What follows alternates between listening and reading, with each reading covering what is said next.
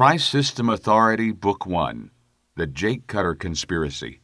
Written by R.Kyle. Narrated by Rick McVey. Chapter 1. What's with the shot across the bow? The order to shut down the engines still echoed from the communications terminal as the ship rocked from the warning shot. Jake Cutter stood at the engineering console and steadied his portly body by grabbing the edge of the panel. Another flash of light, another mini-explosion outside the cockpit window rocked the freighter, and Jake began punching buttons in earnest. His lazy, carefree attitude turned to increasing panic with each explosion outside the cockpit canopy. He felt his knees tremble as his fingers flew over the controls, shutting down the engines. He touched another set of switches, cutting the repulsor shields. They wouldn't do much against a TSA ship anyway, he thought. Distracted by the anticipation of another warning shot, Jake's sweat-slicked fingers flipped one too many switches, and the ship plunged into darkness. Great. He shook his head. He blindly reached for the master switch, found it by touch, and froze. Did I get the engines offline before the master switch was tripped? If I didn't, and I turned that switch... He did not want to get blown out of the universe. He stood in the middle of a triangle of seats, the control center of the ship, a single pilot seat set forward, with consoles for engineering and communication to the rear right and rear left, respectively. With a deep sigh, he removed his hand from the control panel, turned his back to the stars winking beyond the cockpit canopy, and stood silently in the dark cockpit. A chill slid across his skin as the cold of space crept into his dormant freighter. Gonna need to reactivate life support soon. Jake Cutter, a freelance freighter captain, was 2 days out of the Zargo system, his hold full of crates that read, "Perishable protein packs." His ship, the Fortuna, had no weapons, only meteor reflector shields, and no value other than it served as Jake's livelihood. He had no idea why the Tri-System police would want to board him. That Tatraxi merchant did seem a bit nervous, he thought, as he stood in the darkness. A flash of anger warmed him, despite the chill. If he planted contraband on my ship... He heard magnetic grapples engage his freighter and felt a tremor move through the ship as the TSA locked on. He glanced out of the cockpit canopy and saw the bow of the police picket grow larger as it tugged him in. His freighter shuddered as the ships docked. Jake felt a tremor through his feet as the hatch opened and men boarded his ship. He heard footsteps echo through his still ship, followed by gruff voices muffled by police armor. He took a deep breath and raised his hands as the cockpit door opened. 2 Tri-System officers entered with weapons raised. "Freeze!" one of the men ordered, as bright light filled the cockpit. Jake squinted against it, but said nothing. Peering past the light, Jake saw that both officers wore the black armored uniform of the Tri-System Authority police force. The laser-proof armor lay atop form-fitting neoprene bodysuits. Flexible plastic that provided environmental protection but little armor covered the joints and neck. Illumination strips sat on either side of the reflective visors that covered their faces. Jake's brown eyes narrowed against the light, and he caught his reflection in the mirrored visors. Nervous, sweat trickled from his brown hair, sliding down his face. Great. I look guilty of something. This isn't going to be pleasant. Another armored officer appeared behind the 2 in the cockpit. His visor had turned transparent, and he wore the stripes of a sergeant on the chest of his armor. He strolled into the cockpit, looked around in disgust, and made a show of slowly taking off his gloves. He slapped them against his left palm and sighed disdainfully.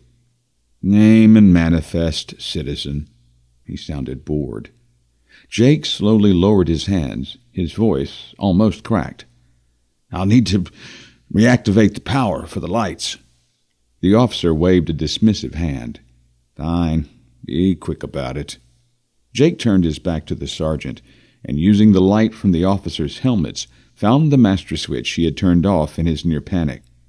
He offered a prayer to a long-forgotten deity, hoping that he had turned the engines off before the main power. He closed his eyes and flipped the switch. A low hum filled the ship as the lights came to life. The life support system engaged, and Jake felt a current of warm air brush across his sweaty face. The engines, thankfully, stayed dormant. He slowly exhaled the breath he did not realize he'd been holding. He turned back to face the officers, a polite smile on his face. "Now, what can I do for you?" "Name and manifest," the sergeant repeated. "Right." Jake nodded and moved slowly to the communication console on the other side of the control center. He punched up the manifest list and backed out of the way. The sergeant moved past him to read the screen. Jake kept his hands visible to the other officers as he spoke to the sergeant's back. "I'm Jake Cutter, captain of the freighter Fortuna. I have perishable protein packs bound for the Blue Click Moon, Mirom." The sergeant studied the manifest list for a moment before he straightened. He turned, faced Jake, and stared at the freighter captain. "Perishable protein packs," he repeated, as if tasting each word. "Well, Captain," he said with a disbelieving smile, "I'd like to see these perishable protein packs." Jake returned the same disbelieving smile. Something wasn't quite right, and he felt a cold tingle tickle his spine. "Of course," he said, waving a hand toward the door leading to the bulk of the freighter. "Right this way."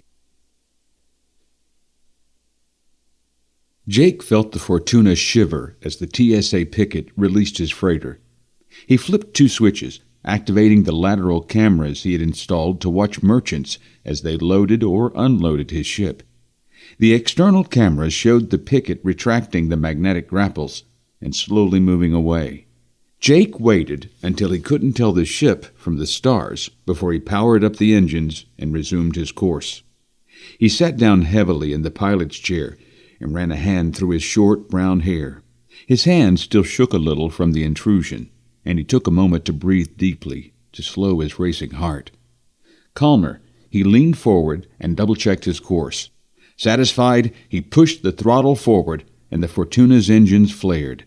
2 hours of his life wasted, and he had to make up that delay if he wanted to arrive on time. What were they looking for, he thought, for the 100th time. He turned his head to stare through the open cockpit door toward the cargo hold. The police search had been systematic and deliberate. The officers had moved from crate to crate, verifying every item on the manifest. Not that unusual, so he had been told, but Jake found the whole affair gut-wrenching. This time it was his ship being searched, not some stranger reciting a story. Even though he had nothing to hide, the fear that something was amiss gave him the shakes. The police had left as abruptly as they had appeared. No apology, no explanation. Jake stood and left the cockpit. He replayed the search in his mind as he headed for the cargo hold to verify everything was secure. He rummaged through the hold, examining every crate, and, in a flash of paranoia, he double-checked to make sure nothing had been planted on his ship. He'd been told of that trick, too. Jake returned to the cockpit and tried to put it all out of his mind. The adrenaline overload waning, he dropped his body into the pilot's chair. The Navicomputer readout showed 8 hours to Mirom. His eyelids felt like they weighed a ton each. He closed his eyes and let the blackness of sleep take him. "You're late." Jake stopped at the sound of the voice. He stood halfway down the Fortuna's ramp, shy of the shadow of the ship in the afternoon sun. He stared daggers at the green-skinned Clando merchant standing at the base of the ramp of his freighter. 4 other Clandos stood behind the speaker in a rough semicircle. Jake continued down without a word. He had the lingering feeling that he had been violated by the inspection, and his mood was sour. He took a deep breath, smelling the cool, crisp air of Mirom. Time for business, he thought, and pushed the police interdiction from his mind. The squat, humanoid Clando tapped a query into his datapad as Jake stopped a half-meter away from the alien. He looked down at the alien, who stood nearly 2 feet shorter than Jake. The mossy smell of the Clando assaulted his nostrils. 27 minutes late, the Clando read from his pad. Police checkpoint. Jake tried to sound nonchalant as he shrugged. Unavoidable. The Clando offered a snort. He motioned for his minions to begin unloading the cargo before waving Jake to follow him. The Clando's short legs caused it to waddle as it walked back toward his spaceport office.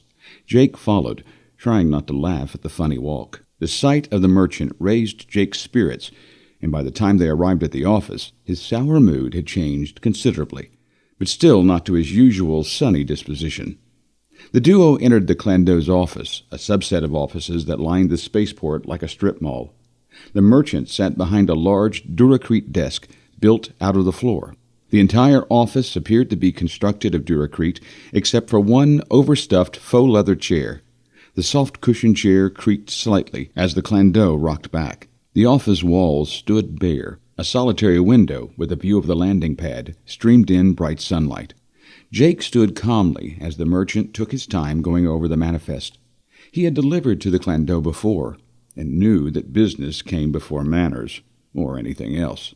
Jake retrieved a small datapad from his belt and activated the internal and external cameras aboard the Fortuna.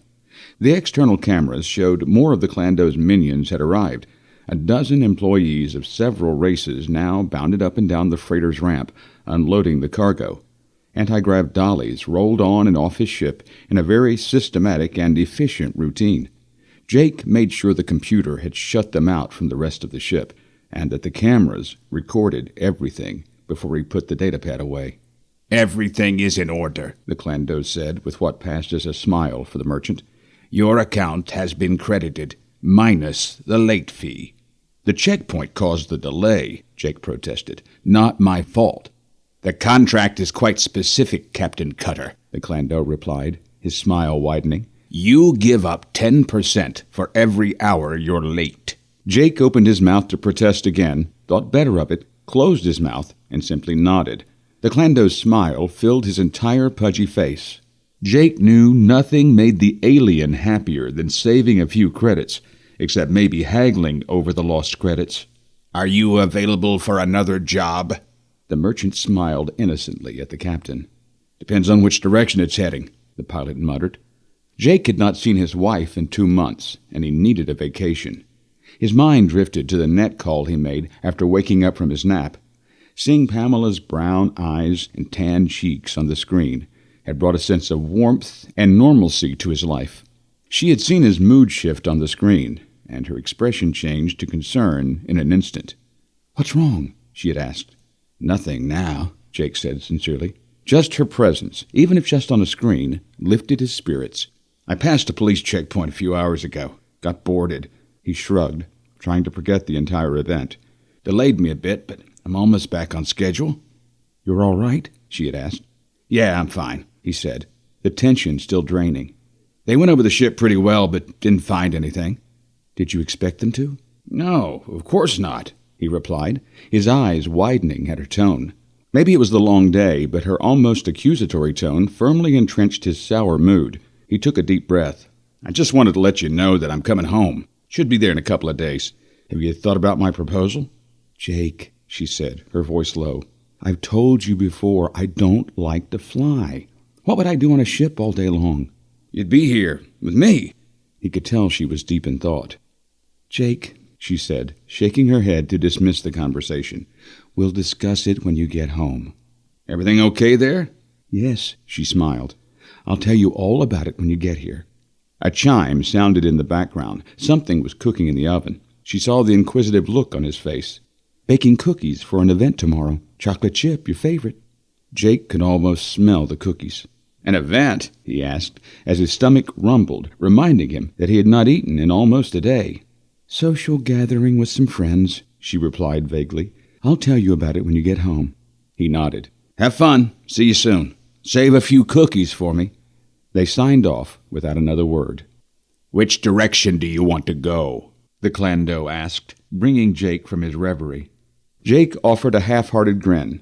"Home. The Haraz system. Got anything going that direction?"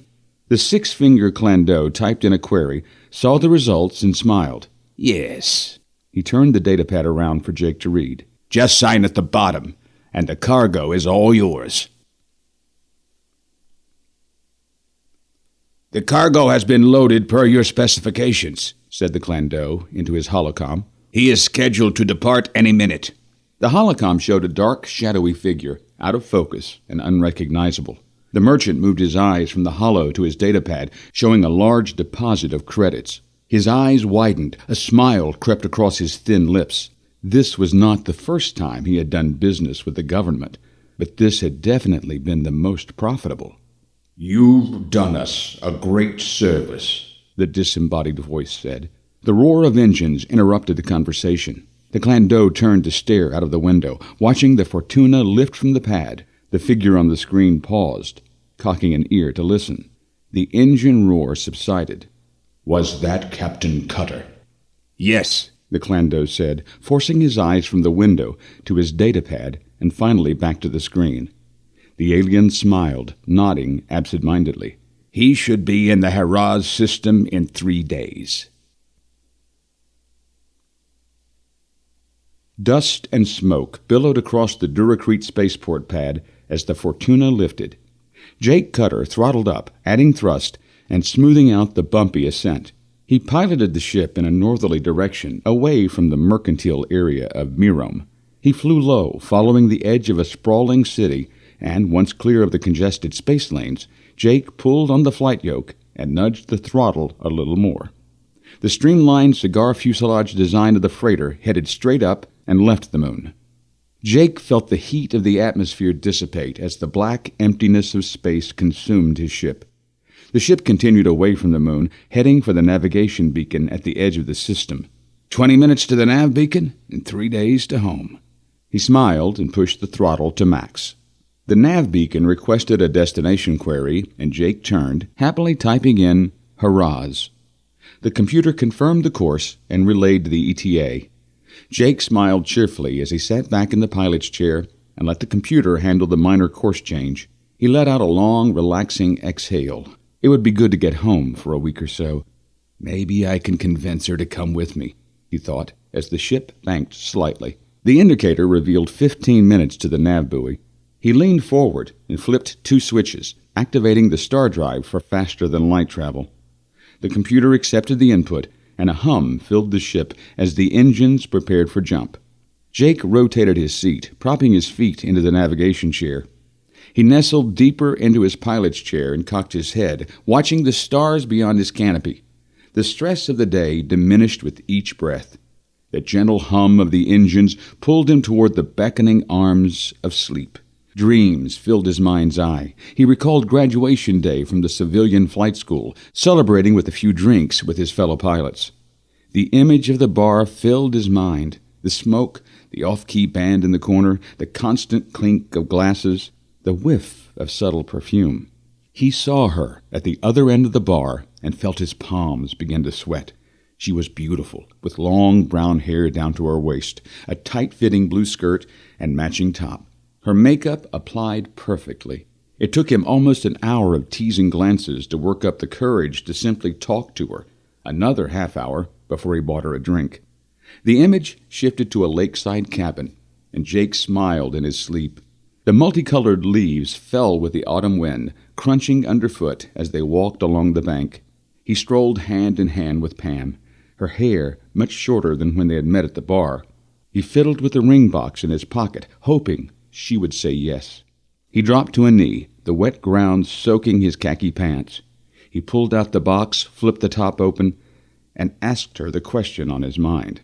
The scene morphed, the lake replaced with an expanse of ocean. They walked along the beach, celebrating their 5th anniversary together.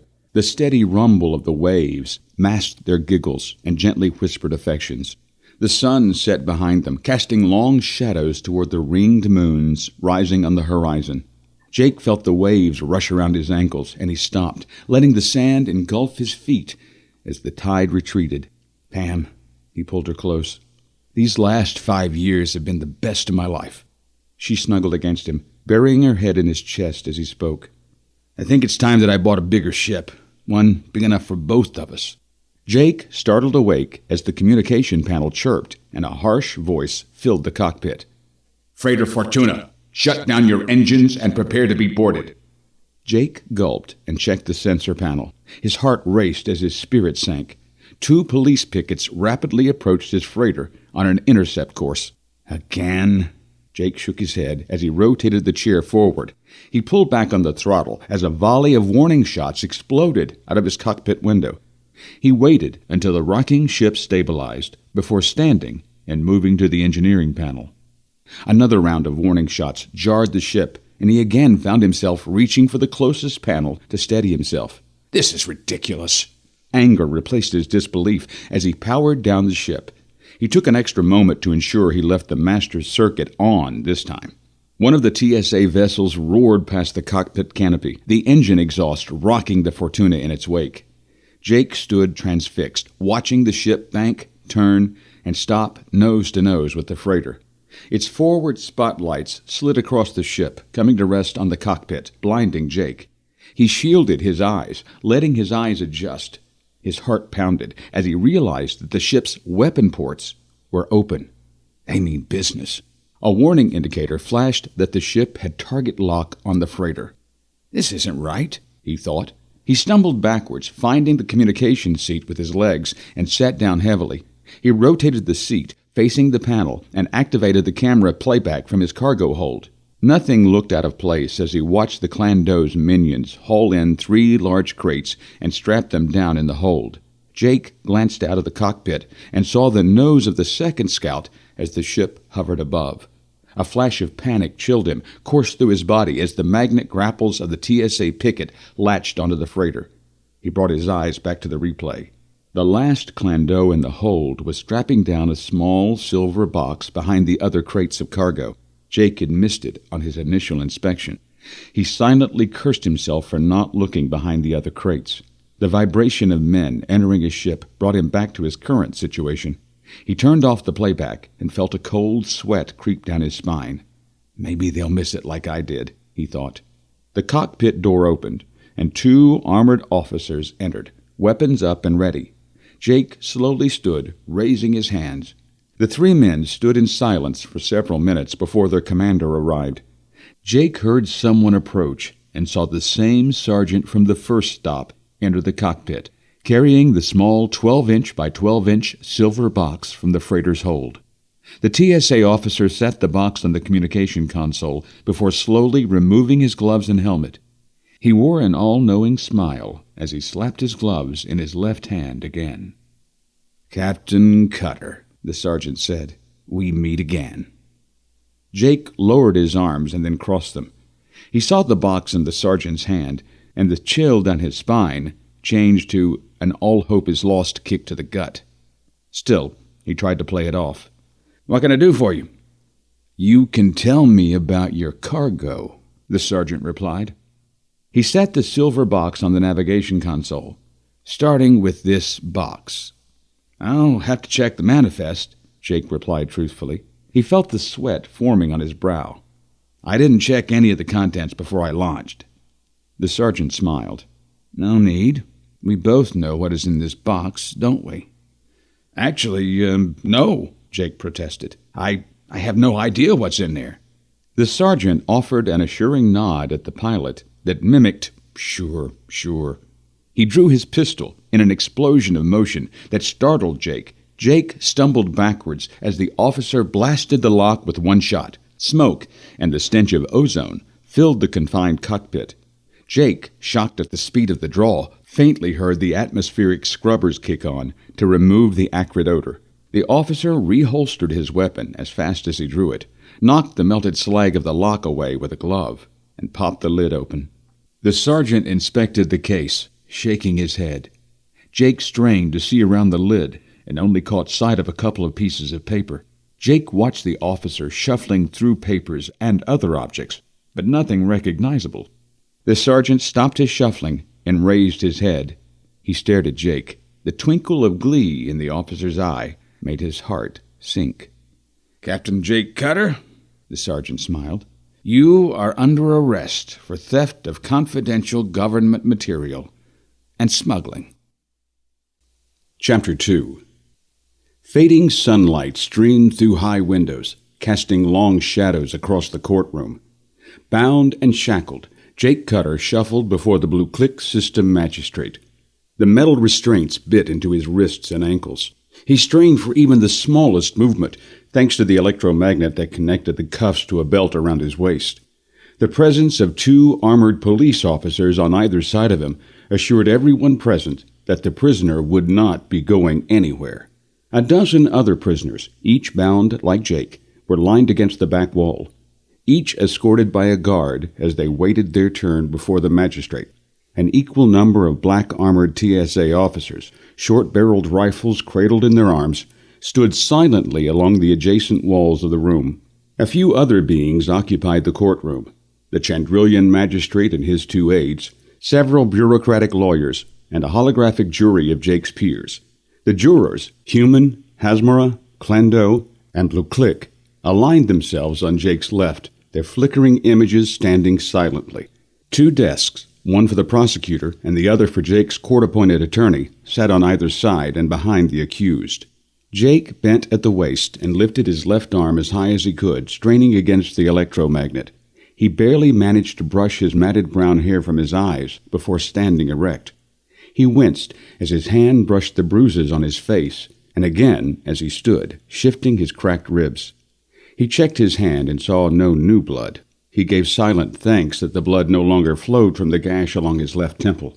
The arresting TSA officers had hauled him out of the Fortuna, roughly tossing him into the picket ship's brig. He slid across the floor into the feet of a scarred and tattooed Hasmara. The red-tinted humanoid alien was thin, even for its species, with a mane of spiked jet-black hair trailing down its back. The alien howled as Jake impacted its ankles, roared in anger, and pummeled Jake with its long arms.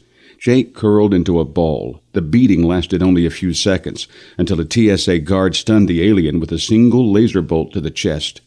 The alien, thankfully, remained unconscious for the trip to Blueclick. The magistrate banged his antique gavel. Jake shuffled a few steps forward and stopped in a bright circle of light emanating from a hidden source in the ceiling. He squinted against the light as the murmur in the hall quieted. "Jake Cutter," the magistrate began. He was a slovenly, overweight Chandrillian with large rabbit-like ears, snout nose, and 4 large round eyes. Jake had never seen a Chandrillian before, and could not help but imagine a white fluffy tail in the seat. He thought that he might have laughed under other circumstances. The magistrate continued. "You are charged with theft and smuggling. How do you plead?" Jake opened his mouth to speak when he felt a hand on his shoulder. He turned to see a man in an expensive suit stepped up beside him. The man reeked of cheap cologne and wore a smarmy expression of superiority. Jake took an instant dislike to the man as the attorney flashed a toothy smile. "Your Honor," the lawyer began, "my client is a simple man with no criminal record. He is an honest, hard-working family man. Mr. Cutter only resorted to this type of behavior to ensure that his family was well provided for." "Wait, what?" Jake stammered, astounded. "No!" He tried to hold up a hand in protest, but the electromagnet resisted, and his hand failed to lift. "Damn it!" he screamed in frustration. The gavel banged. "Mr. Cutter, you will refrain from using such language in my courtroom," the magistrate admonished. Jake took a deep breath and nodded. "Sorry, Your Honor." He motioned toward the lawyer with his head. "I don't know who this man is, but he does not speak for me." "Mr. Cutter, that is your attorney," the magistrate acknowledged. "He is here to assist you in your defense." Jake turned his head to look at the attorney. He squinted against the bright light of the circle. How can he speak for me when he hasn't even talked to me? The attorney held out his arms, palms up. "Your Honor, my client is clearly distraught." "Damn right I'm distraught," Jake yelled. "I'm being set up and you're helping them." The gavel banged again. "Mr. Cutter, this is your second warning." Jake took another breath. "Sorry, Your Honor, but this man does not speak for me. I have not done anything wrong." "You are entering a plea of not guilty, then?" asked the magistrate. Jake blinked in confusion, thought for a moment, and then nodded. "Yes, sir." The lawyer shrugged his shoulders. "Whatever." He turned to head toward the empty desk and paused next to Jake.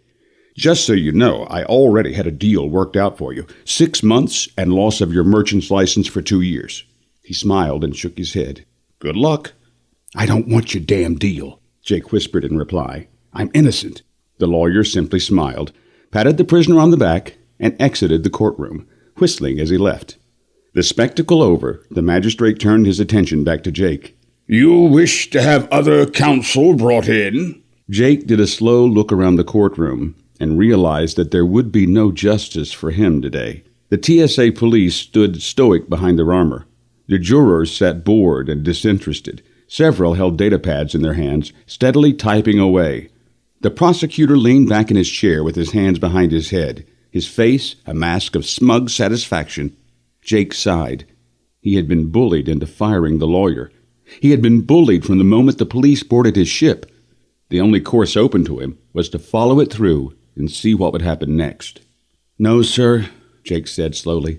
"I will represent myself." "Very well. Let's get started." The sun had long since set, and overhead lights illuminated the courtroom. It was well past dinner, and Jake's stomach rumbled loudly.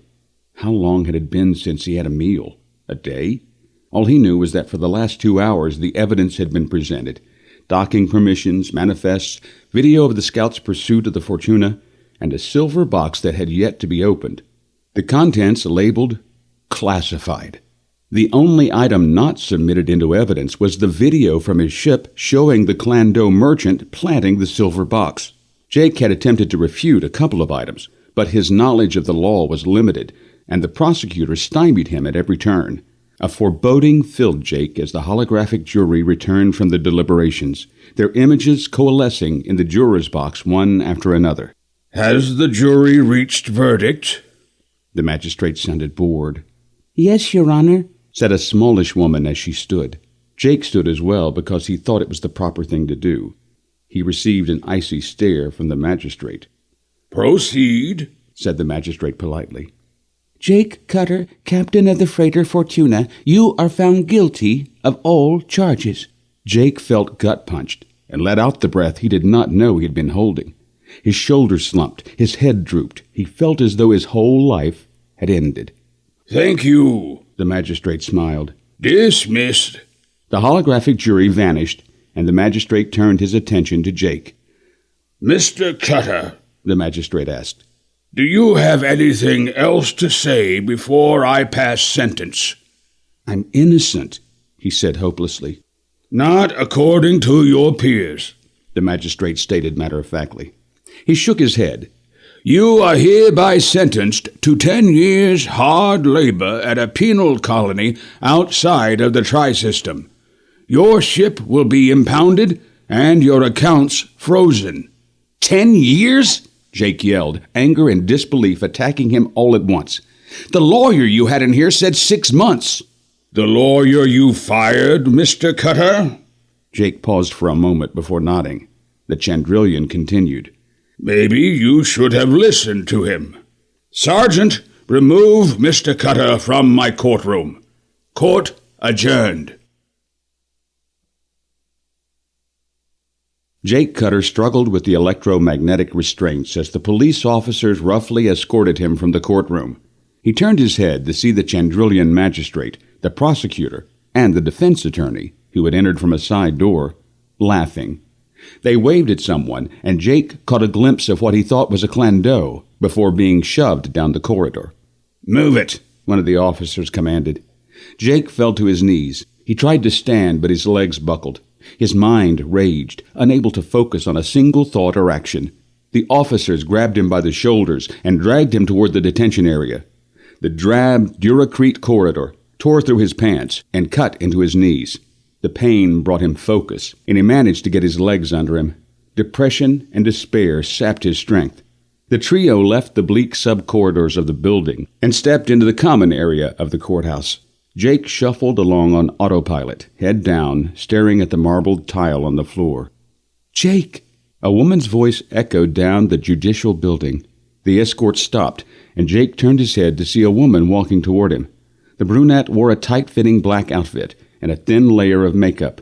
Her shoulder-length hair fell from her head like a cascade, the right side tucked behind her ear. Jake felt a resurgence of hope at the sight of his wife and thought that Pamela had never looked more beautiful. She stopped a few feet away, staring at him with her brown eyes. "Is it true?" "I'm innocent, Pamela," Jake pleaded, reaching for her with shackled hands. The electromagnets kept his hands close, and she recoiled slightly at the sight of the cuffs. "I swear I would never knowingly carry contraband." She stood quietly before him, unmoving, her eyes moving up and down as she surveyed Jake. He knew how he looked, bruised and bloody, wearing ragged clothes. He gulped, filling his voice with all the strength he could muster. "Stay strong," he said. "I'll get out of this. I'm innocent." "I know," she replied. More silence. "One question. I have to know," Jake began, breaking the quiet. "Were you ready to travel with me?" She stepped forward and took his head into her hands. She slowly, sadly, shook her head no. She saw the hurt in his face and offered an explanation. "That ship is no place to start a family." "A family?" "Jake," she said, tears welling in her eyes, "I'm pregnant." The armored guards pulled him away from his wife. He felt her hand slip from his face as the TSA officers dragged him backwards down the corridor. "No, wait!" he protested, and struggled against their hold, resisting as best he could with the electromagnetic shackles that bound him. The officers simply tightened their grip on the prisoner, hauling him toward the shuttle dock. They rounded a corner, and he lost sight of Pamela, still standing in the corridor. "Jake!" she called, her cry cut off by a blast door as it slid closed. The escort dropped him unceremoniously at the foot of a shuttle ramp. Jake looked up into the cold eyes of the sergeant that had arrested him. The man, gloves still slapping his left palm, stared down at Jake, smiling. "Congratulations, Mr. Cutter. Or should I say, Prisoner Cutter." He towered over the prisoner, grinning ear to ear. He pocketed the gloves, replacing them with a wooden baton from his belt. He stood, smacking his left palm gently with a 2-foot-long cudgel. He nodded, and the guards hoisted Jake to his feet. "Too bad you won't live to meet that child." The movement was swift, and Jake barely saw the wooden baton swing before it hit him in the stomach. He doubled over as the other guards moved into a tight circle around him. He never felt the beating the officers gave him. He thought of Pamela and his unborn child as his mind dove in on itself. The world around him disappeared. He did not even acknowledge when the officers bodily threw him into the prison transport. The door slid shut, leaving him alone in a 3-meter by 3-meter hold. He lay on the deck, G-forces pressing his body as the ship launched. The ship went weightless on the edge of the planet, and Jake rose from the deck a half-meter before someone activated the artificial gravity. Jake grunted as he impacted the floor. His entire universe was upside down, and pain racked his body. Jake forgot about Pamela, the child, and all the good things in his life. He closed his eyes and wished that death would take him. Chapter 3. The beatings continued sporadically for the first few hours of the flight. Jake curled into a fetal position every time the door opened. A guard would enter, slap Jake in the face or punch him in the ribs, and then leave, laughing. Finally, the sergeant and 2 others entered. The man knelt on one knee beside Jake, contempt in his eyes. Jake stared up at him through hazy eyes, smelling the man's foul breath. He shuddered. "That's enough," he said, rising. He headed back for the door, paused, and then turned back to Jake. "For now." One of the other officers tossed a round container into the room before closing the door. The container of liquid rolled, coming to a stop against Jake's left knee. He grunted with effort as he struggled to sit up. He fumbled for and found the container, removing the lid with difficulty. The cool water burned as it snaked its way down his throat. Jake dragged himself to the bulkhead and propped his head against the wall under a small porthole. He winced as he craned his neck to stare out of the window. He watched the stars as he faded in and out of consciousness. The ship exited the tri-system boundary, heading for deep space. The citizens of the TSA had determined early on that they had no need to be reminded of the criminal element in their midst, so all convicted felons were sent out-system. The citizens lived their blissful lives, while the prisoners were often forgotten. A prison sentence, no matter how short, almost always meant life. The citizens of the TSA simply did not care. Jake reminded himself that, until very recently, he was one of them. He watched the stars, his mind drifting from the trial to Pamela and to the child he would likely never see, to the beating, to thoughts of what awaited him in prison. He had heard the stories. Bad food, prison gangs, forgotten prisoners left there well past their sentence. With each subject that flitted through his mind, his depression grew, and he knew that he would never leave the prison alive. The shuttle banked, and Jake received his first look at his new home. A gas giant planet with a dizzying array of rings grew larger as the ship approached. The shuttle continued its gentle turn, moving past the planet. Jake saw vast oceans of purple, interspersed with black and yellow storms. Jake had seen enough planets to know that a toxic atmosphere awaited him. The ship leveled from its long turn and slowed. The ringed planet began to shrink, and Jake, realizing the gas giant was not his destination, grimaced as he craned his neck in the other direction to look out of the window. He had a brief glimpse of a brown moon before the blast shield shut without warning, cutting off his view. The shuttle entered the moon's atmosphere, and Jake scrambled to find something to hold onto, gripping the edge of the porthole as best he could. Pain coursed through his body with every jolt from the rough descent. A massive bounce jarred him, and he lost his grip, sliding across the floor as the ship continued toward the planet. Finally, the flight smoothed out, and Jake lay still, gasping for breath. The shuttle landed a few minutes later, and Jake rolled onto his back, surprised he was still alive. The guards arrived soon after landing. These men wore different uniforms, dark green with name tags over their left breast pockets. The emblem of the TSA Prison Authority rested on their right sleeves. Neither was armed, but that offered little hope to Jake in his current condition. They hoisted him to his feet, and Jake stood on trembling legs. The pair escorted him out of his cell and off the shuttle, Jake shuffling along as best he could, despite the electromagnetic resistance of the cuffs. A maze of rock corridors left him disoriented and lost, convincing him he could not find the docking bay if he tried. Eventually, he arrived at a small desk with a young, bored-looking officer sitting behind it in a well-worn chair. He wore the same uniform as Jake's escorts, with ensign bars affixed to his collar. The officer gave a cursory glance at the display on the computer panel sitting on the desk, and, without a word, motioned for the guards to take the prisoner away.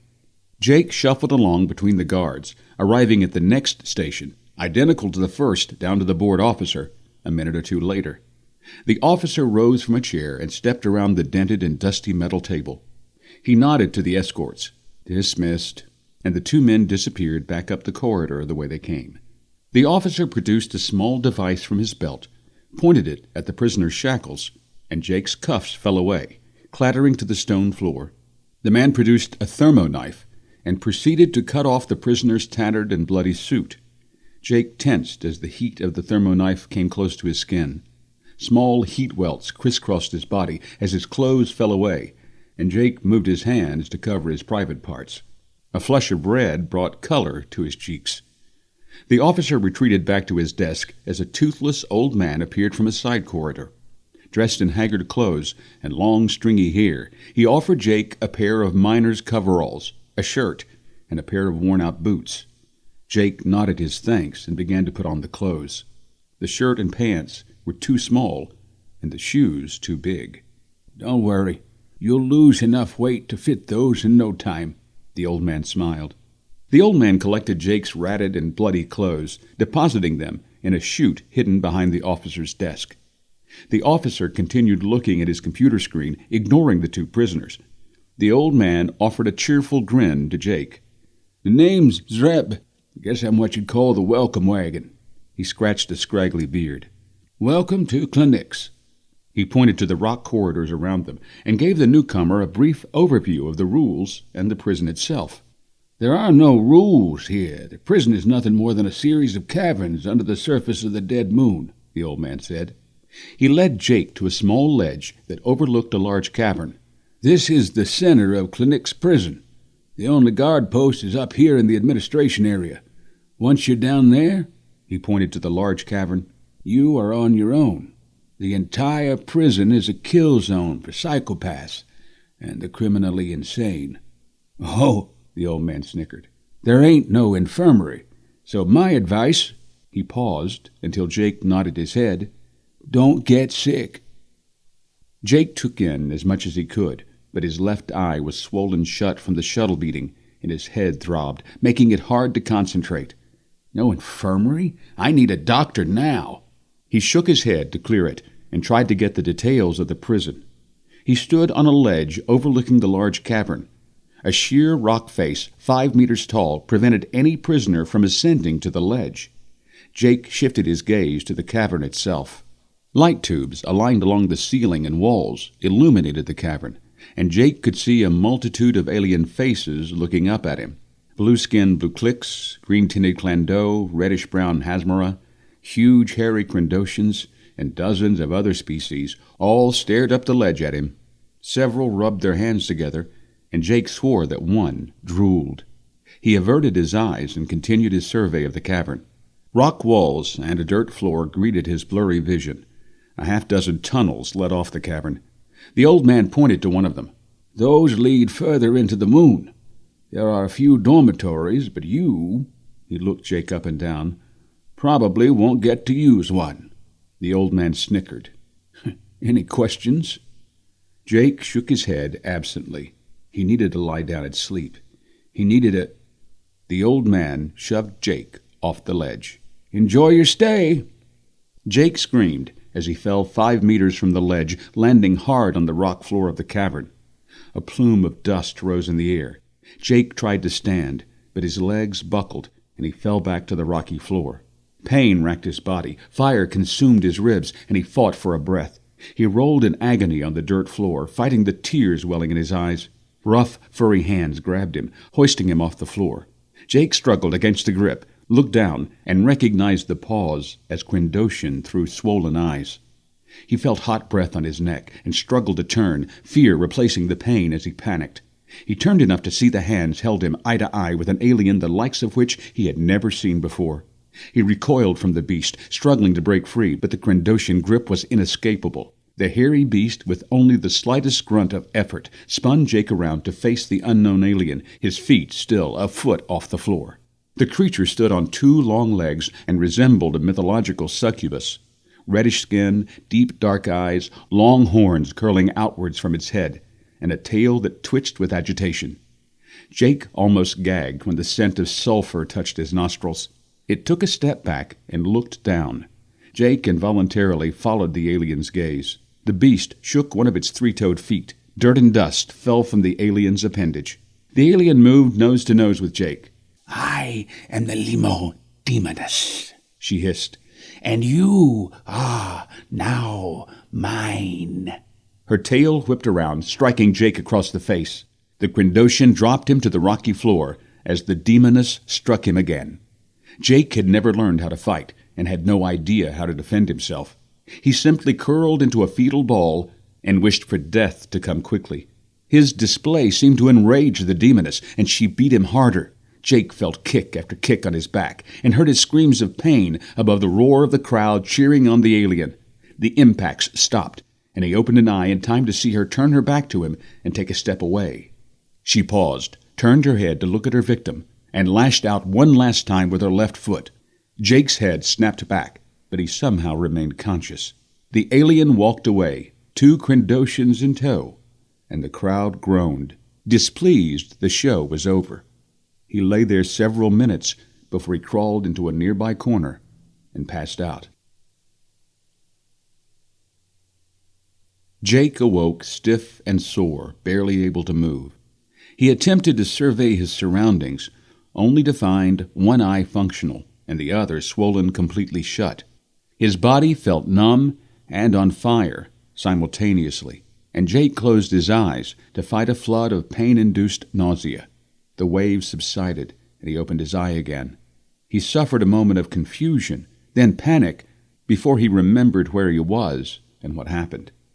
He attempted to pull his legs under him and found his boots were gone. He looked down and discovered his coveralls and shirt missing as well. He tried to stand and failed. Using the rock wall for support, he tried again. On the 3rd attempt, Jake forced himself to stand on wobbly legs. Chills coursed across his skin in the cool cavern, and he felt exposed, vulnerable, naked to the world. He stood alone in a small alcove off a corridor. He could hear the murmur of voices close by, but saw no one. Still holding onto the wall, Jake took a tentative step, and then a second. He made it to the entrance to the alcove before a large Quindosian stepped in front of him.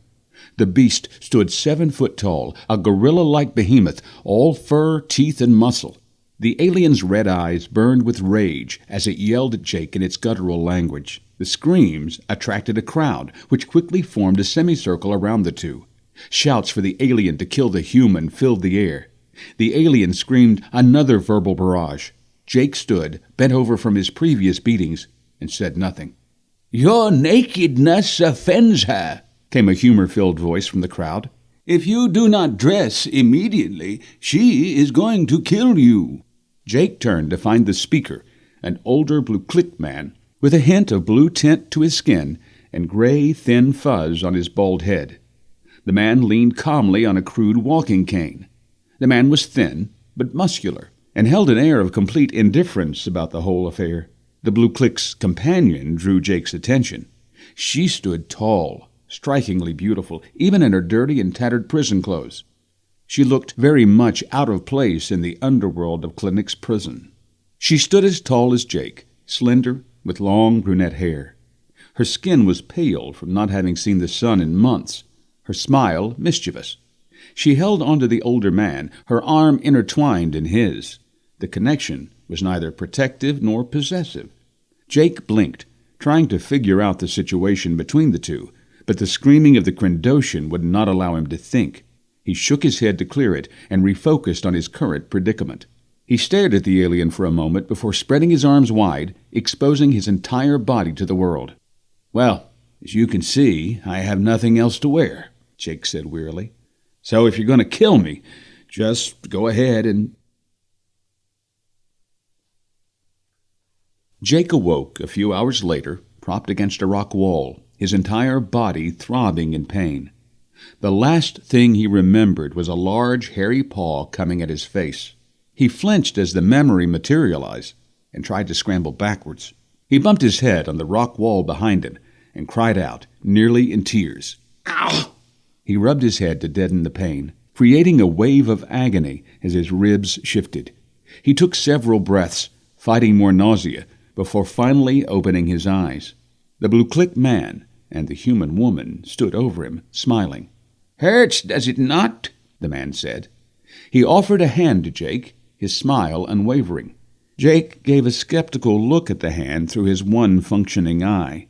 The blue-click waved the hand, insisting that Jake accept it. "Is that Quindosian still around?" Jake asked, taking the hand and allowing himself to be pulled into a standing position. The blue-click was stronger than he looked, easing Jake upright while being attentive to his injuries. "She's currently entertaining another new arrival," the woman said with a smile. "So you've caught a reprieve." The woman's tone was upbeat, almost cheerful. "Lucky me," Jake said, his voice barely above a whisper. "How long was I out this time?" "Almost 4 hours," the man smiled. He tapped his stick on the floor and nodded to the woman, who produced a small satchel. She opened the bag and pulled out trousers, shirt, and shoes, offering the bounty to Jake. "These are probably a little large for you," the old man said with a nod at the clothes, "but perhaps they will keep you from getting beat again for a few hours." Jake moved slowly, painfully sliding the shirt over his head. He paused, breathing heavily from the pain and exertion. Once the pain subsided, he went for the pants. He placed his hand on the wall and realized that he had been moved. The trio stood in a small alcove on the opposite side of the cavern from the entrance. Jake spotted the trail of his feet in the dirt floor, where he had been dragged across the cavern. Alien prisoners milled around, pointing at Jake and his new friends, but none approached. Jake lifted his left leg high enough to get it into the pants. He lost his balance, and the blue-click steadied him before he could fall. He stood unsteadily on 2 bare feet. "Who are you?" Jake inquired, looking at his benefactor. "You may call me Greg," the old man replied. "Or inmate 394-80384, if you prefer. And this darling creature," he motioned to the woman at his side, "is Angel." Jake Cutter," he responded. "Thank you for this." He sat with some effort and began pulling on the shoes. Every movement caused an ache somewhere on his body. But I have to ask why. Why would you help me? Greg smiled, shrugged, and ran a hand along his gray goatee. Angel has a soft spot for the underdog, and I was asked. By whom? Jake asked, returning to his feet with the Blue Click's aid. Greg smiled, putting his arm around the wounded man's shoulders. The trio started a slow trek away from the main cavern. We have a benefactor, Mr. Cutter, Greg began, keeping his voice low. Someone who does favors for Angel and I from time to time. In return, we do what is asked. And this benefactor asked you to help me? Jake pondered. Why? That is a question you must ask our benefactor, Mr. Cutter, Greg responded casually. Jake smirked at the non-answer. Does he ask you to help others often? Greg offered a nod in Angel's direction. Only once before. But why you? Jake asked. A reasonable question, Greg replied, as Jake slumped against the wall to catch his breath. The Blue Click leaned on his cane and continued. I am classically trained, Mr. Cutter, trained in the martial arts of my ancestors. Before sentenced to an eternity confined by rock walls, I was a master instructor and military tactician for the TSA. He smiled. I am convinced our benefactor researched my past to enlist me as an ally if needed. So far, he concluded, he has required my services twice. But why? Jake implored. Why save me? Again, that is a question you will have to ask our benefactor, Mr. Cutter, if you ever meet him. Greg turned toward the sound of a crowd coming toward them. You may wish to stand up, he murmured. Stand up, stand tall, and show no pain. Perhaps you will make it out of this alive. Greg winked. Perhaps. Greg and Angel moved away arm in arm as a crowd, led by what Jake thought was the same Crendosian that beat him earlier, approached from a nearby tunnel. The Crendosian roared as she saw Jake, took several steps toward him, and then stopped. She uttered a long series of grunts in Jake's direction. She asked where you got those clothes, someone yelled from the crowd. Jake stood tall and defiant, although he felt like running. He did not understand it, but he inherently trusted the old Blue Click. Jake made a fuss of straightening his clothes, all the while staring at the hairy beast in front of him. He said nothing, simply smiling through the pain. Frustrated, the Crendosian roared, turned, and shoved her way through the crowd. Most moved out of her way. Those not fast enough were casually tossed out of her path. Jake stood silently as the crowd exited the tunnel back toward the central hub of the prison. The last to leave was the Limo Demoness. She stared at Jake for a moment before offering a nod in his direction. She flashed an evil smile before she, too, disappeared down the tunnel. Jake breathed a sigh of relief as Greg and Angel reappeared. You did well, Greg smiled. May I suggest that you accompany Angel and I? He cupped her chin lovingly with a scarred hand. We have been asked to offer you food, shelter, and protection. But why? Jake implored.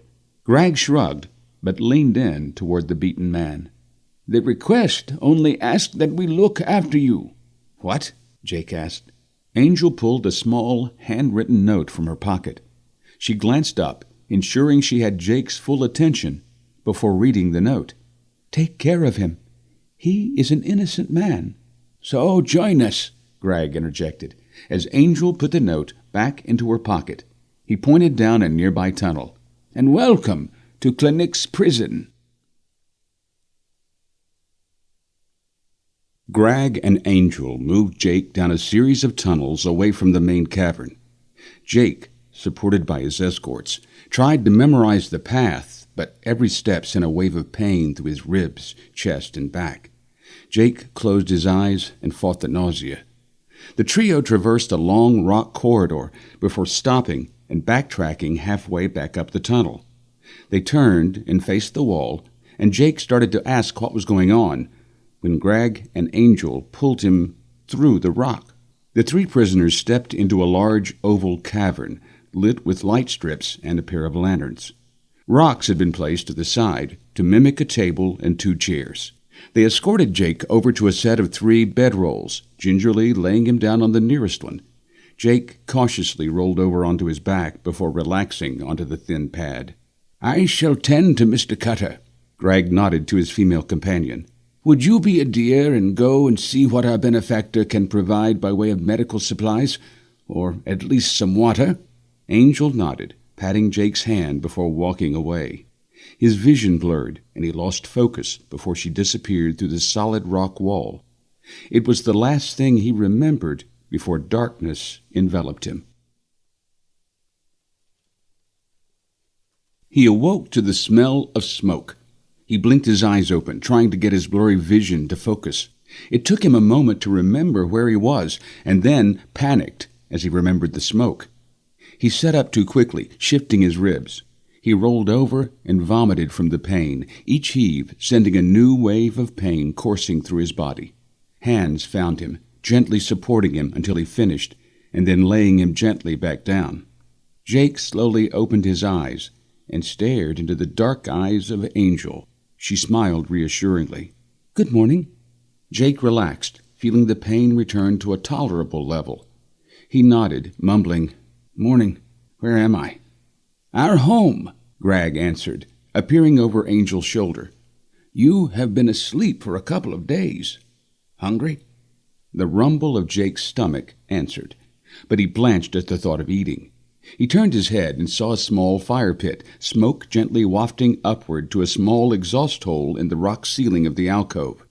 The rock walls were unadorned, as he imagined they would be, but there were several items scattered about the room that caught his interest. The blankets he felt beneath him, and the food being top of the list.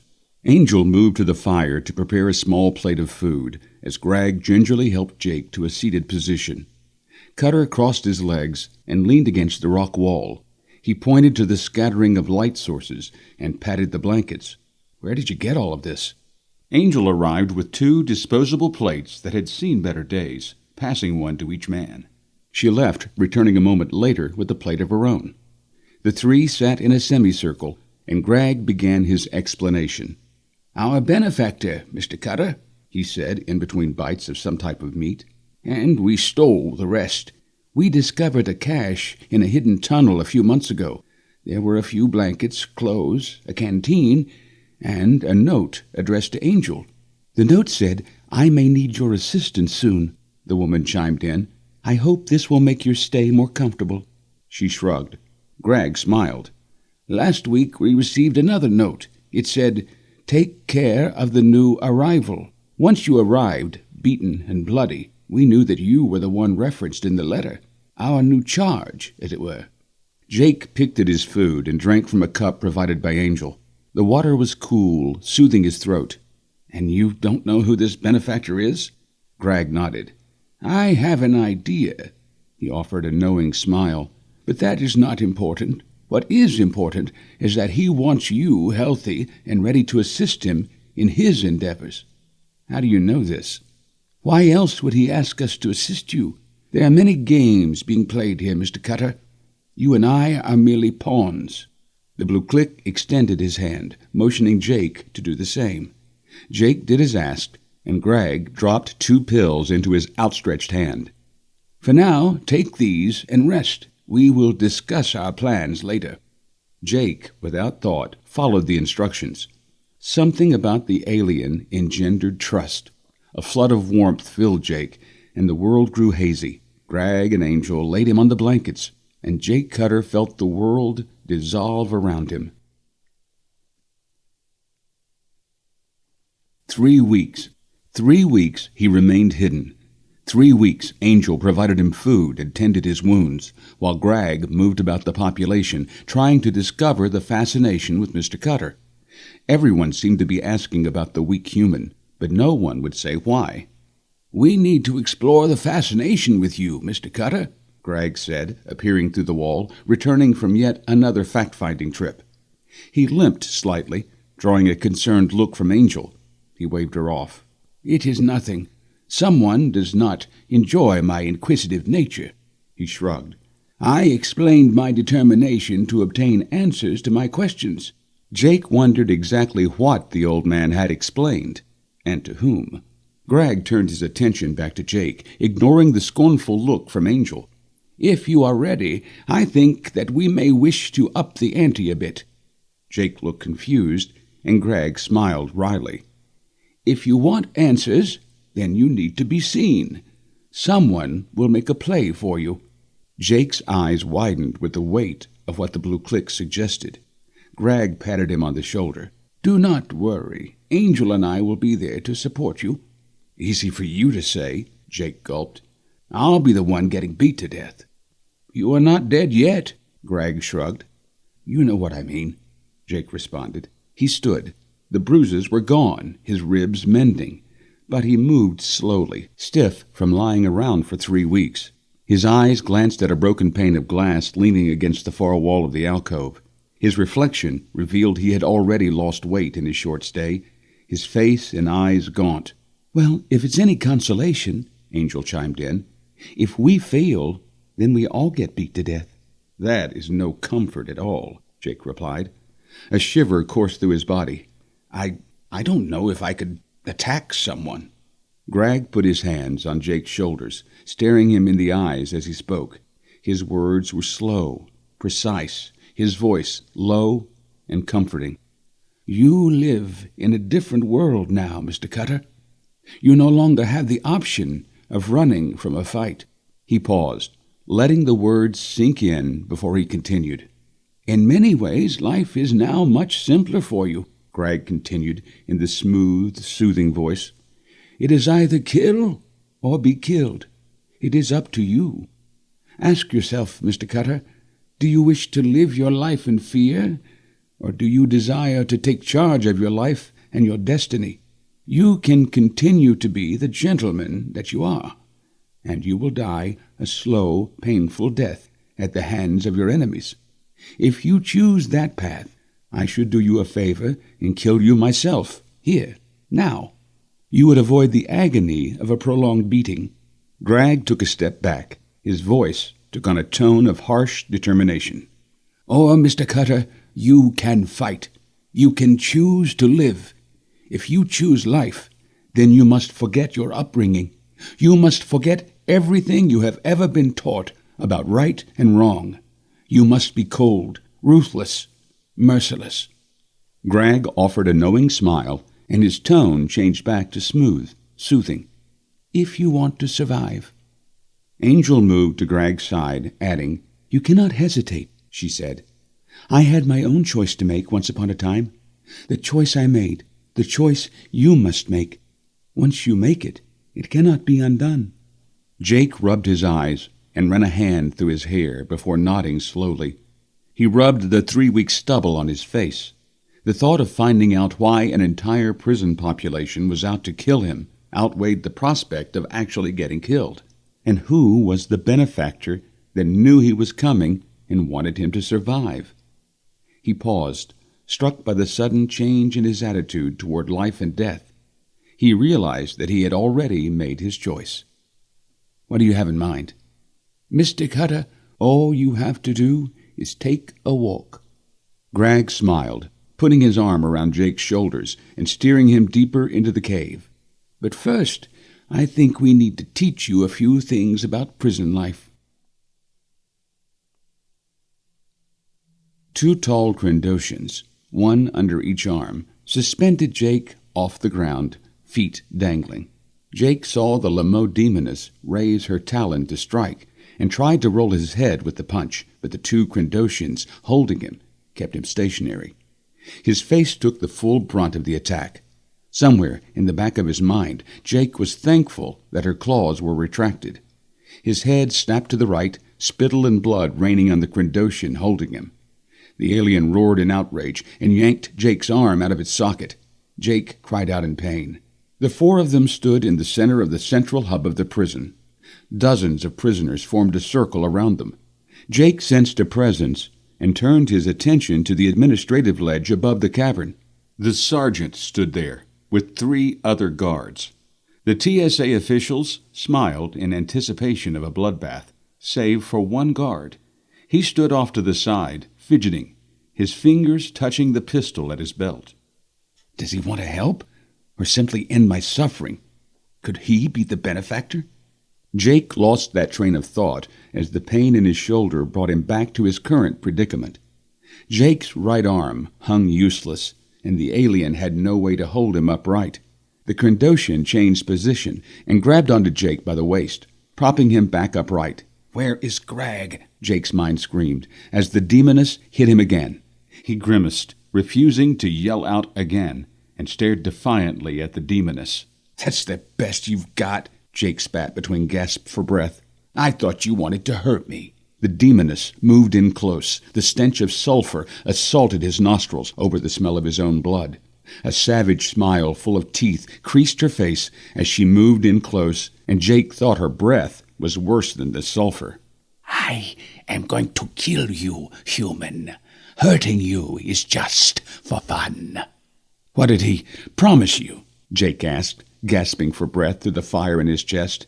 He continued baiting the alien as Greg instructed. "A pardon? A reduced sentence?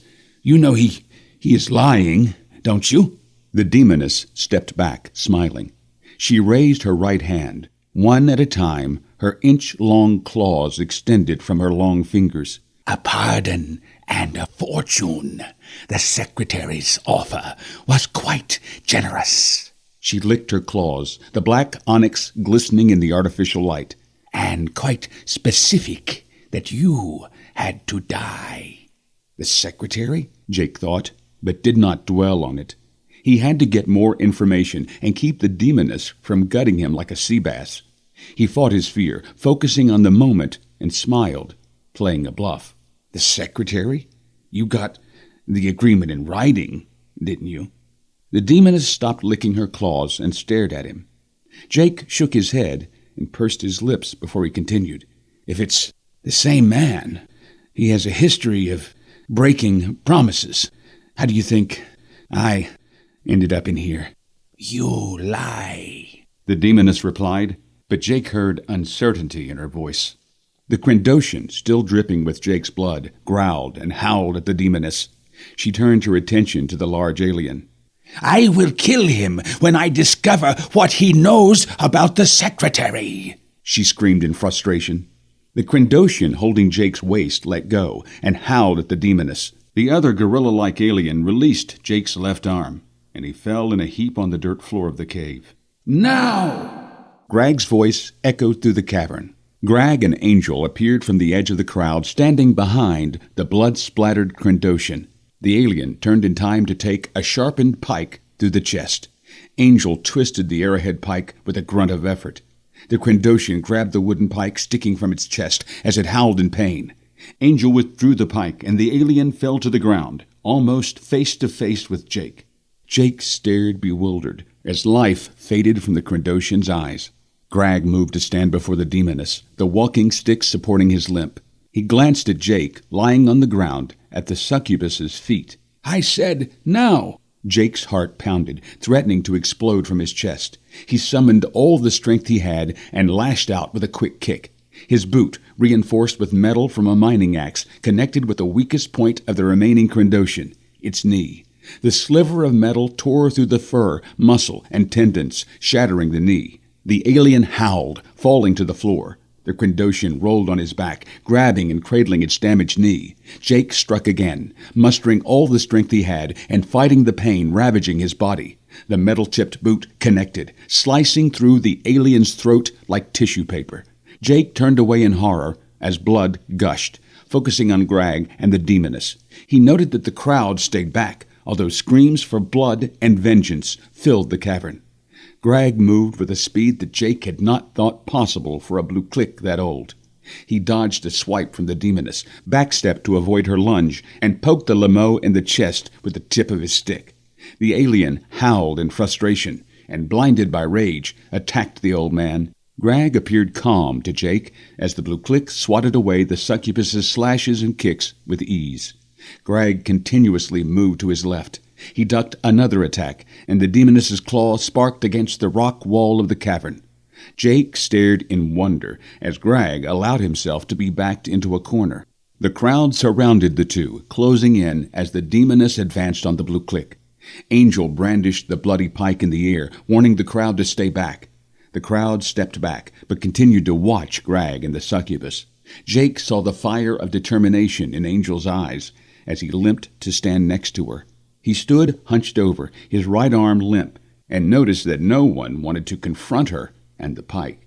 He turned his back to the crowd to watch Greg. The walking cane poked the demoness in the chest again. She swatted, but Greg deftly moved it from her reach and poked her again.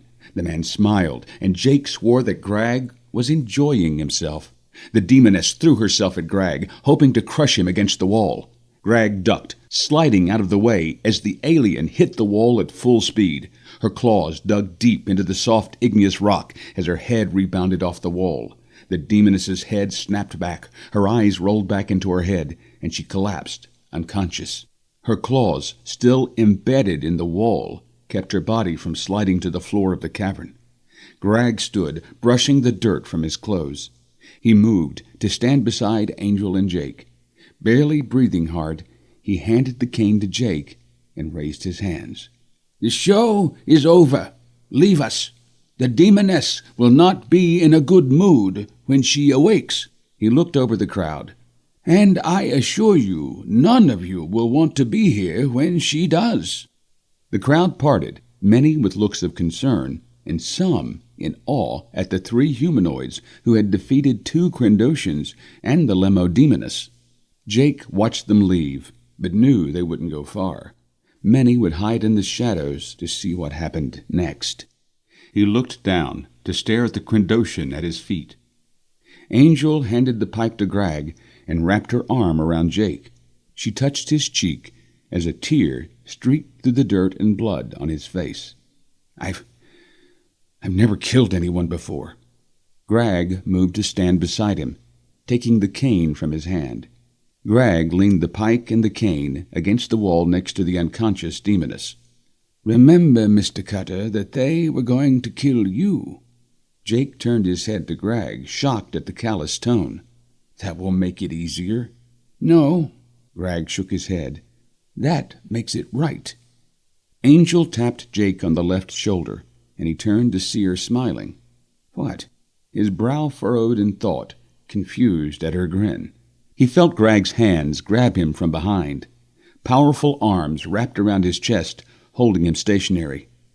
"Now," the blue click said. Angel snatched Jake's dislocated arm. "No, no!" Jake protested, trying to pull back from the woman. The arm slid back into its socket, and Jake's painful scream filled the cavern, scattering the last of the prisoners as it echoed through the prison. Jake fought off the tears as he rubbed his throbbing shoulder. He looked up at the ledge and saw the sergeant shake his head in disgust before storming off. 2 of his minions followed, leaving the 3rd guard standing alone. The man looked over his shoulder nervously at the retreating sergeant before making eye contact with Jake.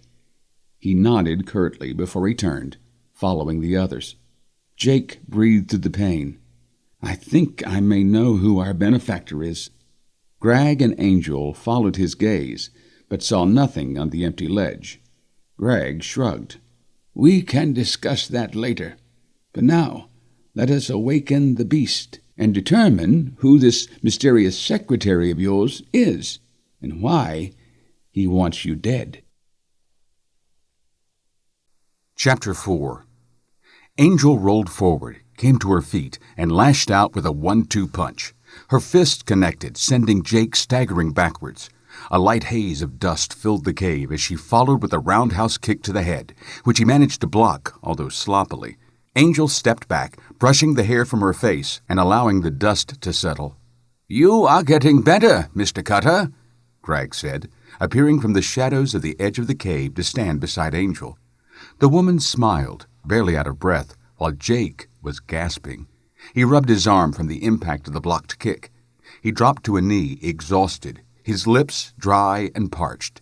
Sweat streamed down his face, his bushy beard dripping perspiration onto the dusty floor. "I blocked one."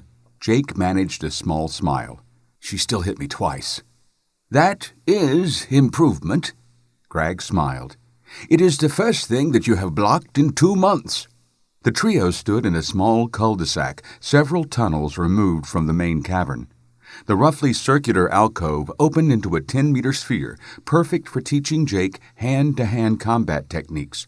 The occasional passerby would appear to investigate the noise, disappearing quickly at a glance from Greg. Jake stood and retrieved a small canteen from a rock ledge. He drank heavily, draining the contents before tossing it off to the side. He stood tall, back straight, moving with a grace he had not had since his youth. Angel had mentioned more than once that muscle had begun replacing his flab. He flexed, confident, as he made his way back to the center of a circle drawn on the dirt floor. Dust shook from his clothes with each step. He smiled, nodding toward Angel. "It won't be the last one I block." Angel looked to Greg and rendered a knowing smile. Greg returned the smile, shrugged, and nodded. The woman began to slowly circle Jake. He turned, keeping her ahead of him. She was 3 meters away when she attacked, a leaping front kick aimed at the man's head. Jake saw the woman lift in the air, her foot getting larger in his vision. Time slowed as he tried to lift an arm to block the kick. A sense of déjà vu flitted through his mind, and he remembered the last few months in a blur. Greg and Angel had become the only friends Jake had on the prison moon, other than the mysterious benefactor. Jake was not naive enough to think they simply wanted him to survive. He knew they had their own reasons for helping him. That did not matter to him. He only knew he needed their help to survive. The Limo Demoness, once conscious, had not given up any information easily. Greg and Angel escorted the alien succubus to a secluded area and persuaded the alien to talk in ways that Jake had never thought possible.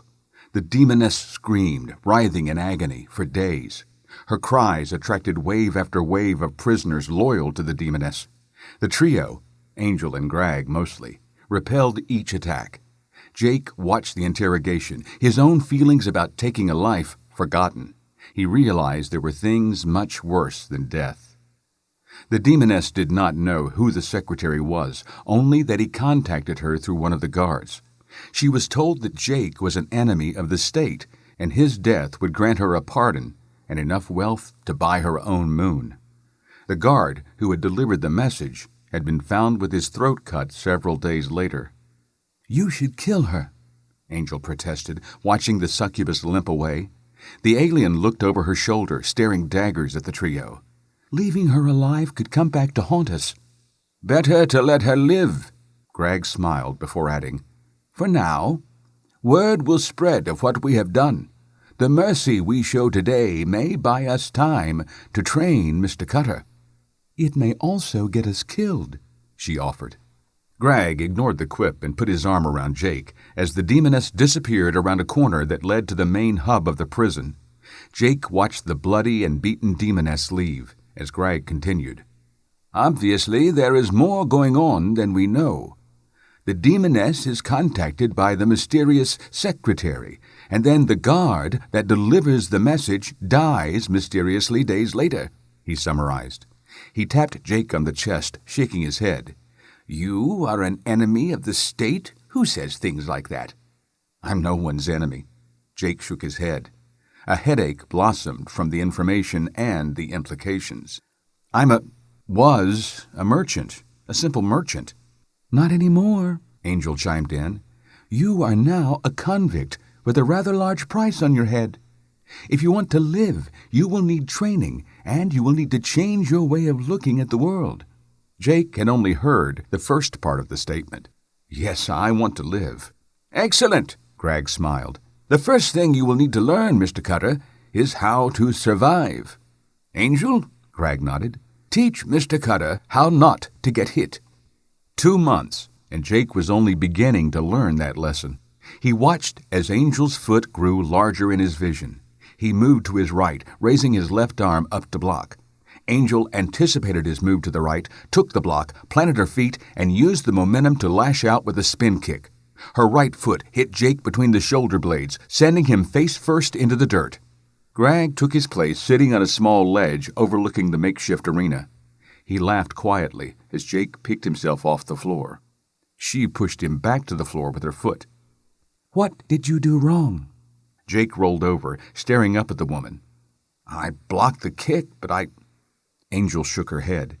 You moved to the right. You always move to the right. But I'm right-handed, and it feels natural. You must learn to do unnatural things, she interrupted, holding up her hand.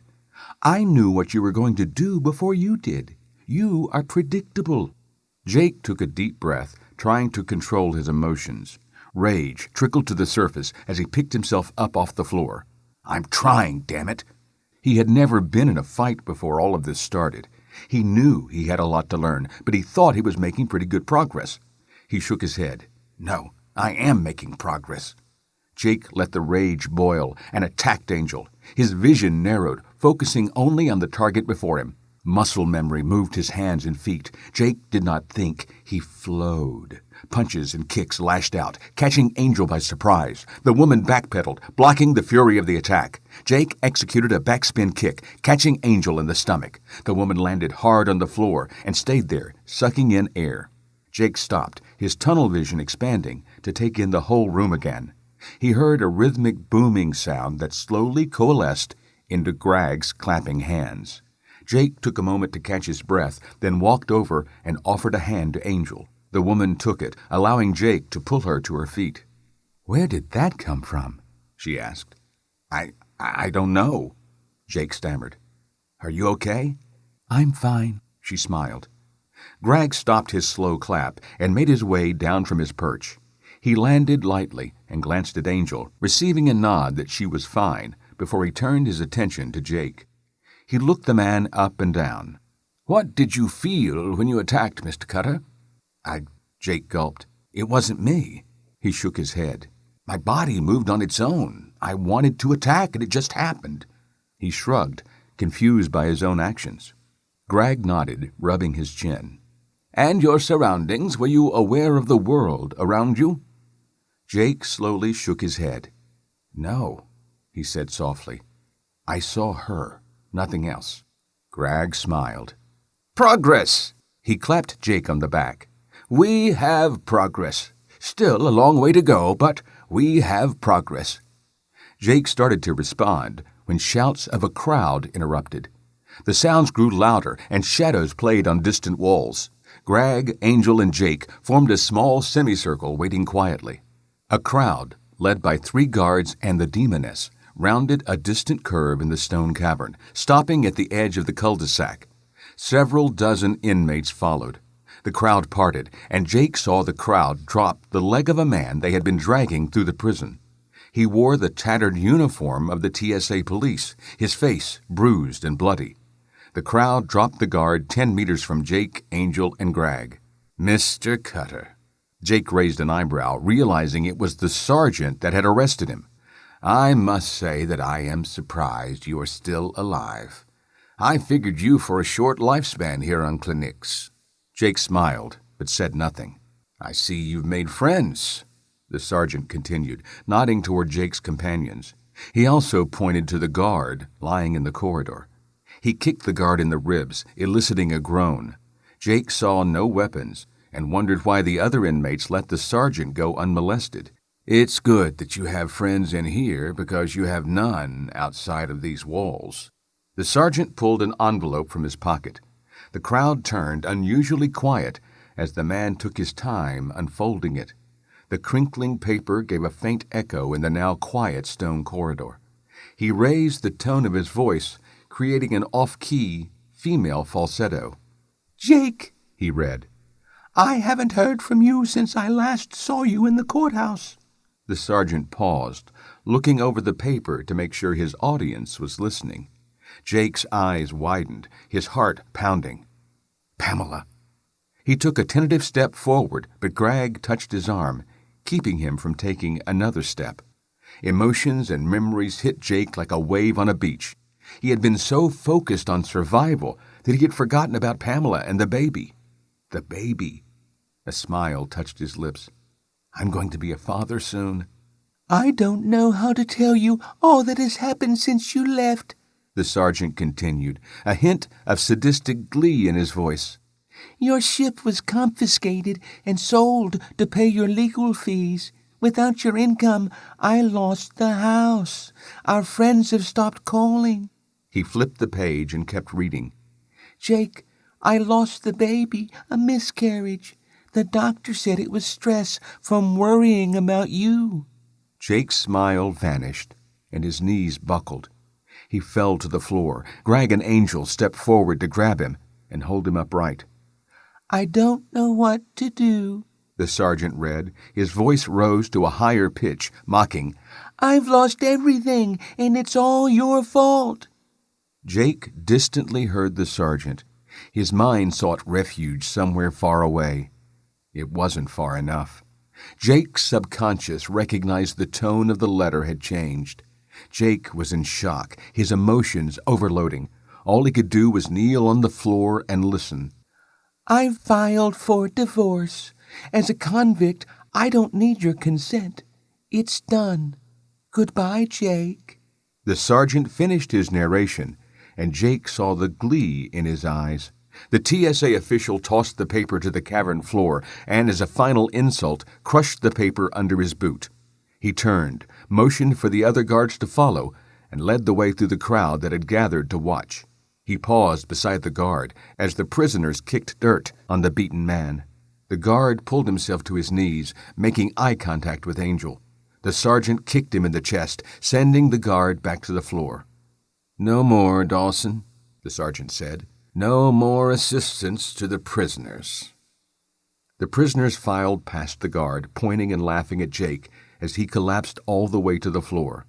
Others, a few of them, walked away with their heads hung low. Angel dropped to her knees, holding Jake's head in her hands. Jake? Jake? Greg watched as the last of the prisoners left, grabbing the guard, Dawson, as they passed, dragging him down the corridor. Dawson clutched his chest from the sergeant's kick as they dragged him away. Greg waited until they were gone before he finally turned to Angel. "Get him up," he whispered. "This is the second round in the campaign against Mr. Cutter. Now that they have weakened him mentally, they will be back." The two gathered Jake in their arms, escorting him toward the hidden cave. Jake shuffled along, numb from shock. "We must expedite his training," Greg mused, and Angel nodded her agreement. They reached the cave entrance, and the trio slipped past the holographic wall that hid their home. The holo generator, a gift from their benefactor, Dawson. They laid the withdrawn Jake on his makeshift bed before Greg stepped back into the corridor, scattering their tracks. He returned a couple of minutes later. Angel lit a torch in the close confines of the cave and saw, for the first time since she met him, fear in Greg's eyes. "What is it?" she asked. "What worries you so much?" Greg slid past Angel, heading deeper into the cave. "Prisoners have access to information that they should not be privy to. Guards are colluding with prisoners to undermine and destroy Mr. Cutter. Someone is desperate for his demise. That letter had one purpose, demoralization, and it worked." Greg pointed to Jake, who had rolled into a fetal ball in the corner of their hidden cave. "They will soon attack en masse," he speculated. He stared into the woman's eyes. "Round 3 is going to be bloody." Chapter 5. "Time to rise, Mr. Cutter." Jake opened his eyes to slits, allowing the light in. He raised his head, focusing on the speaker. His two companions stood over his makeshift bed, arms crossed, sad expressions peering down at him. Jake rolled over onto his right side, staring at their boots on the rocky floor. He closed his eyes. "No." "It's been almost a week, Jake," Angel said. "You need to get up and get moving." "No," Jake repeated, rolling over to his other side, turning his back to them. Jake heard one of them kneel beside him. He turned his head, cracked an eye open, and saw Greg staring at him. "I understand your pain, Mr. Cutter," the blue click began. "But it is time to stand up and face your destiny. The universe awaits." "The universe can go to hell," Jake spat, closing his eye. "Jake," Greg said, his voice soft, "at this point today, you have 2 choices before you. Stand and face the demons that haunt you. Face your destiny. Or you can stay here, wallowing in your self-pity, and die. The demoness and her minions will eventually find this cave. When they do, we will all perish." "I can leave here, give myself up," Jake offered, opening his eyes again. He propped himself on his left elbow, the stone floor biting into his skin. "That will at least keep you and Angel safe." Greg laughed lightly. "That is doubtful, Mr. Cutter. Angel and I are now marked, just as you are. We became targets the moment we helped you. If you were to surrender, our strength would decrease by 1/3. Our demise would surely follow yours." "Jake," Angel asked, "do you want to die?" "What?" "Do you want to die?" she repeated. "You've been lying here, sulking, ever since the sergeant read the letter. It appears you've given up, so I ask again, do you want to die?" He collapsed back onto the stone floor. The letter, Pamela, a baby lost, the divorce. Thoughts and emotions overwhelmed him, and he rolled over to hide his face. "Everything I had in my life is gone. My wife, my job, my friends, nothing left, nothing." "Yes," he muttered. He felt hands grab his left leg and drag him off the bedroll. He opened his eyes, shrieking in protest and scrambling for a purchase on the slick floor. Angel hauled him across the room, dropped his foot, cocked her right leg, and kicked him in the stomach. Jake rolled into a ball as the woman began his beating. She punched and kicked his abdomen and chest. He rolled, protecting his stomach, and she began working on his back. Jake unfolded, lashing out blindly to repel the woman. She easily parried his flailing arms and kicked him in the ribs. Jake felt a bone fracture, and breath left his lungs. Time slowed, and his mind screamed, "Fight back!" Supporting his ribs with his right arm, Jake kicked. She took the impact on the left hip. Jake used the momentum to roll away and stood, his eyes never wavering from the woman.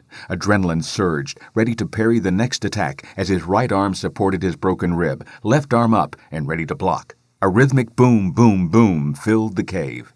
Jake quickly glanced at Greg. He stood next to Jake's bed, clapping. Jake turned his attention back to Angel. The woman stood, relaxed, arms crossed over her chest. The clapping stopped. "I thought you wanted to die," Angel mocked. "Not being beat to death," Jake shouted. The adrenaline rush subsided. The pain in his ribs flared. The room began to spin, and his legs buckled. He dropped to his knees, his left arm keeping him upright. His right arm never wavered from holding his ribs. Greg nodded to Angel as he approached Jake. The woman disappeared into the recesses of the cave as the blue click knelt before Jake, his voice soothing. "Yet if you surrender to the Limo Demoness, that will be your fate. Do not for a moment think you will receive mercy from her or the guards." Angel returned with medical supplies.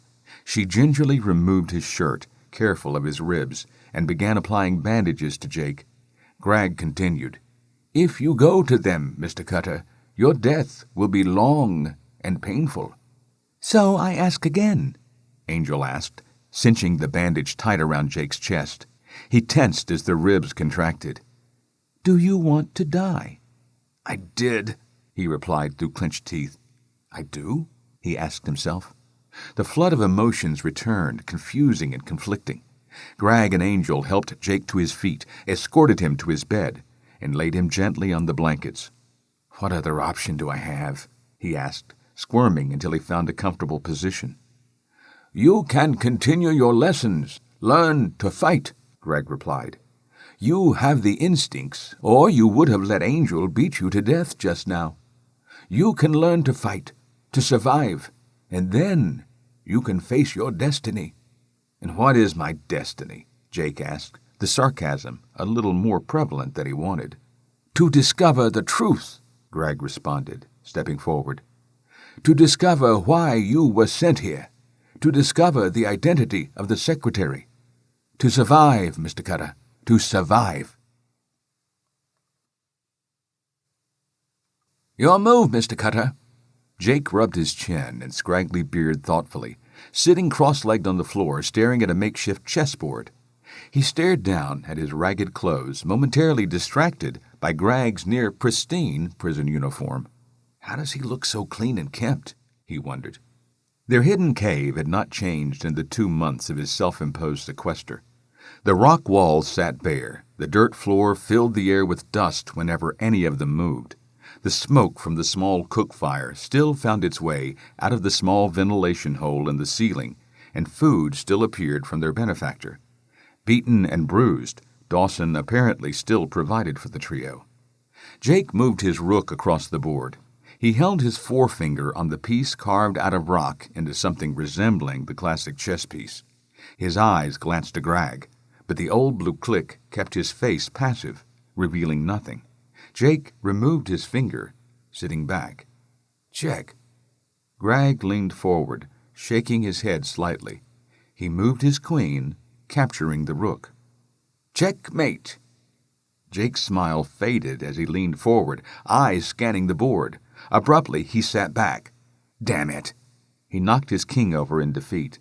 Tell me again what I'm supposed to be learning, other than how to lose. Pretty sure I already know how to do that. Grag flashed a disarming grin as he began setting up the rock pieces for another game. Chess is a game of strategy, of anticipation. It will assist you in developing a strategic mind. Strategic?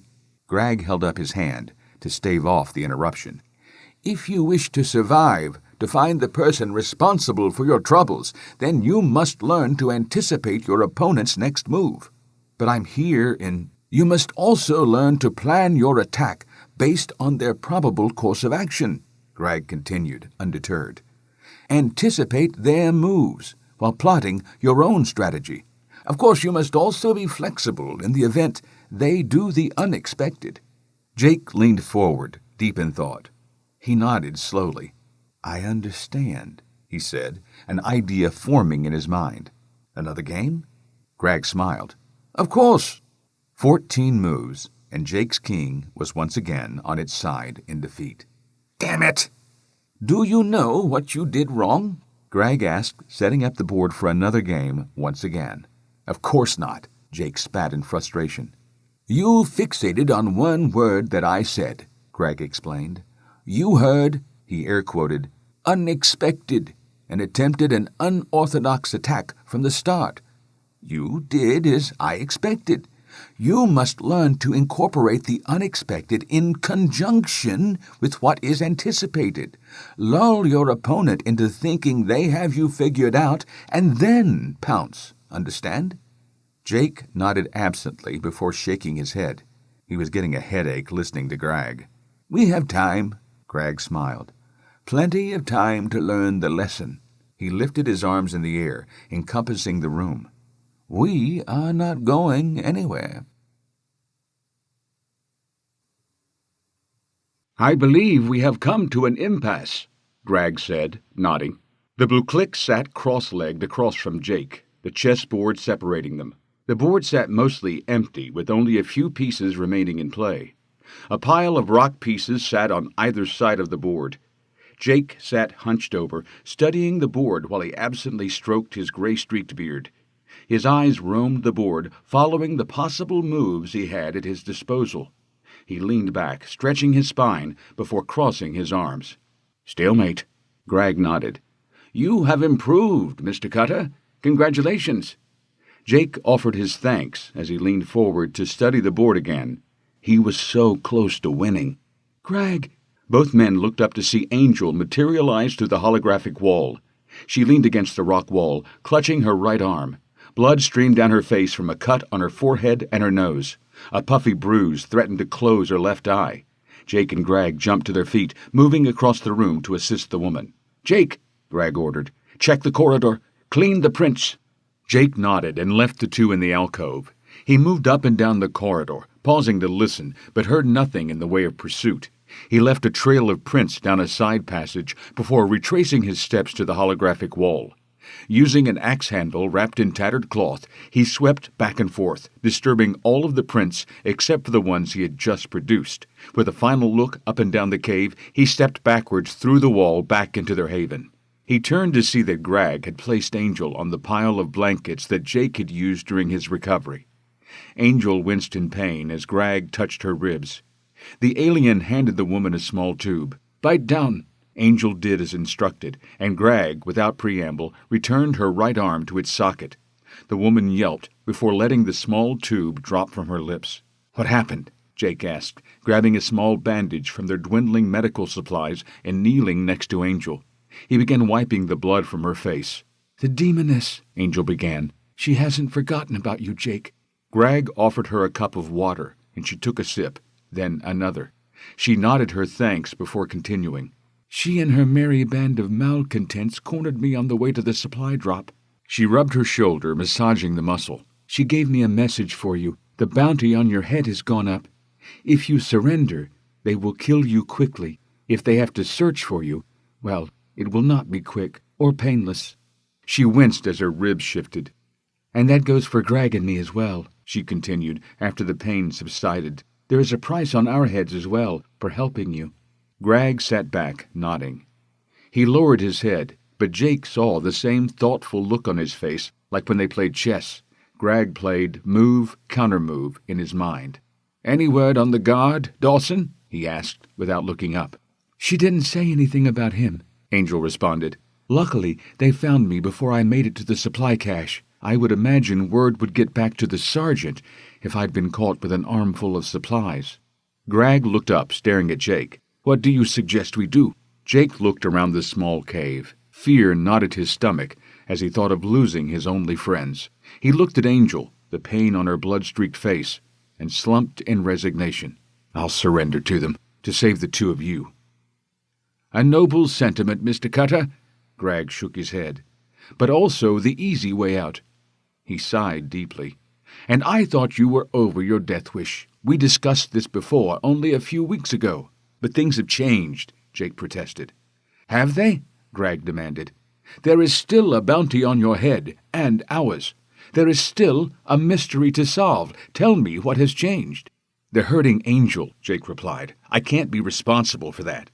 "Mr. Cutter," Greg shook his head, "Angel and I were targets before you arrived. We will be targets after you surrender to them. Do you know why we assisted you on your arrival?" Jake nodded. "You said our benefactor recruited you." Greg continued. "Correct. We were enlisted by the guard, Dawson. He knows something about your past, something that we have not yet determined. There are forces at work here that we do not yet understand." "So, I'm nothing but a pawn in someone else's game," Jake sighed. He began tending Angel's wounds again. "Pawns are there to be sacrificed." Jake startled awake, staring up into the humorless eyes of Greg. The old man grabbed his arm and hoisted him to his feet. Jake rubbed his eyes, still half asleep. "You are not a pawn, Mr. Cutter," he whispered in the dim cave. Jake looked across the room to see Angel sleeping soundly. Greg grabbed Jake's chin and turned his head forward, staring into his eyes. "You are the prize in this little game." Jake had spent the night tending to the wounds of Angel. He felt responsible for her beating. "I don't care what Greg says. If they had not helped me, they would not be in this situation." His self-pity lasted deep into the night, long after Angel had drifted to sleep. Greg, his calm demeanor lost, stormed off after Jake's admission, leaving the man in silence. Jake had succumbed to sleep early in the morning, only to be awakened by a still furious Greg. "If you wish to give up, then walk out that door right now and never return," Greg ordered. "Take the easy way out. Let whoever is behind all this win." Greg stepped forward, almost nose to nose with Jake. "But ask yourself this. Do you really think they will allow Angel and me to live?" Jake recoiled from the Blue Click's words. He took a step back, but Greg matched his movement. "What do you want me to do?" Jake asked. "Fight, Mr. Cutter," Greg said. The alien's words were thick with venom and anger. "Fight! Fight for yourself!" Jake bumped into the cave wall, and Greg moved within inches of him. "Fight for the truth! Fight for your wife, Mr. Cutter, your family! Do not give up on them!" Jake sat down heavily, the cave wall scratching his back as he collapsed onto the dirt floor. Thoughts of his ex-wife, his lost child, filled his mind. The happy memories he tried to cling to faded, replaced with a backlit door and the silhouette of a woman. She turned, blocking the light source, and Jake could see Pamela holding a small baby. She lingered for a moment before turning her back to him and stepping through the door, leaving him forever. A tear streamed down his face, followed by another and another, until he openly wept, sobs racking his body. "I have no family. Nothing to fight for." "You are wrong, Mr. Cutter," Greg said, lifting the man to his feet. Greg pointed to the woman across the cave. "You have her. Fight for Angel, for all she has been through, and continues to endure." Jake shook his head, dismissing his words. She was not his responsibility. Angel was not his burden. The tears slowed as his own thoughts returned to haunt him. "She would not be in this situation without me," he mumbled. His shoulders slumped, gulping for air after his weeping. "It's my fault." "No, Mr. Cutter," Greg said. "This can all be traced to your mysterious secretary." He stepped back, offering a hand to pull Jake from the wall. Jake wiped the tears from his face, streaking his face with dirt, accepted the hand, and the two men walked to the center of the cave.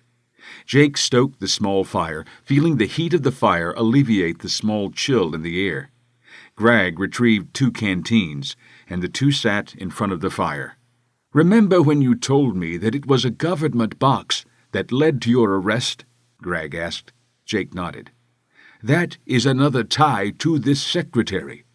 Do you want this man, the TSA, to send another innocent soul to prison?" Jake sat quietly before shaking his head. "You can give up," Greg began, his voice soft, his features glowing in the firelight. The calm demeanor grew with the warmth of the fire. "Or you can fight. We've had this talk before. Every time there is the slightest setback, you want to quit. That may have worked for you as a freighter captain, when you had other options, but you are a prisoner now, and your options are limited. It is time for you to decide, Mr. Cutter, life or death, surrender or truth. It is very simple, Mr. Cutter." "Is it?" Jake retorted. "I'm never getting off this rock, so does it really matter?" Greg sighed. "If you wish to live, you will find a way." Jake looked over to see Angel staring at him. The pain in the woman's eyes overwhelmed him. No, not pain. Sadness. He saw the pity in her eyes. He looked to Greg and let the man's calm attitude enshroud him. He would never again disappoint someone who cared for him. He looked back to Greg. A fierce determination burned inside him. "What do I need to do?" Sweat poured from his body as Jake ran in place. He dropped onto the dirt floor and performed 20 push-ups before bounding to his feet to continue his cardio. He counted to 50 and dropped onto his back to do flutter kicks. The task complete, he returned to his feet. 20 minutes, 3 times a day, he conducted this ritual.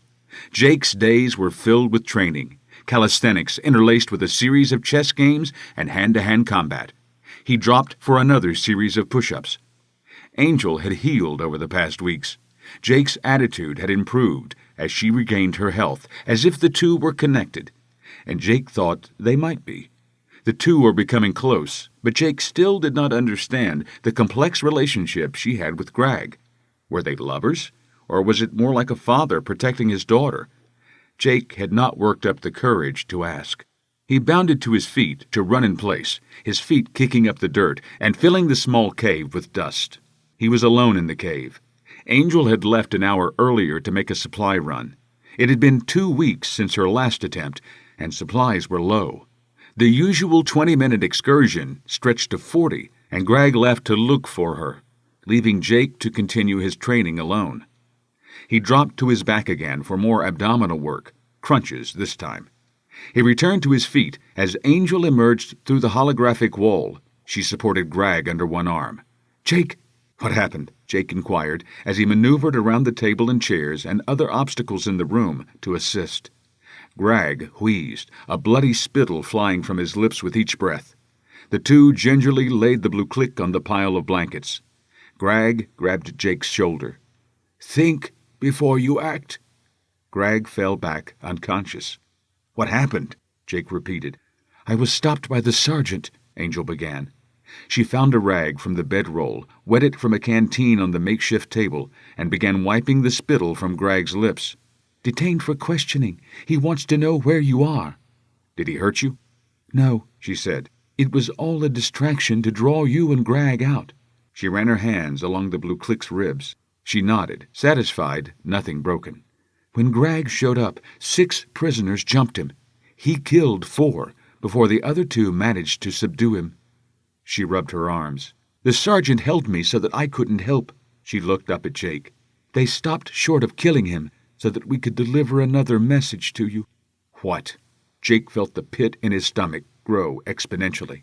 "Surrender, or this continues." "No," Jake said, resolve and determination filling his voice. "This ends. Did you get the supplies?" Angel shook her head. "No."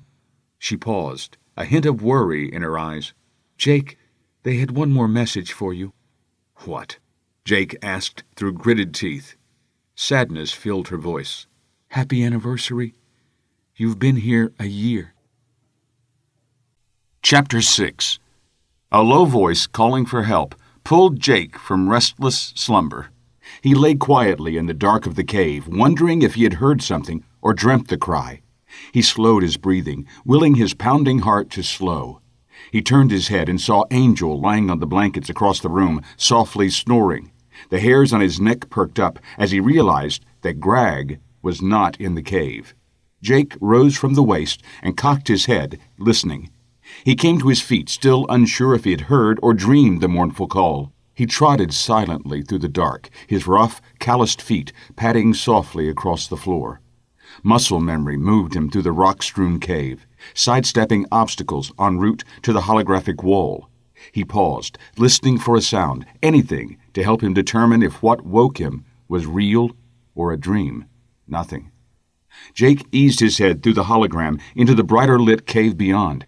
He blinked, letting his eyes adjust before scanning the corridor. Alone, Jake stepped through the wall into the tunnel. "Greg?" he hissed. Hearing nothing, he expanded his search, moving swiftly down the rock corridor, his bare feet quiet on the rough stone floor. Hard calluses had developed on his feet over the past year, and the rough stone no longer hurt his feet. He paused at an intersection with another tunnel, the rock walls joining into one. He listened for any sign of life and heard only silence. Fear gripped him, and adrenaline surged as he continued to the next intersection. He paused again, and then he heard it, a distant whimper. Jake inched his way toward the sound, his back hugging the wall. A glance around the corner revealed a figure on the floor, his back to Jake. 2 Crendotians stood over the body, blood covered their hands. One giant alien kicked the figure on the floor and smiled as the figure grunted in pain. The victim rolled with the kick, now facing Jake. "Greg." Greg stopped the roll, curling into a small ball to protect his front. He lay on the stone floor of the cave, battered and bloody, his breathing ragged. One of the Crendotians placed a foot on Greg's neck and let loose a howl of victory. The other Crendotian stood silently, alternately watching both ends of the corridor. Its giant paws clenched and unclenched, anxious. It paused, sniffing the air, and Jake pulled back. He waited a half-dozen heartbeats before he risked another glance. Greg lay still on his left side, the Crendotian foot still on his neck. Both gorilla-like Crendotians nodded their pleasure at their victory and bellowed their triumphant cries, the sound echoing through the corridor. Jake looked past the 2 to the corridor beyond and spied the toes of a foot edging out of a junction a few meters away. Trap, he thought, as Greg let another moan escape. Jake felt his rage boil, but fought to keep it in check. They had taken the strongest man Jake had ever known and turned him into Jake a year ago. He closed his eyes and stroked his neck-long beard, developing his plan of attack. In his mind's eye, he played move and countermove, the same game that Greg used to teach him strategy. Another ragged cough echoed through the corridor, and Jake sneaked another peek. The scene remained unchanged, except the Crendotian had removed his foot from the Blue Click's neck, and Greg's gaze met Jake's. The Blue Click shook his head slightly and raised 4 fingers on his right hand. Jake nodded and retreated around the corner. He forced himself to breathe, calming his racing heart. 4 enemies, 2 visible, 2 not. A calm fell over him as the plan formed in his mind. A small, menacing grin split his face. Jake looked around the tunnel and found what he wanted. He picked up a medium-sized rock, stood straight, exhaled, and bolted around the corner. The rock sailed through the air, hitting the nearest alien, the one who had kicked Greg, square in the face. Jake was a half a heartbeat behind the rock. The alien howled as the rock crushed its nose, sending a blood-curdling wail echoing through the prison. Jake bypassed the screaming Krendoshan and attacked his partner. Jake grabbed the alien by the scruff of its neck and, using his body as a fulcrum, hurled the Krendoshan around the corner into the two lying in wait. Without waiting to see the carnage down the corridor, Jake attacked the alien with the bloody face.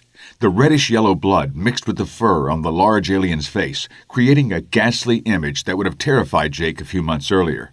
The blood and rage in the alien's eyes only spurred Jake's adrenaline. Jake jumped, using a nearby boulder to catapult himself up and over, landing on the Krendoshan's back. Wrapping his legs around the alien, Jake joined his fists and brought them down on top of its head. The Krendoshan let out a deafening roar and reached behind it, trying to grab Jake.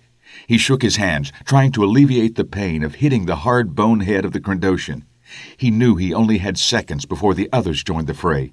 Jake rotated his body and pummeled the alien on the side of the neck. The attack stunned the Krendoshan long enough for Jake to grab the alien's head on either side, scream in frustration, and wrench violently. The alien screamed in pain, staggered off balance with the twist, and Jake hit the Krendoshan again, driving the alien toward the wall. Jake slid off the alien's back as its head impacted with a sickening thud. Jake whirled to face the rest of the attackers as the other three aliens rounded the corner.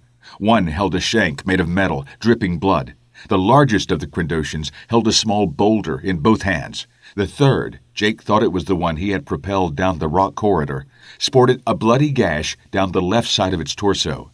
Jake saw the blood seeping from the alien and classified it as the lesser of the threats. The rock-toting alien raised the boulder over its head and, with a roar, hurled the stone at Jake. Jake dove to his right, rolling with the momentum as the boulder hit the wall. It dropped, finally coming to rest on the head-crushed Krendoshan lying on the floor.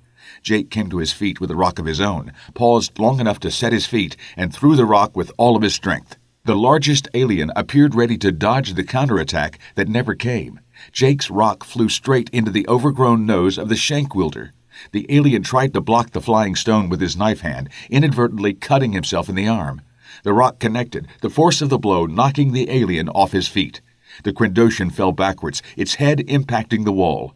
The alien slumped to the floor, unconscious. As soon as Jake launched the rock, he moved toward the alien that had thrown the stone. The Krendoshan turned its head, involuntarily watching Jake's rock sail through the air. The alien winced, distracted by his partner's misfortune.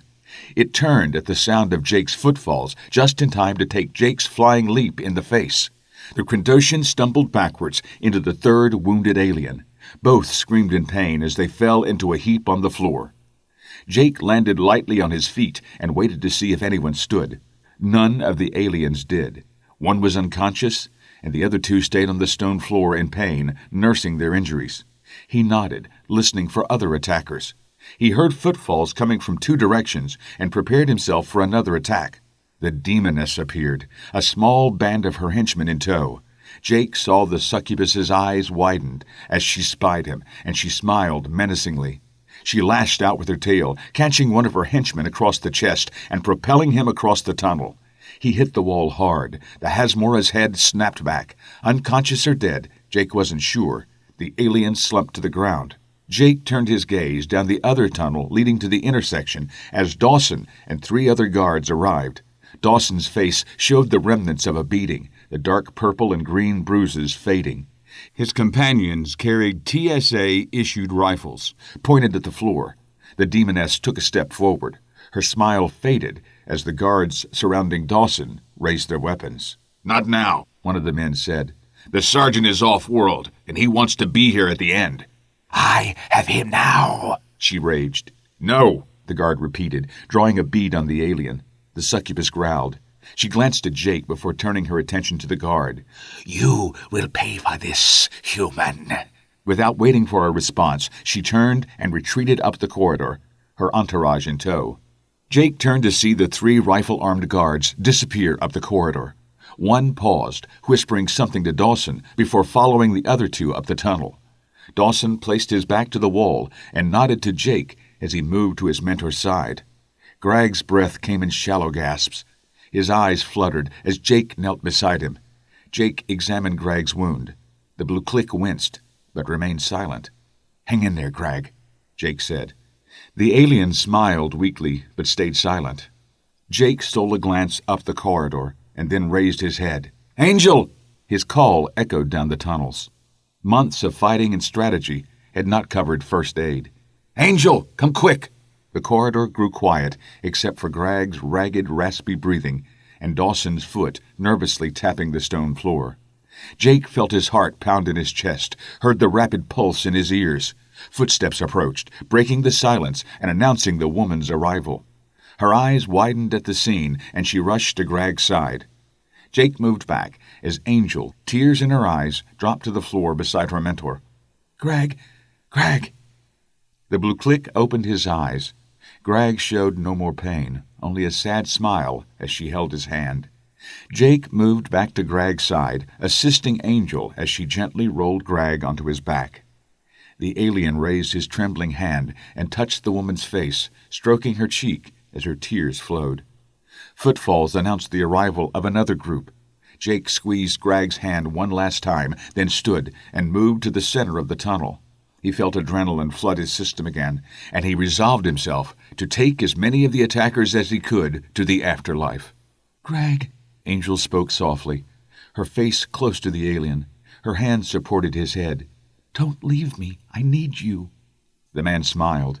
"My fate was decided long ago. You are the only bright light in my universe." His voice faded, but his words were clear. "Take care of Jake. If we were right, this is only the beginning for him. He will need your strength. And I need yours," she implored. He coughed, then smiled weakly. "You have it." He nodded slightly. "You always have, and you always will." He pulled her closer and whispered something into her ear that Jake could not hear. "Now, go. Leave me," Greg said, relaxing his neck and letting his head droop. She let his head down slowly, keeping her hand under his head. "I do not wish for you to die with me." Angel heard footsteps and turned her head to see the demoness and 6 of her alien minions come into view. 3 Crendotians, a blue click with blue skin darker than Greg's, and 2 Hasmara fanned out in the corridor facing Jake. They smiled at the sight of Greg and the pool of blood that surrounded him. Their smiles vanished as their attention turned to Jake. He glanced at Dawson standing in the opposite tunnel, his hand touching the stun baton attached to his belt. Jake noticed that his holster sat empty and realized that he had been disarmed. "By whom?" he mused. "Jake," Angel asked, interrupting his thoughts. "Take care of Greg," Jake said. A calm, cold resolution filled him. Greg died trying to keep him safe. No more. He finally understood what he had to do to survive. He made eye contact with each of the other prisoners. "I've got this." 6 on 1, hissed the demoness. "You really think you can handle those odds?" Dawson stepped forward, clearing his throat. The demoness raised what passed as an eyebrow. 6 to 2, she said dismissively. Jake's smile was cold, calculating. "Try me." Jake watched as the demoness studied the situation. Her eyes focused on the 4 Crendotians lying in the corridor. Jake imagined what went through her mind as she calculated the odds. He nodded as her eyes found his. "Yeah, you're going to need more," he confirmed her unspoken thoughts. "A lot more." "Soon," she barked. She focused on Dawson. "You should choose your allies more carefully, dead man." The limo demoness turned on her heels and left the tunnel, her minions following in step behind her. Jake remained where he stood, willing his heart to slow. His right hand dropped the shank that he had picked up from the Crendotian slumped against the wall. Jake faced Dawson. "Thank you." Dawson nodded. "There are supplies waiting. Get them quickly. I don't know how much longer I can assist. My days may be numbered." Without waiting for a response, the guard turned and disappeared up the tunnel. Jake knelt next to Angel. Tears streamed down her face, leaving trails in the dust and dirt that covered her. She threw herself into Jake's arms, openly sobbing on his shoulder. He patted the woman on the back, providing what comfort he could. His gaze moved to Greg, and he watched the blue click nod before taking his final breath. A long, ragged exhale was the last sound that Greg ever made. Angel continued to cry, her mournful weeping echoing in the corridor. Jake inhaled, fighting his own tears. Time to mourn later. Jake lifted Angel with him as he stood. She shook with frustration and loss. Her knees buckled, and Jake cradled her in his arms. He hoisted her off the ground, and she put her arms around his neck, burying her face in his chest. "He's gone," she cried. "I know," Jake said, straining with carrying his charge as he made his way toward their hidden cave. "And I promise you, they will all pay." Chapter 7. Jake gently wiped Greg's blood from Angel's hands. She sat on the stone and dirt floor of their cave, staring blankly at nothing. Her body rocked with sobs, oblivious to the world. Jake fought to keep his own feelings in check. Right now was not the time to break down. The woman would be no help if the demoness attacked, and Jake needed all of his wits and senses. Jake finished with her left hand and moved to her right. She showed no response, only tears. The dirt from the cave mixed with Greg's blood, creating a tough, cake-batter goo on her hands. Jake took his time, slowly and methodically removing the reddish-brown mixture. It gave him time to think, to plan. He removed most of the grime from her hands before gently lifting the woman and placing her on her bedroll. She curled into a ball, knees into her chest with her arms around her knees. The tears were streaming less now, and Jake chalked that up to exhaustion. A few minutes later, Angel had sobbed herself into an uneasy sleep. With Angel temporarily pacified, Jake set to the task of cleaning himself. The luxury of running water filled his thoughts as he reused the filthy rag from Angel's cleaning. Jake spot-checked his clothes and was grateful he didn't have a mirror. What he saw by looking down made him realize that he really did not want to see the extent of his year in the Cla'nix Prison. Greg's blood, mixed with splotches of green and silver-flaked Contraband blood, stained his clothes. Jake ran his hand down his pants, watching a plume of dust expand with each pat. He found a long tear down the right leg. He let out a little laugh. "Knife was closer than I thought." The sound of his voice echoed in the small chamber, and he stole a quick glance at Angel. She remained in her fitful sleep. Jake finished his inspection and cleaning of his clothes and moved to his face and head. He tried to untangle his long and unkempt beard. He ran a hand through his matted hair. He pulled it away and found crusted dirt interlaced with Contraband blood.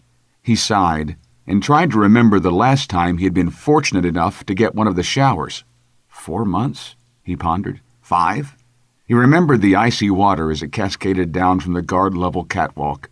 He shivered. The irony was it wasn't even a shower, he thought. It was the guard's attempt to break up a brawl in the common area. He smiled as a thought suddenly entered his mind, and he stopped picking at his clothes. He stood perfectly still in the cave, his only movement the rise and fall of his chest with each breath. And his eyes. They darted left and right as the thought morphed into a plan. His right hand started tracing invisible lines in the air as the scenario played out. His smile grew. He turned to look at Angel, still sleeping on her mat. Jake knew he would need her help, but she needed time to mourn. He nodded his head. He would use that time to finalize the plan. Jake lay down on his own mat, the smile still plastered on his face. "I'll have to pick a fight. Before I'm through," he thought, "everyone will get an icy shower." Over the next several weeks, Jake learned how much trouble he had been to Angel and Greg. Angel stayed catatonic, and Jake, who had been dependent on his benefactors for months, was suddenly thrust into the lead for their survival. Shelter could be checked off the list. Greg had seen to that. Now, after 2 weeks, and their stores were depleted, food was priority. Dawson had told him to pick up the supplies, but Jake had no idea where the drop point was located. "Angel," he shook her gently. "Angel, where do you get the food?" He was embarrassed to think that for a year someone else had waited on him, bringing him food and water twice a day. He shook his head. "Angel." "Down the corridor," she mumbled, still half asleep. "Turn left, then left, right. The guard, Dawson, has been leaving food for us." Her voice trailed off as she drifted back to sleep. Jake shook her again, but she lay still and would not awaken. Her mind and body had almost shut down after Greg's death.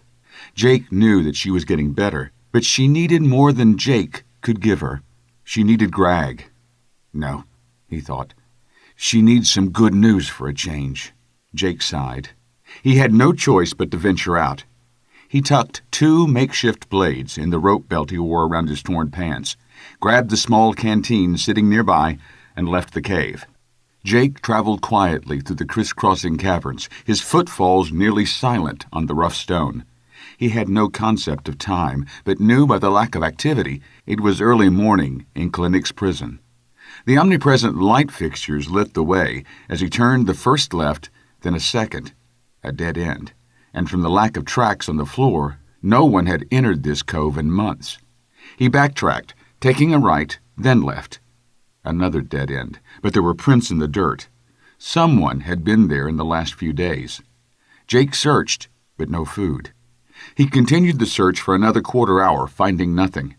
The rock walls began to all look the same, and he stopped. He knew he had to, at the least, find his way back to familiar ground. He took a knee in the middle of the tunnel and listened. Silence surrounded him, except for the faint sounds of running water.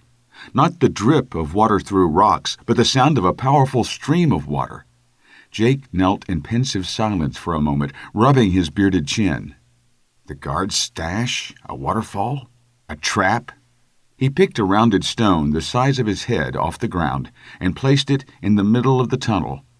He took a few steps, turned to survey his path marking, and then continued down the unfamiliar corridor toward the sound. Jake's callous feet trotted lightly. He paused at an intersection, listening intently. A sleepy Hasmara stumbled past, oblivious to Jake's presence. Jake paused, watching the alien trudge along the dirt corridor, disappearing around a distant bend. He turned his attention back to listening and heard the water, louder but still distant. He placed another rock in the path and took the left fork. The natural cave began a lazy descent. Jake felt a slight warm breeze replace the usually cool temperature of the cave as Jake made his way downward. The rough stone corridor gradually evened out until Jake was walking down a smooth, seamless tunnel. He stopped, crouching on the smooth surface. He examined the tunnel, running his hand along the almost glass texture. "Machine board," he muttered. Humidity flooded the tunnel, and sweat poured down his face, matting his hair to his head. He wiped his face with his tattered shirt sleeve, his hair in his eyes. He removed one of the blades from his rope belt, cut a small length off his shirt to tie his hair back and out of his eyes. He stood and continued his journey down the smooth tunnel. Flittering light from up ahead caused Jake to halt and study his surroundings. The smooth cave walls dog-legged to the right, but he could not see beyond the turn. The water roared, drowning out all the other sounds of the universe. He had no idea if anyone pursued him, and knew he would not hear them over the roar if they were. He continued his trek. The smooth walls bore none of the prison light sources. All the light emanated from what had to be a waterfall up ahead. Jake squinted and raised his hands to shield his eyes. He looked up and down the corridor, ensuring he still traveled alone. Confident he was undetected, he continued down the slick tunnel. The humidity in the tunnel increased, and the sticky sweat worsened. Jake wished he had brought a canteen of water before remembering that he was, in fact, out looking for food and water. He shook his head to clear the thoughts when he saw the end of the tunnel. Jake squinted against the bright light, almost blind after a year below ground. His back hugged the wall as he inched along, making his way cautiously the last few meters. A waterfall covered the exit of the machine-burrowed corridor, cascading water creating a curtain with intermittent rainbows. Jake found the rock surface slippery as he tentatively made his way down the last few steps. He stepped into a small pool at the end of the tunnel, the water cool on his bare feet. A chill shot up his back, and he smiled. It was the most pleasant sensation he had felt in months. He eased forward, standing directly behind the waterfall, and let the spray soak him. After pausing a moment in the improvised shower, he edged closer to the cave opening. The waterfall covered most of the cave entrance, all but a small section on the left where bright sunlight streamed in, untouched by the cascading water. He peered past the falls into the bright sunlight from a clear, bright, powder-blue sky. His brow narrowed. This was supposed to be a dead world, he said aloud, his voice lost in the roar of the waterfall. He shook his head. More lies. He knelt, cupped his hands, and tasted the water. It was cool, clean, and fresh, the best he had ever tasted. He filled the 2 bottles he had brought, drained one, and refilled it. Jake set his back to the wall and let his body relax. The vantage offered a view beyond the edge of the waterfall, and he took in the details of the mountain-enveloped valley. A forest sat in the distance, beyond a small lake fed by the waterfall. The lake led to a lazy river that stretched out of sight through the wood. The trees were not large, only 10 meters or so tall, but provided an elegant beauty that he found he had missed. The kilometers-wide forest jutted against large mountains that encircled the entire valley. The mountains formed a crevice at the opposite end of the valley, and Jake thought the river flowed in that direction. Jake thought the jagged rocks would make a formidable climb, and pondered if the river could lead to an escape. Something in the distance momentarily reflected the sunlight, and Jake shifted to get a better view. The unmistakable shape of 2 hammerhead-shaped Trilinden Mark IV freighters brought a smile to Jake's face. The river escape forgotten, Jake narrowed his eyes to focus on his new escape route. The freighters were favorites of smugglers across the tri-system for their speed, maneuverability, and durability. Their modular design made customization easy. Rarely were 2 Trilinden freighters the same after they left the assembly line. The ships sat 75 meters long and 40 wide. A long, flat snout, which housed the sensor and navigation packages, protruded from the front. It widened out after a few meters and then blossomed into the main compartment of the ship. The main section of the freighter housed the cargo area, reached by a long sliding door on either side of the ship. The large cargo doors allowed for easy loading and unloading, and offered a quick exit if modified as a troop ship. Jake had looked to buy one a few years back, but found them very expensive. They also seemed to attract more than a fair share of surveillance from the Tri-System Authority. Ironic, since the ship he had purchased, a low-end tug converted to haul freight, had apparently attracted them as well. The hammerhead cockpit extended from the top of the main cabin, running above and parallel with the snout. The hammerhead melted into the body of the ship, forming the small, swept-back wings necessary for atmospheric flight. The swept-back design of the glass canopy housed the small maneuvering thrusters and 4 seats of the cockpit. The glass design provided an uninterrupted forward and peripheral view. The last 3 meters of the snout, running beneath the canopy, protected the cockpit from the massive thrust of takeoff. The 4 engine nacelles ran along the hull, gracefully emerging from the superstructure as they extended from the rear of the ship. The 2 dorsal engines sat 10 meters apart, while the ventral engines had a wider base of 25 meters. This offset of the engines accounted for the freighter's legendary maneuverability. Jake smiled as he wondered if these were designed as troop ships to deliver prison guards or as smuggler ships full of black market cargo. He thought back to a year earlier.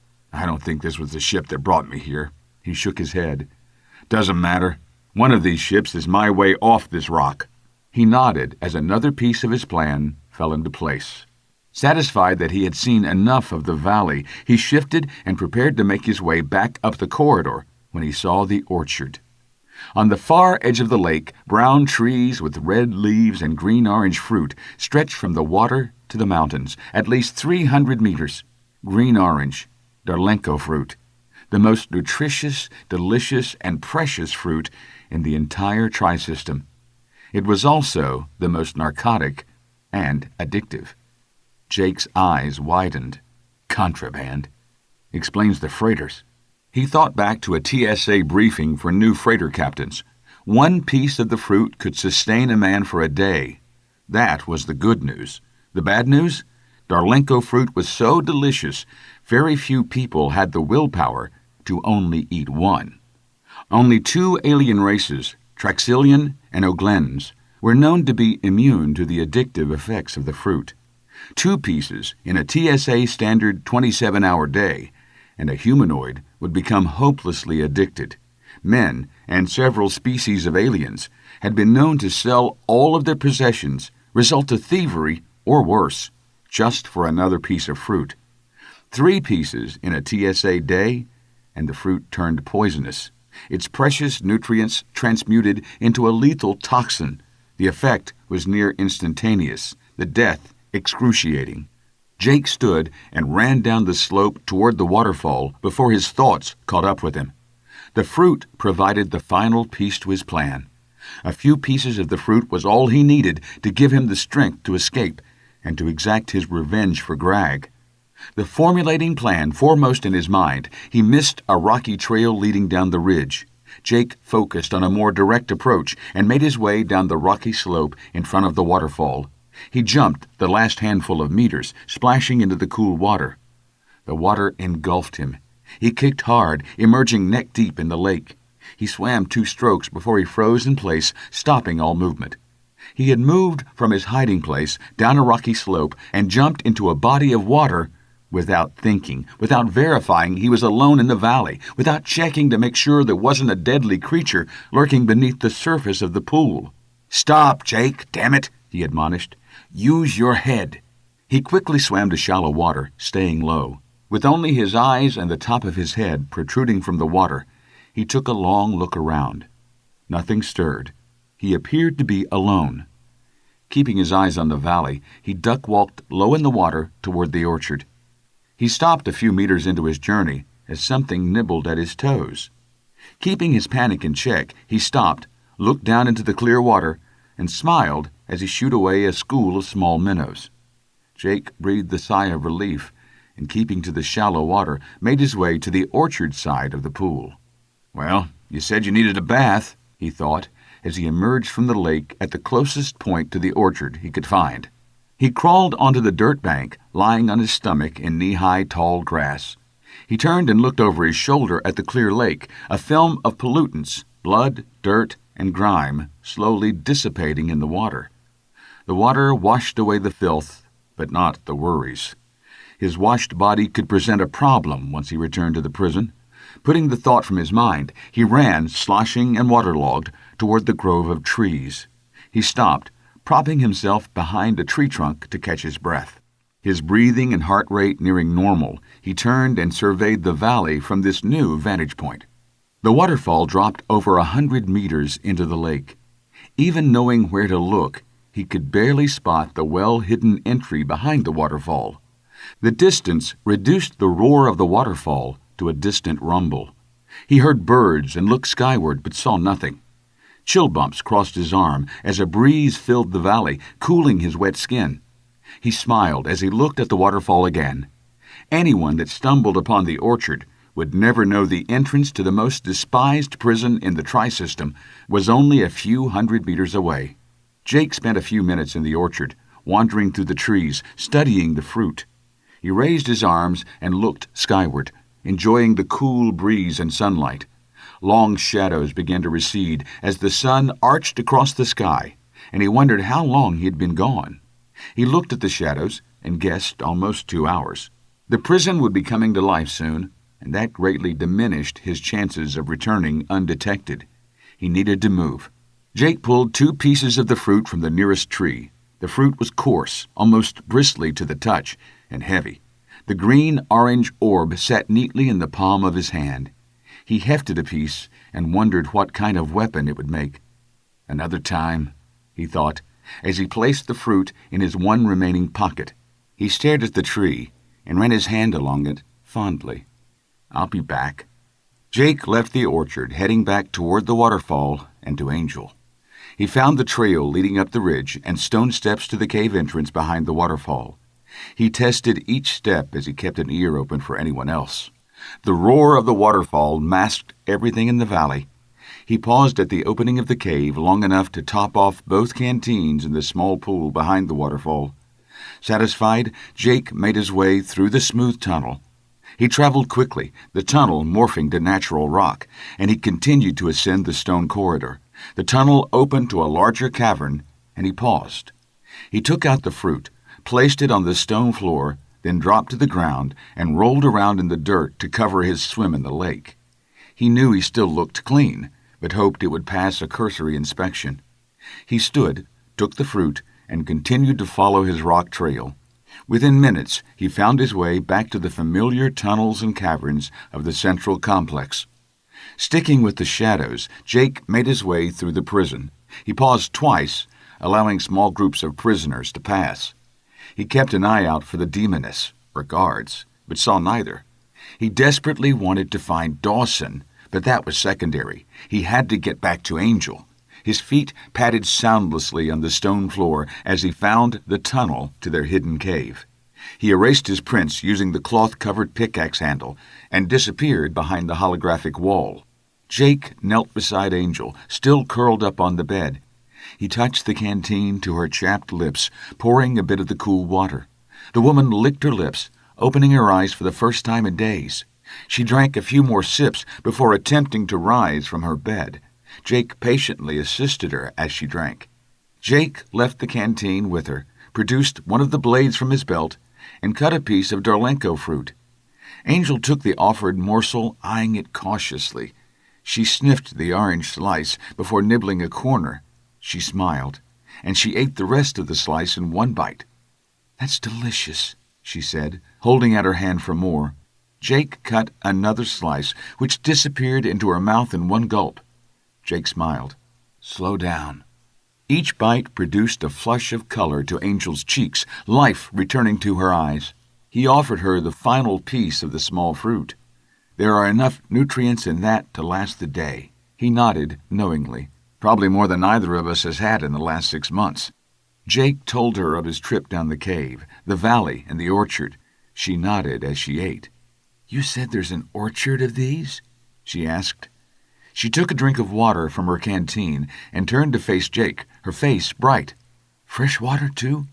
Jake nodded, taking his first bite of the fruit. Warmth filled his body like a shot of whiskey. He ate the remainder of the slice and forced himself to slow down, taking his time to cut one piece after another.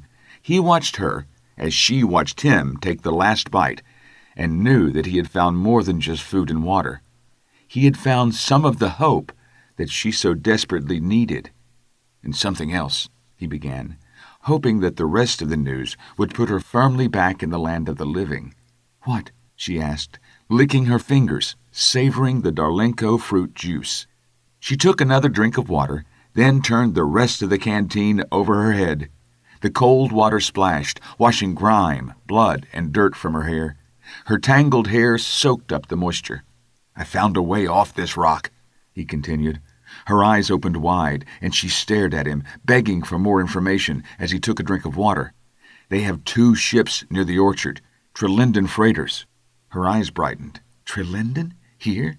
She raised an eyebrow. "What are they smuggling?" Jake smiled, pointing to her face.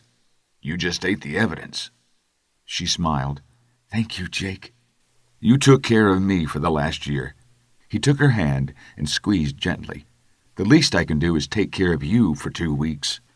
"You've done more than that." She returned the squeeze. "You've given me hope again, hope of seeing Greg's killers punished, hope of getting out of this hell." Tears welled, but she stifled them. Jake saw her strength and determination returning. "Another day, maybe 2, and she'll be ready." She wiped her eyes and smiled. "So, what's the plan?" Jake's eyes showed mischief as he smiled. "First, I'm going to show you the way to the valley. We need to regain our strength, and I think the sunshine will do us both good." "Sunshine?" "This isn't a dead world," he said, smiling. Her face brightened. And then, after we return, Retribution. Chapter 8. Mark Dawson felt the walls close in around him as he hedged his way through the dank tunnels of Cla'nix. The passageway narrowed, and he turned sideways, sacrificing speed for only an instant, to squeeze between the converging walls. The rough stone scraped his chest, back, and his knees, but he continued unabated. He could hear his pursuers gaining over the pounding of his chest. Time was running out. Dawson had grown accustomed to the berating, the mental torture at the hand of the sergeant. He had even healed from the numerous beatings he had endured for helping the prisoners. But the game had gone too far. The sergeant had allowed prisoners into the garrison area. Dawson awoke to two Hasmara dragging him from his bed, their long arms wrapping him tightly as they escorted him from his small room. The two prisoners held Dawson tightly, presenting him to the sergeant in the main admin area of the prison by suspending him off the floor. The sergeant stepped forward, shaking his head, as if sad, before executing a rapid 1-2 punch to Dawson's midsection. Dawson gasped for air as the sergeant stepped back. "Where are Cutter and his companions?" the sergeant sneered. "I know you've continued to help them, even after our chat." Dawson saw the backhand coming, but could do nothing to avoid the blow. His jaw stung, his ears rung. He tasted blood. "Where are they?" the sergeant repeated. "I don't know," Dawson replied, gaining his breath after the initial punch. He lowered his head, sucking in another breath. The Hasmara hoisted him higher, and Dawson used the momentum. He pulled his legs up to his chest before lashing out with all the strength he could muster. His feet caught the sergeant in the chest, propelling the senior guard backwards into a wooden table. The table collapsed under the man's weight, splintering and scattering pieces across the room. Dawson turned to his right, spitting blood into the Hasmara's eyes. The alien screamed in rage, releasing Dawson as it staggered backwards, wiping its face. His right side free, Dawson punched the other Hasmara, feeling its nose crunch under his fist. The alien released him, grabbing its wounded snout and howling in pain. Dawson turned to face the first Hasmara, ducking under its swing. He grabbed a handful of the creature's mane, stepped backwards, and propelled the alien across the room into its counterpart. The two reddish-brown aliens collapsed to the ground and lay in a heap, unmoving. Shouts and footfalls echoed through the stone walls, and Dawson ran back to his sleeping quarters. The alcove contained a small desk with a lamp, his unmade bed, and a chair that held his work clothes. Foregoing his work clothes for the pair of shorts and shirt he wore, he slipped on his shoes and then fell to his knees, feeling around under his bed. His hand latched onto a small satchel, and he yanked it from its hiding place inside his mattress. He stood, attaching the small pouch via a clip to his waistband. He pulled on the small container, satisfied that it was fastened securely to his shorts. Footfalls echoed closer, and Dawson left his alcove. He moved quickly down the rock aisle, slipping into another sleeping alcove. He blended into the shadows, watching as the search party, 2 guards and a Crendosian, ran past, straight into Dawson's sleeping quarters. He waited until he heard the desk flipped over and saw the bed thrown out into the corridor before he left his hiding place and ran toward the administrative area. "I need to get to the shuttle bay," he thought. He returned to the admin area, breathing a sigh of relief that it was empty, except for the unconscious sergeant and the 2 Hasmara. He turned right, heading down the long tunnel to the launch bay. The distant door, 100 meters down the corridor, opened, revealing the Lemo-demoness and her entourage of prisoners. He slid to a stop at the sight of the succubus. The alien smiled and waved her minions forward.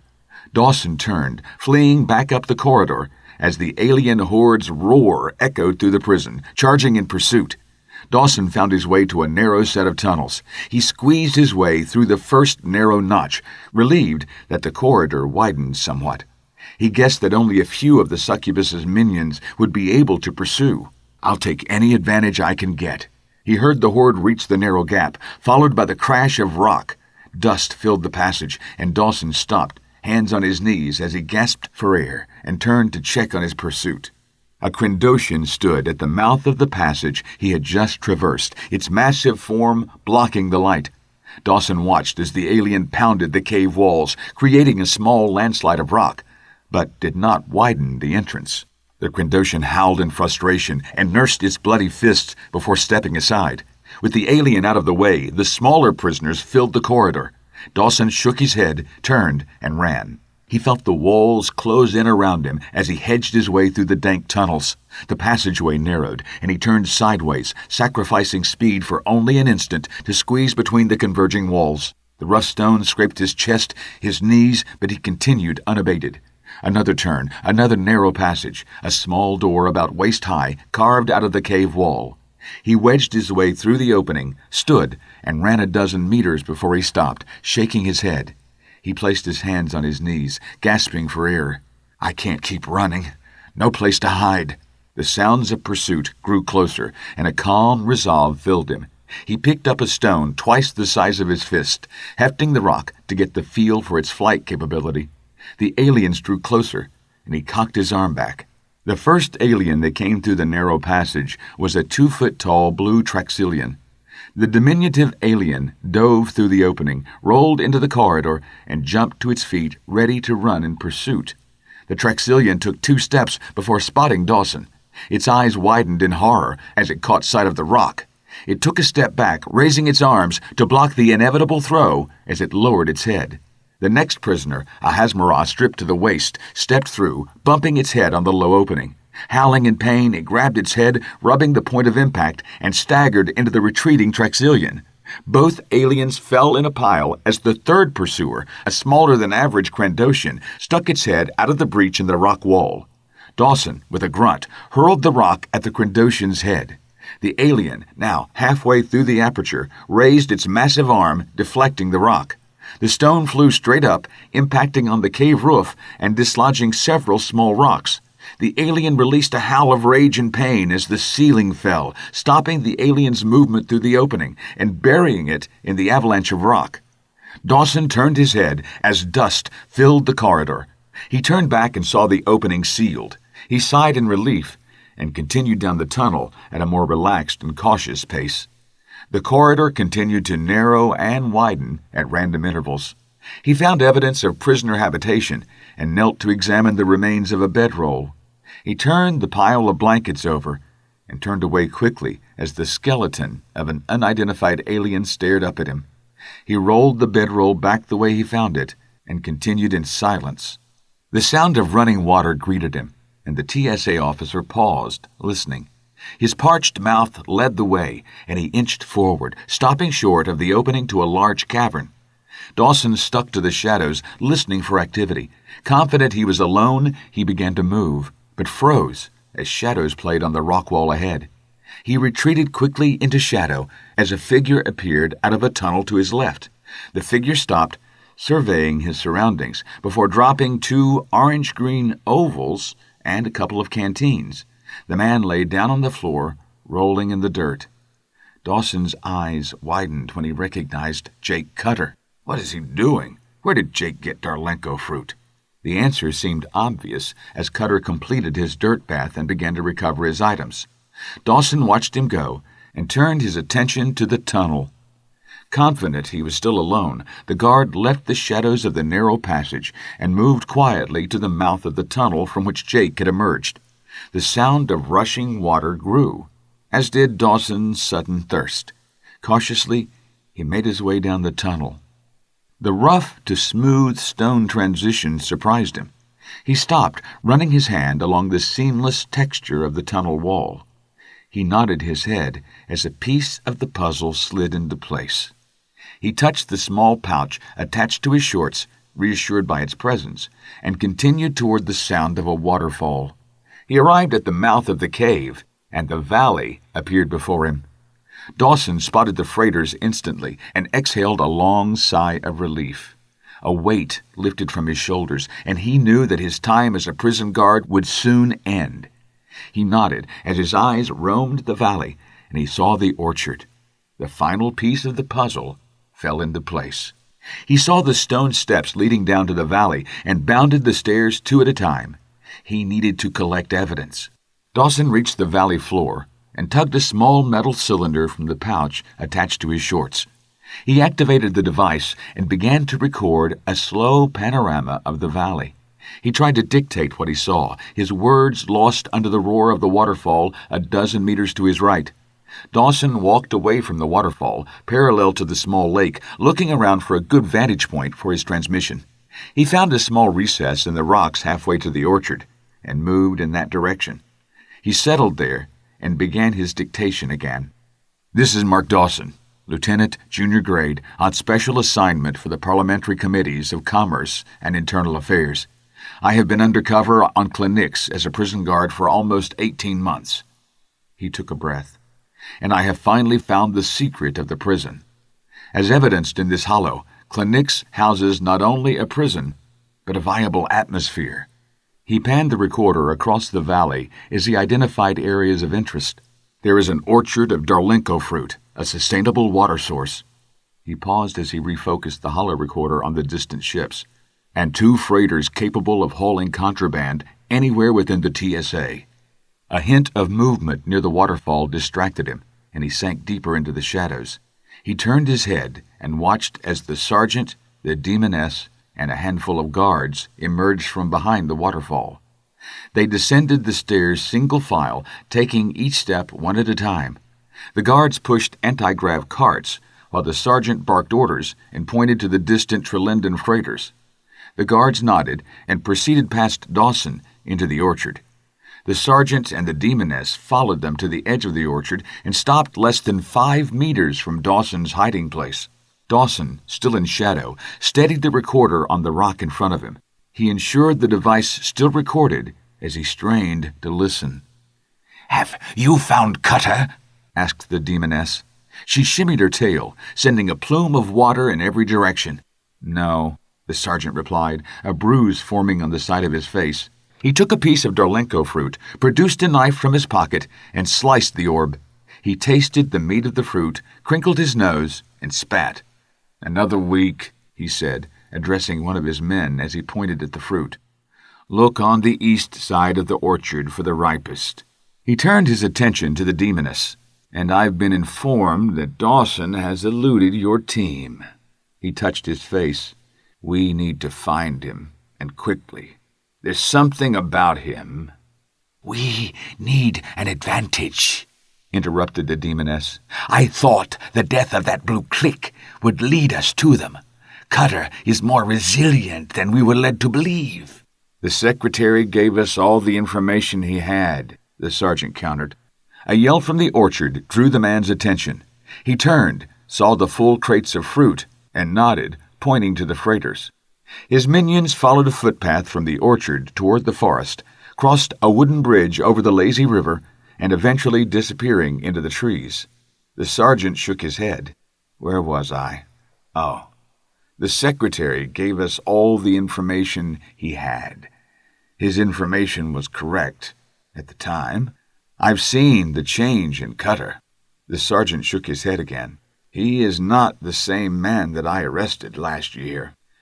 "Nonetheless," the succubus hissed, "he and the girl must be found." "And Dawson." The demoness nodded. "And Dawson." The roar of engines interrupted their discussion, and they turned to watch one of the freighters lift from the far side of the valley. The ship rose, edging its way toward the sergeant and succubus. The quad-engine freighter hovered for a moment before turning 90 degrees and rocketing out of the valley. Within seconds, it was a distant, dark speck in the early afternoon sky. 3 of the underlings arrived a few minutes later without their anti-grav sleds. The sergeant ordered them back toward the waterfall before turning toward the demoness. "I may have a lead," the sergeant said as the 2 started walking back toward the cave. 2 of my hollow emitters are missing. It may be possible to track them using a... Dawson followed the 2 on the video, their words lost to the distance and the waterfall. He sighed, feeling the stress of the moment fade. He lowered the recorder and wiped the sweat from his brow. He stared at the lake for a moment, thinking how good it would feel to go for a swim. He shook those thoughts from his head as the last words came back to him. It may be possible to track them. Dawson peeked around the rocks and saw that he was once again alone in the valley. He exhaled sharply before pulling a small expandable satellite dish from the end of the cylinder. He set up the small antenna, pointing it toward the northern horizon. He flipped a switch on the side, changing the device from record to transmit, and raised the device to his face. I request immediate dispatch of an interdiction team to commandeer the prison and arrest the sergeant in charge. Chapter 9. Angel heard the waterfall at the second turn, the roar of the water sending chills down her arms. She gripped Jake's hand tighter as he led her down the rocky corridor. Butterflies filled her stomach. She felt like a teenager, sneaking out for the first time. The corridor smoothed out, and the noise of the waterfall increased. She felt the temperature and humidity rise, but all of that was secondary. After seeing how clean Jake was, she only wanted to take a swim in the lake. All day she had wanted to get started on the journey, but she knew that they had to wait until after midnight, prison time. The risk of running into someone in the corridor or down the smooth tunnel would be greatly diminished in the early morning. So far the plan worked. Neither she nor Jake had seen a soul since leaving their hidden cave. They silently padded down the passage. Empty canteens hung around their necks. Angel's smile grew as the cave grew lighter. They rounded a final curve, and bright light assaulted her eyes, forcing her to squint. "Why is it so bright? I thought it was the middle of the night." "They must have the prison set on a different clock," Jake responded. "The only thing I can think of is the guards are running both operations. They have to man the prison, so they work there during the planet's night. Then half sleep, and the other half work out here during the prison's night. Exhausting, but effective," he concluded. Angel nodded but said nothing. They had reached the waterfall, and the sight, smells, and sound of the valley overwhelmed her. She never knew that all of this had been so close to the prison, on what she had been told was a desolate moon. "Wow," was all she said. "What?" Jake yelled. "Wow!" she exclaimed. Jake nodded. "Stay here. Take it all in." His voice raised above the roar of the falls. "I'm going to scout around and make sure there's no one else about."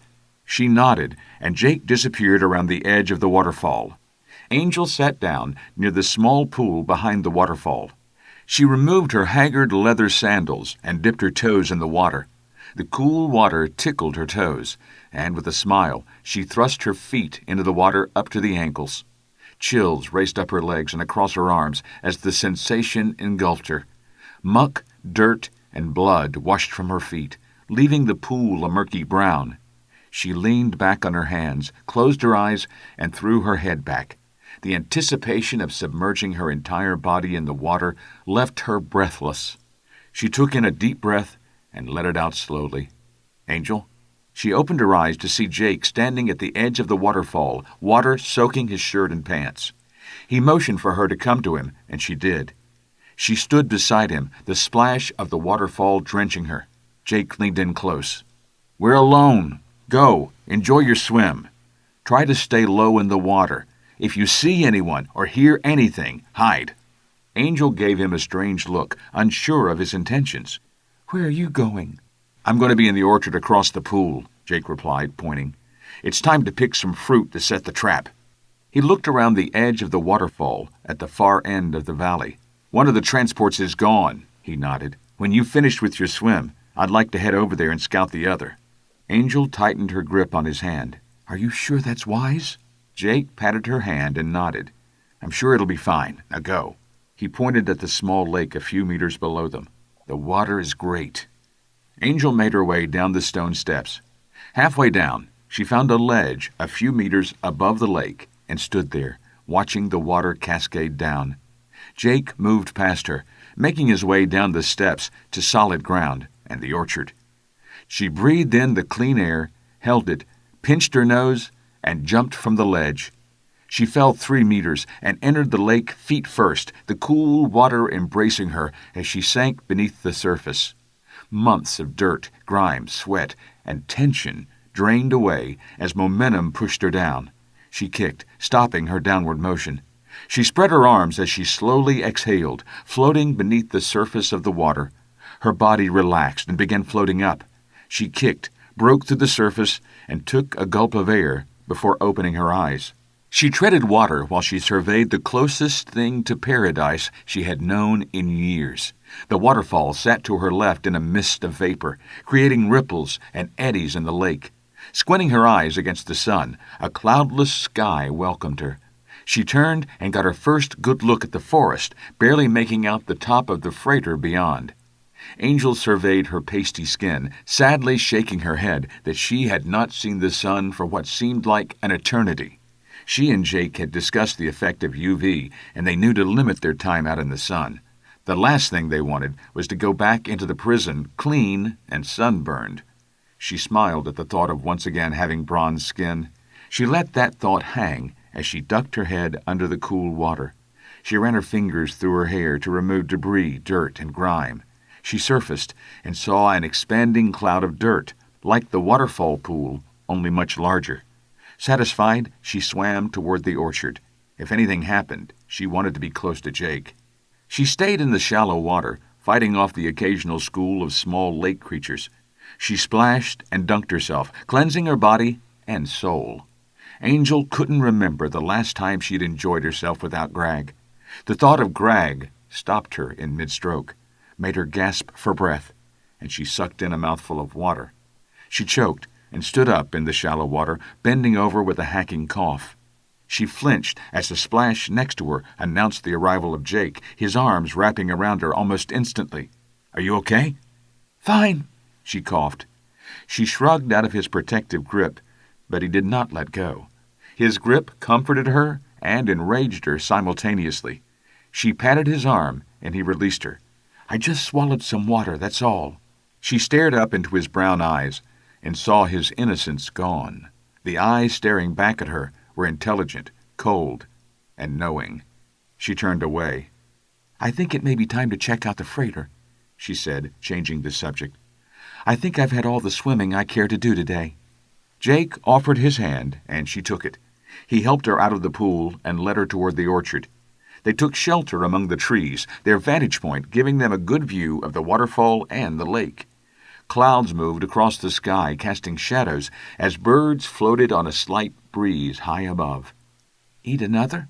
Angel asked, pointing to the darlinko fruit on the branches above their head. Her stomach growled with anticipation. He shook his head. "Not yet. I don't think we're outside the 27-hour window." He pointed toward the mountainside of the grove. "There's a trail over there that leads in the direction of the freighters. Are you sure you're okay?" Angel nodded, wringing out her hair. "Yes, I'm fine," a hint of annoyance in her voice. She let it go, smiled, and nodded toward the trail. "Let's go check out this ship of yours." A packed dirt path from the orchard led to a meters-long wooden bridge overlooking a river. The two paused on the bridge, watching the water flow from the waterfall side to a distant break in the mountains. Jake calculated it would be at least a 2-day trek to reach the crevice. They continued their journey, the path gradually changing to a leaf-covered trail through the forest. Jake held Angel's hand as they traveled through the trees. He breathed deep, enjoying the quiet and the shade of the wood. After the cramped confines of the prison caves, the open air of the valley left him feeling free. Jake released her hand in the heart of the wood. He led the way, occasionally stepping over a downed log or around a bramble bush. He picked his way carefully along the trail, not knowing if the smugglers had left traps or not. He doubted it, but took no chances. Angel followed along behind, quiet and contemplative. Jake kept a watchful eye on the woman. He did not know for sure what caused the incident in the pool, but he had an idea. It would be some time before she could truly put Greg out of her mind. That led to his own thoughts of loss, Pamela, and now a baby never meant to be. It took months for me to come to terms with it. It's only been a couple of weeks for her. Being out of the prison, alone with him, might be the best therapy for her. Then again, he thought, it might make her miss Greg more. They stepped from the cool, shady wood onto a sun-scorched plateau. The sun shone high overhead, and the two started to sweat. More puffy clouds had moved in, but provided little respite from the sun. The temperature rose sharply in the direct sunlight, and Jake stopped for a moment, drinking from one of the canteens hanging from his neck. The liquid cooled his body as it quenched his thirst. He wiped the sweat from his brow, hoping they had time for one more swim before they headed back inside. A dirt path crossed the plateau, leading to a hard-packed dirt pad. The outline of the missing freighter's landing gear left deep impressions in the blasted earth. Jake felt the transition from dirt to scorched earth under his bare feet as he trotted across the landing field. He paused, crouching as he reached the open hatch to the freighter. He held out his arm, motioning Angel to a spot behind him. Jake listened for several minutes before waving Angel forward, and the two moved up the ramp. The metal floor felt cool on his feet as he quietly ascended the ramp into the ship. The searing sun abruptly disappeared as he entered the shadow of the interior. The temperature of the freighter, after sitting in the midday sun, made Jake wish he was still outside where there was at least a slight cooling breeze. He paused at the top of the ramp, letting his eyes adjust to the dim interior. A thick layer of dust and dirt covered everything in the ship.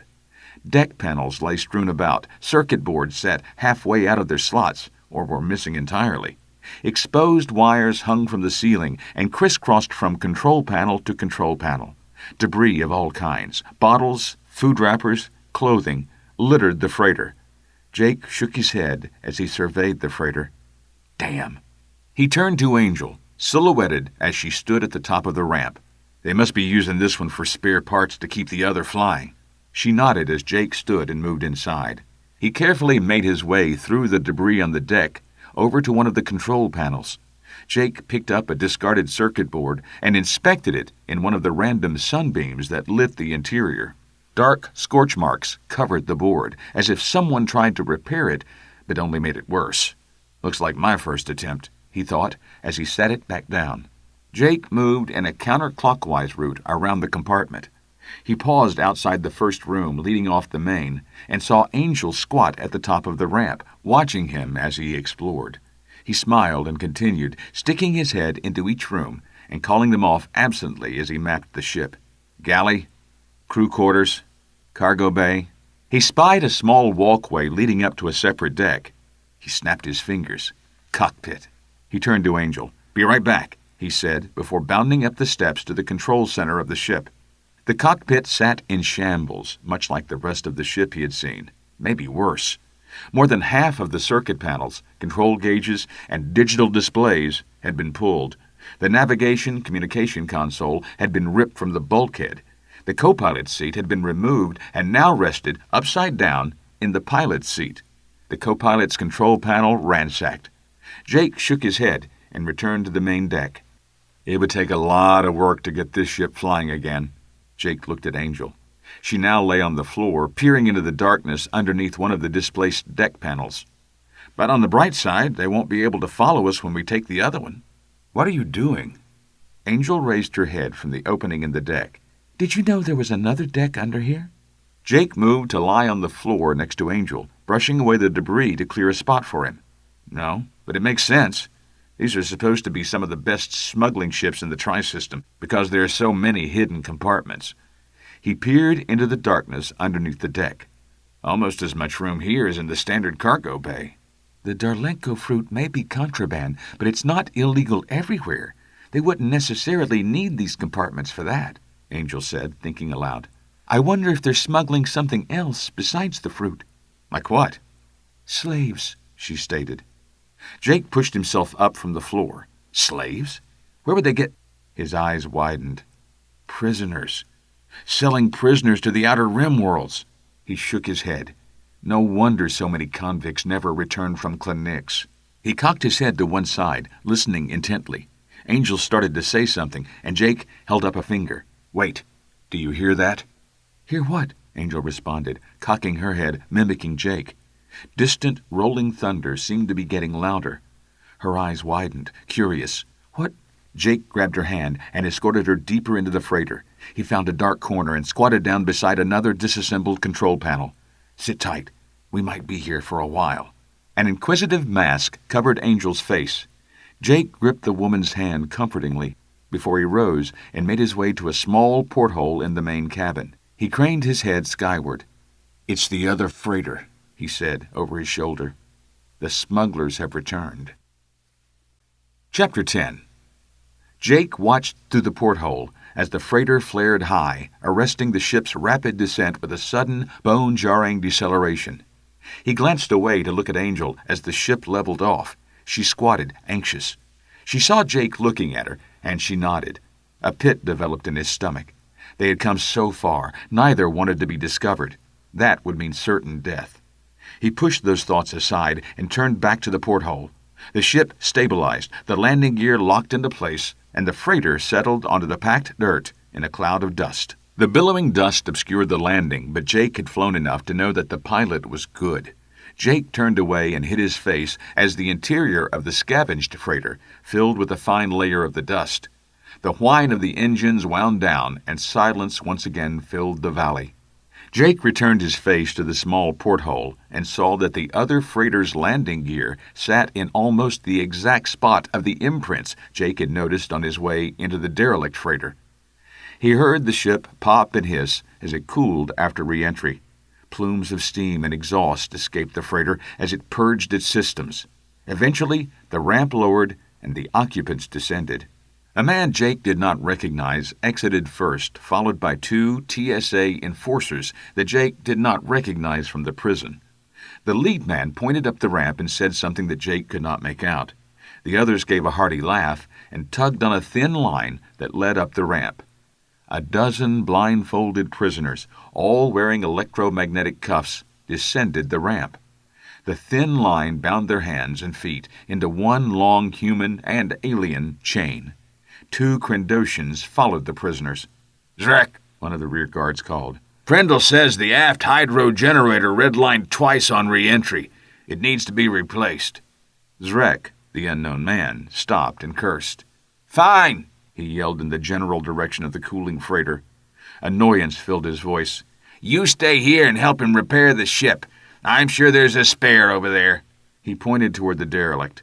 "Find it and get the ship back to full operation. These prisoners are on their way to the war in 12 hours. The ship should be ready to fly in 4. Without waiting for a response, the man grabbed the line and led the bound prisoners toward the forest. The man nodded. "Will do," he said, tossing a mock salute at Zrek's back before heading for the derelict and Jake. Jake moved from the porthole, crossing the small hold to kneel beside Angel. "We're about to have company," he whispered, his voice calm and even. 2 men, but only 1 is coming aboard." Angel nodded, moving into a more suitable position to defend or attack. She slunk deep into a crevice between 2 panels near the door to the galley. Jake moved to stand in front of her, shielding her as much as possible. He slid deep into the shadow as he felt a vibration through his feet. Heavy footfalls announced the arrival of the guard. "Fix my ship," the man muttered, mocking Zrek. "Do this, do that." The guard kicked a discarded computer core lying on the floor. The core arched across the cabin, shattering as it hit the far wall. "That SOB would be nothing without our support." Shadows played on the walls as the man moved through the ship toward the main cargo hold. He paused in a sunbeam, staring out the porthole as the Crendotians and Zrek escorted the prisoners into the forest. He ran a hand through his black, shoulder-length hair before scratching his crooked nose. He turned away from the window, and Jake could see brown eyes scanning the debris-strewn cabin. The man shuffled noisily through the ship, pausing occasionally to pick up a random object and inspect it before tossing it over his shoulder. He moved to the next sunbeam and paused, again looking at a porthole, this time toward the distant waterfall. He took a cautious glance around, produced a flask, and took a long drag. Satisfied, he replaced the flask to a pouch on his belt. Jake left his position by Angel, moving closer to the man's path. The flask stowed, he searched for the elusive part he needed. He continued to move toward the rear of the cabin, toward Jake and Angel. The man's shadow crossed over Jake's hiding spot, and Jake tensed, coiled like a spring to strike. The guard paused, suddenly spooked, and listened to something that attracted his attention. Without warning, the man spun, drew his pistol, and fired. He held the pistol steady as he moved toward a dark corner. He fired a second time, killing the small animal he had wounded with his first shot. He holstered the weapon as a voice called from outside. "Dranold, you okay in there?" Dranold scowled at the voice. "Yes, Prindle, I'm fine." Contempt filled his voice. "Just another crat beast in the ship," he called. "You want it for dinner?" "You know I don't eat those things," Prindle replied. His humanoid silhouette filled the top of the freighter's ramp. "Just find the damn part so I can fix a freighter." Dranold smiled, bent over, grabbed the dead animal by the tail, and hurled it toward the ramp. "Here, have it anyway." Prindle ducked the flying carcass, disappearing down the ramp. Dranold laughed. "I don't need it stinking up the ship." Jake carefully picked up a meter-long pipe from the floor and moved from his hiding place, approaching Dranold from behind. The guard stared out of the ship, taking another draw from his flask. He carefully stowed the container back into his belt and turned to continue into the freighter. His eyes widened as he saw Jake. The pipe connected with Dranold's ribs. The crunch of bone echoed through the ship's hold. Dranold doubled over as Jake swung again, in an uppercut, aiming for the man's lowered head. The impact knocked the guard completely off his feet. The body appeared to levitate off the floor, hanging in the air for several seconds before crashing to the dusty, debris-strewn floor. Jake turned toward the ramp, anticipating Prindle's return. He counted the seconds, but no one came. Jake let out the breath he did not realize he held, and unceremoniously dropped the pipe. It landed on Dranold's body before rolling onto the floor with a soft metallic clang. He moved to the dead man's body, knelt, and began to search his pockets. The first thing he retrieved was the pistol from the man's holster. He rolled the gun over in his hand, examining the weapon before setting it on the deck beside him. Jake then moved to Dranold's pockets. That search revealed the flask, a prison access key, 10 gold coins, and a small communicator. Jake tossed 5 of the coins, the flask, and the access key to Angel before pocketing the other 5 coins. He then turned his attention to the communicator. It was a standard short-range device, very common in security details. He had used similar devices before on large transports. 2-channel encryption, he muttered. Nothing fancy. He pocketed the comm unit and then continued his check of the man's clothing. He undressed Dranold, held up his shirt, and shook his head. He unlaced the boots, removed them, and held them to his feet. He offered them to Angel. "Too small for me," Jake whispered, turning toward the woman. "Should fit you if you want them." Vibrations and loud footfalls on the ramp signaled the return of Prindle and cut off her remark. A Hasmara silhouette stood backlit in the doorway to the ramp. The guard blocked the light, dimming the interior of the ship. "Dranold?" Prindle asked. "Where the hell's my part?" Jake grabbed the pistol from the deck beside him and pointed it at the perfectly backlit target at the top of the ramp. He had never fired a pistol before, had never even held one. His fingers turned bone white as he gripped the pistol tightly, held at a 45-degree angle that he knew was wrong, but could not correct. Time slowed as Jake sighted down the barrel at the alien. Jake jerked the trigger. A dull green laser bolt impacted to the Hasmara's left. Prindle moved faster than Jake expected as the Hasmara headed for cover behind an overturned computer console. His hand went to the low-slung holster on his left leg as he moved to his right. "No!" Jake yelled, firing again. The Hasmara did not flinch as the bolt zipped past his head. A shower of sparks descended on him from the impact of the energy beam. Prindle, almost to the computer console, raised his weapon, bringing the pistol in line with Jake. Jake fired a third time. The third bolt hit Prindle in the left shoulder, spinning him as he fired. The errant bolt tore a hole in a panel near Jake, but did no damage to its intended target. Jake watched the Hasmara grimace, switch the weapon to his right hand, and raise it again. Jake, getting a feel for the pistol, adjusted his aim and fired another shot. The fourth bolt hit the pilot in the center of his chest, throwing him backward. He impacted the bulkhead and slid down behind the computer console he sought as cover. Jake ran, shoeless, through the debris on the deck and crouched at the top of the ramp to scan the landing zone, expecting a squad of guards to come running at the sound of the gunfire. Silence greeted him. He exhaled, sitting heavily on the deck of the freighter, and willed the hammer in his chest to slow. His heart rate under control, he moved to examine Prindle's body. He grabbed the Hasmara's pistol and tossed it to Angel before a quick search of the man's pockets yielded another 10 gold coins, another communicator, and an aerial map of the valley. Angel came and knelt beside Jake as he studied the map in the late afternoon. Jake checked the shadows outside the ship. "We don't have much time. We need to replace the part they were talking about and get out of here, today."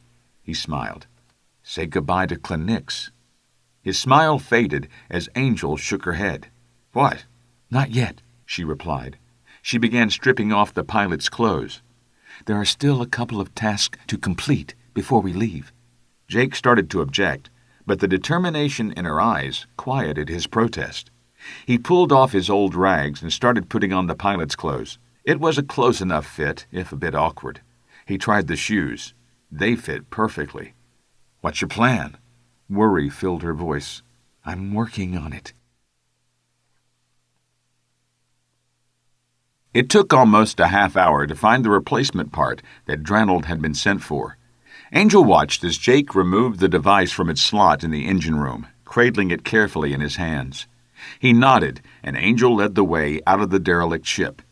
The afternoon sun sat on the horizon, the light hitting the mountains and casting long shadows over the valley as they crossed the 50 meters to the working freighter. "Stand guard," Jake said. "This won't take but a minute or two." She nodded, and he disappeared to the rear of the ship. Angel looked around, amazed at the contrast between the clean, operational freighter and the one used for spare parts. This ship was spotless. A hint of flowers hung in the air. Odd, she thought, until she realized it was probably to mask the scent of unwashed slaves. She shuddered at the thought. An open deck plate toward the cargo hold seemed to confirm her theory and sent another shudder down her spine. She gripped the pistol in her hands tighter, comforted by the familiar feel of the weapon. A trio of spacesuits hung in racks at the top of the ramp.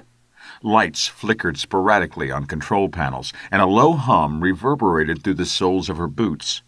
The vibration changed pitch, and a series of lights on a distant panel changed from red to green. Jake re-emerged from the bows of the ship a moment later. "Done already?" she asked, turning her attention back out the door. The shadows grew longer. Sunset was less than an hour away.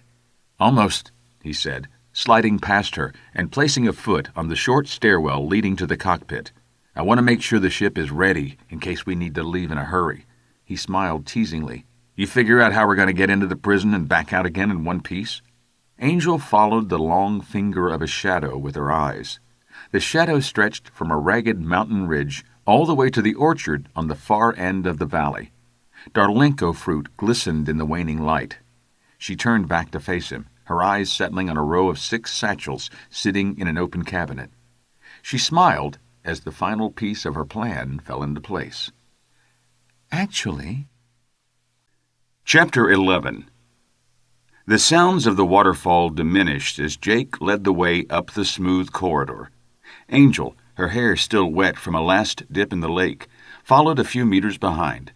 Both wore their newly acquired clothes and carried newly acquired packs, each laden with Darlenko fruit. The duo carried their pistols out and ready. Angel had spent a half hour going over the proper stance and aiming techniques with Jake. She never said where she learned such skills, and he never asked. He moved silently, his confidence high. Darkness swallowed the valley behind them.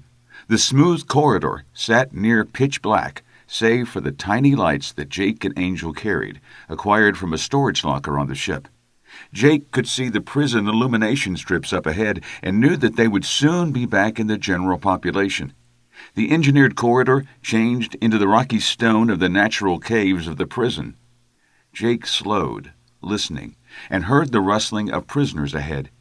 He hugged the wall as shadows danced in the corridor ahead. Another day in the prison had begun.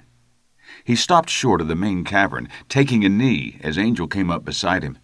Jake took a breath, trying to calm his racing heart. He stole a peek around his vantage toward the central hub of the prison and watched as a dozen or so prisoners milled about. Most of the prisoners stared toward the admin area, waiting on their morning meal. He followed their gaze upward and noted that the admin ledge sat empty. Jake noticed that several prisoners held bowls to catch anything the guards may throw at them. Another small band of inmates entered the hub, carrying clubs and other makeshift weapons. They shoved their way through the crowd, and Jake surmised they sought the weaker of the population. A small blue Traxilian ran from 2 Hasmora. The little alien almost made it to a small cave before a Hasmoran club knocked it off its feet. Most of the prison population ignored the scene. He pulled back, relieved that the aliens were disinterested in their environment. It made Phase 1 easier. He stroked his beard, knowing that once they were seen with different clothes, packs, and weapons, that hell would descend on them. He took another breath, checked to make sure his weapon was fully charged and the safety was off. "Are you ready?" he asked Angel, looking at her over his shoulder. He saw Angel take a deep breath of her own and then nod. "Yes." Jake removed the liberated pack from his shoulder and pulled several pieces of the fruit from the bag. He took one final look at Angel. Determination and anticipation filled her face. He holstered his pistol, crouched, and walked toward the main cavern, staying close to the cave wall. He dropped into the shadow of a boulder and began rolling fruit up the last few meters of the stone corridor into the main cavern. Jake's first bag empty, he discarded it and opened his second satchel. He rolled more of the fruit into the cavern, sending the green-orange orbs in every direction. His second bag empty, he dropped it and drew his pistol. Several pieces of fruit rolled through his peripheral vision, and he turned to see Angel emptying her own bags of fruit. Jake and Angel watched the predator and prey scenario continue to play out again. This time, a blue click attacked a Cla'nix. The two grappled on the periphery of the cavern, away from where the orange-green fruit rolled into the cavern. The dozens of pieces of Darlenko fruit had completed their journey, stopping at random points throughout the central hub. Angel looked anxious, but Jake calmed her. "Just wait. Once they take the bait, we move." On cue, a green-skinned Cla'nix kicked a piece of the fruit.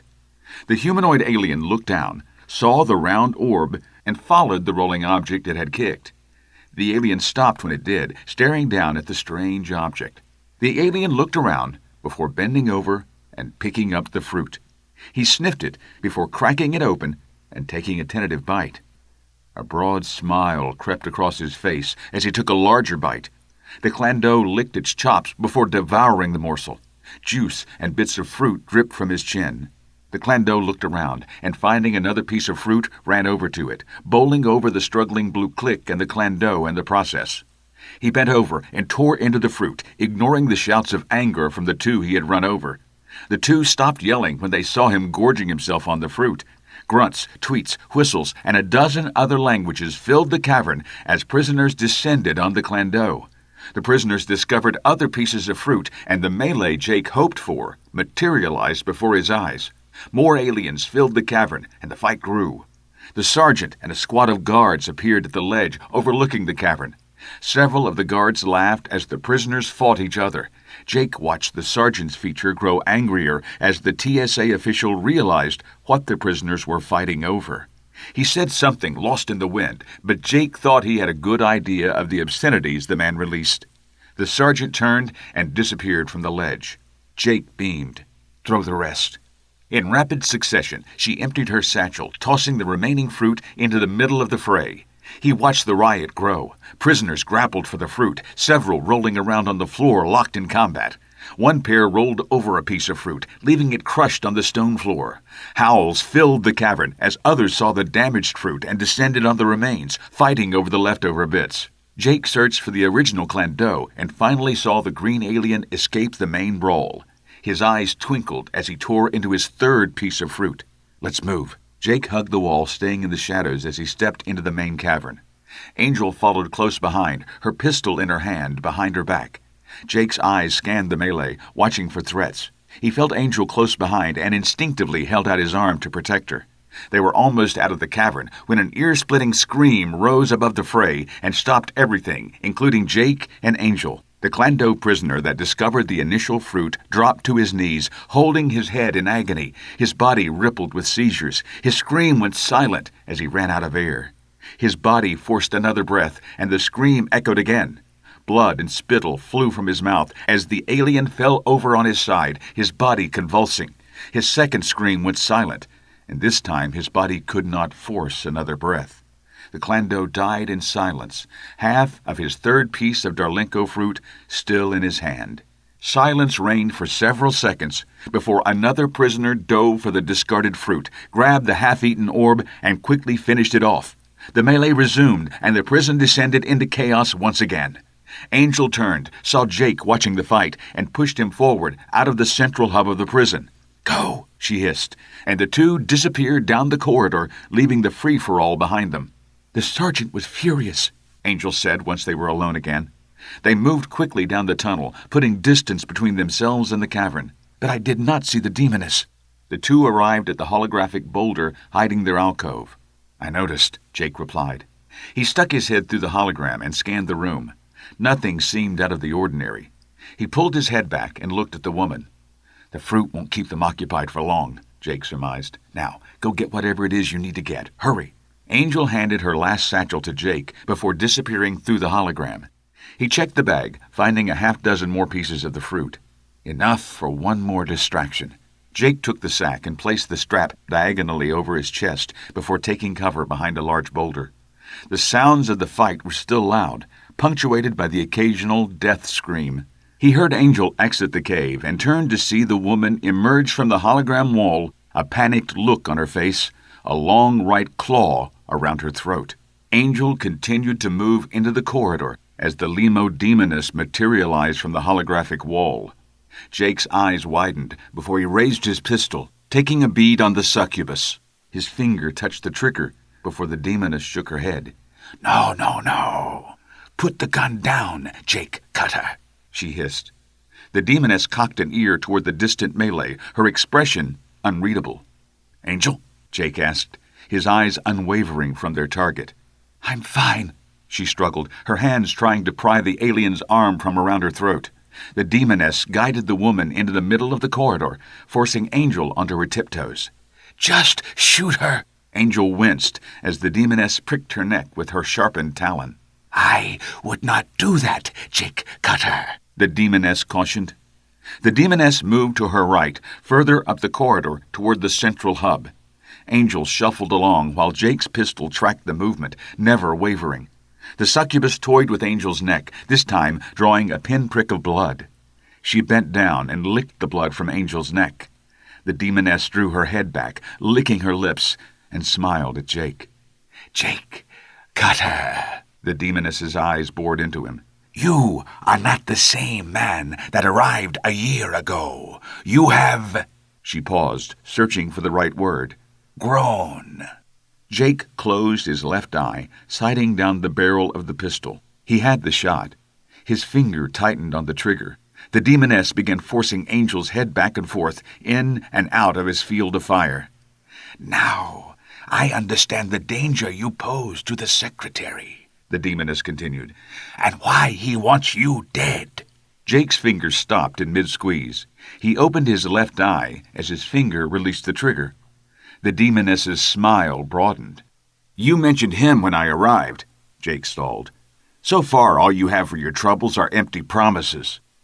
"Not empty promises," the demoness purred. "A pardon and riches beyond avarice." Jake's mind raced, trying to find anyone named the secretary in his past. He recalled every customer, every cargo handler, every shipyard manager.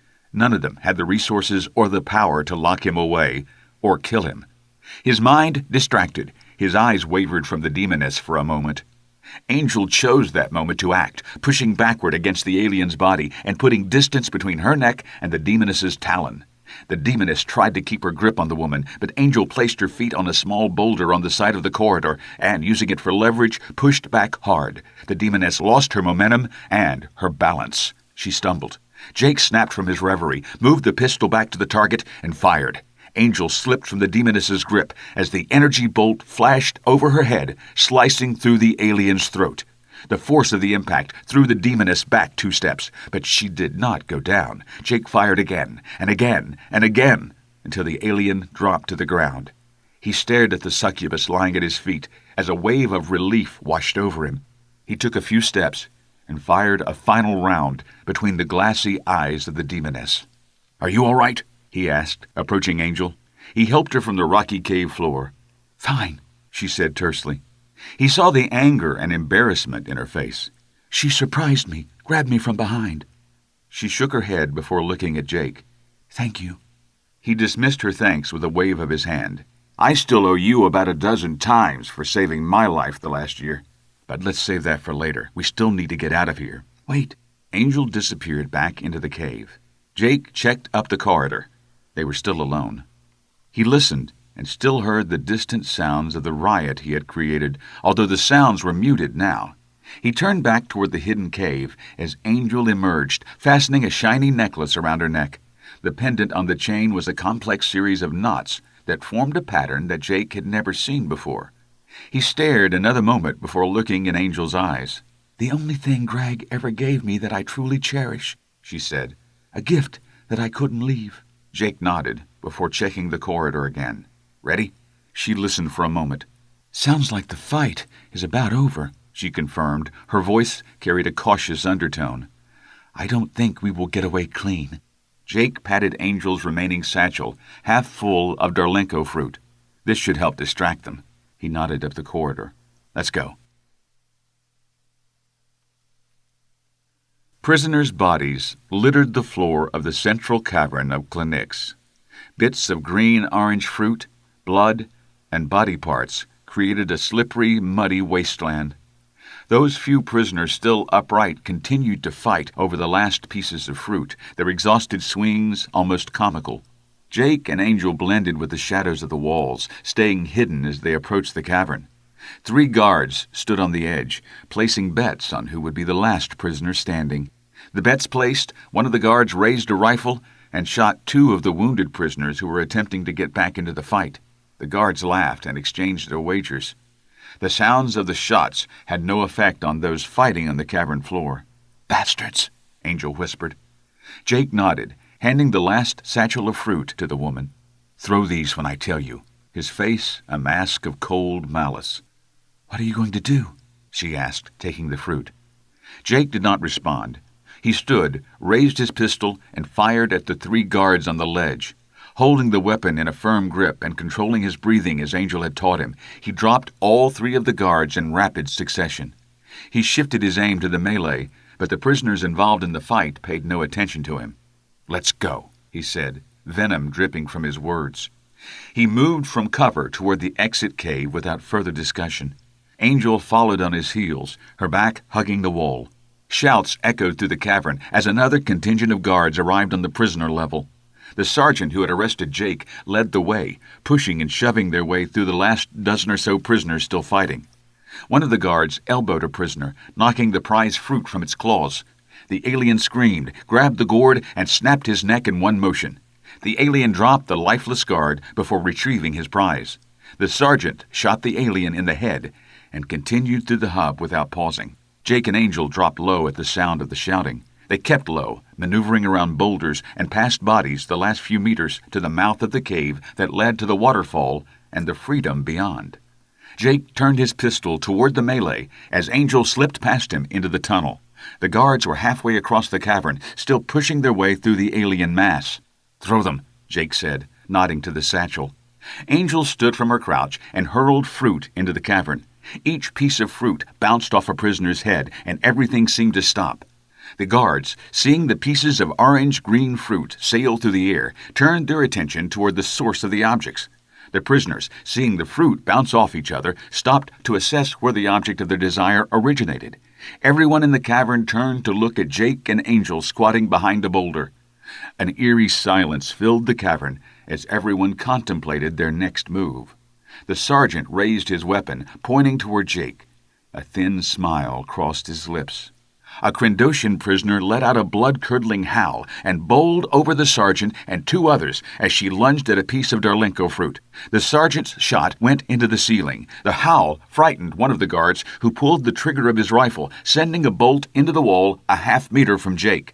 Jake snap-aimed a shot at the guard, missing him but hitting a second. "Run!" he yelled, and pulled the trigger as fast as he could in the general direction of the guards. The prison guards sought cover while the prisoners renewed their fight for fruit.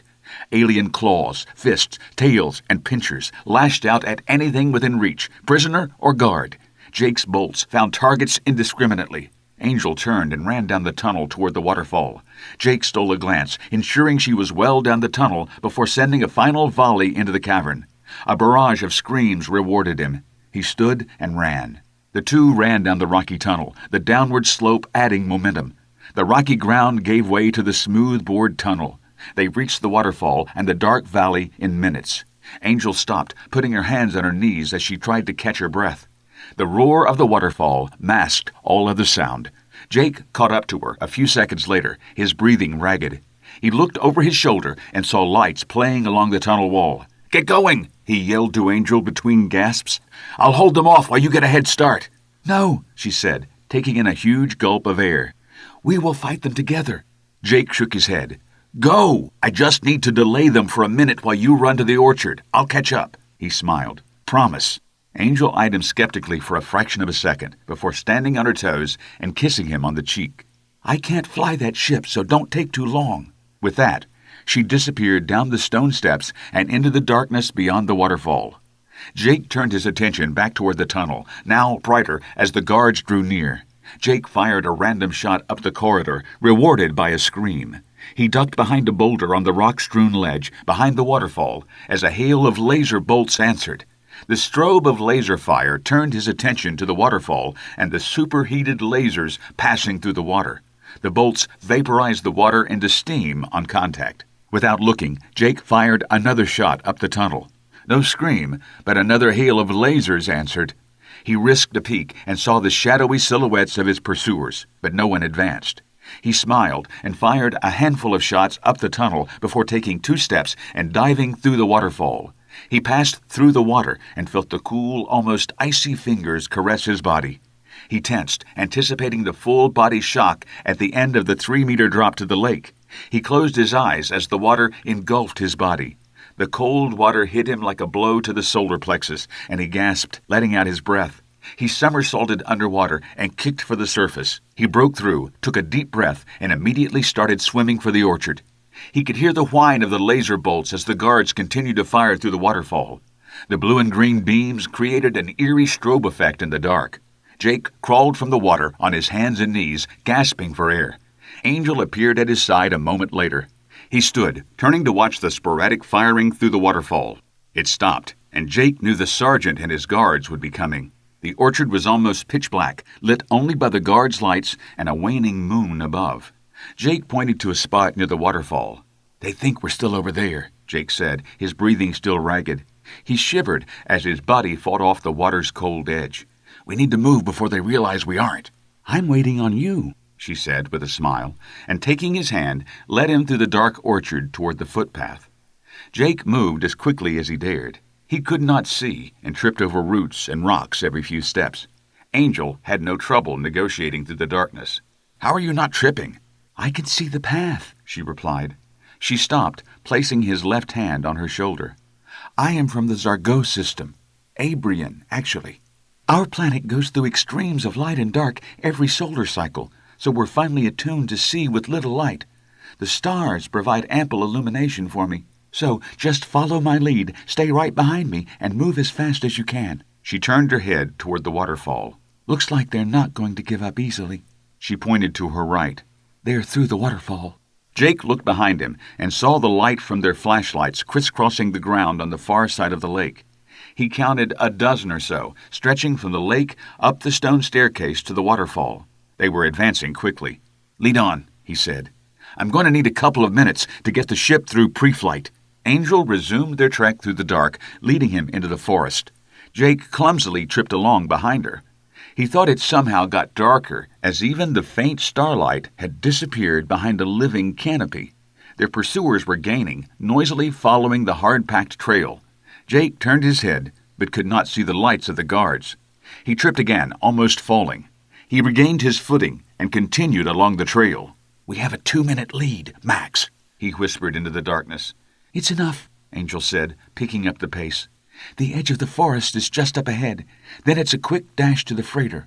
Angel was proven correct when, a few moments later, the landscape brightened as the forest canopy disappeared, revealing the starry sky and waning moon. The starlight created a colorless, bleak, but discernible landscape. Jake released Angel's shoulder and stared at the outline of the Trelinden freighter before him. The night brightened, and Jake turned to see the planet of Yelthi as it crested the mountains behind him. The freighter took a more defined shape in the planet's light. He heard the distant sound of the pursuit and knew time was running out. Let's go." The two boarded the freighter at a run. Jake sprinted up the steps toward the cockpit, pausing to ensure Angel actuated the controls to raise the ramp and close the hatch. A mechanical hum, followed by a metal-on-metal scrape, confirmed the ramp nestled into its proper position. Jake continued into the cockpit. Jake moved with purpose and precision, flipping switches, turning knobs, and adjusting power levels.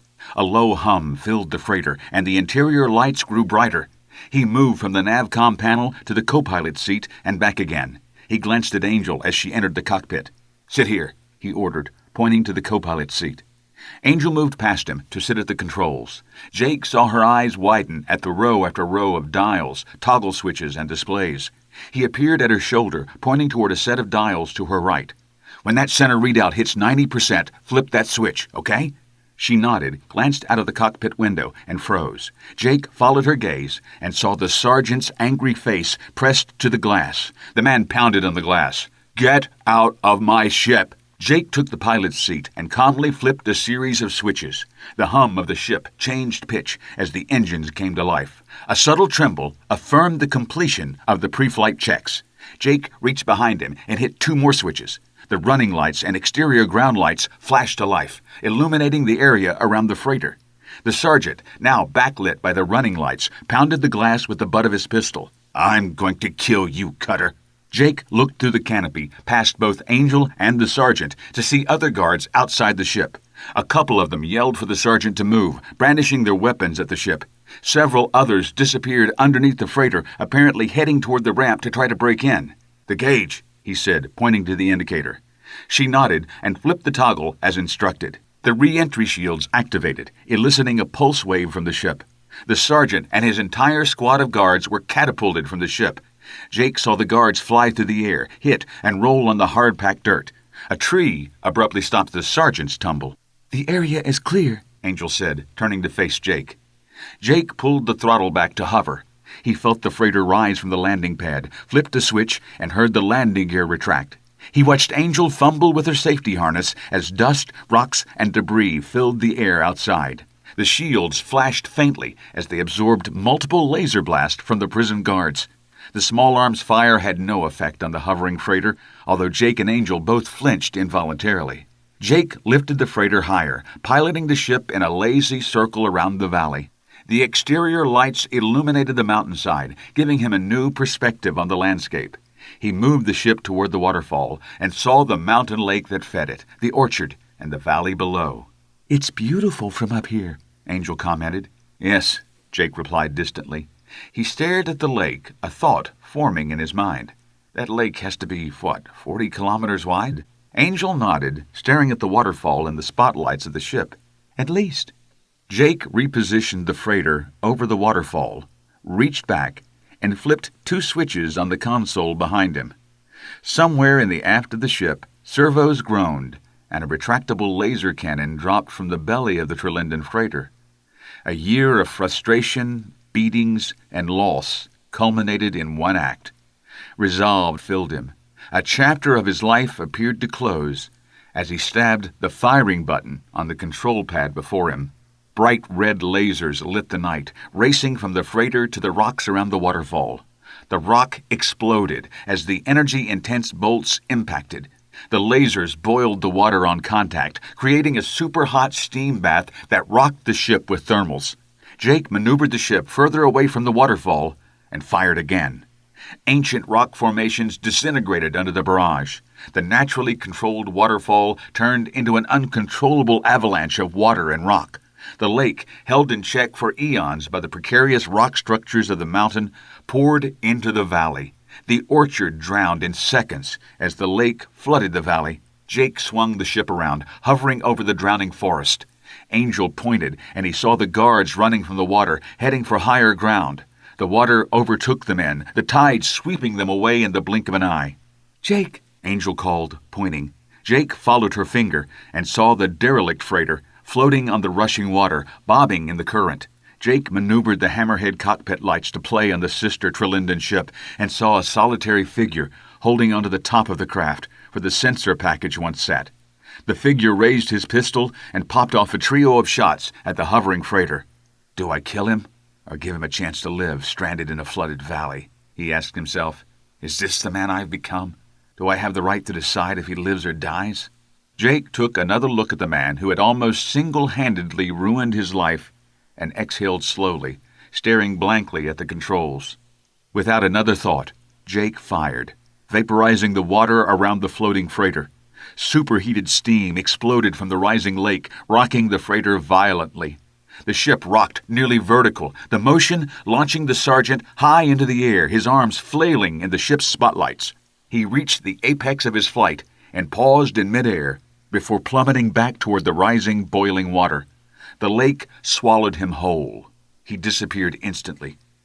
Angel turned to stare at Jake. He glanced at her briefly, turning away from the mixture of disbelief and relief in her eyes.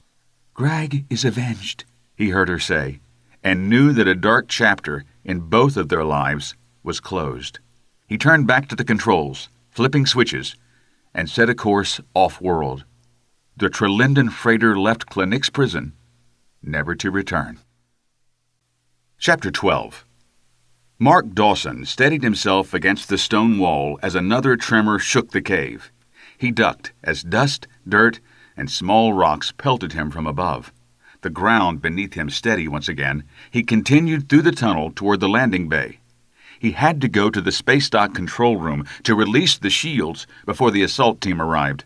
Another tremor, accompanied by cries of panic. He turned, staring down the dark tunnel for a moment, wondering who was left to scream like that.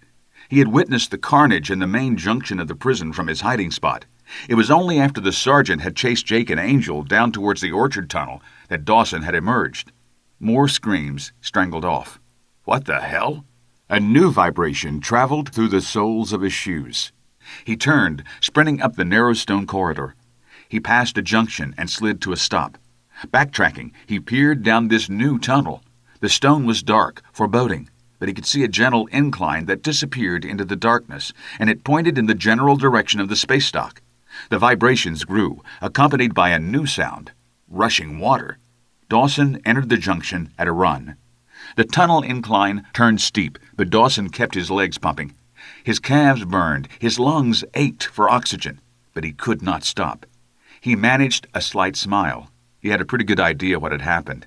I just hope their escape doesn't kill me. He emerged from the tunnel, a few hundred meters from the guard barracks, and stood alone in the corridor, bending over with his hands on his knees to catch his breath. He cocked his head, listening. The air grew humid. The distant sound of rushing water filtered through the air, permeated by the occasional gurgling scream. Standing up straight, he forced his aching legs to move and headed toward his quarters. He entered the barracks area and sighed in relief that he was alone. He reached toward a rock wall, his hand disappearing inside the structure. The wall disappeared, revealing an entire room, including a hollow transmitter, 2 small duffel bags, emergency rations, a transmitter, and a wall of weapons. Dawson sorted through the rations, found a canteen, and gulped its contents dry. He tossed the canteen aside, grabbed another, and drained it. He exhaled sharply and began pulling off his tattered, dirty, and bloody shirt and shorts. The small cylinder attached to his clothes buzzed for attention. Dawson slid on a clean pair of pants before moving to an alcove in the previously hidden room. He activated the transmitter attached to the cave wall. "Dawson," he snarled as the screen snapped to life. He pulled on a shirt with some difficulty as it clung to his sweaty torso.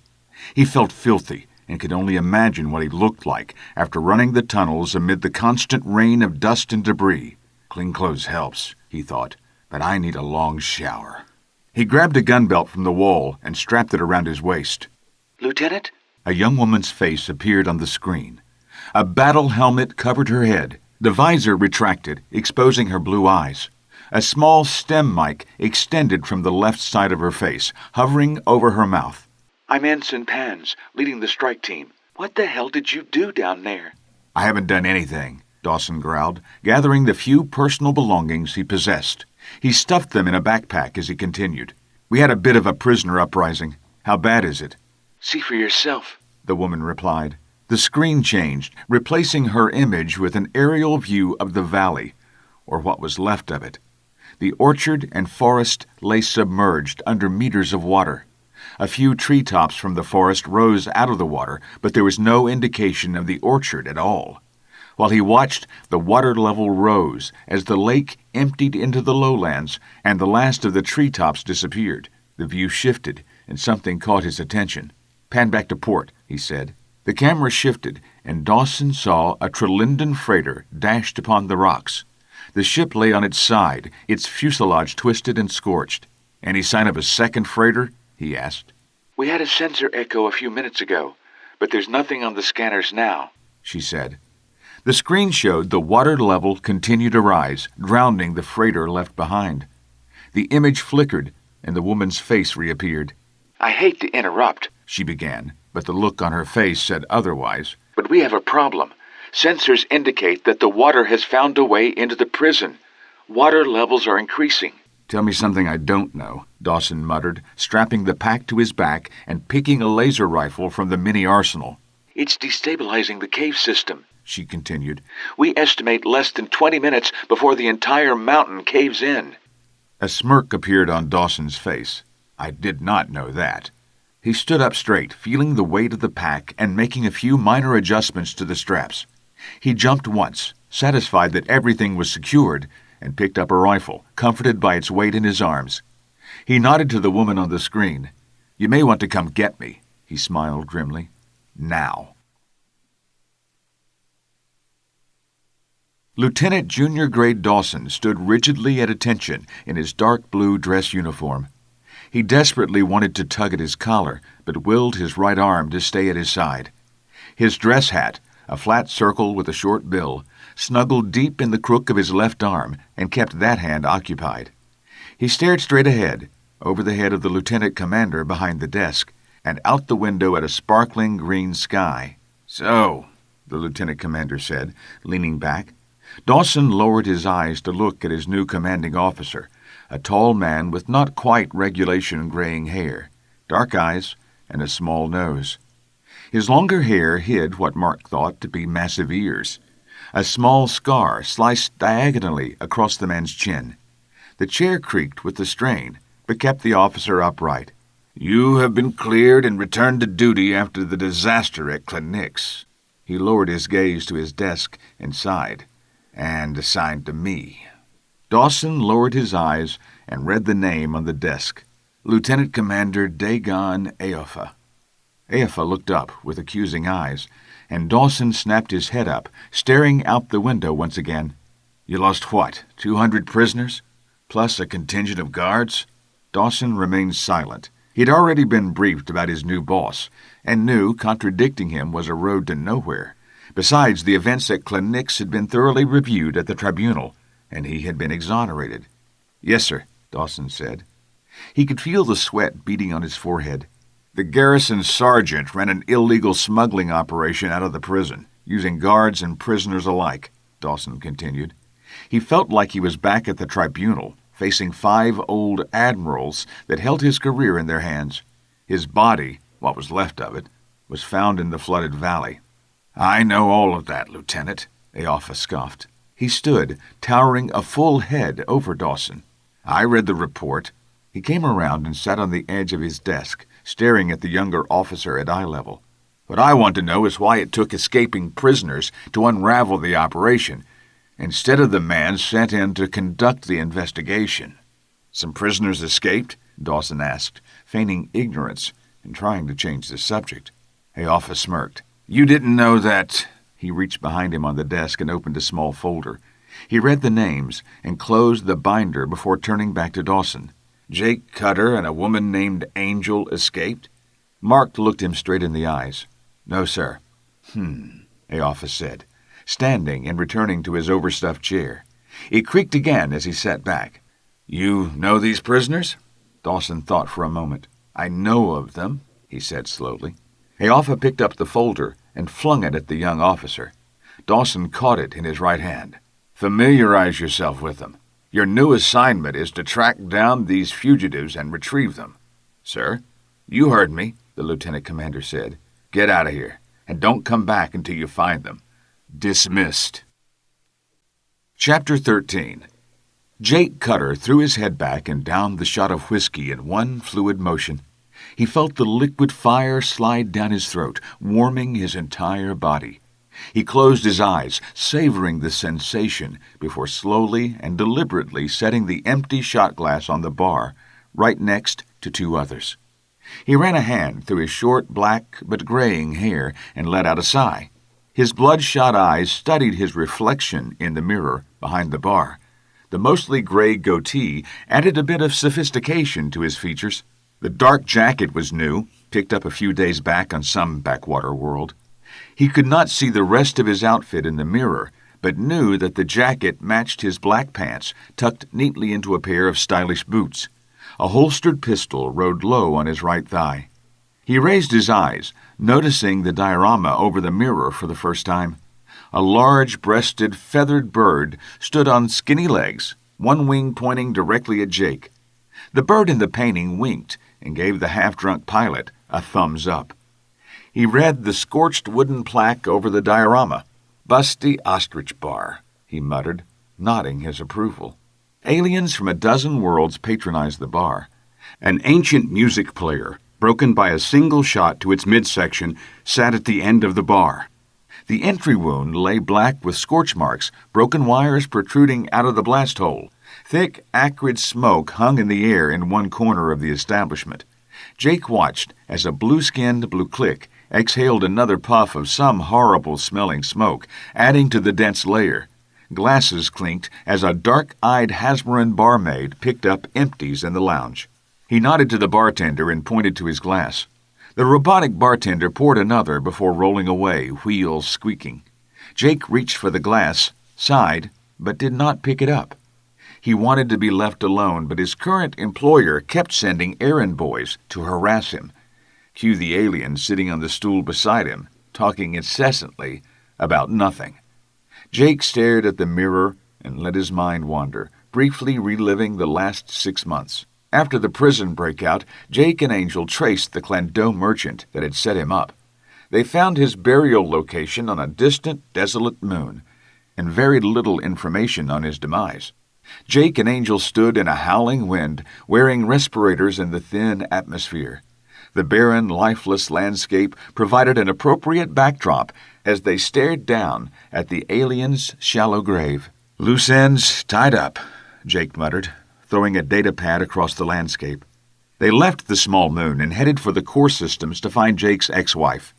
A brief exchange of laser fire with a TSA picket changed their plans.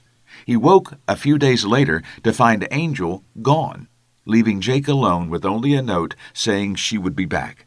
Alone, which was exactly what he wanted. But the errand boy's incessant pestering would not let him be. A change in tone caught his attention, and Jake turned to face the alien. "Would you care to repeat that?" Jake asked, his speech slightly slurred. He stared into the eyes of a 2-foot-tall blue Traxilian. He paused for a moment, eyeing the creature, before his slurred speech gave way to raucous laughter. The blue alien stood on the bar stool, its normally blue eyes an angry red. Even on the bar stool, the alien stood a half-head shorter than Jake. The voice was small and angry when it spoke. "I said the boss wants to know why you haven't delivered the shipment yet." He leaned forward, forcing his bad breath into Jake's face. "You have been on the ground for 6 hours." Jake stopped laughing and recoiled slightly at the alien's halitosis. He waved his hand in front of his face to dissipate the foul odor. "I'm still 3 hours ahead of schedule." He offered a half-drunk smile before pointing a finger at the alien. "I'll deliver on time." He wobbled slightly on the bar stool. "You will deliver now," the Traxilian said, pulling back his tunic to reveal a small laser pistol tucked into his waistband. Jake sat silent and still, concentrating on the blurry alien beside him. He downed his shot of whiskey and motioned to the bartender for another shot. "No more," the alien intervened. Jake eyed the diminutive alien, shaking his head to focus the blurry image. He smiled and lunged for the alien's head. Jake felt the full effect of the alcohol. In his mind, he was moving at lightning speed, unstoppable and precise. In reality, the move was a slow, clumsy swipe that the Traxilian easily avoided. The alien jumped back out of reach, onto the next stool, and into the waiting arms of a dark-haired woman. Jake continued his lunge, although the alien was well out of reach. His alcohol-numbed mind recognized the woman as he missed the alien and fell off the stool. He turned his head as he fell, locking eyes with the woman as his momentum carried him off the stool and deposited him on the deck. "What?" he muttered as he hit the wooden floor. A small plume of dust rose from the impact. "Let me go," the Traxilian struggled. He was strong by his species standards, but no match for the woman. The alien turned enough to get a look at who held him, and his eyes bulged as he recognized her, his eyes drawn to the pistol she wore in a cross-draw leather holster on her left side. The brown leather provided stark contrast to her dark one-piece suit and menacing eyes. His struggle stopped immediately. I thought you were gone." Angel sighed, staring down at Jake. "I was." Jake smiled as he fell into a peaceful sleep. Pain, a burning sensation followed by the sound of a loud pop. Another pop, more friction-induced heat, this time on the other cheek. Jake slowly opened his eyes. Blinding light flooded in, and he closed them tightly. His head pounded, fighting his cheek for supremacy and pain. He did not know which was worse, his head, the light, the echoing pop, or the searing pain on his cheek. Another pop, more pain. And Jake decided that the pain in his cheek was worse. He opened his eyes in time to see the little blue Traxilian pull back his tiny fist. Jake could not stop the alien and felt the sting of the alien's hand again. "Damn it, stop!" Jake swiped at the alien, who deftly jumped out of the way. Jake grabbed his head and closed his eyes, fighting off the hangover headache that hit him far worse than the alien could have. "He is awake," the alien said sarcastically. "Happy?" Jake opened his eyes to see who the alien was talking to. He looked past the angry blue blob to see a woman sitting on a stool, her back to the wall. She held a pistol in her hand. Her eyes flashed with a combination of contempt and anger. Jake blinked the cobwebs from his brain. The woman came into focus, and he recognized her immediately, or at least thought he did. "Angel?" "Hello, Jake," she smiled, her tone sarcastic. "I see you're doing well. What's it been, 2 months since we went our separate ways?" Jake took a moment to look around, discovering the three of them were in a room stacked full of boxes of various alcohols. A door marked Exit sat to his left, another door to his right. The clinking of glasses and murmur of voices filtered from the right-hand door. He stood and found a chair and sat as the room began spinning. He gulped down a bitter taste, his mouth dry from the whiskey. "You mean since you abandoned me on Rick?" The room finally stopped spinning, the bitter bile subsiding in his throat. 2 TSA cops come busting in the door. I look up and you're gone. Jake shakily stood. He steadied himself on the wall, pointing an accusing finger at Angel. 2 months. 2 months on the run, working for Friendlopon. 2 months of getting shot at by the TSA and getting harassed by Blue Boy here. He pointed at the alien. His head pounded, reminding him of the fire in his cheek. And now you show up out of the blue. He stumbled over the word, finding it somewhat humorous to use it twice in the same sentence. "Sorry." "Sorry?" Jake shook his head, rubbing his tender cheek. Anger filled his voice. "Why did you leave?" "You didn't read the note?" "Of course I read the note," Jake replied. "It said you needed to do something and you'd be back soon. Soon is not 2 months later." She looked down at the floor for a moment, watching her shoe move in a circle in the dust that coated everything. "I needed to—" She paused for a moment before finally raising her head and looking at Jake. Her voice cracked slightly when she continued. "I had to visit Greg's homeworld." Jake's anger vanished instantly. "Oh," was all he could say. You could have told me." He closed his eyes against the headache. "I needed to go alone," she said, sadness filling her voice. "I promised him long before you arrived that if anything happened to him, I would visit his home." Jake nodded, and silence filled the room. "This is all very touching," the Traxilian said in his high-pitched voice. "But you have an appointment with my boss in 20 minutes. So if you're done with this sentimental reunion, perhaps we can conclude the business we started 2 hours ago in the bar." "You are late." "Unavoidable, boss." The Traxilian threw a glance at Jake before lowering his eyes and staring at the plasticrete surface of the landing pad. The O'Glenn's traitor, Frenlopan, removed himself from his hover limo and approached Jake and Angel. The hover limo lifted a half-meter once relieved of the alien's bulk. The large, crab-like alien dismissed the Traxilian with a wave of a pincer. The blue alien backed away and moved over to stand with the other minions of Frenlopan's entourage at the front of the vehicle. The brown carapace of the O'Glenn smuggler glistened in the hazy sunlight as he made his way across the landing area. Jake thought the alien's shiny exterior was a combination of the setting sun and a fresh coat of wax. Frenlopan stopped in front of Jake and studied him from head to toe, pincers clacking together. Jake stood, unflinching. "You arrived on my planet before sunrise," the boss stated, pointing a pincer at the ship sitting nearby. "And yet you wait all day to deliver my merchandise. Why?" "I guaranteed on-time delivery, not early," Jake said, his head still pounding. "If you want early delivery, well, that'll cost you." Frenlopan stood for a moment in silence.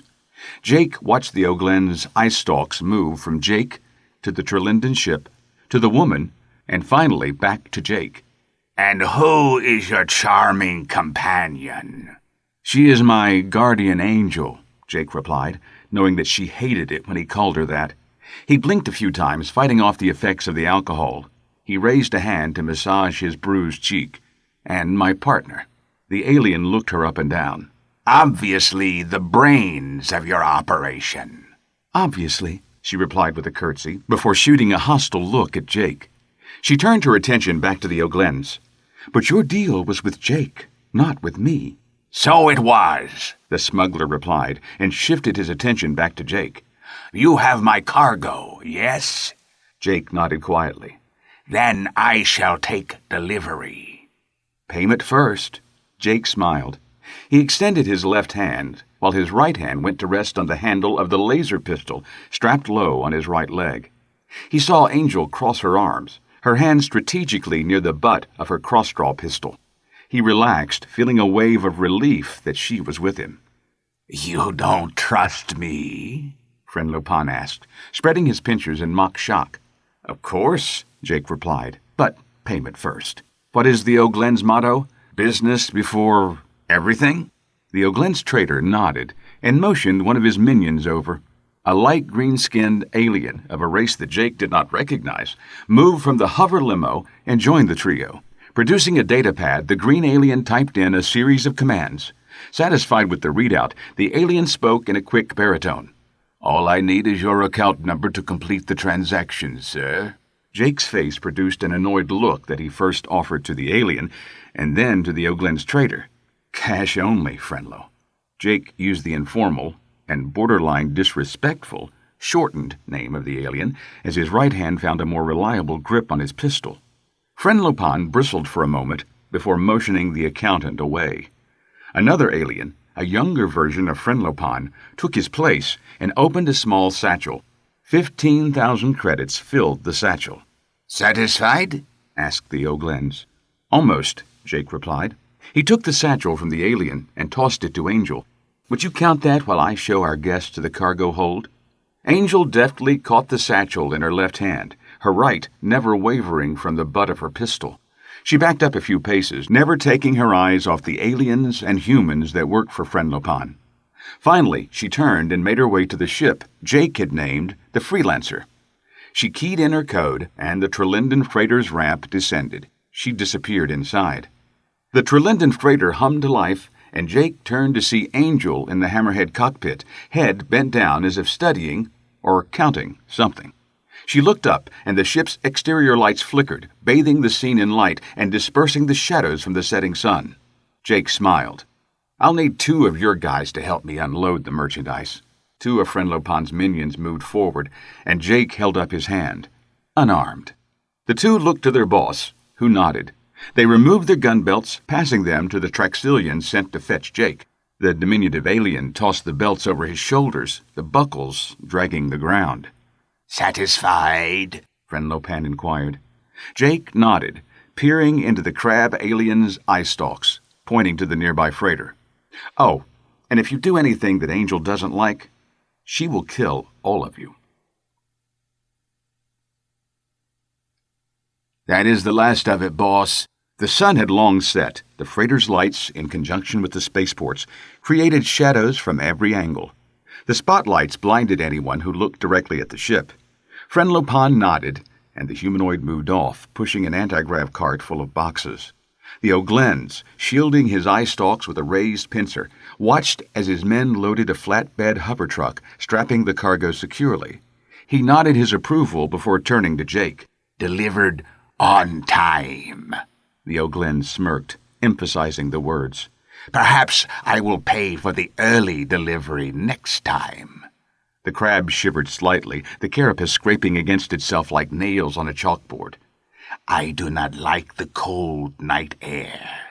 Jake breathed in a lungful of the cool, crisp air. He exhaled slowly, watching his breath dissipate. The exterior lights of the ship faded, and he turned to see Angel in the cockpit. She gave him a thumbs up before dousing the cockpit light. Payment received in full. Jake nodded. He took a step back to leave, trying to keep an eye on the O'Glens and his minions at the same time. I have another job for you, Captain, Friend Lopin said before Jake took 2 steps. Jake smiled politely. No thanks. He shook his head, thinking of Angel. I have other matters that I must attend to. Like who set me up, he thought. 6 months of researching the mysterious secretary, of tracking every lead that he learned of in prison. Nothing. Even his ex-wife had disappeared. That had led to weeks of depression, and, Jake suspected, the real reason for Angel's departure. Jake had stumbled across the freighter's log and found a reference to the Pan smuggling network. Jake bribed his way into the organization, and now ran freelance transport for Friend Lopin. The crab-like alien gave the equivalent of a smile. I will make it worth your time, Captain. 100,000. That's enough to overhaul that piece of glech you call a ship. 100,000? Jake repeated. He had never been a greedy man, but that amount would be very hard to pass up. Offering that much means he's up to something. But what? He kept his expression neutral as he thought through the offer. What's the job? Simple transport, Friend Lopin replied. Local. If you left now, you would be back by morning. Jake smiled, nodding, as if thinking over the offer. He had cultivated a reputation of greed and recklessness over the last few months, a lesson learned from Greg. Let your opponents underestimate you, the blue click had said. It gives you the advantage in negotiations or fighting. Definitely a setup. If it's that simple, have one of your goons do it. The crab shuffled his feet, clacking his pincers nervously. I'm embarrassed to say, but none of my employees can fly. Jake laughed. That's hard to believe. The crab shrugged, another grating sound as its chitin rubbed together. They are creatures of the land. He offered another smile. But perhaps flying lessons are worth considering. Half up front, half on delivery, Jake stated. Agreed. Jake nodded. No negotiation, no haggling. Definitely a trap. Fine with me, he thought. For a 50,000 up front, I'll spring it. Sounds great. Let's get started. Chapter 14. Jake boarded the ship after the meeting with Friend Lopin and met Angel at the top of the ramp. She touched a panel, closing the ramp. He tossed the new satchel of coins to her, and she caught the bag in one hand. She opened the bag and whistled. What's this? New job, he grinned. To do what? Assassinate his competitors? She asked. He explained the conversation with Friend Lopin, and her jaw dropped. You took that deal? Are you crazy? He is setting you up, setting us up. Jake nodded. I know, but if he's willing to pay this much, I want to see who is paying him, and the only way to do that is to play along, for now. Jake and Angel made their way to the hammerhead cockpit of the Trelinden freighter. The ship sat ready for departure, thanks to Angel's foresight. Jake took his seat, flipped 2 switches, and pulled back on the throttle. He felt the ship lift from the tarmac. The chair's restraining harnesses held them in place as the freelancer roared over the countryside. Jake glanced at a screen to his left, watching the spaceport shrink in the rear cameras. Jake tapped a command into the control console, and the ship nosed skyward, heading for space. Clouds gave way to a hazy, polluted brown sky that slowly morphed into blackness. The freighter achieved orbit, banked sharply to port, and left Cropple. In minutes, the planet was a small dot on the rear screens. "Course set," Angel said, turning to Jake. "Are you sure about—" A small tremble reverberated through the freighter, followed by a dull metallic clang somewhere in the bowels of the vessel. Alarms flashed red on the display, and the ship pitched forward hard. Jake unbuckled, found a solid foothold on the control panel, and stood on the console, staring out of the open canopy, examining the exterior of the ship. "What the hell was that?" "I don't know," Angel responded, apprehension filling her voice. "Jake, the weapons are offline."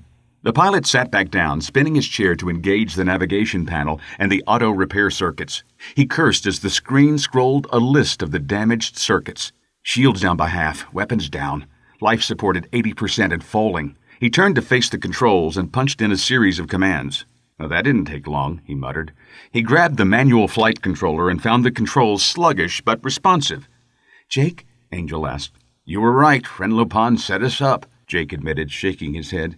The controls grew more sluggish. "I didn't think it would happen this quickly." "Can we get back to Cropple?" she asked. Jake studied the readouts and shook his head. "The controls are sluggish. Engines are redlining. We hit an atmosphere, we are done." He double-checked the sensor suite, focusing on an object at extreme range. He flipped a few switches, bringing the celestial body into sharper focus onto the screen on his left. He motioned with his thumb towards the rear of the ship. "Go back and see what they did," he said without looking up. "My guess is some kind of explosive on the master circuits. Hopefully they didn't do the same to the auxiliary." Angel rose from her seat as the ship rocked violently. She grabbed the communications panel behind the co-pilot's seat to steady herself. "And if they did take out the auxiliary too?" He changed course, turning to starboard, where a distant solitary planetoid slowly made its way through the system. "Well," Jake said through gritted teeth. His arms shook with the strain of trying to fly the damaged freighter. "And we have much bigger problems than the weapons not working." Another shudder through the ship, and the artificial gravity failed. Jake felt his body lift from his seat, reminding him that he did not strap himself back into the seat. The backup generator activated a moment later, pulling him back into the pilot's chair. "Get going," he finished with a motion of his head toward the rear of the ship. Sweat dotted his brow as he fought the controls. He never took his eyes from the controls, even though most of the readouts were either confusing or dead. He tapped the rudder pedals and found them barely functional. His arms strained, holding the ship on course toward a small rogue planet. The sensors beeped for attention. Jake glanced at the screen and shook his head in frustration. A half-dozen ships entered the system, followed by a handful more. The Navicomp identified them as TSA picket ships and corvettes, all heading for Cropple. Jake released the controls with his right hand and flipped two switches on the center console between the pilot and co-pilot's seat before returning his grip to the controls. His forearms and biceps burned with the effort of holding the ship on course. The first toggle disrupted the transponder, hiding their sensor ID from the TSA ships in system. The second activated the internal comms. "I'm heading toward a rogue planetoid away from our previous course," he said, his voice echoing through the ship. "I've also dampened the transponder, but I don't know how long we have before the TSA finds us." Angel ran down the stairs toward the main compartment. She grabbed the handrails as the entire ship shook violently. The engine sputtered, adding more movement to the already swaying deck. She dodged items falling from storage lockers and cabinets as she made her way toward the engine room. The ship lurched, and she jumped out of the way of the recreation console as it crashed to the deck in a shower of sparks and smoke. She stepped around anti-grav chairs that had slid halfway across the ship.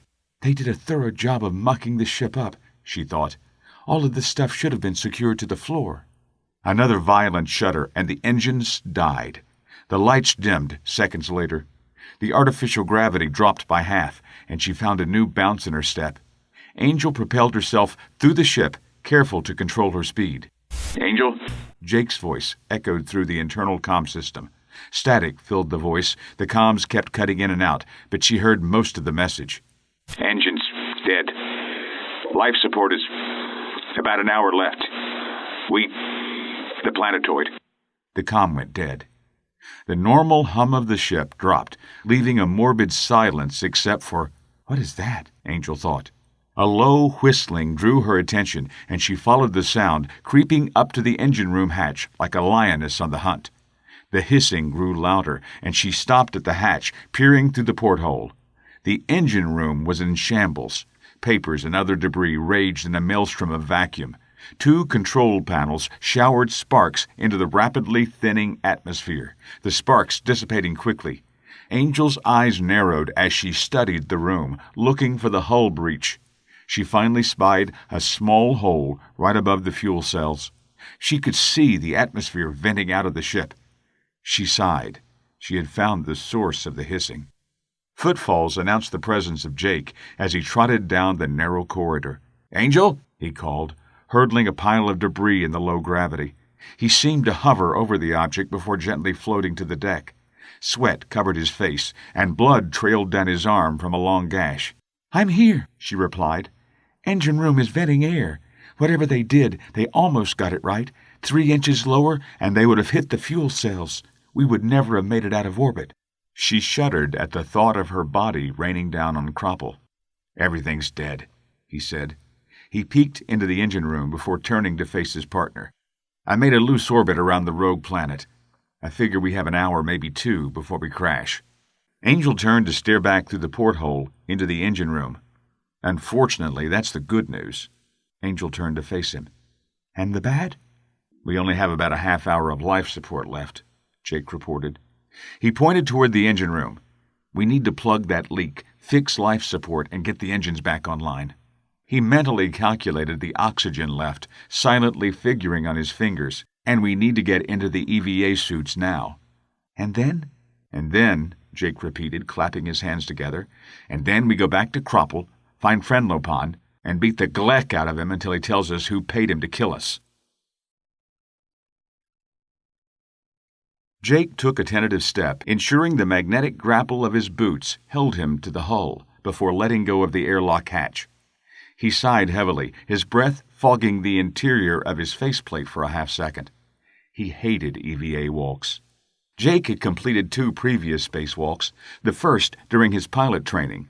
The TSA required all ship captains, military or civilian, to be certified in EVA. "You never know when you'll have to go out there and fix it yourself," the instructor had said. Jake had shrugged at the time and went along with it. It had not bothered him that first time. He was in a controlled environment, with 2 instructors with him, and a tether line to reel him in if he did something careless.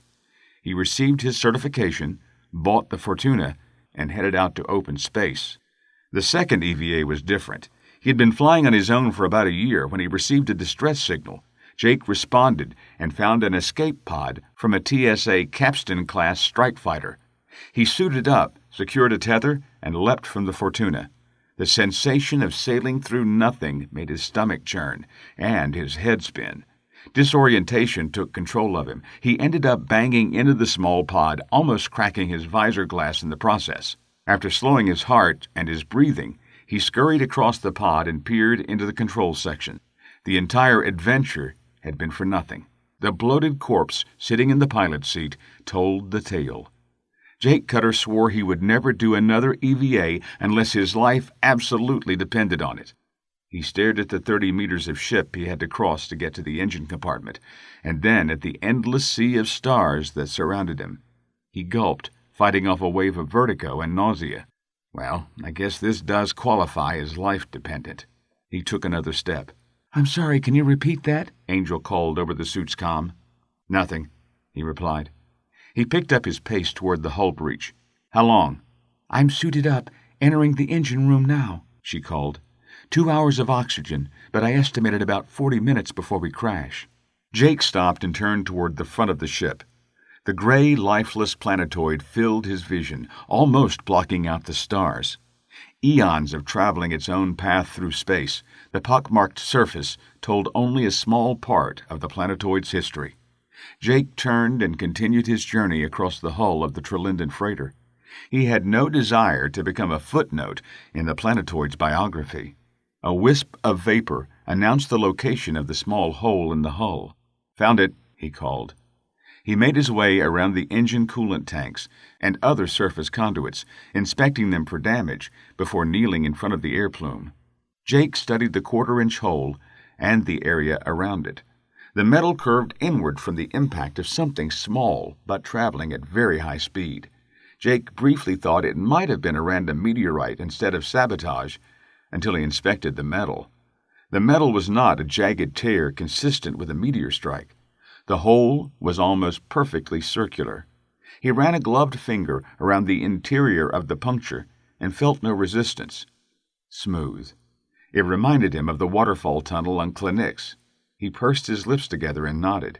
"Definitely sabotage," he said, as he took out a small metal patch plate and micro-welder. "I guess they hit us with a railgun as we made orbit. How are you doing?" "I have a patch in place," Angel replied. "Started to weld now. Any other damage out there?" "None that I can see," he said. His faceplate lit up as the welder came to life. The hole was small, and Jake found it difficult to hold the small patch in place and weld it. He struggled, finally getting the edge under his left thumb. The micro-welder touched the plate and flared in the residual atmosphere. Jake jumped, his finger slipped, and the small patch hurled past his helmet and into space. "Damn it," he said, extinguishing the welder and digging out a second patch from his welding kit. He also grabbed a pair of spanners. He stole a quick glance at the planetoid, closer now. His heart pounded. He took a deep breath and placed the new patch on the hole. He took the spanners and held the patch in place. Reigniting the welder, he went to work. 3 minutes, and the patch was in place and holding. Jake fished a larger patch out of the kit and repeated the process. He doused the welder and stood up. "The patch is in place," he called as he replaced his tools to the kit. "Same here," Angel responded. "The engine core is fine. There is debris in one of the intakes. That's what started the shutdown. It'll take a few minutes to clear the debris." "Any other damage?" she asked. "Checking," he responded, surveying the area around the breach. He leaned down, peering under the coolant tanks. He ran his gloved hands along conduits, finding nothing but smooth durasteel and titanium. Satisfied, he stood and began his trek across the freighter's hull toward the airlock. A loud clang sounded through the comm, followed by a low, steady hum under his feet. "Engines are back online," Angel called. "Hang on, I'm engaging the retros to give us a wider orbit." "Hold on," he said. He glanced at the planetoid, larger now in his vision. He quickened his pace, his magnetic boots keeping his feet shuffling along the hull. He grabbed the airlock door. "Go." The retros fired, blasting Jake toward the front of the ship. He lost his grip, hurled over the hatch, and bounced twice along the hull before being catapulted, arms flailing, into space. He screamed as he spun away, slowly watching the freighter leave his field of vision as he somersaulted from the ship. His tether grew taut, halting his momentum, and spinning him to face the ship with a bone-charring stop. He closed his eyes and took several deep breaths. His heart pounded so loud in his ears that he missed Angel's frantic call for him. "Jake? Jake?" "I'm here," he finally managed. He took the tether in his hands and slowly pulled himself back toward the ship. He stared at the freighter from his new vantage and saw Angel race into the cockpit. She lowered her head in relief as he pulled himself toward the freighter. He breathed a sigh of relief as his feet planted on the hull, the magnetics firmly affixing him to the ship. He made sure he was secure in the airlock before unclipping the tether. The hatch closed and the air pressurized. The inner hatch opened, and he saw Angel standing there, helmet off. She rushed to his arms. Jake released her and collapsed on the floor, his back sliding down the bulkhead. Angel took his helmet off. His sweat-stained face smiled weakly as he gulped in the air. He closed his eyes and let his head relax against the wall. God, I hate EVAs. Mark Dawson blinked as the starfield materialized, reverting from the opaque world of hyperspace. He sat alone in the cockpit of a Scout designed for a crew of 8. His request for a hyperdrive-compatible fighter denied. Thank you, Lieutenant Commander Aofa. The Scout was the only ship available. No weapons, low shields, and barely light speed capable. Dawson anticipated a long, arduous tenure under Aofa's command. Dawson banked the ship, and the sleek, dual-winged ship slowly turned toward the distant planet Cropple. He pushed the sublight throttle to maximum, and the computer dutifully calculated his arrival time, 38 minutes. He sighed, knowing that the fighter he requested could make it in 12. The communications panel beeped for attention, and he leaned over to activate the comm, the cockpit filled with a monotone voice, devoid of emotion. The 2 escaped fugitives, last seen in the Cropple system, have been killed while trying to escape from TSA authority, the voice said. A blockade of the system is now in effect until the remains of the ship and crew can be collected. Only persons authorized by special order of Parliament will be allowed into the system. Dawson turned to stare out of the cockpit canopy as the message repeated. He listened to it again before flicking off the comm. He sat back in the pilot's chair, shaking his head. "Something's not right," he muttered, musing on why Parliament would get involved in the apprehension of 2 prison escapees. Then he remembered the demoness and her admission of the secretary. The comm unit broke into his thoughts. "TSA Scout Overwatch," a disembodied voice announced. "This is the TSA frigate Nocturne. Power down your engines immediately or you will be fired upon." Dawson pulled back on the throttle, cutting his speed before actuating his comm. "This is Lieutenant Dawson, TSA Special Investigations Division, clearance level Epsilon Blue." Silence. He counted to 10 and opened his mouth to repeat his identity when the comm cut him off. "Lieutenant Dawson, you have no jurisdiction here," the voice said. "This system now requires Parliament-level orders for entry. You are ordered to reverse course and leave the system immediately." "I've been assigned to track the fugitives," Dawson protested, "by TSA command. I should be part of the "You are ordered to leave the system immediately," the voice repeated. The scout's control panel flashed, identifying a weapons lock. "Turn your vessel around or be fired upon." Dawson sat still, silently contemplating the sudden course of events. The panel blinked its warning, lighting his face with an intermittent red light. He nodded and keyed the communications unit. "Wilco," he said. He energized the engines, banking the ship around in a wide arc, the TSA frigate matching his every move. He reached behind him, programming the nav computer for a jump to the next system.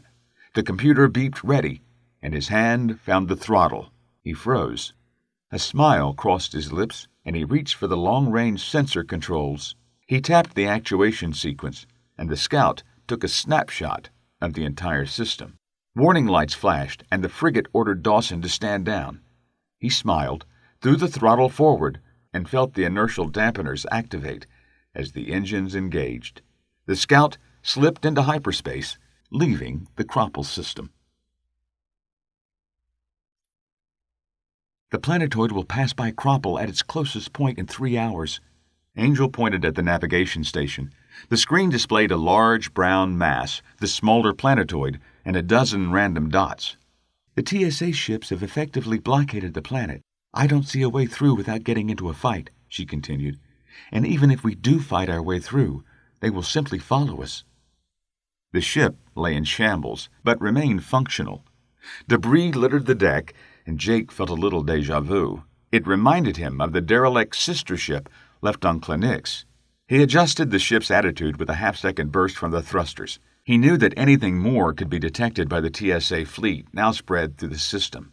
So far, no one had bothered to scan the planetoid that currently hid the Freelancer in its gravity well.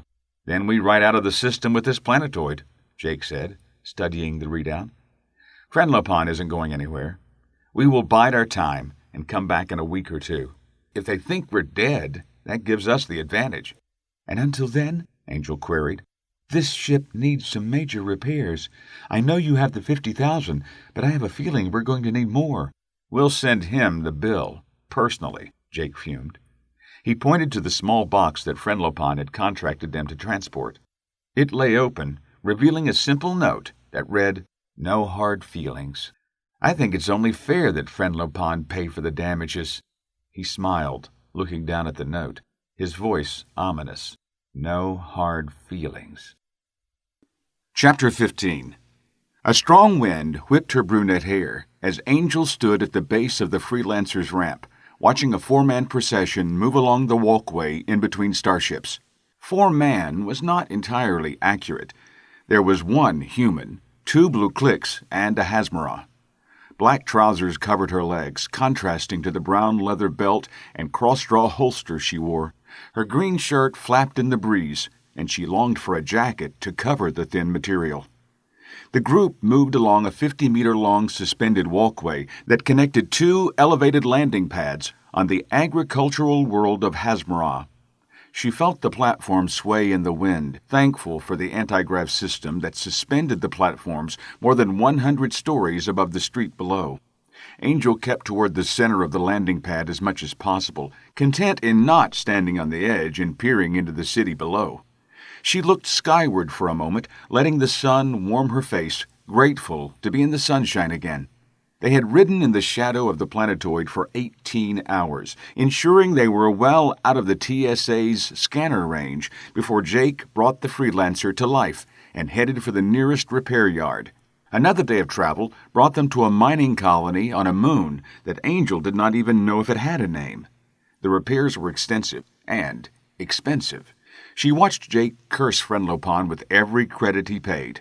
30,000 credits later, and the freelancer's engines and life support reported green, but the weapons systems were beyond the miners' ability to repair. Seeing an opportunity, the moon miners offered Jake a deal. "We have a derelict ship in our possession," Trillo, the foreman, began. Dirt smudged the Clando's face, his coveralls, and stained the dual-light helmet that he wore atop his green-tinted head. "It crashed here a few months back. The crew is dead. The ship unsalvageable, but we do have its cargo intact.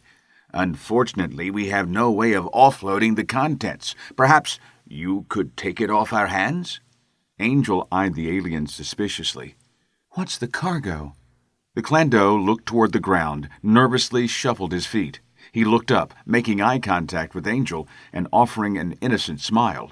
"Weapons, rifles to be precise. From the ship's log that we salvaged, it was en route to Hasmara, to a Herazian named Clurian." "Clurian?" Jake repeated. "You know him?" Trillo replied, hopeful. "Heard of him," Jake replied, offering no more. "Will you take the rifles off our hands?" Trillo asked. "We have no use for such things here." Jake lowered his head in thought, and Angel took the opportunity. "How much?" she asked. "A mere 20,000 for the entire shipment," the foreman stated. "How many crates?" Jake inquired. 4, each containing 25 rifles, Trillo replied. Jake nodded, but said nothing. He turned to look at Angel, and she shook her head no. Too risky, she thought. "Have you contacted the buyer?" Jake asked. Angel rolled her eyes. "I can," Trillo nodded. "Do it," Jake said. "Tell him we will be on Hasmara in 2 days." Hasmara, the green, fertile world, used over 90% of its land surface for agriculture.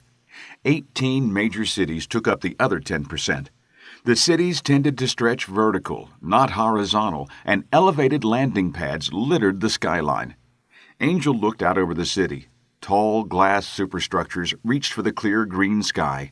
Hundreds of ships, of all shapes and sizes, scurried across the horizon. A local police cruiser passed nearby, watching a group carry their wares from ship to market. After a brief inspection, the ship moved on.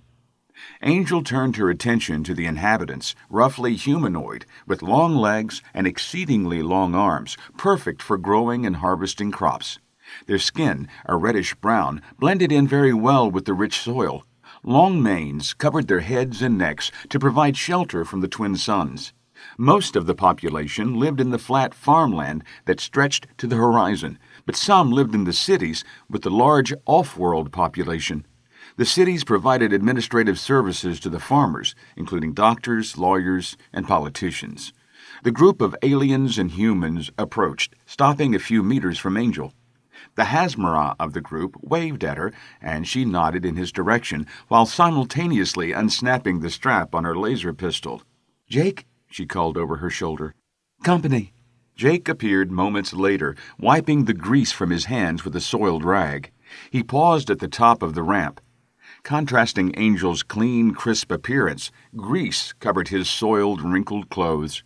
"Who?" he asked, scanning the walkway. "I don't know," she said, pointing to the group. We were supposed to meet with a Harajian, right? Jake nodded, dropping the rag and unsnapping the restraining strap of his laser pistol as well. Well, he brought friends, she concluded. He nodded to Angel, and she backed up the ramp, disappearing into the ship. Jake heard a low hum from the ship as weapon systems came to life. A small anti-personnel cannon dropped from a hatch on the bottom of the freighter, but did not swivel around. He waved his guests forward onto the freelancer's pad. Captain Cutter, the alien began, spreading his arms as if greeting an old friend. The alien was average for a Hazmara, save for the long, ragged scar down the left side of his face.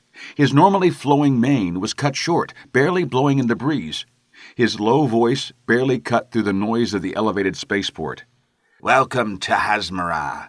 Your stay has been enjoyable so far, yes? Jake smiled, spread his arms in return. It's a beautiful planet, fertile and vibrant. And you are... The Hazmara took a few steps closer to Jake, leaving his men standing on the edge of the landing pad. My name is Pentwick. He lowered his voice conspiratorially, and Jake had to lean toward the alien to hear him. I understand that you have some, shall we say, rare artifacts for sale? Jake shrugged. Sorry, friend, I have no artifacts in my hold. Pentwick stared at Jake for a moment before nodding his agreement. Shall we call them priceless works of art? Sorry. Jake offered an innocent smile. I have no idea what you're talking about. Come now, Captain, Pentwick replied.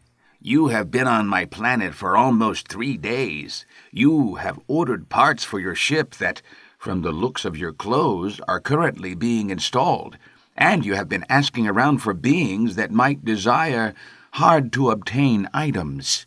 Jake shrugged again, rubbing his chin. He looked down, noticed the grease still on his hand, and realized he now had a dark stain on his chin. He rubbed his chin with the back of his hand and was rewarded with a black smear. Just idle chat, I assure you. I simply want to finish my repairs and move on. Surely you were told that others would be interested in your cargo, Captain, Pentwick offered. Jake and Angel left the miners a week earlier, after a brief conversation with Clurian. The Harazian was indeed interested in the weapons, and gave them instructions on how to contact him upon arrival. Be careful, Clurian warned over the comm. There are other parties that would be interested in the merchandise. Rest assured, I work alone. If anyone else approaches you, especially a Hazmara, they do not work for me. A 3-day spaceflight later, they landed on Hazmara. They found Clurian on their second day on the planet. The pair took a 10,000 down payment from the Harazian, with the promise he would meet them 2 days later, today, with the rest. Jake checked his chrono and realized that the buyer was 10 minutes late, and now the only Hazmara the buyer had warned him about shows up asking questions. Not a coincidence. Something may have been said in passing, Jake admitted.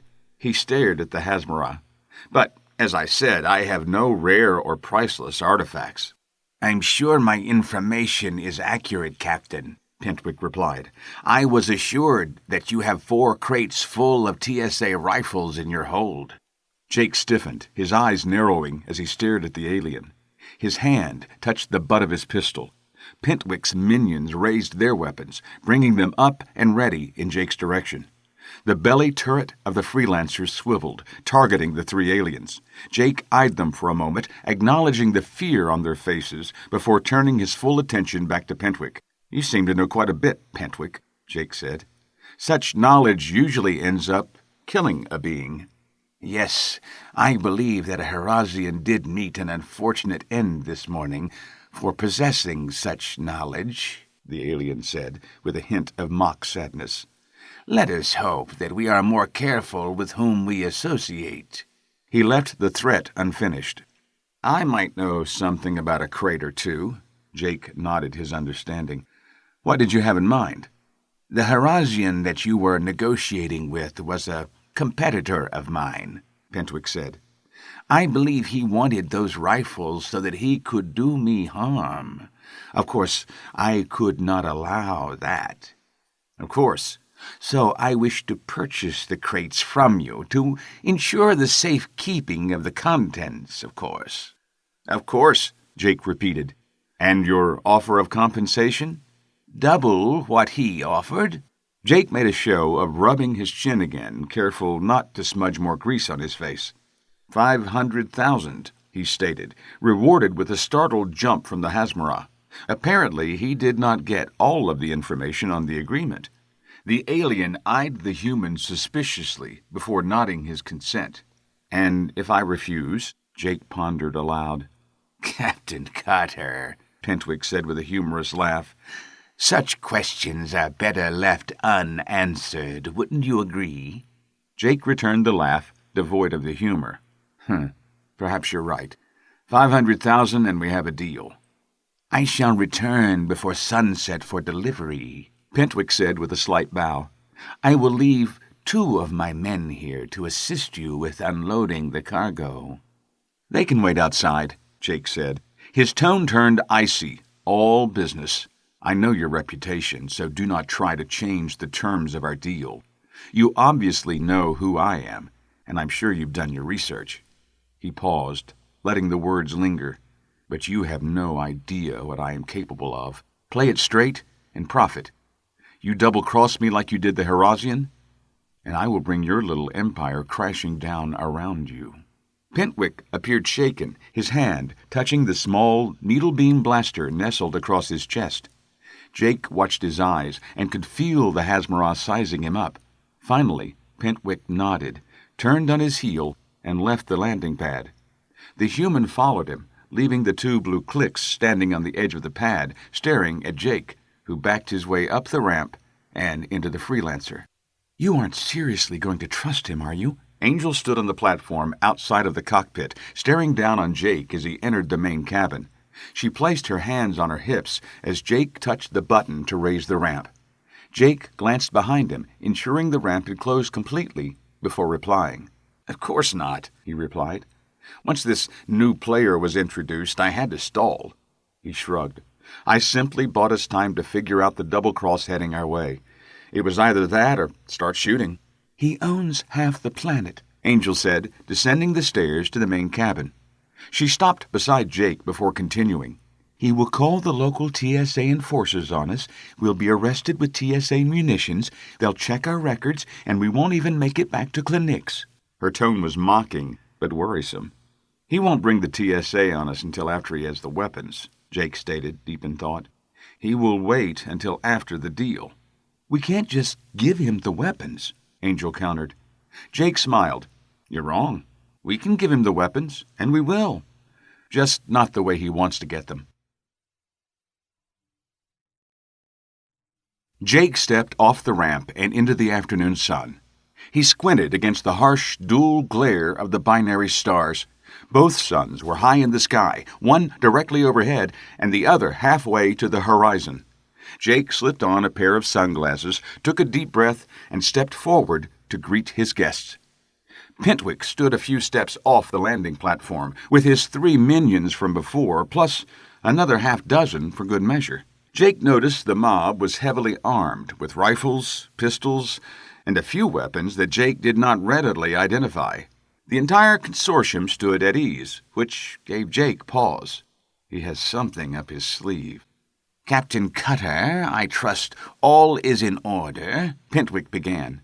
It is, Jake replied with a smile. Your crates are at the top of the ramp.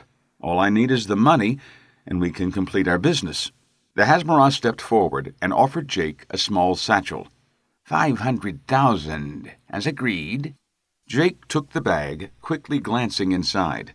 Credits upon credits glistened in the harsh sunlight. Jake ran his hand through the money, mixing it all up and verifying that it was all money and not a layer of credits on garbage. He was rewarded by more glistening money. He looked up at Pentwick and smiled. 4 crates of TSA Police Mark 9 rifles, as discussed, Jake replied, pointing at the gray transport crates at the top of the ramp. Please have 2 of your men drop their weapons and come retrieve your cargo. The Hasmara motioned for 2 of his men. The 2 removed their weapons, handing them over to the others. They moved quickly across the landing pad, up the ramp, and brought the first crate down, placing it before Pentwick. The crate sat almost a meter tall, a meter wide, and a meter long. The anti-gravity sled it rested on allowed for easy movement of the heavy crate. The two returned up the ramp 3 times, retrieving the remaining crates. "Jake, the skies are still clear," Angel's voice sounded in his ear. Her voice was steady, but Jake could hear the underlying nervousness. Truth be told, he didn't like standing out here in the open either. He grimaced, cursing slightly as he realized his mistake. "Angel," he said aloud, "scan the surrounding buildings for energy signatures." Pentwick jumped at the sudden outburst, and his 2 minions turned to stare at Jake. Jake locked eyes with the alien. "Scan for the energy signature of weapon power packs." "Problem?" Pentwick asked. His hand drifted toward the pistol on his belt. Jake shook his head. "Don't do it." The recently repaired upper turret of the Freelancer sprang to life. Jake heard the servos groan as the cannon swung around, locking onto some distant target. Jake never took his eyes off the Hasbara before him. "Jake, I have 2 energy signatures, 800 meters away on that high-rise to your right." Jake maintained eye contact with Pentwick, nodding to the building to his right. 2 beings 800 meters out. "Friends of yours?" Pentwick gave an innocent look. "That building," Jake pointed. "Sun to their back, clear field of fire. Good choice. But my partner has the main cannon trained on their position. I'm giving you exactly 5 seconds to call them off, or you won't have any men to call off." Pentwick touched his collar twice before nodding his head at Jake. "Angel?" "They are moving, still on the roof, but moving from firing position." "Now, if you will inspect your merchandise," Jake stated coldly, "we can conclude our business." Pentwick motioned, and the lone human in his employ opened the nearest crate. 25 military-grade rifles, 5 rows of 5, sat gleaming in the container. The human removed a rifle from the top row and did a quick count before replacing the rifle. He replaced the lid of the container before moving on to the next. He completed the same procedure on all 4 crates before reporting to his boss. Pentwick patted him on the shoulder, and the man rejoined his companions. "A pleasure doing business with you, Captain," Pentwick smiled. Jake nodded, backing his way onto the freighter's ramp. He never took his eyes off of the alien as he touched the panel to raise the ramp. The exit closed, and he turned, sprinting up the stairs to the cockpit. "Shields!" he yelled as he burst into the cockpit. Angel sat in the co-pilot's chair, watching both the group leaving the landing pad and the sensors. "Shields are up," she acknowledged. "The skies are still clear." "They won't be for long," Jake replied. "Let's get out of here." "What about the rifles?" Angel asked. "We can't leave that much firepower in his hands." The engines hummed as he lifted the freighter off the pad. He adjusted the trajectory and dove the freighter off the pad and down through the city. The heart-stopping dive ended as Jake leveled off a few hundred meters from the ground. The Freelancer zipped through the city, banking over and around buildings. The freighter left the confines of the skyscrapers, roaring over farmland. He pushed the throttle forward, gaining distance on the spectacle behind him. The sensors beeped for attention. A frigate appeared in orbit, closer to the planet than Jake thought possible. A half-dozen others appeared a bit further away from the planet. 3 TSA pickets detached from the frigate, heading straight for the spaceport. Jake read the screen as he sat in the pilot's chair. "While you were calling in the off-world TSA," Jake spoke as he flew, banking the ship to starboard to avoid one of the few mountain ranges on the planet, "I removed all of the power packs and firing actuators from the rifles." He looked at Angel and winked. "He has 4 crates full of non-functioning weapons that will get him 20 to life." Angel laughed, and Jake joined her, the stress of the encounter draining away. Jake pulled back on the controls, lifting the ship and heading for orbit. The maneuver pushed them both back into their chairs, and an uneasy silence filled the cockpit. Angel broke it. "What now?" Jake stared out of the canopy as the Freelancer rose from the planet Hasmara, blending with other orbiting traffic. "We have 500,000 credits," he mused, rubbing his shoulders to reduce the tension in his neck. "It's time to pay a visit to Frenlopan." "Jake," she began tentatively, "we have a small fortune in the hold. The ship is fully operational." She paused, staring at him. "Can't we just live?" Jake turned his head slowly, staring at her. She was more beautiful than the first time he saw her, tougher, yet vulnerable. He shook his head. to both clear that line of thought and as a signal to the woman. You sought revenge after Gragg's death. We went back into the prison when we didn't have to. We killed the demoness and the sergeant. Gragg was avenged. Now it's my turn. The Clandeau set me up, and someone killed him. Frenlopon was hired by someone to set me up, not a coincidence. Jake turned to face forward, throwing the throttle to full. The freighter left the planet, heading for deep space. I'm going to find those responsible. They cost me everything I ever cared about. He turned back to Angel, with menace in his eyes. I'm going to find them, and then I'm going to kill them. Chapter 16. Frenlopon startled awake, his pincers anxiously clacking together. His body lay still on a bed of rock, surrounded by water. Ripples spread throughout the waterbed with his sudden movement. He rotated one eye stalk, studying the room. Everything appeared to be in place. His bed composed 1/4 of the room, opening to a balcony where soft, translucent curtains fluttered in the breeze. A table, a small dresser, and a pair of chairs filled the remainder of the room. Small beams of light, residual illumination from the security field that surrounded his cavern fortress, streamed into the room. He scanned the room again, moving only his eye stalk, a throwback to ancient instincts where his body froze until the danger passed. Something had awoken him, and he needed to know what. Nothing, he thought confidently. Just my imagination. The smuggler relaxed, willing his body back to sleep. No one could infiltrate this far into the planet without being noticed.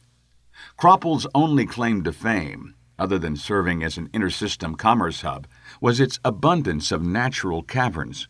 Large caverns, some as monstrous as the biggest cities on the core worlds, littered the landscape. The government owned most of the caverns, which provided a high revenue as tourist attractions. One such cavern, outside of the capital, contained 2 amusement parks and a naturally flowing water park. Only a handful of the massive caverns sat in private hands, with corporations owning most of those. Stockholders, employee retreats, and extravagant parties were a near constant on Cropel. 2 others rested solely in private ownership. The first, near the capital, was owned by Darian McCallus, star of 24 action holovids. It was a spectacular residence nestled in a 1/4-kilometer cavern a dozen miles from the city. 50-meter spires, a flowing river, and a wooden drawbridge gave the action star a literal castle. A castle he rarely visited and, due to a series of burglaries and intrusions, maintained a platoon of private security.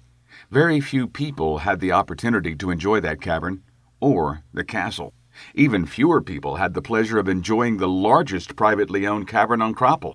It sat nestled in the largest mountain range on the planet, 4,000 kilometers north of the capital. The 1/4-kilometer wide mouth of the cavern nestled halfway up a sheer cliff mountain, nearly impossible to get to from the ground. Burned-out hulks of ships littered the area around the mouth of the cave, a portent to all to stay away. A warning that brought Frenlopon the peace and security he desired. For those who did venture inside, the tunnel opened to over 1 kilometer wide, traversing almost 10 kilometers into the mountain. A sporadic artificial lighting system cast deep shadows throughout the 10-kilometer journey, shadows that hid weapon emplacements covering the entrance in crisscrossing patterns of fire. Burned-out hulks of starships sat on the cavern floor, attesting to the weapon's effectiveness. The main cavern sat in the heart of the mountain, where it expanded into a 2-kilometer-wide sphere. The artificial lighting of the tunnel gave way to natural light that flowed from a break in the cavern roof high above. The circular light created a halo spotlight on Frenlopon's fortress during the day. At night, naturally luminescent biospheres directed soft white light from the cavern roof. The castle sat on 30-meter-tall stilts, glowing in the light day and night. A rectangular superstructure perched atop the 4 supports, like legs to a chair. The main level contained housing, troop barracks, operations, and dozens of vaults containing a small portion of Frenlopon's wealth. Everything from priceless jewels to rare paintings and antiquities to cold, hard credits lay secure within the superstructure. Twin panels, each the size of one of the support legs, created an A-frame over the superstructure. Landing platforms, along with another array of offensive weaponry, covered the top of the structure between the A-frame panels. A small nuclear reactor provided uninterrupted power to the complex. The break in the cavern roof led to another series of weapons emplacements on top of the mountain. The wreckage of dozens of starships lay in concentric rings, identifying the no-fly zone on the plateau above. A ship had approached the day before. Initial reports indicated its hulk had been added to the dozens of ships lying there. Those initial reports proved inaccurate, and Frenlopan, in a fit of Oglen's rage, killed the technician, a nephew, for allowing the ship to escape. One day, the universe will learn not to encroach on Frenlopan, he yelled. The multiple layers of security afforded Frenlopan a sense of security he felt nowhere else. With that thought, he wiggled his body deeper into his bed, the water sloshing around the rocks. He drifted back to sleep, his body relaxed in the water, and the ripples slowly spreading the length of the pool dissipated. He felt a slight breeze from the balcony as it caressed his skin. He snapped awake again. There is no wind this far in the cavern. He rose from the bed, donned a robe from a nearby table, and moved toward the window. The curtains wafted lightly, and he raised a pincer. He felt a slight breeze brush over his hard exoskeleton. His eye stalks examined the room. Nothing was out of place. There was no one else in the room. As he edged closer to the window, he could feel the breeze grow stronger. Something is wrong. He opened his mouth to raise an alarm and froze when a ghostly form materialized out of the darkness on his balcony. Jake Cutter, dressed in a black skin-tight suit, appeared from the darkness. He snatched a pistol from a holster low on his right leg, a move so fast that Frenlopan couldn't follow, and pointed it at the smuggler's head. Jake snapped off the safety as he put a finger to his lips. "Pan, my friend," Jake smiled. "I think you and I need to have a little chat." He motioned to the two chairs sitting on the balcony. The Oglen's crab sat in the larger of the two chairs, while Jake took the other. The pistol never wavered from its target. Frenlopan stared at the intruder, his face a mask of calm. One eye stalk glanced at the controls near the door. The comm link and the alarm were only a meter away. He watched Cutter with the other and knew he would never make it to the alarm. Better to bide my time and wait for my opportunity. He spread his arms in a welcoming gesture. Welcome to my home, Mr. Cutter. Are you here to talk, or do you intend to kill me? That is entirely up to you, Jake replied. Frenlopan nodded, his eye stalks bobbing with emotion. I thought you were dead. Not yet, Jake shook his head, although many have tried. The Oglen's looked thoughtful for a moment. If you are not here to kill me, then why— You still owe me 50,000, Jake interrupted. Frenlopan paused, then remembered the last time he had seen Jake. But you did not complete delivery, Captain. Point, Jake observed. An uneasy silence filled the space between the two. I am curious, the Oglen's began. He needed to put his assailant at ease before making his move. How did you arrive at my humble accommodations? Jake shook his head. It wasn't easy. The Freelancer skimmed the countryside of Cropple as it flew north from the capital city. The trip from Hasmara had been uneventful, with both Jake and Angel contemplating their mission in silence. The ship made a quick stop at a salvage yard on Loren, which netted a few modifications and additional repairs to cover some shoddy work from the miners. With the ship better than the day it left the assembly line, the duo headed for Cropple. Jake and Angel sat quietly in the cockpit, watching the flatland slowly give way to hills. He rubbed his shaved face, the goatee gone, as the hills grew into mountains. Soon the mountains grew massive, and the tiny freighter weaved in and out of large valleys, following the contours of the planet's surface. Jake kept the ship on manual, enjoying the twists and turns, the ship instantly responding to his touch. He let slip a smile, enjoying himself, as he kept one eye on the terrain-following sensors, TFS, and one on the mountain of rocks outside the cockpit canopy. Angel sat in silence, her body rigid as she watched the world zip past. Jake saw her cringe occasionally as he banked through the mountain paths at breakneck speed. Another maneuver. The freighter turned on its side to pass through a narrow ravine, followed by a quick dive underneath a rocky outcropping. Warning lights flashed, and she grabbed the control panel as the shields flared, and a harsh grating sound reverberated through the ship. She hurled a harsh look at Jake, accompanied by a string of obscenities. "Are you trying to get us killed before we even get to Frenlo Pond's cavern?" "Killed?" Jake parroted. He banked the freighter to port, barely missing a large outcropping of rock. The TFS registered a hard right, and Jake continued the barrel roll, rotating the ship and taking the turn in stride. The ship leveled out, roaring through a pristine valley. "No, not killed. I want to get there before dark so I can get a good look at what the defenses are." He banked the ship up and starboard, rolling the freighter and wedging it between a narrow gap in the mountain. Definitely not killed. The two continued in silence as the valleys grew deeper and the mountains stretched to the sky. Long shadows infiltrated the valleys, and Jake flipped on the running lights. The lights chased away the shadows, leaving Jake and Angel staring at an outcropping of rock. Jake inhaled sharply and yanked on the controls. The freelancer stood on its tail as Angel gasped and grabbed her armrests. Warning lights rapidly flashed. The freighter nudged the mountain, flaring the shields and hurling a maelstrom of fractured rock into the air. The ship bounced off the outcropping, righted itself, and continued through the mountain pass. Jake offered a sheepish grin and slowed the ship. He saw Angel relax, her knuckles no longer white on the armrest of the chair. He turned his attention more to the TFS and less on his vision, as dark shadows began obscuring large obstacles. The sensors showed a clear path, and Jake took a moment to look out of the cockpit canopy. Darkness consumed the deep valley, but Jake's eyes were drawn to the sheer cliff-face mountain that towered over them. The sun may have set in the valley, but the mountain was still bathed in sunlight. Jake craned his neck to get the full effect of the largest mountain range on Cropple. "Wow," he said, as he pulled back on the controls, gently this time. The freighter began to climb toward the distant mountain summit. Jake gazed out of the canopy as the ship ascended. Snow-capped peaks littered the landscape as far as he could see. Occasional patches of open rock broke through the snow. The freelancer exited the darkness, and Jake squinted against the snow's glare. Angel shifted in her seat to get a better view. She stared ahead at the snowy peaks, and then out of the canopy at the darkness below them.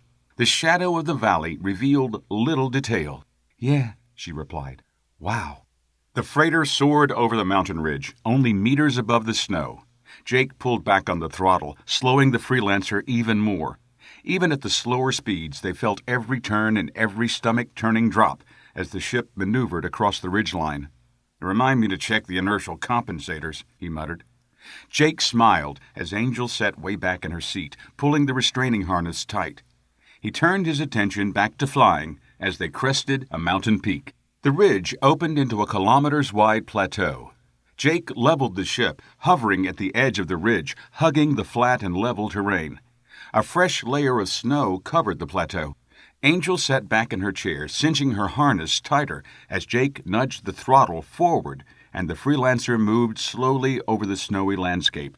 A ring of ridges circled the entire area, and Angel realized they were flying over the mouth of a volcano. Hundreds of rocky outcroppings littered the floor of the plateau, barely visible in the snow.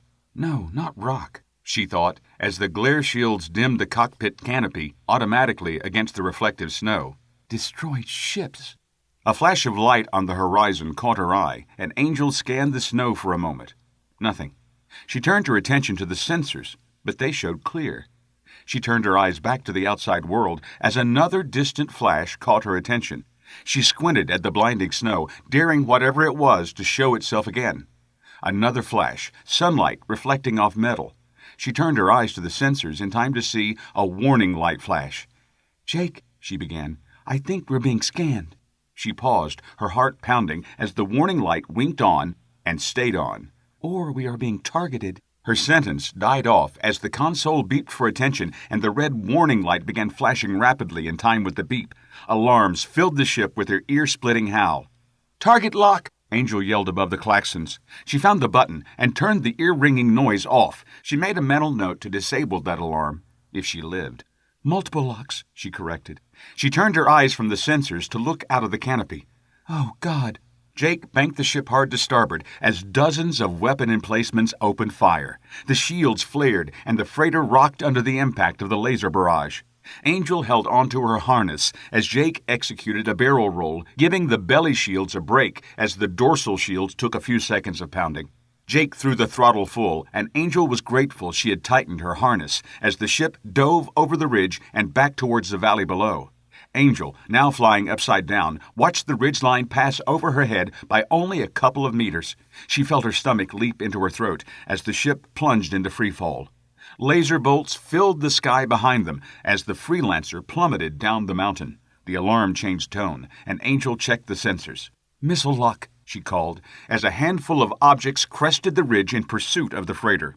"Lasers," Jake called, and Angel actuated the cannons, turning them aft. The missiles closed on the fleeing ship, and Angel opened fire without aiming. The random blast connected with two of the missiles, erupting them into fireballs. The ship rocked from the blasts. The Freelancer dove into the darkness of the mountain's shadow, and she blindly fired again. The mountain exploded from her barrage, hurling tons of rock into the air. The missiles flew straight into the debris, detonating. The multiple explosions created an avalanche that followed the freighter into the valley below.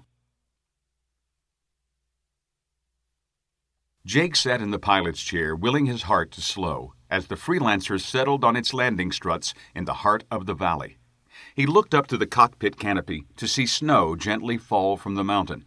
The ship popped as it cooled from the rapid descent and landing. He heard purging systems release pressure and steam somewhere in the back.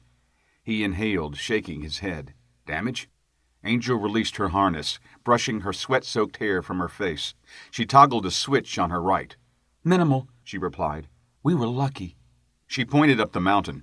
"That entire plateau was covered in dead hulks," she said. He let out a long sigh. "So, what now?" Jake slumped in his seat, thoughtful. The snow fell heavier, adding a visual component to the gentle pops and pings of the cooling ship. He sat up, an idea forming. "When did they get a lock on us?" Angel checked the sensor log. "We topped the ridge, moved across the plateau about half kilometer." She turned toward her captain. "We didn't get far." Jake rose from the pilot's seat, motioning for Angel to follow. The two made their way out of the cockpit, down the stairs, and into the main passenger dorm of the freighter. "Far enough," he said as they walked. "How wide is that plateau?" The barrage and evasive maneuvers had littered the floor with a multitude of items from storage bins. Jake sighed as he picked up a few items and put them back. Angel followed his lead, answering his question. 10, maybe 12 kilometers. Jake continued to storage locker 5N and began rummaging through the newly purchased cold weather survival gear. "Think you can get me to the top of that mountain and stay out of their sensors?" "Yes, but—" "Good."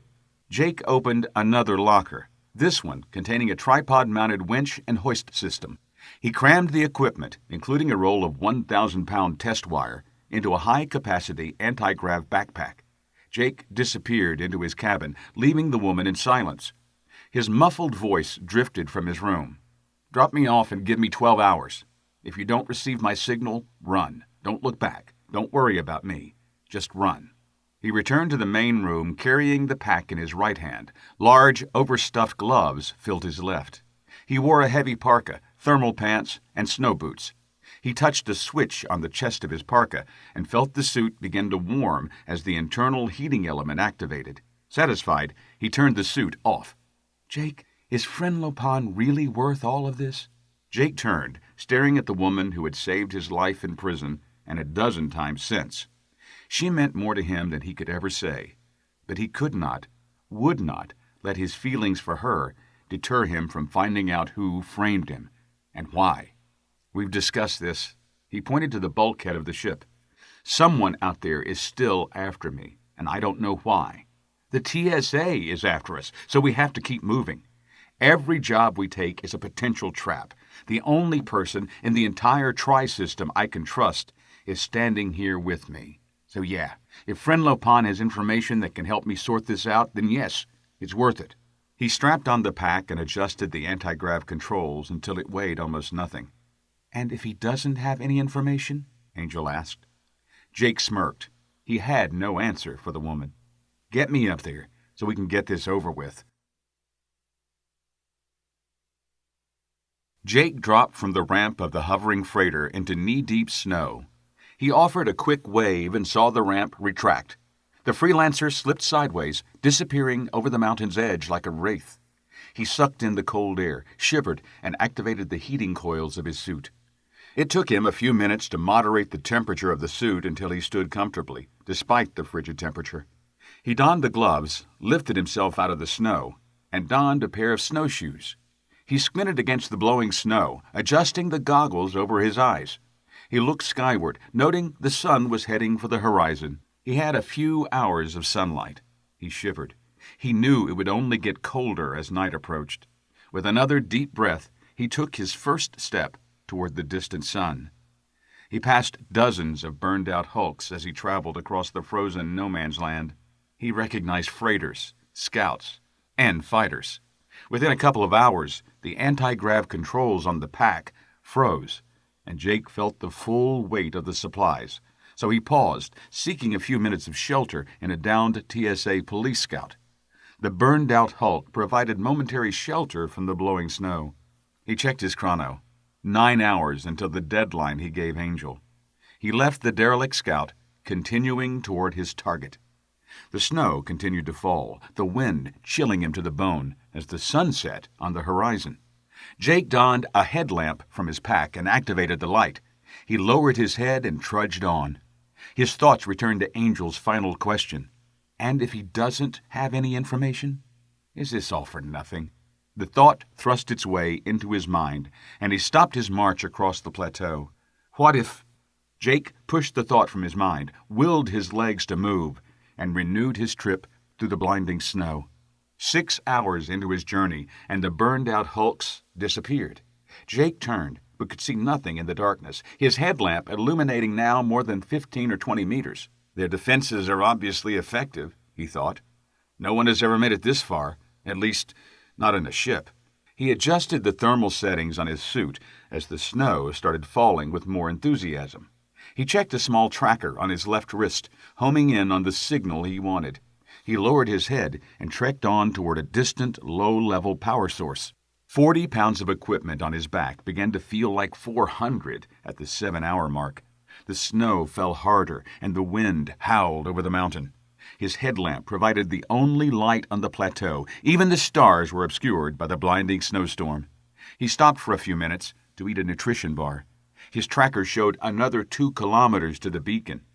Donning the pack again, he continued the journey. 9 hours, and the sun began to make its appearance on the horizon at his back. Wisps of color crept through the blackness as Jake dropped to his knees in the snow and allowed the pack to slide from his shoulders. He flopped onto his back, the cold, icy tendrils of the snow seeping through his clothing despite the thermal coils. 9 hours, he thought. He rolled over, coming to his hands and knees, and face to face with his target, the beacon. The beacon marked the midpoint of Frenlopan's cavern below the surface. He had read about the controls while researching the smuggler's home.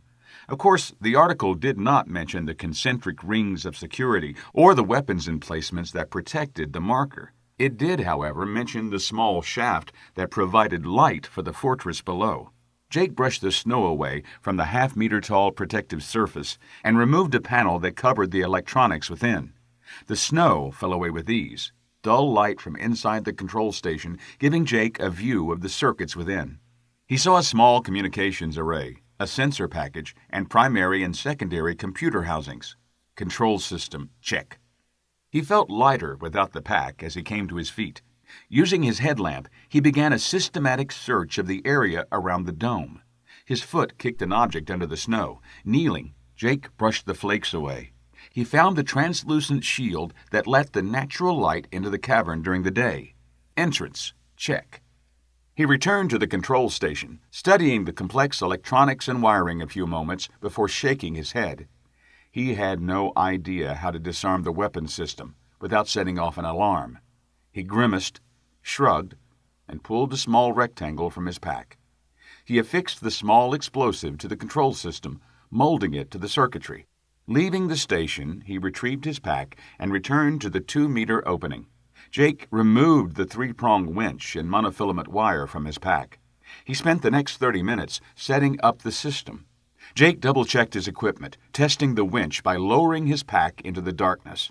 He retrieved the pack with a touch of a button on a remote control unit strapped to his right wrist. Satisfied, he turned off his thermal coils and felt the cold creep into his parka as he strapped a harness around his waist. Clipping the harness to the thin wire, he felt a lump in his throat as he stared into the dark abyss. "Now you start to think about this," he admonished himself. Slowly, Jake eased himself out over the open hole. The winch slipped slightly as it accepted his full weight, and Jake inhaled sharply. He stared at the contraption, his heart hammering in his chest as he waited for the tripod to slip and drop him into the cavern below. The winch held, and he swayed over the 2-meter-wide opening. He closed his eyes and exhaled slowly as he oscillated in the breeze. Opening his eyes, he looked down. Far below him, a well-lit landing pad beckoned him. Angel's words came back to him. "Is Friend Lopin really worth all of this?" Without another thought, Jake activated the winch and disappeared into the darkness. "So, it was your ship that tried to land on my mountain yesterday," Friend Lopin said. Jake nodded. The O'Glens wiggled in his seat and felt the breeze on his carapace. His eye stalks rotated, looking for the source. Finding nothing, he turned his attention back to his assailant. "I killed my nephew for letting you escape." "My condolences," Jake replied dryly. The alien watched as Jake stood and stepped to the edge of the balcony, leaning on the rail as he craned his neck upward. Friend Lopin followed his gaze, staring at the 2-meter hole in the roof high above his fortress, and realized the source of the breeze. The O'Glens watched the human, calculating the moment to strike. Although Jake still had the pistol in his hand, they were still deep in the cavern. His cavern. While annoyed at the intrusion, Friend Lopin still felt a sense of security in this place. "Are you expecting someone?" Jake smiled at the crab-like alien. "Yes, but I'm not here to answer your questions. I'm here so you can answer mine." "And if I refuse?" Jake's smile grew cold, and Friend Lopin saw that his eyes, the window to the soul, were devoid of life. Friend Lopin's castle suddenly felt like a prison.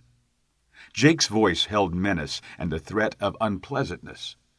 "You will answer my questions. It's simply a matter of persuasion.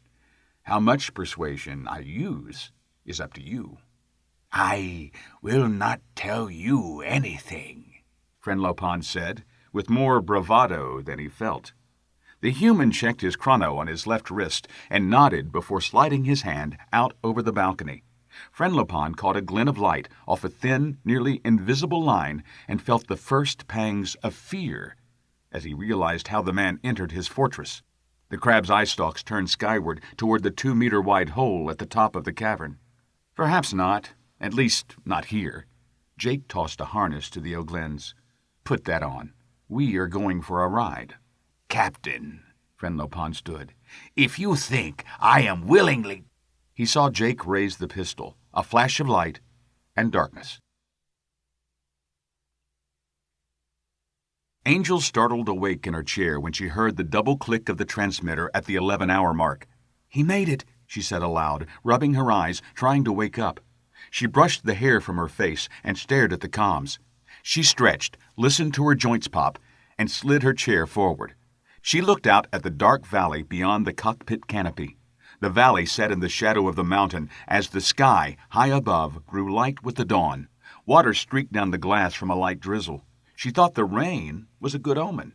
Greg always said rain washed away the past and your worries. The freighter, idle for hours, sprung to life as she tapped the console in front of her. With a renewed sense of hope, she lifted the freelancer from the valley floor. Her stomach flip-flopped as she threw the throttle forward, and the ship roared up the steep mountain. She smiled, knowing that she had scolded Jake for doing the same thing. Angel could see the sky begin to lighten as she crested the mountain. She leveled off at the top of the ridge in the middle of heavy snow and eyed the scanner. Nothing tracked the ship. Testing the waters, she lifted the ship a little higher, edging the craft over the volcano's crater. No targeting computer, no barrage of lasers. Angel breathed a sigh of relief and, pushing the throttle forward, brought the freighter over the ridge and low across the plateau. The freelancer roared over the landscape, blowing snow in every direction, revealing the hulks of dozens of ships. Whereas Jake had spent hours walking across the snow-capped mountain, Angel traversed the route in minutes. A shower of sparks and a small fire marked the location of the beacon and weapons control station. The freighter's repulsor engine steadied the ship at 5 meters above the winch. Angel goosed the throttle slightly, blowing the snow away, and she got her first glimpse of what Jake had done. She saw the burning debris of the control station, the winch, and a 2-meter hole that led to darkness. Angel rotated the ship, lowered the landing gear, and settled the freelancer a few meters away, with the winch on the ramp side of the freighter. She felt the freighter settle into the snow, and activating the lateral cameras, saw that the landing struts were half buried in the snow. She powered down the engines, set the sensors to automatic, and switched the weapons and shields to computer control. Thanks to Jake's explosive charge, the fortress security system was down, and she expected company soon. Angel donned a heavy parka, boots, and goggles, and made her way to the ramp. It took several minutes of lowering and raising the ramp to compact the snow enough for her to leave the ship. Holding onto the bulkhead and the frame of the hatch, she made her way cautiously down the ramp. The wind howled, sweeping through her, and she almost lost her balance. She planted her feet in the compacted snow and shivered. She did not wear the thermal coils like Jake, and she felt the cold immediately. She lowered her head against the blowing snow and trudged toward the winch as the snow fell. A green light on the winch flashed intermittently, indicating the device was on and functional. She stood in the cold, bouncing from foot to foot for almost 5 minutes when she heard the sound of a ship's engine above the wind. Angel turned to see a small 3-meter-long skimmer approaching from the far side of the plateau. Long, outstretched wings drooped, almost touching the snow as it weaved and dodged its way through the destroyed hulks. Angel glanced at the freelancer, now covered in snow, and wondered if the skimmer's pilot would recognize the strange outline in the snow. "Doesn't matter," she thought, as the computer-controlled forward cannon rotated, acquired its target, and fired. The repair skimmer was 100 meters away from the control station when the Tetraxi pilot realized something was not right. His short trunk twitched with anticipation, and he brought the skimmer to hover. He rubbed a tusk with his left hand as he stared at his sensor monitor. The screen indicated the cover to the cavern was open. He lifted his gaze and could barely discern something covering the shaft. He shook his head, returning to the sensor screen and the image of a large patch of snow that stood out from the surrounding countryside. He saw movement and zoomed in on a human bouncing from foot to foot near the bulky patch of snow.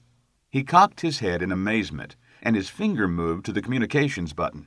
He froze, his finger hovering over the alarm button, when he saw a man dressed in black and his boss, Frenlopan, appear from the open maintenance shaft. The man's mind screamed, "Call it in!" but he simply sat in bewilderment. He moved his gaze from the monitor, staring out of the cockpit window at the distant scene. "Boss?" he voiced aloud. Then he saw the large patch of snow move. Well, not the entire patch, but a small section of it near the front. The pilot saw the laser cannon spin and lock on. "It's pointing right at me," was his last thought, as the freelancer's computer opened fire. The winch whirred, pulling Jake up and out of the maintenance shaft. He crawled into the snow on his hands and knees, unstrapped himself from the line, and reactivated the winch, drawing the unconscious Frenlopan out of the 2-meter hole. Jake saw Angel and started to wave when the freelancer's weapons opened fire. Jake involuntarily ducked at the sound of an explosion. He looked up to see a fireball plummet into the snow 100 meters away. He turned his face as the blast of heat washed over him. Angel appeared at the winch before the debris stopped falling from the sky. She embraced Jake momentarily before assisting him in pulling the O'Glens onto the snow and unhooking the alien from the winch. "I can't believe you did that." She pointed to the hole in the floor of the mountain. Jake shrugged as he tugged the unconscious crab-like O'Glens away from the shaft, dropping him into the snow. Frenlopan groaned awake and curled up tight in the frigid air. "Me neither." He grabbed his parka and goggles from where he had stashed them near the destroyed control station. He slipped them on, activated the thermals, and shivered as the heat radiated. He grabbed his pack and started to disassemble the tripod. "Would you escort our guest to Dorm C?" She nodded and moved to the nearly frozen O'Glens and, with a grunt of effort, helped Frenlopon to his feet. He shivered, offering little resistance as she led him toward the warmth of the freighter. Jake paused for a moment, looking across the snow-covered plateau in the daylight. The burning skimmer was one more burning hulk to add to the collection. The plateau looked and felt different in the daylight.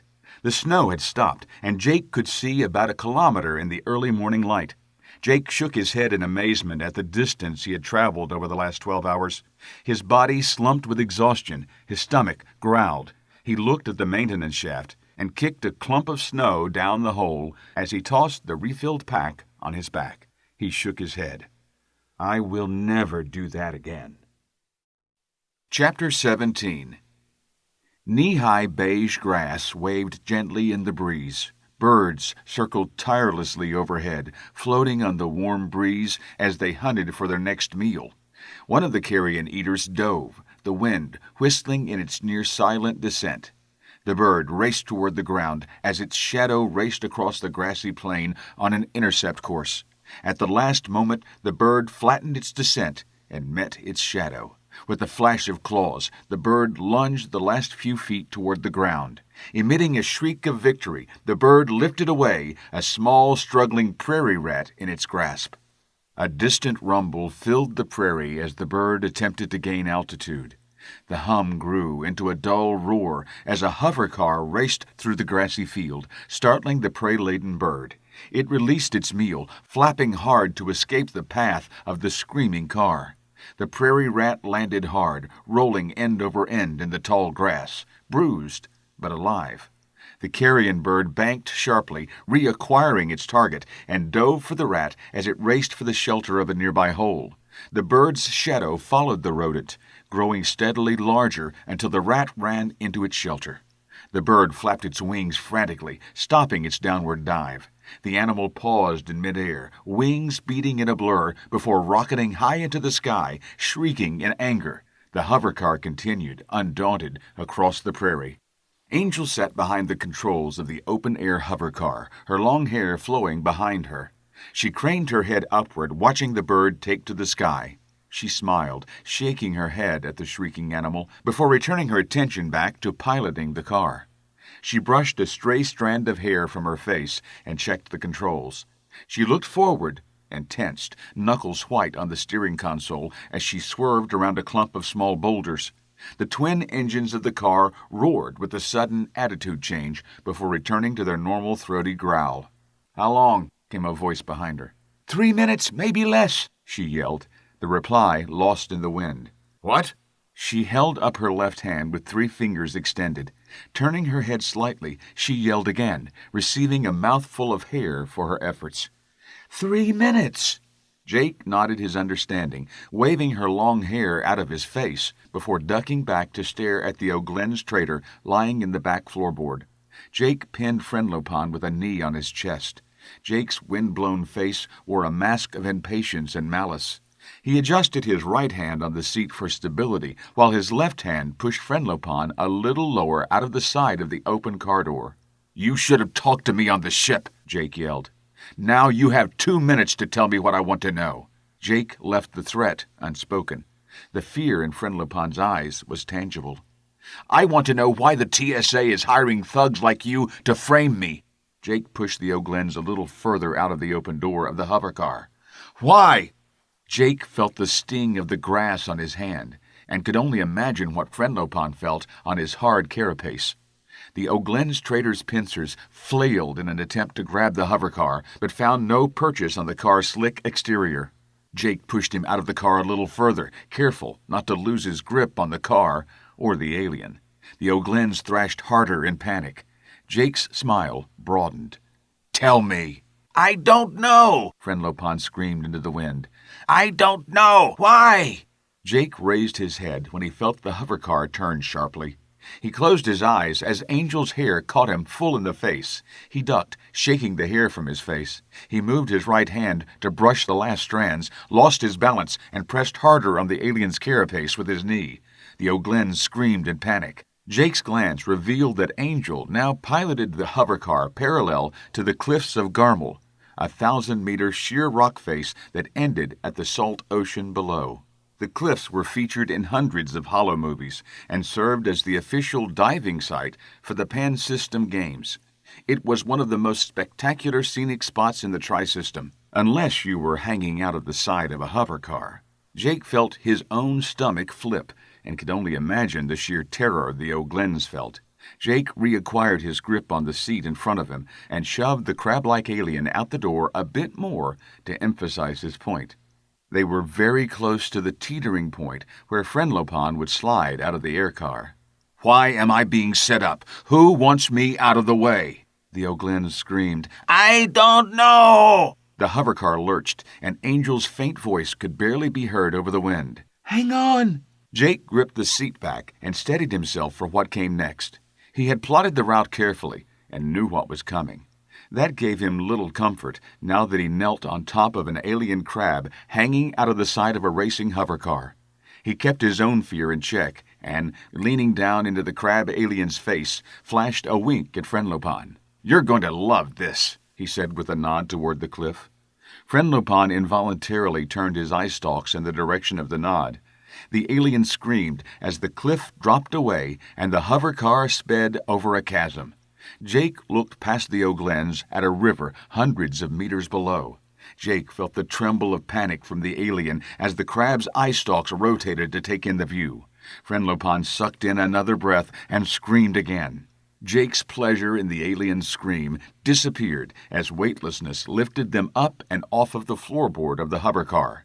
Jake scrambled for a new grip as his body lifted high enough that he could see over Angel's shoulder. Her long hair now stood almost straight up as the hovercar plummeted from the cliff, arching over the chasm. Jake saw their destination coming up to greet them and mentally counted the seconds. He secured his grip on the back of the pilot's seat. The hovercar roared, straining past redline as Angel applied full power to the engines. The retro thrusters flared, bouncing Jake into the back of Angel's cushioned seat as the hovercar landed on a large cliff on the other side of the chasm. His head slapped the seat and recoiled as the hovercar stopped its plunge with a bone-jarring rebound. He heard Angel curse at his impact on her chair. The hovercar ground to a halt a few meters away from the cliff wall amid screaming engines. A herd of terrified quadrupeds, resembling mountain goats, stampeded away, disappearing up the rise in a thunder of hooves and panicked yelps. Jake stood and shook his head before kicking the O'Glenns the rest of the way out of the car. Frenlopan rolled out of the open door into knee-high grass. Jake stepped from the vehicle, towering over the alien, and tried to catch his breath. He looked at Angel, still sitting behind the controls. "Nice driving." He looked down, watching his shadow play over Frenlopan's shaking carapace. "I'm going to ask you one more time," Jake said, pointing at the car. "If you don't answer me, we're going to do that again. Maybe you make it over the chasm," he shrugged. "Maybe you don't. So, for the last time, who is setting me up?"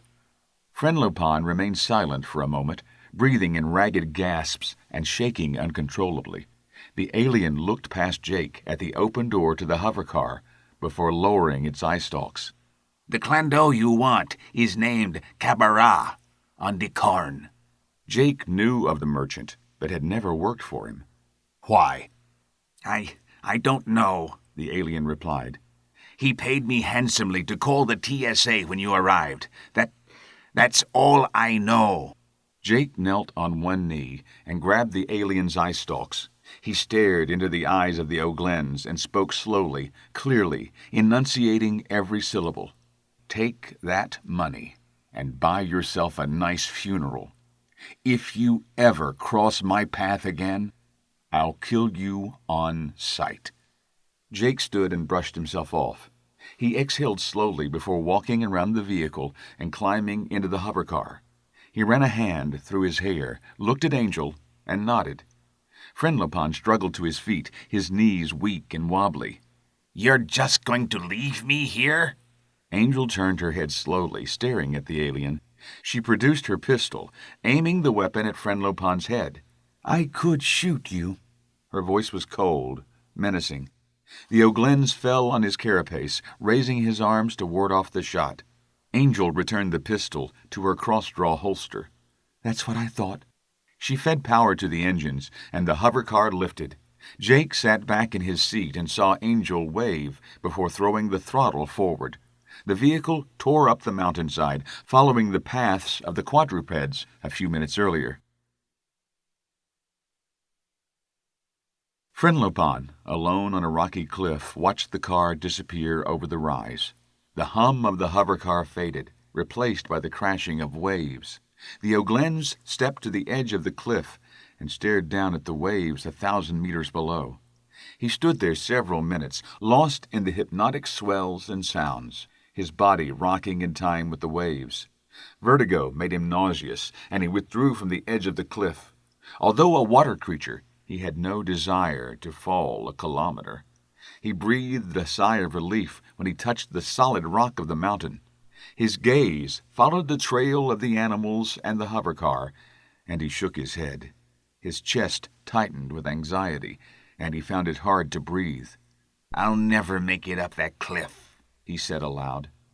A shadow cast over him, and he looked skyward. His eyes followed a single, solitary bird as it circled high above. Friend Lopan's knees gave way, and he sat down heavily in the shade of an outcropping of rock. Chapter 18. The three-piece band in the corner of the bar played a sad, tormented tune. Jake Cutter sat with his back to the bar, his elbows resting on the fake wood. He leaned back, closed his eyes, and let the sounds wash over him. There were few patrons in the bar, but he expected that in the early afternoon hour. The bar offered a few secluded corners, a bit of privacy for clandestine business or romantic interludes. A dozen small, round tables filled the majority of the room. The bar and the stage occupied the rest.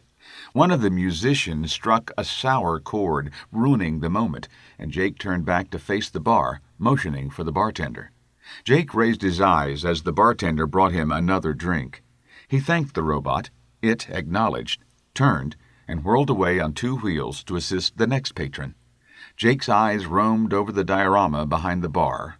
He smirked. The busty ostrich. Again? I had no idea it was a chain. The painting was similar to the one on Cropple, a large-breasted feathered bird standing on skinny legs. This one, in a bar on Decorn, a sector away from Cropple, held not-so-subtle differences. The bird's head dipped down into the sand at its feet, while its neck snaked through its large, over-exaggerated breasts. One wing offered a half-salute to the patrons of the bar. Not as good, Jake thought, and turned his attention to the drink before him. He watched as a puff of smoke wafted from his glass. His head and eyes followed the smoke as it rose and dissipated. He reached for the glass, removed the piece of fruit from the rim, and tossed it onto the bar before gently swirling the drink. The three different colored liquors mixed into one almost yellow concoction. The smoke gone, he lifted the drink to his lips. "Don't do that," came a gruff, slurred voice from his elbow. "You don't mix a Krillmar sunrise like that. If you buy me one," the voice continued, "I'll show you the proper way." Jake sighed and downed the drink in a single gulp. It was his third in an hour, and the warm liquid did not burn like it did when he started. He shook his head. It still stung enough so that a thin sheen of sweat formed on his brow. He wiped his forehead with his sleeve before turning to stare at the humanoid sitting next to him. The creature was the typical green of the Clandeau, with oversized eyes, small ear slits, and a bald head. Jake examined the alien, noting the fancy clothing, expensive knee-high boots, and a necklace that almost perfectly matched his skin. Jake raised an eyebrow during the inspection, a thin smirk touching his lips. "Why not, Mr.?" The Clandeau swayed slightly on the stool. Apparently, he had already had a few. "Cabaret," he slurred. Jake motioned for the bartender. "Two more." Cabaret licked his dark lips as the bartender set down 2 Krillmar sunrises less than a minute later. The 2 men observed the smoke that drifted from the glasses and melted into the air. Jake watched as Cabaret pulled the sliver of Darlenko fruit from the edge of the glass and squeezed the juice into his drink. The juice mixed with the liquors, turning the 3-colored drink into a bright red sangria that popped as the chemicals mixed. "You don't swirl it," Cabaret said, mesmerized by the crackling of the drink. "You let the fruit mix it. Listen to that," Cabaret said, holding a hand to his ear slit and turning his head to listen. "That's the sound." His voice took on a dreamy, almost trance-like feel. "That's the sound of a Krillmar sunrise." Jake discarded the fruit as before and swirled his drink. He took a sip. "I've been to Krillmar," he said humorlessly. "Sunsets don't crackle." Cabaret looked hurt as he straightened up in his chair. "They most certainly do. I was there years ago for the winter solstice celebration, the Krillmar New Year." He took a sip, belched slightly, and looked Jake straight in the eyes. "I distinctly remember crackling." Jake smiled innocently. The winter solstice celebration included a lot of fireworks, most of which crackled as they exploded. That must be it. I wasn't there during the winter. Cabaret finished his drink in one long shot and placed the glass on the bar. He swayed on the stool, and Jake reached out a hand to steady the Clando. Cabaret shoved the hand away with a swipe of his green arm. His eyes were half closed as he smiled. Fine." Cabaret's gray pupil eyes rolled into the back of his head. Jake caught the Clando as he passed out and gently laid the alien's head down. The alien let out a gentle snore. Jake downed the rest of his non-alcoholic sunrise. Even without the alcohol, the chemicals warmed his body. He motioned to the bartender as he flipped a coin at the robot. "Now, bring me a real one. I want to see what all the fuss is about." Cabaret woke to an incessant pounding in his head. He opened his eyes, light flooded in, and he immediately shut them. He groaned, tried to rub his temples, and felt rough restraints bite into his wrist. "What?" He opened his eyes again and battled past the bright stabbing light. Fear and alcohol-induced numbness fought for supremacy of his system. He shook his head to clear it. "What was the last thing you remember?" a voice in his brain asked. "The bar," answered the voice. "The Krillmar sunrise." "And where are you now?" the voice questioned. A human approached, pulled up a chair, turned it backwards, and sat down, propping himself on the back of the antique wood. Cabaret ignored him for a moment, looking past him into the depths of an abandoned warehouse. Old, discarded boxes littered the floor of the open bay. Support columns collected trash at their base from the breeze through broken windows. Sunlight flooded through the windows. "How long have I been out?" "I spent 3 weeks and several thousand credits tracking you down." The man's tone was cold, echoing off the barren walls. Cabaret stopped his inspection to listen. "Now, you are going to tell me who set me up and why." "Who are you?"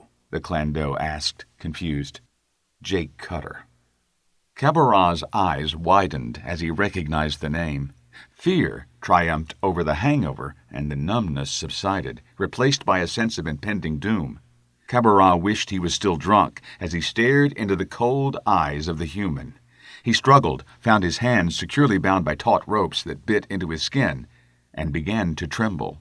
I don't know what you're talking about," Cabaret stammered.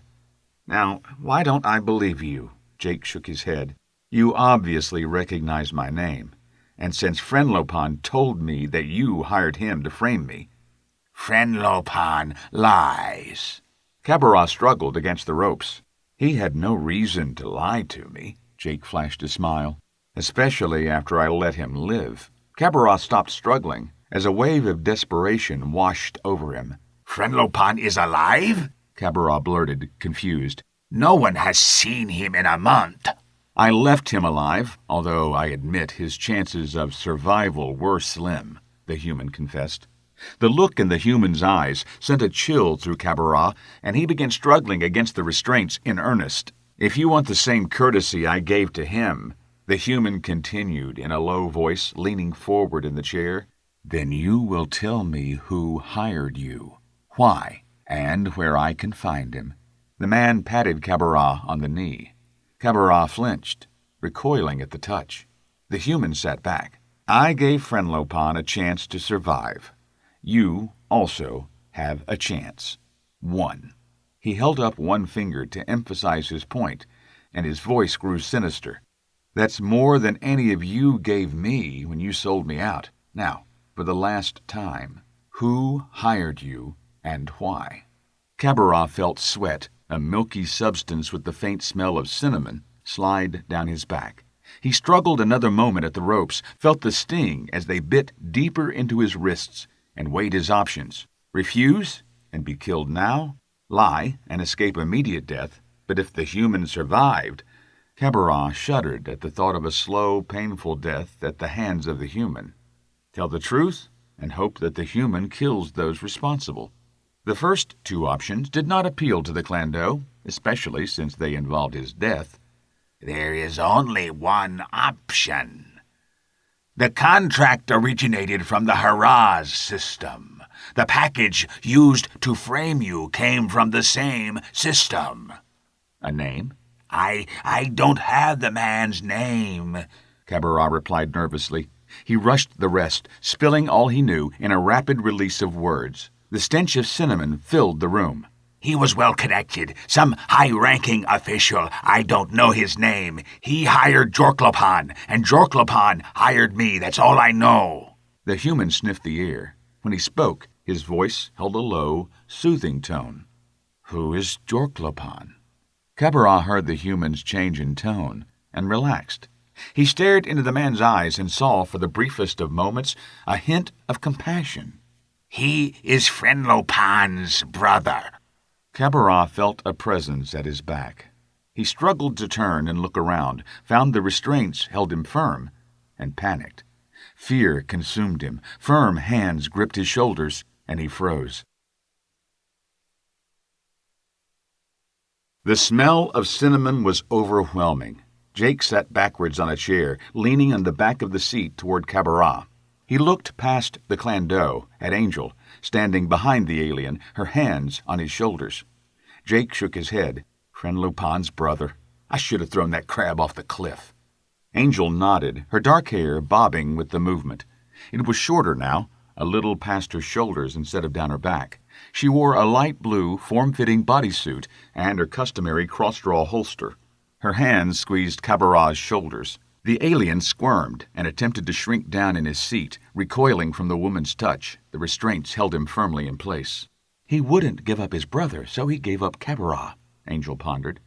I guess he figured we would kill Cabaret and his brother would be safe. Jake stood, moving the chair behind him out of the way. He stared down at Cabaret as Angel cut the ropes that bound his hands. This is what's going to happen, he said, addressing the Clando. I'm going to find Jorklopan. He is going to tell me who the official is, and then I'm going to kill him.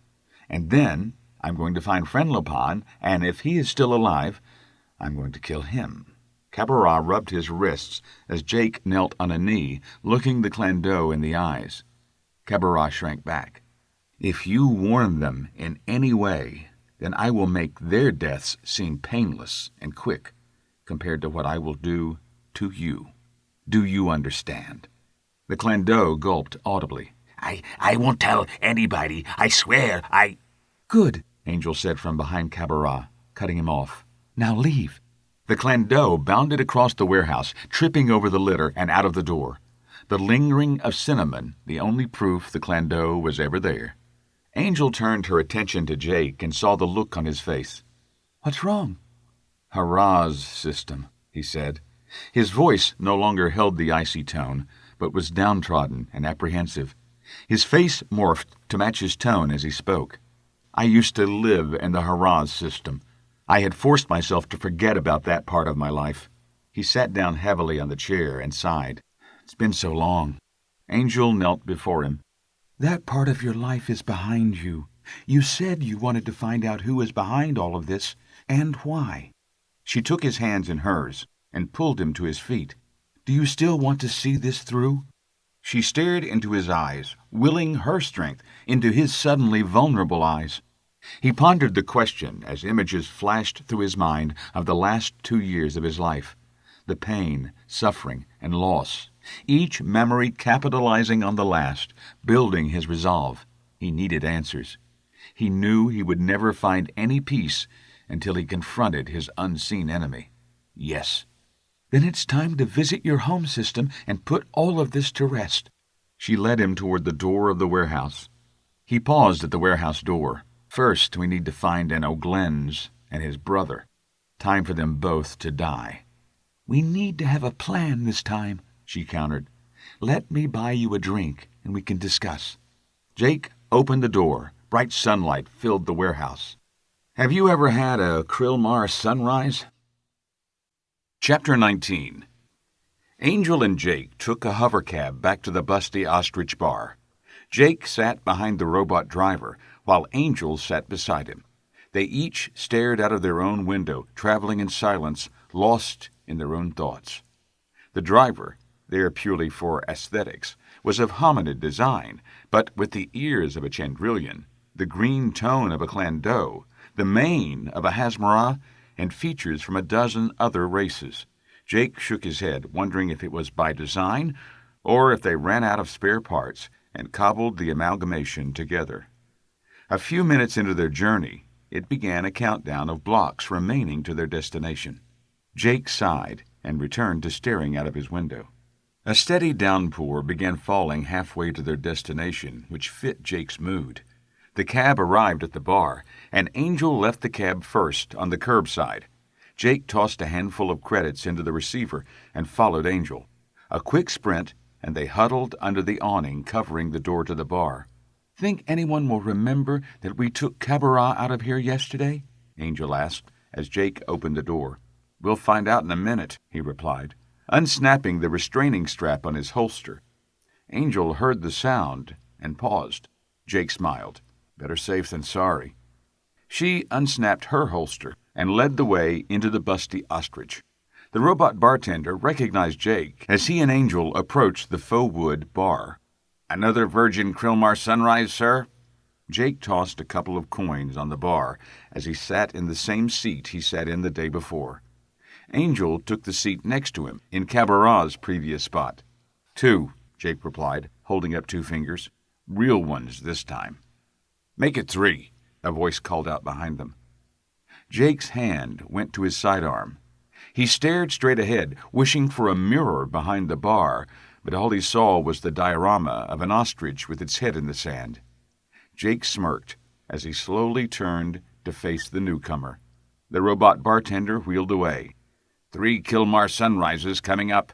Jake saw a man dressed in a dirty brown TSA flight suit, pistol holstered and slung low on his right leg. He held up his arms non-threateningly as a huge grin split his face. Jake instantly recognized him. You are a hard man to track, Jake. Mark Dawson smiled, offering his right hand. By design. Jake slid off the stool and shook the offered hand.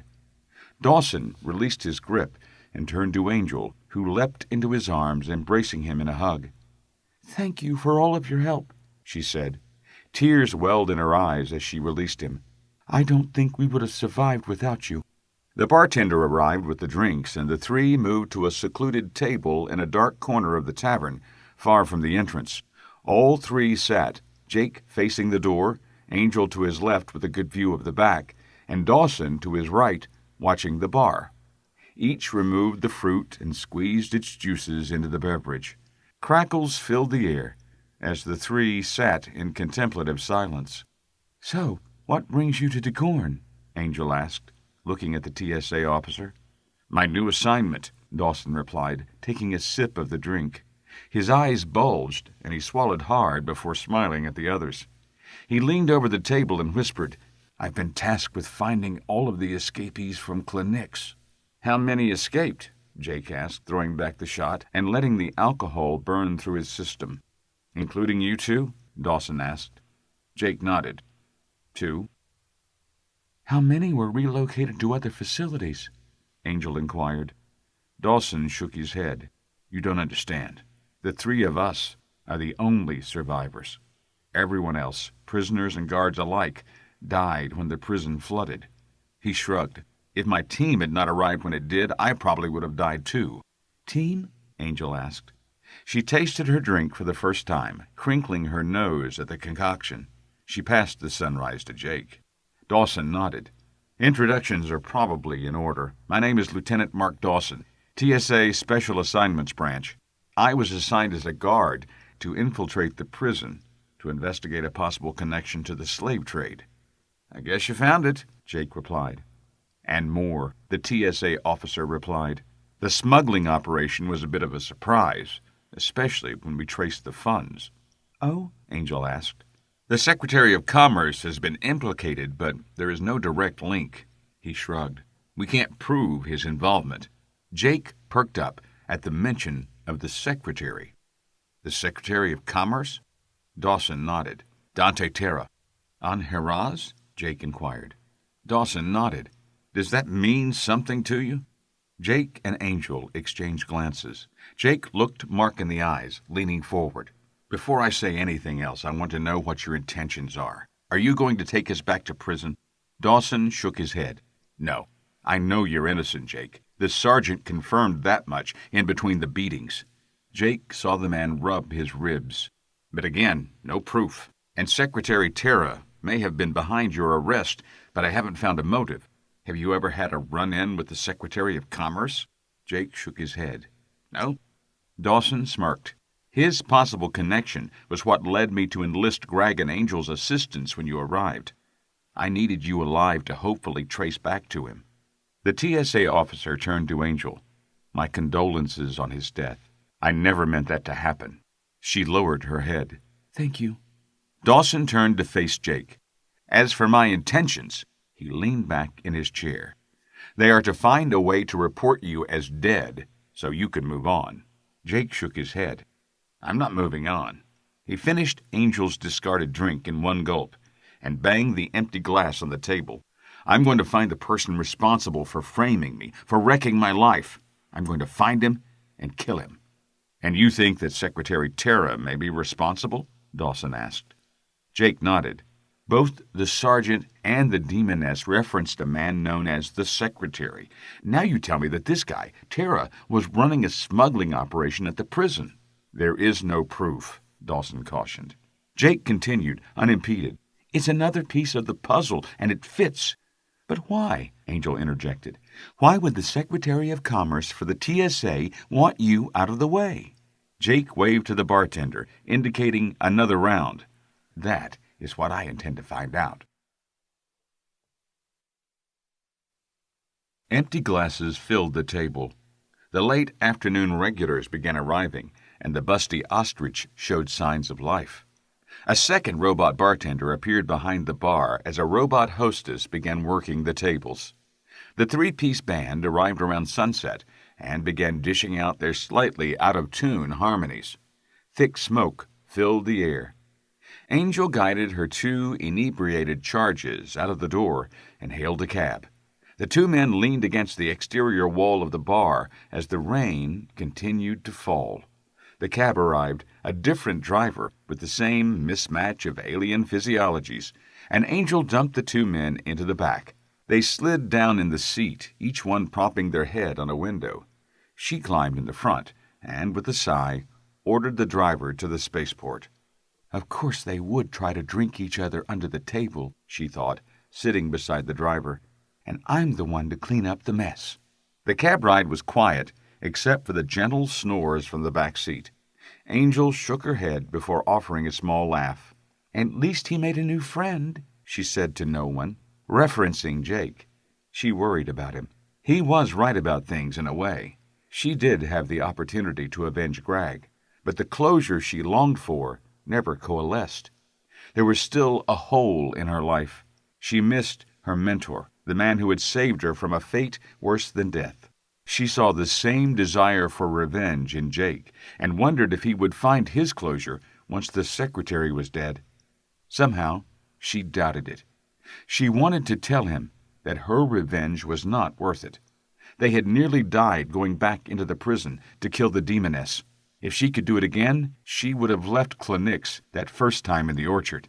The cab arrived at the spaceport, and Angel tried to awaken her charges.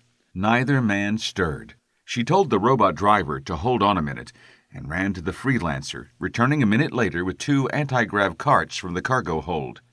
She muscled the men onto the carts, flirting with the idea of leaving them on the plasticrete pavement after banging her head on the cab door. Her task complete, she paid the cab and watched it speed off before pushing the carts, one at a time, onto the freighter. "You two better be worth it," she said, closing the ramp. She left them floating on the carts in the main cabin and made her way to her room. She collapsed onto her bed, exhausted. Jake rolled over, felt a brief sensation of falling, and landed hard on the metal deck of the freelancer. What the hell? His head pounded from the burgeoning hangover. He sat up on an elbow. "Where am I?" he asked. His eyes focused, and he recognized the interior of the freighter. He heard a deep sigh and turned to look behind him. Mark Dawson sat cross-legged on the deck, holding his head. Jake sat up, smacking the anti-grav cart hovering above him. He cursed and began rubbing his head. He shoved the cart out of the way, watching it float effortlessly across the cabin. "Morning," Dawson said, rubbing his temples. "Where are we?" "Aboard the freelancer," Jake said, rising unsteadily to his feet. "How did we get here?" Dawson asked, also rising to his feet. "I brought you here," Angel said, appearing from a side corridor. She yawned, brushing her tangled hair from her face in the same motion. "After you two drank yourself into a stupor." "Sorry," Mark said, embarrassed. "It's been a long time since I've had friends to just sit and talk with." Jake clapped him on the back before looking at Angel. "I'm sorry, too." He rubbed his temples. "What can we do to make it up to you?" "Make me breakfast," she said. She turned to head back the way she had come. "I'll be ready in 20 minutes. The men served breakfast, protein and carb supplements with hot java. 20 minutes later, as Angel emerged from her room brushing her hair, the three settled around a table in the galley, eating in relative silence. Breakfast worked wonders to dispel the hangovers and bring the 2 men back to life. The meal concluded, and the men put away the dishes. "What's your next move?" Dawson asked as they returned to their seats. "We have to find a smuggler named Jorklapan," Angel replied. She propped her elbows on the table, cradling her chin in her palms. The lieutenant nodded. "I've heard of him. Do you know where he is?" Jake leaned back on the padded seat. "We're going to start on Cropple, track him through the family network." He smiled. "Besides, I want to see if Friendlapon survived his vacation." "He survived," Dawson confirmed. Jake raised an inquisitive eyebrow, and Dawson held up a hand to ward off the question.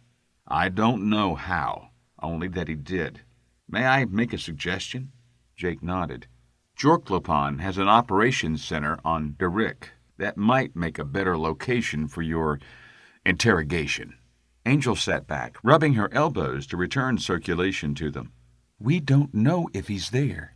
"And if I can arrange for him to be there?" Dawson inquired. "What's in this for you?" Jake furrowed his eyebrows, suspicious. Dawson spread his hands. "This coincides with something I discovered during my investigation on Cla'nix. The smuggling was only one part of the operation. Slave trading was the other. Did you know that a rebellion is brewing on the rim worlds of the Tri-System?"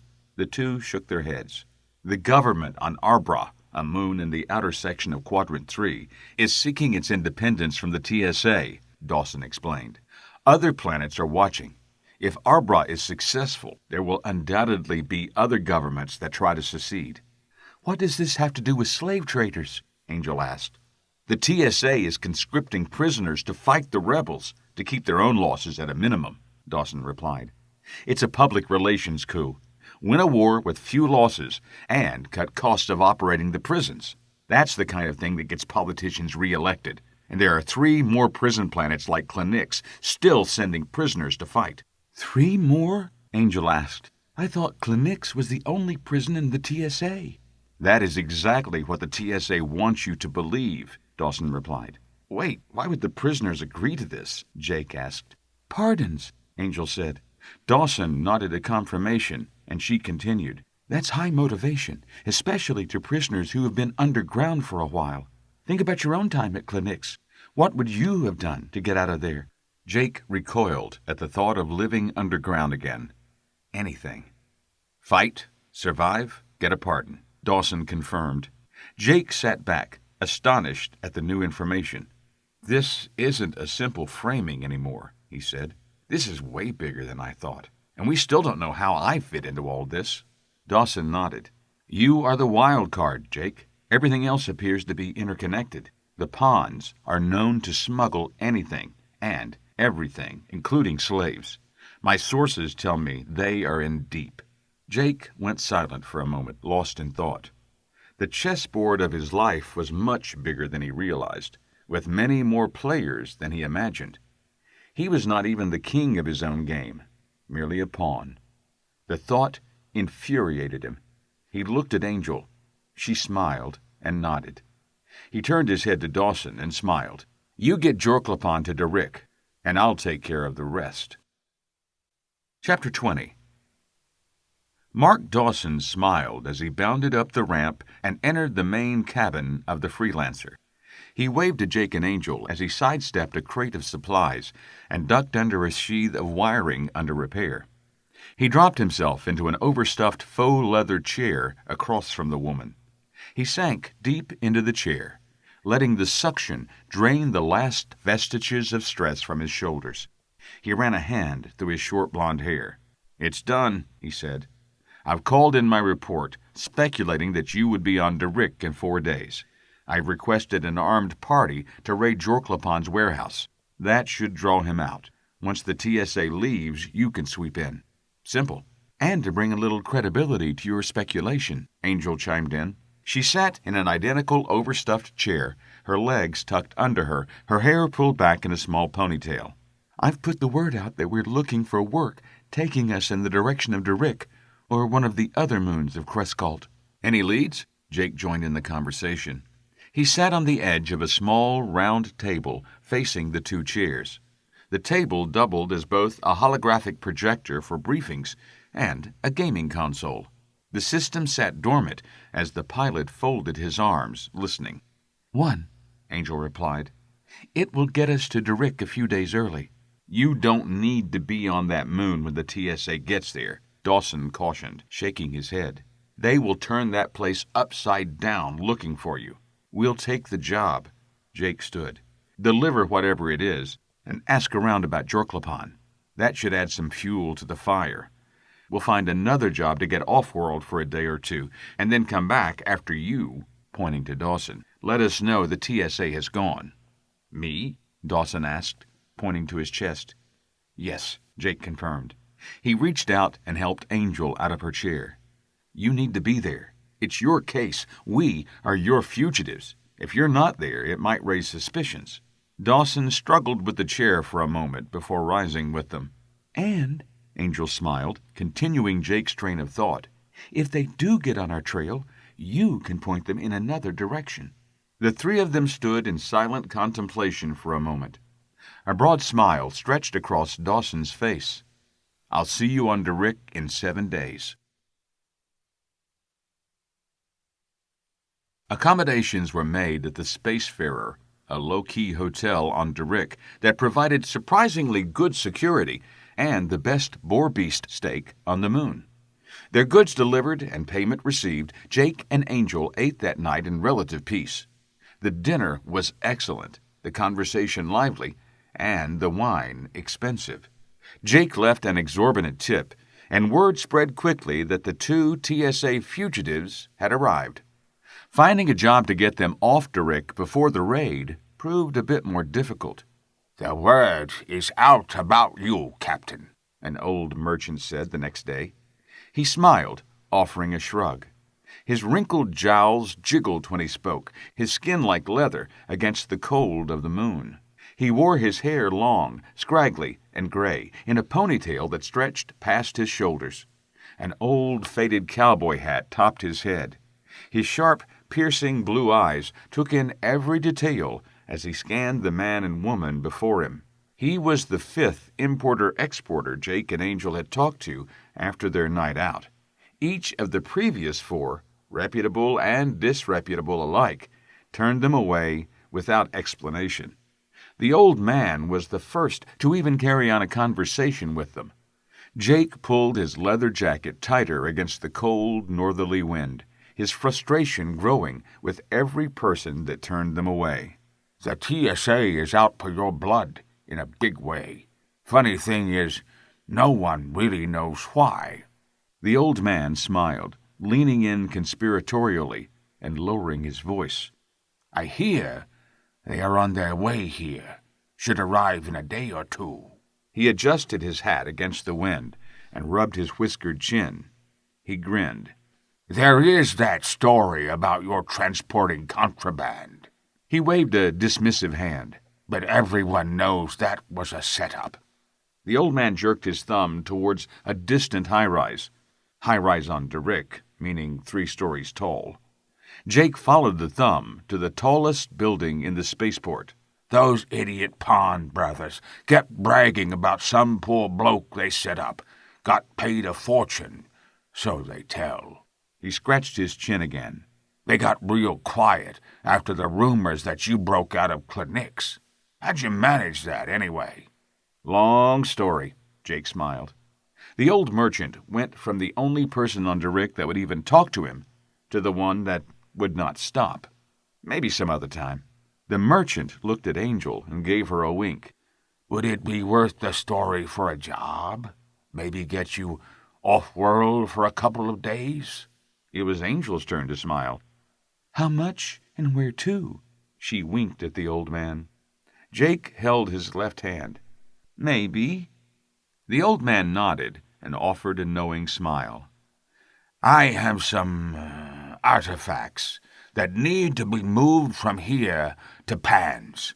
That's about a 4-day round trip in that freighter of yours. I'll give you $25,000 for the trip. You give me your word that the goods will be delivered, or you'll die trying. The old man's eyes twinkled. And the story of your escape. Jake rubbed his chin and felt stubble. He smiled, briefly wondering if he would live long enough to grow a grizzly beard like the old man before him. The story, $25,000, and you tell me where I can find Jorklapan. The old man extended his hand.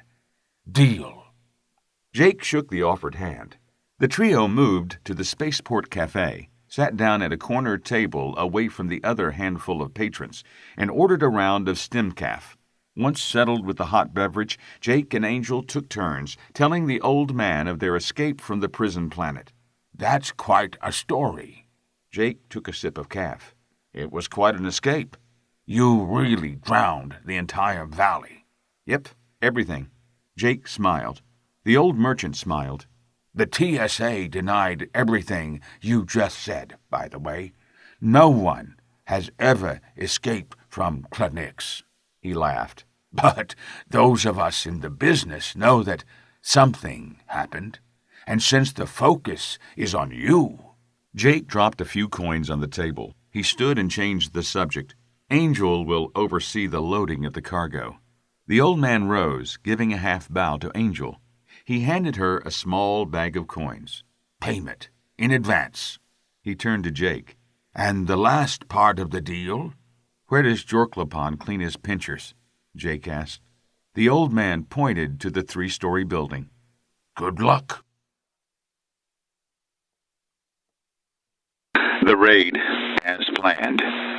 Dawson's voice sounded tired over the comm. Static interrupted the report. The team came empty, but did find.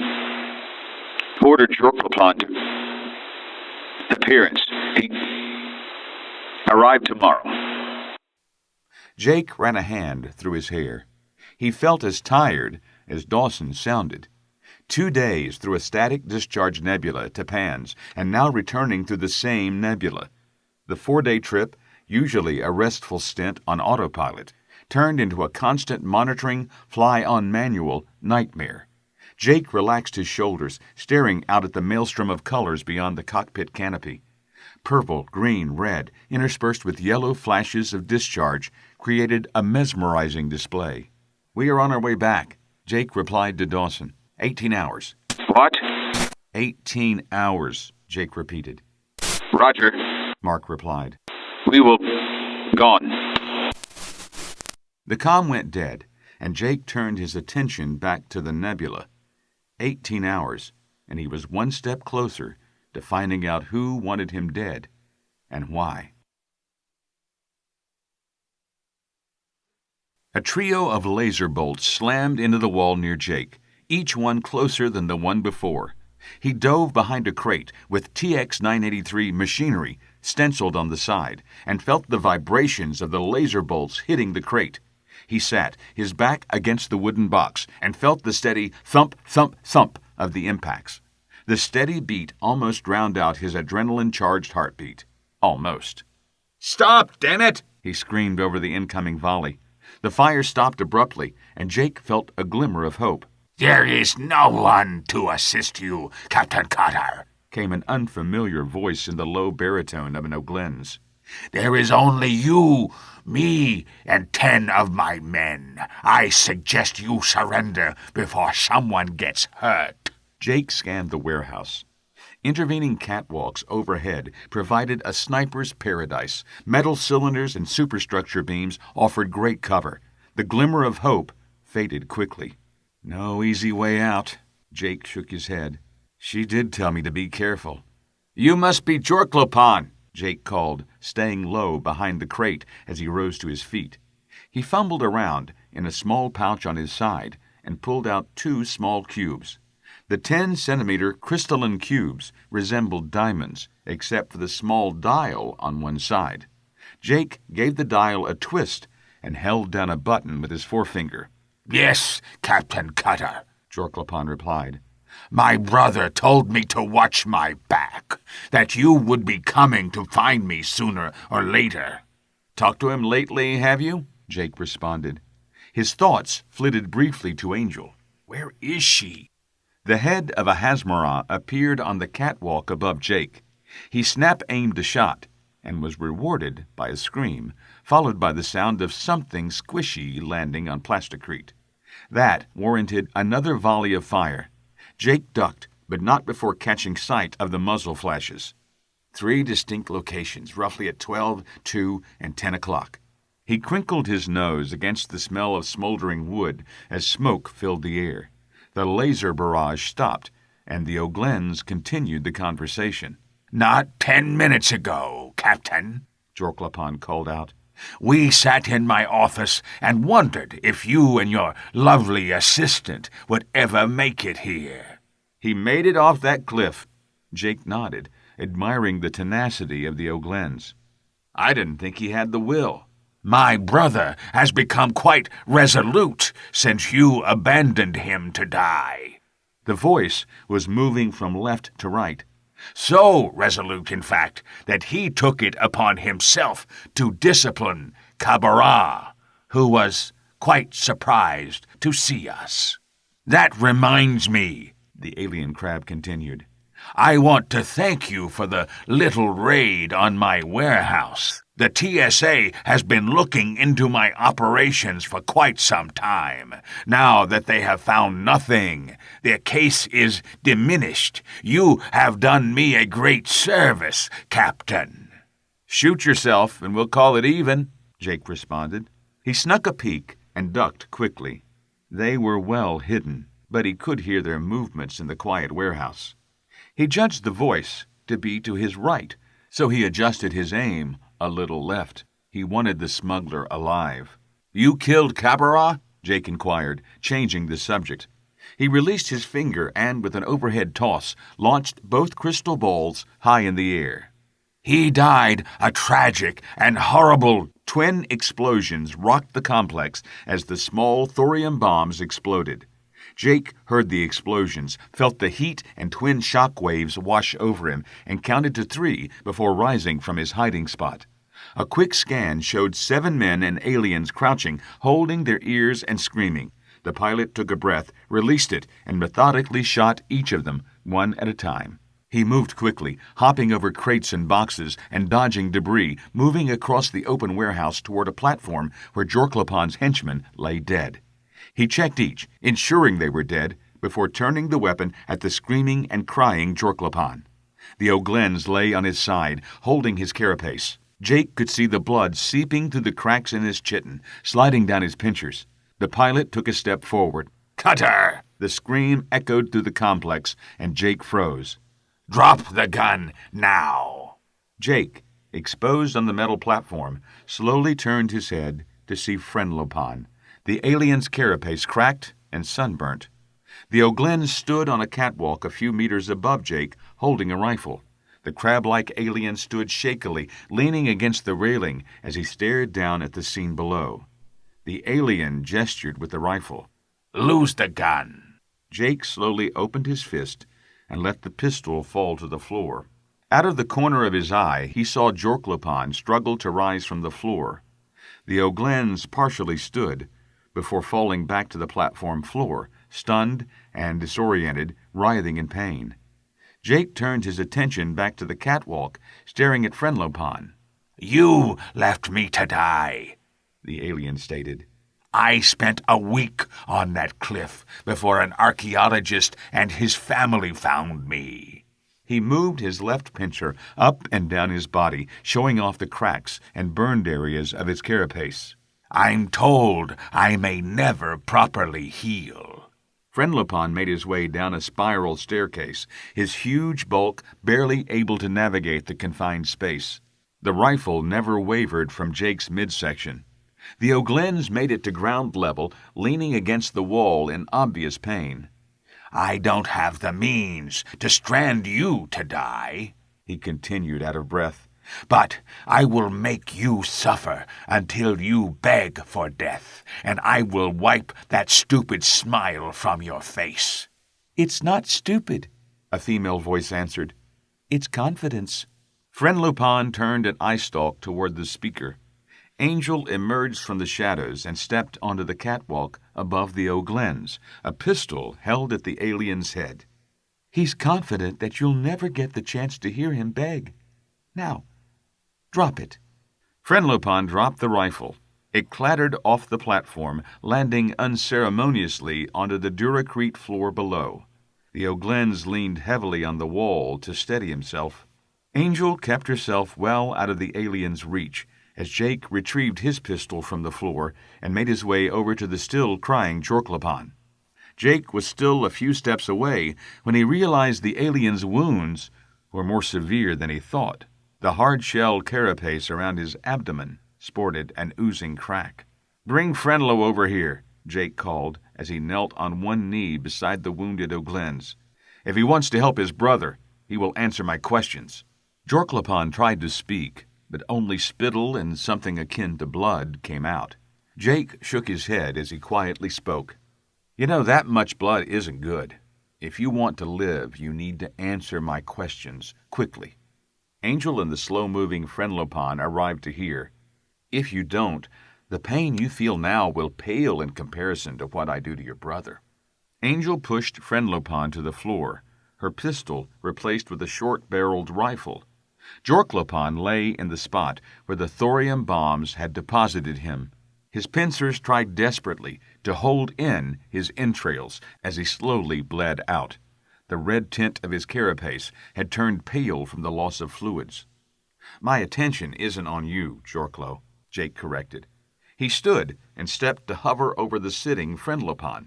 "You are already hurt and dying, but Frenlo is only hurt. He is still very susceptible to pain." He tapped the alien's carapace near a crack, rewarded with a recoil and quick intake of air against the pain. "So, Jorklo, I'm going to ask you a question." Jake slowly drew his laser and pointed it at Frenlopan's knee joint.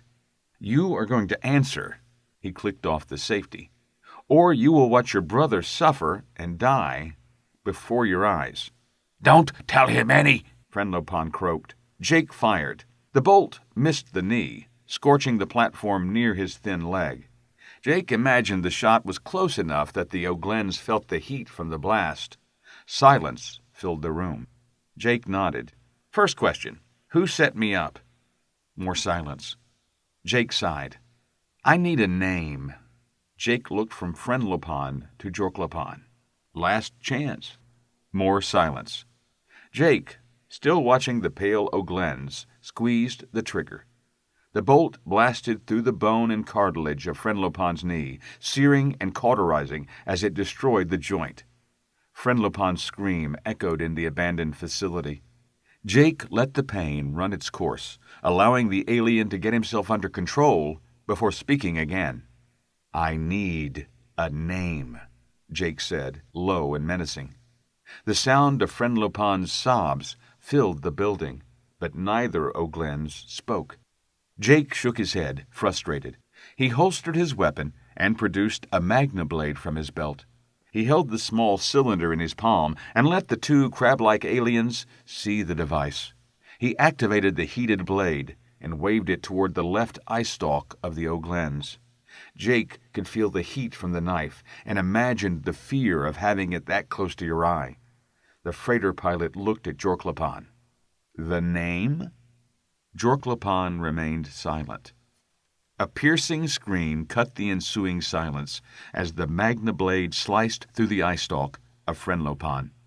Jake watched the organ fall to the floor as the wounded alien fell over on the platform, thrashing on the floor. Jorklopon tried to turn away, but his own wounds kept him on his side, watching his brother suffer. It took several minutes for Frenlopon to stop screaming. Tell me the name and all of the pain goes away, Jake said. It's not too late to end the suffering, but... He let the word hang in the air for several seconds. I'm about to lose my patience. I don't have a name, Jorklopon screamed. He broke down, sobbing, defeat in his voice. All I ever heard was the secretary. You met him? What does he look like? Jorklopon twitched, pain racking his body.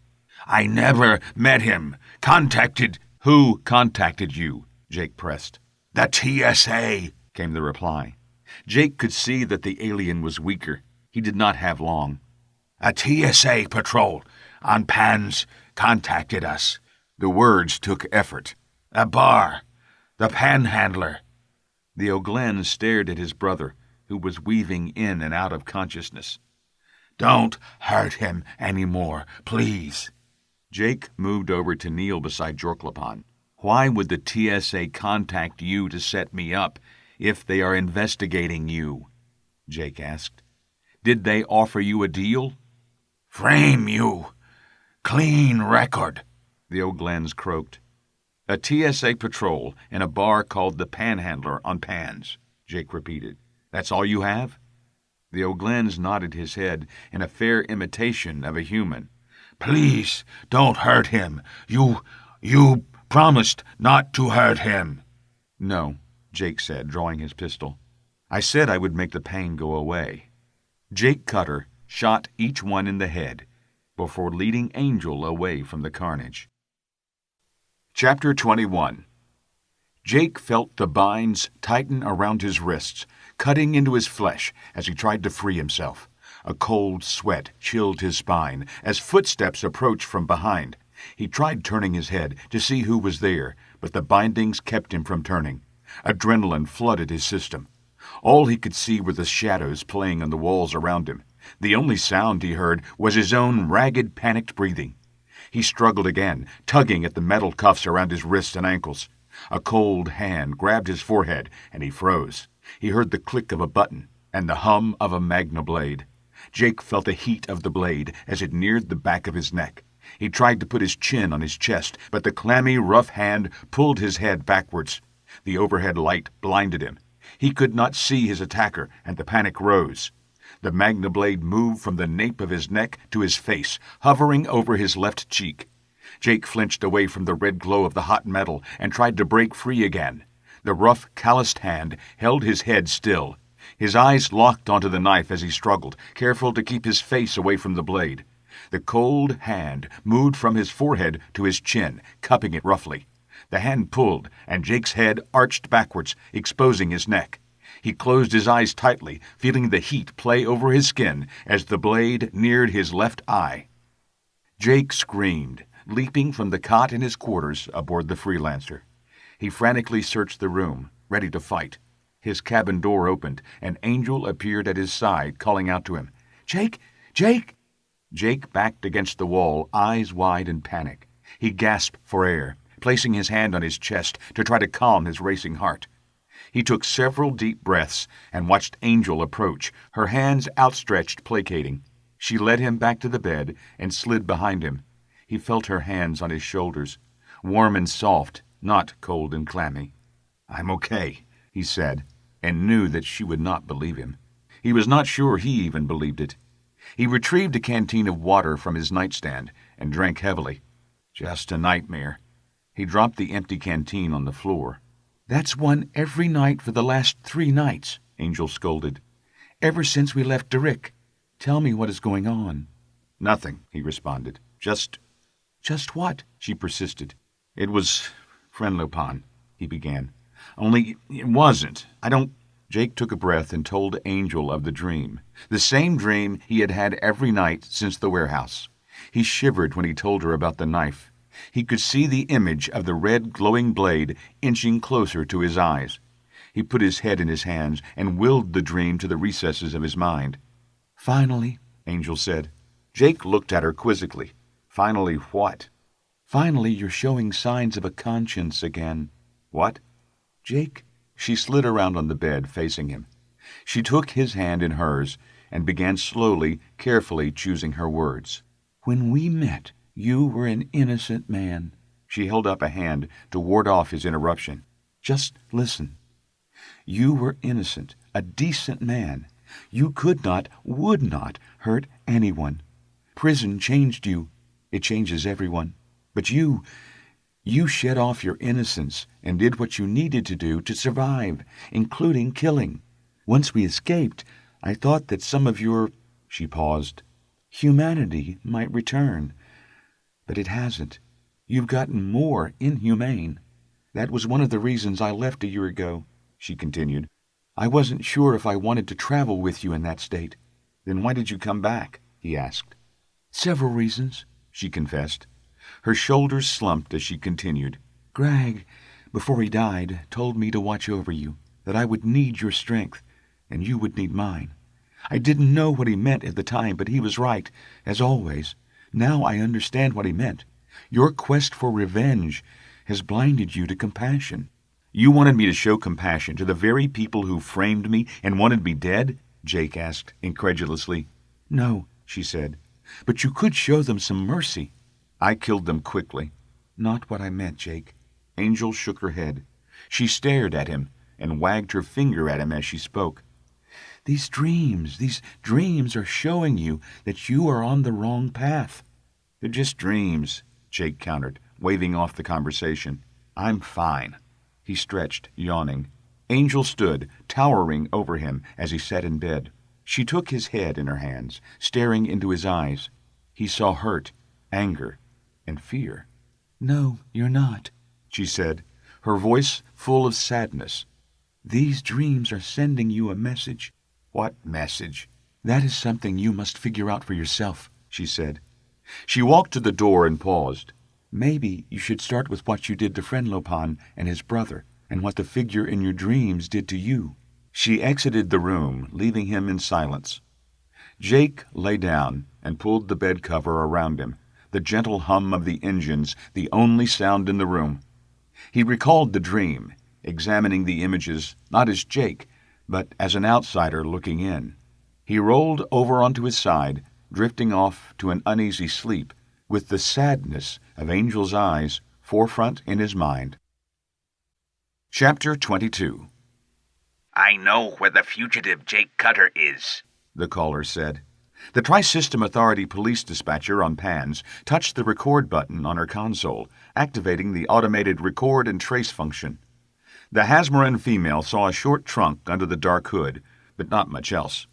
Rain fell in sideways sheets behind the caller as pedestrians ran down the soaked sidewalk. The passers-by paid no attention to the caller as they scurried about their business.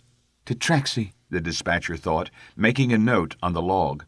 The caller turned, watching 2 giggling Traxilian females pass, their clothes clinging to very wet skin, accentuating their curves.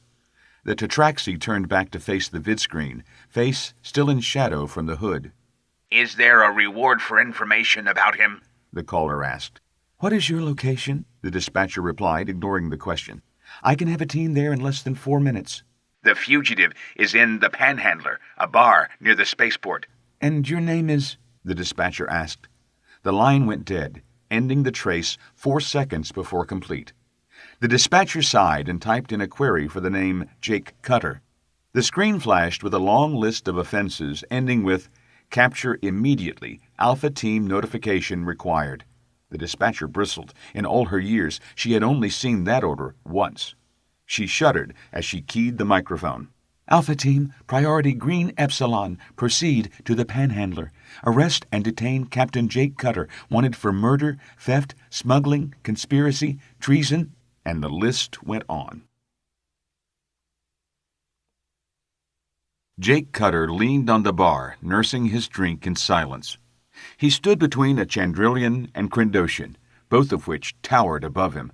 The Crindosian jostled him, issued a soft growl in apology, and waved to the bartender for another drink. The human bartender, a rarity in the age of robotics, slid a quart-sized jar down the bar's smooth surface. The Crindosian caught it with practiced ease, stopping the glass without spilling a drop. The alien grunted his thanks, tossing a coin toward the human. Jake observed the spectacle and surveyed the bar's countertop. Scratches, stains, and burns in the wood grain affirmed years of use and abuse. He raised his eyes toward the large mirror behind the bar, the view obscured by dozens of bottles of liquors. He looked above the mirror, looking for the drawing of an ostrich, before remembering he was not in a busty ostrich bar. He felt somewhat diminished at the realization, smirked, and took a sip of his drink. Staring at his glass, he turned his attention to the conversations around him, listening for anyone showing more than a casual interest in the pilot. The bar bustled with activity in the early afternoon, with females of several species working the place for tricks. He felt a gentle tap on his shoulder and turned to see Ahasmara, her long, faux blonde mane braided and decorated with flowers. She leaned in and whispered her proposal. Jake smiled, but politely declined. He took his drink and moved from the bar to a secluded corner table, hoping a less public place would dissuade further offers. A large Chandrilian, her rabbit ears decorated with dozens of piercings, saddled over and proved how wrong he could be. He declined her offer and sighed as a blue click and a Clando lined up to take her place. The blue-skinned blue click was very attractive in her tight-fitting shorts and a shirt that left very little to the imagination. Jake waved both off with a shake of his head, scooped up his empty glass, and returned to the bar, away from the Chandrilian and Crindosian. Jake ordered another drink, amazed by the non-robotic bartender, and turned his attention to a pair of old freighter pilots sitting nearby. They sat at a wooden table covered with empty glasses. Each man looked ancient. Scars, tattoos, and leathered skin displayed to the universe that these men had seen it all, done it all, and lived to tell about it. Neither was drunk, but they were well on their way in the afternoon hours. "You couldn't have flown with him," the first man pleaded with a vigorous shake of his head. "That was 200 years ago." The second man smiled, wagging his finger at the first pilot. "I didn't say I did." His words came out slightly slurred. "I said that my great-great-grandfather led the mission that discovered the wreckage. I had a great-great-uncle on that mission," the first man replied. He downed his drink and motioned to the Hasmara barmaid for another. "He was the one that found the voice recorder left by Captain Pans." Jake turned back to the bar, leaving the two men to their conversation. He had learned the story of Captain Robert J. Pans in school 20 years earlier, just as every kid in the Haraz system did. He downed the shot in one gulp and ordered another drink, wondering how long it would take for the TSA to arrive. He had paid the Tetraxi 100 credits and a drink to make the call. He felt the alcohol light a fire in his belly and hoped it would not take too much longer. Jake's thoughts drifted from the TSA to the pilots at the nearby table to his history lessons about Captain Pans.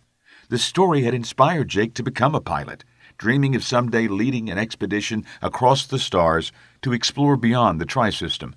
Jake shook his head. That dream was over. Dreams. Jake recalled the last few restless nights, dwelling on Angel's words. These dreams are sending you a message. He was loath to admit it, but she was right. He had become cold, distant. Revenge was the focus of his life, and he knew that he would pay a heavy price. He vowed to do better, to be the man Greg knew him to be. He slugged back the drink. I just don't want Angel to pay that price as well. There was enough heartbreak in his life. He did not want to add to it. Jake shook his head, erasing the morbid line of thought, and ordered another shot, and turned his attention back to the two old men still discussing the ill-fated flight of Captain Pans. The captain's life ended in tragedy. He may have a planet, a city, and a spaceport named after him, but he died in a freak accident of nature. Don't know if that's a fair trade. Jake drained his drink. What do you think, young man? Jake turned to the two old freighter pilots. I'm sorry, what? Do you know the story of Captain Robert J. Pans? One of the men asked. Jake nodded. Yes, sir. I remember the story from school. The man let out a derisive laugh. School! Book learning is fine, but you gotta get out there and live, son. Jake glanced at his watch, wondered briefly if the TSA would ever show up, and ordered another drink. The bartender prepared the non-alcoholic drink with a wink and slid it down the bar. Jake caught it like the Crendoshan, only spilling a drop or two. He smiled, leaned back against the bar, and turned to the two pilots. Yes, sir. Get out and live. The old man smiled, holding up his drink in salute. Jake returned the gesture and watched as the pilot downed his orange concoction in one gulp. He waved to the barmaid for another as his partner began the tale. Captain Pans changed the course of history. How many men can say that? The second man asked. His bald head shone dully in the bad lighting of the bar. The bald crown accented the short-cropped blond hair encircling his skull. He wore a Van Dyke that matched his hair in both color and length. His blue eyes sparkled. Jake smiled, realizing that he had, against his will, been pulled into their world. Captain Pans, you see, he was the first man to volunteer for the deep space program, the first man chimed in. The old man wore his long white hair in a ponytail that trailed down his back. His gray beard came to a point halfway down his neck, and his brown eyes held a treasure trove of knowledge and adventure. The two men took turns, each telling a part of the story, and Jake realized that these two had told the story so many times that, in their minds, they were Captain Pans. Jake checked his watch again, shrugged, and settled in to listen while he waited. He launched about 300 years ago, Whitebeard said, his voice drifting as if he were recalling his own memory. His course would have taken him to Zargo. Of course, he didn't know that at the time. The man chuckled. That old ship barely made system speed. You know, the trip was expected to take months. The first problem he encountered was a rogue comet. The bald man entered with his part of the story. He swirled his drink as he spoke. That old ship got caught in the gravity well of that comet, you know, pulled him right in, and then slung him out the other side. His arms flailed as he spoke to emphasize the story. His half-full drink sloshed on the table, but neither man noticed. They had an audience, and they were not going to let him go. He ended up crashing here on Pans. Whitebeard picked up the story. No more than 30 kilometers from this very spot. You know, there's a monument there. The old man leaned over the table as if telling a secret. Of course, it wasn't there when he got here. They put it up afterwards. Jake suppressed a smile and took a sip of his drink as the man continued. Even though he survived, his ship was a wreck, never to fly again. The man's voice held a hint of both storyteller and historian, with enough suspense to keep you on the edge of your seat. Jake was caught up in the moment despite himself. Captain Pans knew that a rescue was months away, if ever. So, you know what he did? Jake shook his head involuntarily. He made a voice log of what had happened, Baldy interjected, his voice all business. Declared the planet in the name of Haraz and named it Pans. What happened to him? Jake asked, enjoying the story. The first man pointed a crooked finger at Jake. I thought you learned this in school. Jake nodded. I did, but you tell it much better than my teachers. The barmaid brought another round as the first man eyed Jake suspiciously for a moment before filling his face with a huge grin. He continued with a flourish of hand gestures. I'll tell you what happened. A piece of that darn old comet broke off and followed him down here. The old man tapped the table vigorously to emphasize the story. Figure the odds of that. The second man slapped the table lightly. Boom! It hit right here, a hunk of rock half the size of a standard escape pod. Smack down right here. He slapped the table again, harder this time, rattling a couple of the empty glasses. The shock wave and dust storm killed everything within 50 kilometers, including the good captain. His eyes sparkled as he pointed to the floor. They built the spaceport in the impact crater. That was years later, Graybeard interjected. Almost a century after Captain Pan's crashed. Another team of explorers led by one of my ancestors, and one of mine, the bald man added, found the crater and created the first settlement off of Haraz. They named the spaceport Panhandler Port, and the city Pan City after Captain Pan's. They found the wreckage a month after they landed, Baldy continued when Graybeard stopped to take a drink.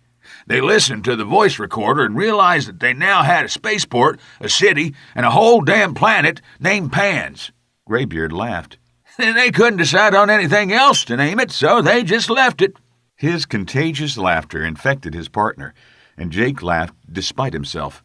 The laughter died as the TSA team arrived. The door to the street slid open, and the four-man team, dressed in black TSA armor with weapons drawn, stormed through the door. The policemen entered in standard breach formation. Left, right. They covered the room in seconds. Everyone in the bar froze, slowly turning their heads toward the TSA agents.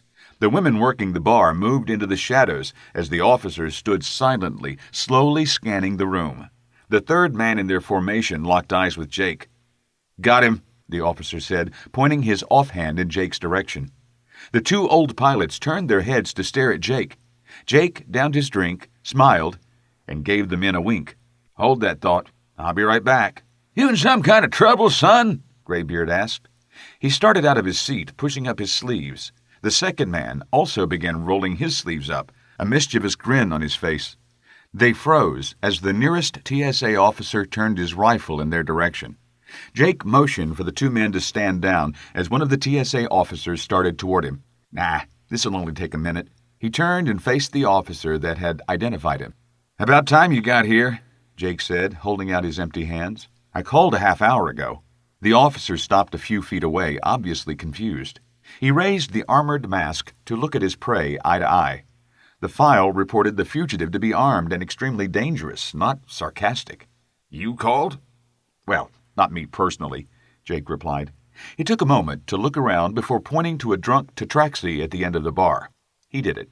The officer, along with two of his team and most of the bar, turned to look at the Tatraxi at the opposite end of the bar. The crowd around the snouted alien parted, leaving the Tatraxi exposed. The drunk paused in mid-drink when he noticed that everyone stared at him. He lowered his drink and smiled innocently before offering a timid wave. Laser fire brought everyone's attention to a dark corner booth. A tall Hazmara with a long braided mane backpedaled away from the shadowy booth, blue electric currents ravaging his body. He yelped in pain, stumbled a few steps, and crashed into a table, sending the occupants and their drinks flying. A second blue bolt blasted from the dark shadows near the front door of the bar, hitting the officer watching Jake in the back, sending electrical bolts arcing across the officer's body. He screamed as his body shut down, his knees buckled, and he collapsed on the faux wooden floor of the bar. The other three officers turned at the scream. A third bolt appeared from the shadows, striking the man nearest the door. Blue electricity engulfing his body, he collapsed without a sound. The TSA officer nearest Jake turned in time to see Jake's fist. The punch connected, and Jake was grateful the man had raised the visor. Blood flowed as the blow sent the man reeling backward, crashing into the last goon still standing. The corner booth fired a fourth time. The stun bolt connected, electrifying both men. The man Jake had punched collapsed in a heap, his armor clanging as he hit the floor. The last TSA officer spun and staggered a few steps before sprawling across a nearby table. The sturdy wood held as the officer twitched with electricity. Jake shook his fist and grimaced. I have got to stop hitting these guys. He nodded his thanks as Angel emerged from the shadows. She nodded before holstering her pistol. Jake turned his attention back to the two old pilots. He waved to the barmaid and held up 3 fingers, nodding to their table. Jake sat down at the table with the 2 freighter pilots as the drinks arrived. With a smug smile, Jake looked at the 2 storytellers and raised his glass. Here's to living.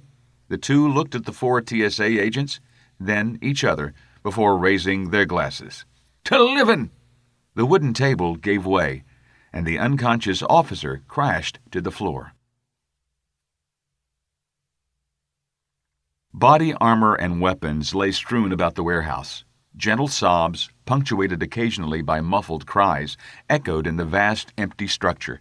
To one side of the warehouse sat a trio of offices. The center room exhibited the only movement, shadows playing on the walls in the waning sunlight. The far wall depicted the scene, a shadow hovering over a smaller shadow. The taller shadow raised an arm filled with a half-dozen limp tentacles, bringing the arm down sharply. The tentacles disappeared into the form of the second shadow, with the sound of leather on flesh, followed by a muffled whimper. Where did the diplomatic pouch come from? The silver box you used to frame Jake? Anger and frustration permeated the feminine voice. Who sent it? Silence met the question. Angel threw the leather cat-o'-nine-tails across the litter-strewn room. She grabbed the man's shoulders, shaking him violently. He rocked side to side, his hands bound behind him as he slouched in a chair, but remained silent. What the hell is wrong with you? She screamed, her spittle splattering the man's bloody face. All I want is a name. The policeman, stripped naked and vulnerable, said nothing. He wore the bruises and cuts of a beating, ugly and misshapen, but nothing life-threatening. Angel backed away as Jake entered the room from the left and, without preamble, grabbed the man, pulling him to his feet. The man wore his hatred for Jake like a cape. The fugitive pilot smiled, offering a look more menacing and deadly to the TSA operative. The man started to protest, to say something, but Jake shook his head. Too late for you. He turned to Angel as he shoved the man toward the door on the right side of the room. Grab the next one. This one just died. Angel nodded and retraced Jake's footsteps, entering the left-hand room. She grabbed the 3rd TSA officer who laid sprawled, semi-conscious, hands bound behind his back on the floor. Dried blood stained his face from where Jake had punched him in the bar. She lifted, then escorted the man to the center room, dropping him into the chair as a laser shot echoed from the other room. The woman smiled at the man in the chair as she retrieved her rolled leather strap. That's 2, she said, retracing her steps to stand before the chair. The officer's panicked eyes told her he was fully conscious now. By now you know what I want, and that you will take a beating if you don't tell me what I want to know. So, save us both the trouble and give me the name. Angel saw the man's lip quiver. Good, now we're getting somewhere, she thought. She placed her hands on her hips. I'm waiting. We were simply hired to pass the case on to the smuggler, Jorklapan. We didn't know what was in it. The man's voice cracked. Please, he pleaded. I have a family. A tremble coursed through his body as Angel took a half-step closer. Angel's voice was ice. Who sent it? The secretary. The secretary of what? The man jumped at the sound of Jake's voice behind him. The secretary of TSA Commerce, the officer murmured, his head hung low. Dante Terra. Angel looked at Jake. Confirmation. Jake walked around to face the man in the chair. Why? Why would this man be after me? I don't know, the agent screamed and began struggling with his bonds. I don't know why. I don't know what was in the case. I don't know. I don't know. I don't know. Exhaustion overcame the panic, and the man slumped, sobbing. I don't know, he murmured. Please don't kill me, he pleaded over and over. Please don't kill me. Jake shook his head and sighed. I'm not going to kill you. He drew his pistol and shot the man in the chest. He abruptly turned and shot the last TSA agent who sat tied up in the next room. The man's eyes, wide and shocked, closed as the stun bolt shut down his system. Let's get out of here before the rest of the TSA tracks these 4 down, Jake said as he gathered his jacket from a nearby chair. Angel nodded, packing her belongings. Bruised, but alive. She smiled, looking at the 4 men spread out in the 3 rooms. "Thank you, Jake." He nodded as they walked to the warehouse entrance, but said nothing. "And we have confirmation of what Mark told us," she continued. "Dante Terra," Jake confirmed. He shook his head, "but I still have no idea why he wants me dead." Chapter 23. "We are 23 minutes from the edge of the nebula," Jake said, spinning his chair around from the navigation console and facing forward. The purple and green illumination of the nebula cast eerie shadows in the cockpit. He squinted against the odd light and checked the calculations on his screen. Nodding, he turned toward Angel sitting in the co-pilot's chair. She stared out of the cockpit window at the mesmerizing light show. "Can you send a message to Mark?" he asked. "Make sure our exit vector is clear?" The 2 had contacted Dawson before leaving Pan's 2 days earlier. His image looked haggard on the screen, tired. He waved off their concerns. "You 2 need to leave Pan's immediately," he warned. "The TSA knows you captured their retrieval team. They have dispatched a corvette and 2 pickets in support. They will be at the nebula's edge in 16 hours. If you take an elliptical course," he continued, running a hand through his unkempt blond hair, "you can pass them in the nebula and they'll never know. I'm transmitting the coordinates for rendezvous. I'll be there in 40 hours. That'll give you plenty of time. Contact me when you're close." The line went dead. The coordinates arrived as promised, along with a dossier on Secretary Dante Terra. Jake set a looping course for the coordinates before opening the datapad with the biography of the TSA Secretary of Commerce. The biography contained the standard information, nothing that Jake could exploit. Raised by a wealthy family, Dante Terra was destined to follow in his mother's political footsteps. He started small, district council, before moving up the ladder to regional governor. Terra was appointed to the Department of Commerce after negotiating a successful trade deal for his region. Married 2 years earlier to Dari, no children. Angel nodded her acknowledgement of Jake's request and reached for the controls on the headset she wore. She adjusted the comm to the secure frequency the TSA officer had provided and touched the toggle button. "TSA Scout Overwatch, this is the Freelancer, do you copy?" Static. "TSA Scout Overwatch, this is the Freelancer, do you copy?" she repeated. The comm chirped with Dawson's distorted, undecipherable message. Angel touched a series of buttons on the console behind her, and the comm emitted an ear-splitting whine. She winced, adjusting the gain. The whine subsided, and Dawson's message came through, broken but clear. "At rendezvous," the message began. "Corvette led one waiting. Trouble. Trap." "Mark? Mark!" Angel yelled, adjusting the controls again. "Repeat your message." Mark Dawson banked to starboard, guiding his unarmed scout out of the line of fire of the TSA picket. The picket, designed as a quick interdiction vessel, sat nearly twice the size of the scout, and while the 2 ships were roughly the same shape, the scout counted on superior speed and maneuverability to ward off its enemies. The picket simply obliterated them with state-of-the-art particle cannons and missiles. Mark executed a barrel roll to escape the red laser bolts bouncing off the shields. The energy barrier flared into existence with each impact. He straightened out his course and stomped on the left pedal at his feet. The scout slid through space, losing velocity, and turned to face its pursuer. Dawson slammed the throttle forward, rolling the scout and flying underneath the larger vessel. Another dozen laser impacts rocked the small scout before it left the picket behind. "I'm at the rendezvous," he answered Angel's message. Her message was garbled, but it sounded like they were only a few minutes out. "The corvette led 1 picket into the nebula, but left 1 behind. It was waiting when I arrived. I'm in trouble. Do not leave the nebula. It's a trap." A warning light blinked, and Dawson checked the rear screens. 2 missiles streaked from the picket as it began a wide turn to pursue the scout. The warheads appeared to pause for a moment before finding their target, locking on, and zipping toward the fleeing ship. Not good. Dawson wished for the 1,000th time he had been given a fighter. It would have been more uncomfortable and cramped, but at least he would have a better chance to survive an attack. He shook his head and reached to his left, activating the only weapon the scout possessed, the high-tech jamming system. The TSA designed their scouts to infiltrate a system undetected. That required a sophisticated jamming system that rendered the scout invisible and, in the event of discovery, squelch all communications. He had jammed the Pickett's comms the second he saw it on the edge of the nebula, sitting, waiting. Now he hoped to jam the missile targeting system. He flipped the switch. The missiles maintained their lock, gaining on the scout. Not good, he repeated, and changed course toward the nebula. The missiles followed, gaining. The TSA Pickett Audacity adjusted its course in an attempt to cut off his escape.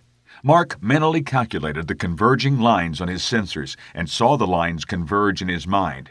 He would make the nebula in pieces. The line converged a few kilometers short of freedom.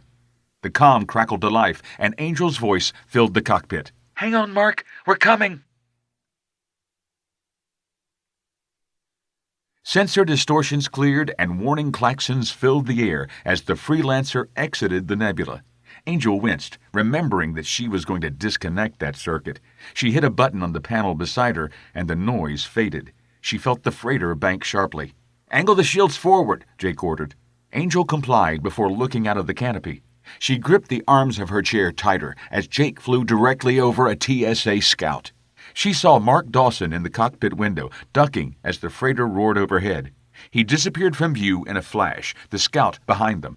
Explosions engulfed the freelancer as Jake fired the freighter's cannons, destroying the missiles in one pass. Angel cringed as brilliant flashes of light and expanding fireballs replaced the warheads. The ship rocked violently as it passed through the shock waves, coming nose to nose with the TSA Pickett. The two ships rivaled each other in size. The Pickett maintained the edge in firepower, the Trelinden freighter in maneuverability, and the freelancer had surprise on its side. Angel's knuckles dug into her chair as Jake nosed the freelancer down, flying underneath the TSA Pickett. She watched as the freighter's dorsal cannons, one forward and one aft, rocked the Audacity from stem to stern. Explosions of light and shield impact flares activated the freelancer's cockpit glare shield.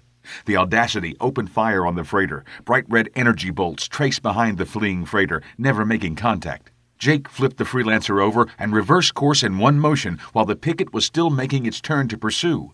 He activated the belly cannons, the freighter's bolts striking the TSA ship's shields in a second strafing run. The shields flared, but held, and the freelancer streaked away into open space. The canopy flare shield returned to normal. "Missile lock," Angel called out as her screen registered 2 launches from the TSA Pickett. The missiles acquired their target and streaked toward the freelancer. Jake rolled the freighter, changing course back toward the Audacity as it emerged from its turn. Angel, seeing a target of opportunity, trained the freighter's weapons on the TSA vessel's bridge and opened fire. The Audacity's shields flashed with the impact of the focused energy beams. The TSA Pickett returned fire, and the freelancer rocked from multiple impacts. Jake maintained his course directly toward the enemy vessel. Angel cinched her seat harness a little tighter and continued to fire. "Jake, the missiles are closing! Jake!" The missiles flew directly into the path of the Audacity's fire and exploded underneath the TSA ship. Powerful dual explosions rocked the ship, blasting through the weakened shields protecting the bridge. Angel turned the freelancer's cannons aft and fired. Explosions rocked the Pickett, dispelling atmosphere and crew from the fractured bridge. The engines stuttered and failed. Lights flashed on and off. The ship stalled, hanging silently in space, before ripping in two as the reactor core breached. The freelancer's glare shield reactivated as a rolling fireball engulfed the Audacity. The explosion dissipated, leaving a small debris field as the only sign the Pickett was even there. Angel let out a sigh as Jake sat back in his seat. She saw him grin before movement caught her eye. The TSA Scout Overwatch wove into view, coming alongside starboard. Dawson waved, and Angel returned the gesture. The comm crackled to life. "I see you didn't get my message." Dawson's voice filtered through the speaker. Even metallic and disembodied, Angel heard the relief in his voice. "Yes," Angel replied. "Good thing you left that one comm line open." "We got it," Jake interrupted, "but I ignored it." "Thanks," came the reply. "I owe you one." "We still owe you," Angel interjected. "You kept us alive on Cla'nix." "What next?" Dawson asked, changing the subject. "We head to Haraz," Jake said. "Your dossier was helpful, but we need more intel before the plan can be finalized." "We have a plan?" Angel asked. "First I've heard of it." Jake smiled. "I'm working on it." He turned to look through the cockpit canopy at Dawson. "I'm transmitting an address to you. Meet us there in 2 days. In the meantime, Jake said. "I need you to do something for me." Chapter 24. The city skyline stretched to meet the distant curve of the hazy horizon. Towering buildings reached toward the cloudy sky as a multitude of brightly colored air cars zigzagged in between them. Lights winked on and off in apartments and businesses. Strobes flashed at frequent intervals on top of the tallest buildings, a warning to approaching craft. The roar of a starship occasionally blanketed the usual city noises. Large electronic billboards, some the size of entire city blocks, jutted from the tallest buildings, broadcasting news and civic alerts. The citizens of Haraz filled the streets, walking shoulder to shoulder in the congested capital of the Tri-System Authority. A few would occasionally glance up at the large flashing panels to be informed, entertained, or warned, depending on the circumstance. Jake Cutter watched the spectacle, including the massive advertisement billboards, from his vantage point across a flowing river along the northern boundary of the city. He stood, arms crossed, his attention crossing from billboard to billboard. The wind whipped his shirt, but he paid it no mind, his focus elsewhere. Memories invaded his conscience. Jake worked construction before getting his commercial pilot's license, installing billboards like these all over the planet. He briefly pondered which of the massive panels he had worked on, and shook his head, realizing it did not matter. His mind wandered, trying to recall the life he once had in this city, a wife, a burgeoning family, and a career he mostly enjoyed. Specifics escaped him, only brief images of faces and fleeting remnants of emotion remained. Angel stood beside him, shivering in the damp, cold, early evening breeze. She pulled her leather jacket tighter. Jake caught the movement out of the corner of his eyes, but said nothing. He turned his attention to a police cruiser patrolling along the river, spotlights playing along the shore.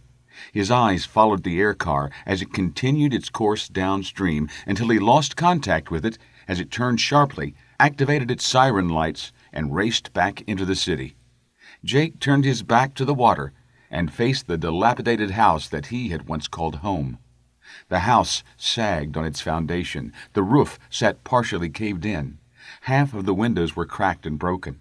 He stared at the fire-ravaged front porch, and he imagined the worst possible scenarios for his family. He shook his head. Former family. Jake put his imagination aside, recalling instead many nights sitting on the porch and tracing the city skyline with his eyes. The memories, momentarily clear, made his heart ache, and he shook his head again. "You've got work to do," he admonished himself. "No time for what-ifs or sad memories. Get to work." Jake's eyes focused on the holographic sign in the front yard as it cycled between "No Trespassing" and "Condemned," its yellow glow shining in the dim light of dusk. He watched the words flash for several minutes before he felt a tap on his shoulder. "Jake," Angel called, her voice a distant call to the recesses of his mind. He stepped into the yard and carefully examined the remains of his former home. Angel tried to call him again, but the roar of an arriving freighter drowned out her words. He looked up, watching the freighter cross the sky, a dark shadow against the overcast dusk. His thoughts drifted to the last time he had sat on the porch with Pamela. Almost 3 years ago. Jake felt a tear slide down his cheek. "Jake," Angel called again, as the rumble of the freighter faded. He motioned for her to stay on the edge of the street while he took another step toward the house. He needed to find out what happened. Another step. Was Pamela home? Another step. Did she survive the fire? Another step closer. Where was she now? Soft hands gripped his shoulder and spun him around. Reflex and instinct took over. He batted the hands away, took a step back, and raised his fists to counterattack. He paused when he saw Angel stepping away from him, her hands up, ready to defend. She lowered her fist, offering an open hand to her partner. "Jake," her voice barely above a whisper. "It's time to go." "I'm not done here," he replied, lowering his own fists and ignoring her hand. "I need to find out what happened." He turned back to the dilapidated house. "What happened is that she left you," Angel said, her voice cold and harsh. "The house is destroyed and she is gone." The woman shook her head. "How did I let you talk me into coming here?" Jake slowly turned to face Angel, pain and anger in his eyes. His words were slow, deliberate, and pained. Because I need answers. I need to know why my life went straight to hell. His voice drifted, searching for words. We know that Dante Terra did this to you, Angel began. But why? He cried. She touched his face, lifting his sad eyes to stare into hers. Those answers won't be found here, she replied with a warmer tone. Those answers lie with Dante Terra. She pointed to a well-lit complex of buildings on the horizon. And Parliament. Jake sighed and his shoulders slumped. His eyes lifted from her face, drifting across the city. He squinted to focus on the distant billboards as all of them displayed the same message. A chill coursed down his spine. Angel turned to follow his stare. The city billboard showed an image of Jake Cutter in a prison jumpsuit. Jake's hologram rotated, showing his profile as a list of charges scrolled to the side.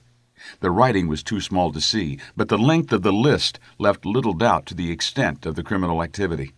Jake's image was replaced by a man with a dark complexion, well-groomed mustache, and smooth, slicked-back black hair. A caption in bold letters underneath the man read, Dante Terra, Secretary of Commerce. The man spoke for several moments, but the sound did not carry across the quarter-kilometer-wide river. Jake turned away from the image as anger burned its way through his body. He clenched his fists and stared at the fire-ravaged home. He heard Angel muttering to herself and turned to see her staring at the billboard. The man is traveling with an unknown woman, she said, and Jake realized she was lip-reading. He faced the billboard, watching as she narrated. He is considered armed and dangerous, an enemy of the state. There is a substantial reward for his capture, dead or alive. A woman joined Secretary Terra on the screen. She was slender, elegant in a black dress. Brunette hair spilled over her shoulders. Jewelry adorned her neckline and fingers. The caption read, Dari Terra. This man must be brought to justice, Angel read the woman's lips. He has threatened my husband's life and mine. We need your help to stop him. Jake stared at the billboard, his mouth open. A wave of anguish washed over him. His vision blurred. He gasped for breath. Every cell in his body burned in agony. He collapsed to his knees and vomited. Jake! Angel called, rushing to his side. She lifted his head and stared into listless eyes. Tears streamed down his face. Jake, what's wrong? He attempted to answer, tasted only the bile in his mouth. He shook his head. He felt the weight of the universe squarely on his shoulders. He pointed a shaking finger at the distant billboards. Angel followed his hand and saw the woman smiling as she stood arm in arm with her husband.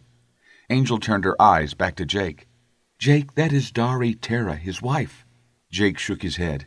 No, he choked. He wiped his mouth with his sleeve, forcing air into his lungs. He forced his voice to function.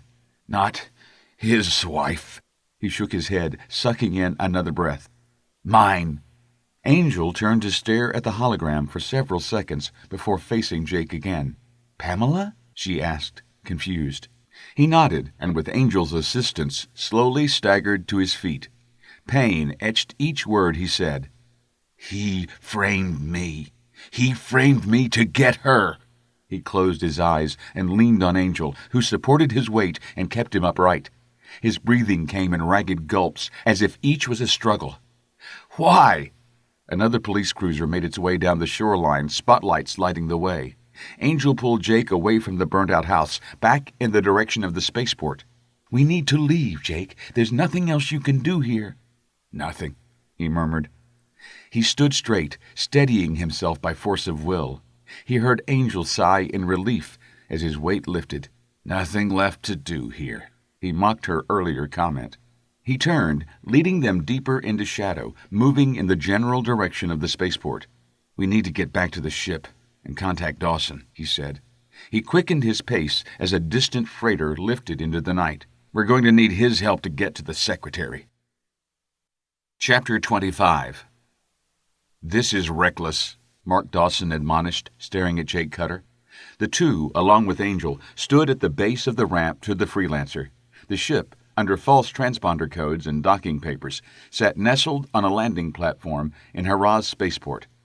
Floodlights dispelled the darkness around the platform, chasing shadows away from the trio. Jake pushed his arm into an open plate above the ramp. He peered into the panel, squinting against the darkness, standing on his tiptoes. "You are going to get yourselves killed," Dawson finished. Dawn lit the western sky. Streaks of emerald and ruby strobed the darkness, pushing the stars to the east. Sounds of an awakening city permeated the new light, punctuated by the sound of another freighter lifting from the spaceport that seemed to never sleep. The roar of the engines drowned everything as it lifted from the next pad over. Jake, Angel, and Mark each lowered their heads and shielded their eyes as the exhaust, dust, and debris washed over them. Jake yelped and jerked his hand free of the ship in a shower of sparks. The freighter's lights dimmed for a count of 2 before returning to normal. Jake dropped the transponder circuit board onto the tarmac and shook his hand before bringing it to his mouth. He sucked on his index finger and turned to face the TSA officer. "It's a distraction." "That is going to get you killed," Dawson reiterated. "Boys," Angel chimed in, "Parliament is in session in 2 hours. Do you think you two will have this out of your system by then?" The two men looked at each other, then to Angel. "No," they said in unison. "Then I officially take command." She placed her hands on her hips defiantly. She smiled, hoping that her attempt at levity would break up the tension they all felt. The men smiled, nodding their acceptance of her leadership. They looked at each other and then stood at crisp attention. "Awaiting orders, ma'am," Dawson said. Angel laughed despite herself, not sure to be angry, frightened, or relieved. She nodded, staring each in the eye as she spoke. "Jake, finish with the transponder. We need all of their attention on the ship." Jake nodded. "Mark," she continued, "you probably need to get moving. It'll take a while to get in orbit. Once you're in position, send the signal." "Yes, ma'am." "Parliament begins their session in 2 hours," she finished, feeling her hands begin to shake. "We hit them in 3. "Lieutenant Dawson, a word." Dawson froze at the mention of his name, turning slowly to face his commanding officer, Lieutenant Commander Dagon Aofa. The lieutenant commander stood in his dress uniform, medals dangling over his right breast pocket. He carried a large bag in his left hand, his right hand empty. Mark snapped to attention, rendering a salute. "Sir?" "You should know that I have filed a report highlighting your gross negligence concerning the apprehension of the fugitives," Aofa said, returning the salute.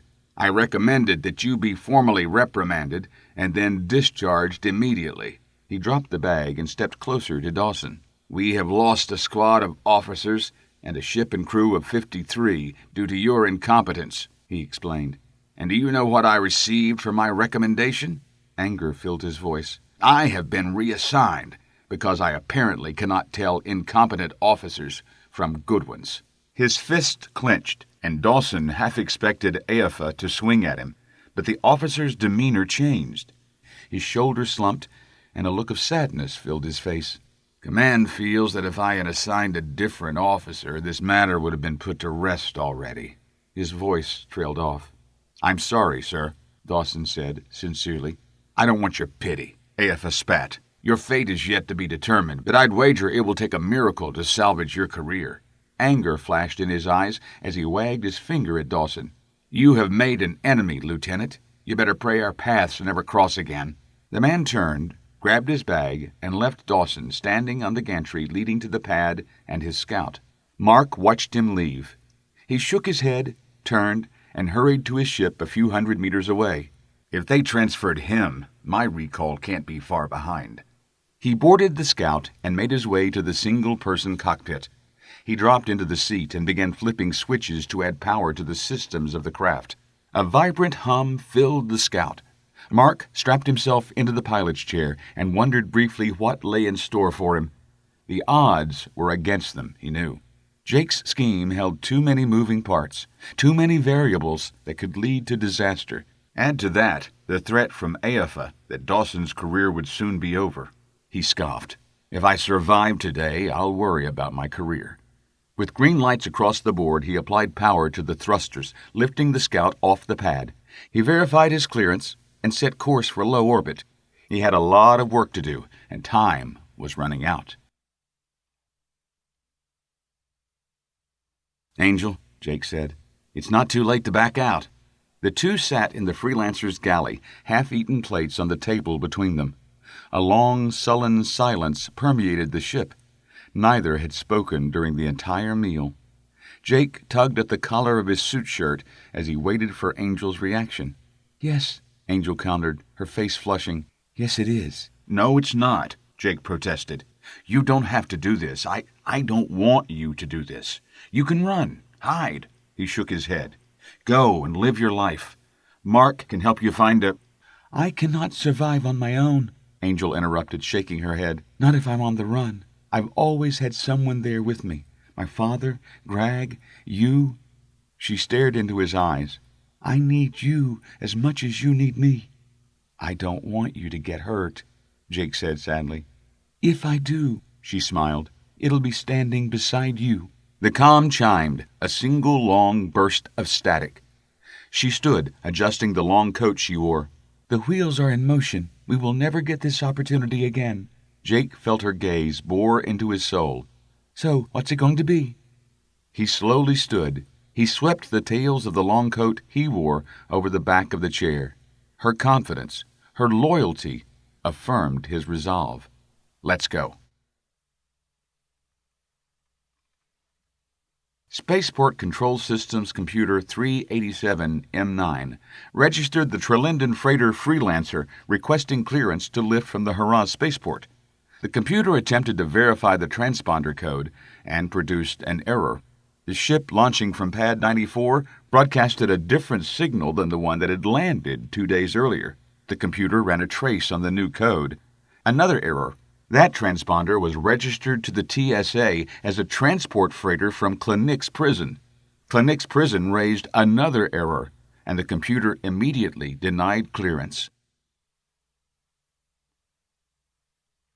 Ensign Torem Clorig joined the TSA to see the universe, or at least get out of the hovel he had grown up in on the outskirts of Haraz City. He had worked hard, studying engineering, astrometrics, navigation, anything to make him valuable to a space-bound freighter. When he could not book passage on any freighter leaving his homeworld, he enlisted in the TSA. Thanks to his studies, he excelled in his training and was selected into the officer corps. Months of hazing, studying, and physical training paid off, and he graduated as a TSA officer. He recalled opening his assignment orders with shaky hands. All of the months and years of training and study all led to this moment. He opened his orders and felt his spirits sink. "Ensign Torem Clorig," he read, "you are assigned to Spaceport Authority, Haraz Spaceport, less than 5 kilometers from the hovel he grew up in." 8 months, and he still sat in a cubicle in the corner of a server farm 4 stories beneath the spaceport. He propped his feet up, leaning back in his chair as he played a computer game on his datapad. His thumbs flew over the screen, guiding his hollow character through a maze of underground tunnels. A computer-generated monster leaped from behind a tangle of vines and swallowed his character in one gulp. Torem jumped at the sudden appearance of the monster and cursed as the holographic characters dissolved, replaced with the floating letters, "You lose." He tossed the datapad aside and looked at his surroundings. He smirked and said aloud, "Yeah, I lost, but at least I can't see Haraz." The computer banks that ran the spaceport remained silent, save for their near-constant beeps and whirs. His desktop computer beeped, displaying a message about an anomaly on an outbound freighter. Torem casually scanned the message and the computer's hold on the lift. He approved the hold, and the screen went blank. He picked up the pad to start a new game, trying to remember where the monster was hidden, when the computer beeped again. He read the message, sighed as he put down his datapad, and keyed the comm. "Freelancer," he said, boredom filling his voice. "You are not authorized to lift. Shut down your engines." He read the readout and perked up. Something was not right.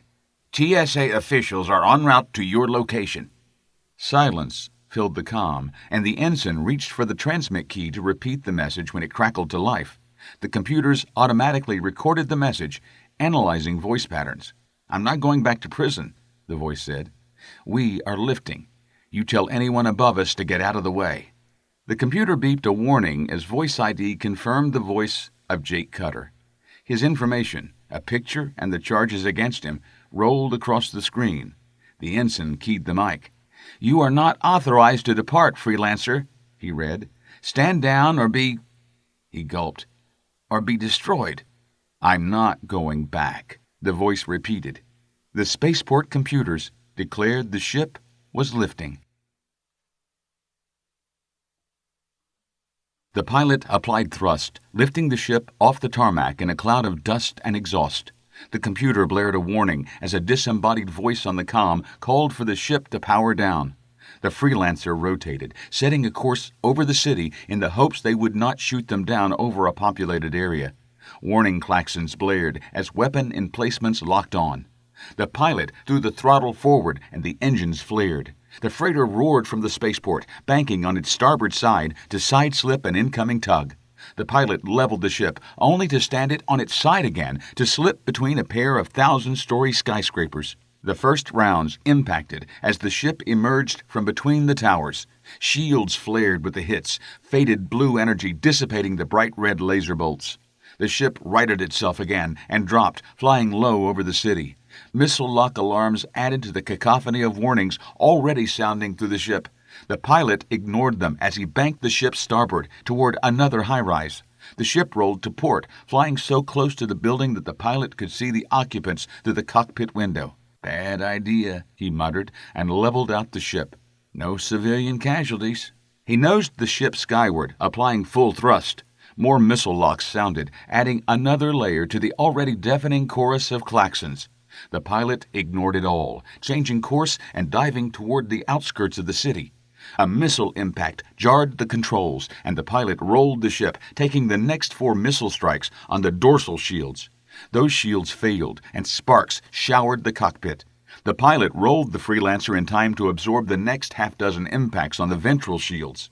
They collapsed as well, leaving the ship vulnerable, and the last missile in the salvo struck the hull. Fire raged through the interior of the freighter, scorching everything in reach.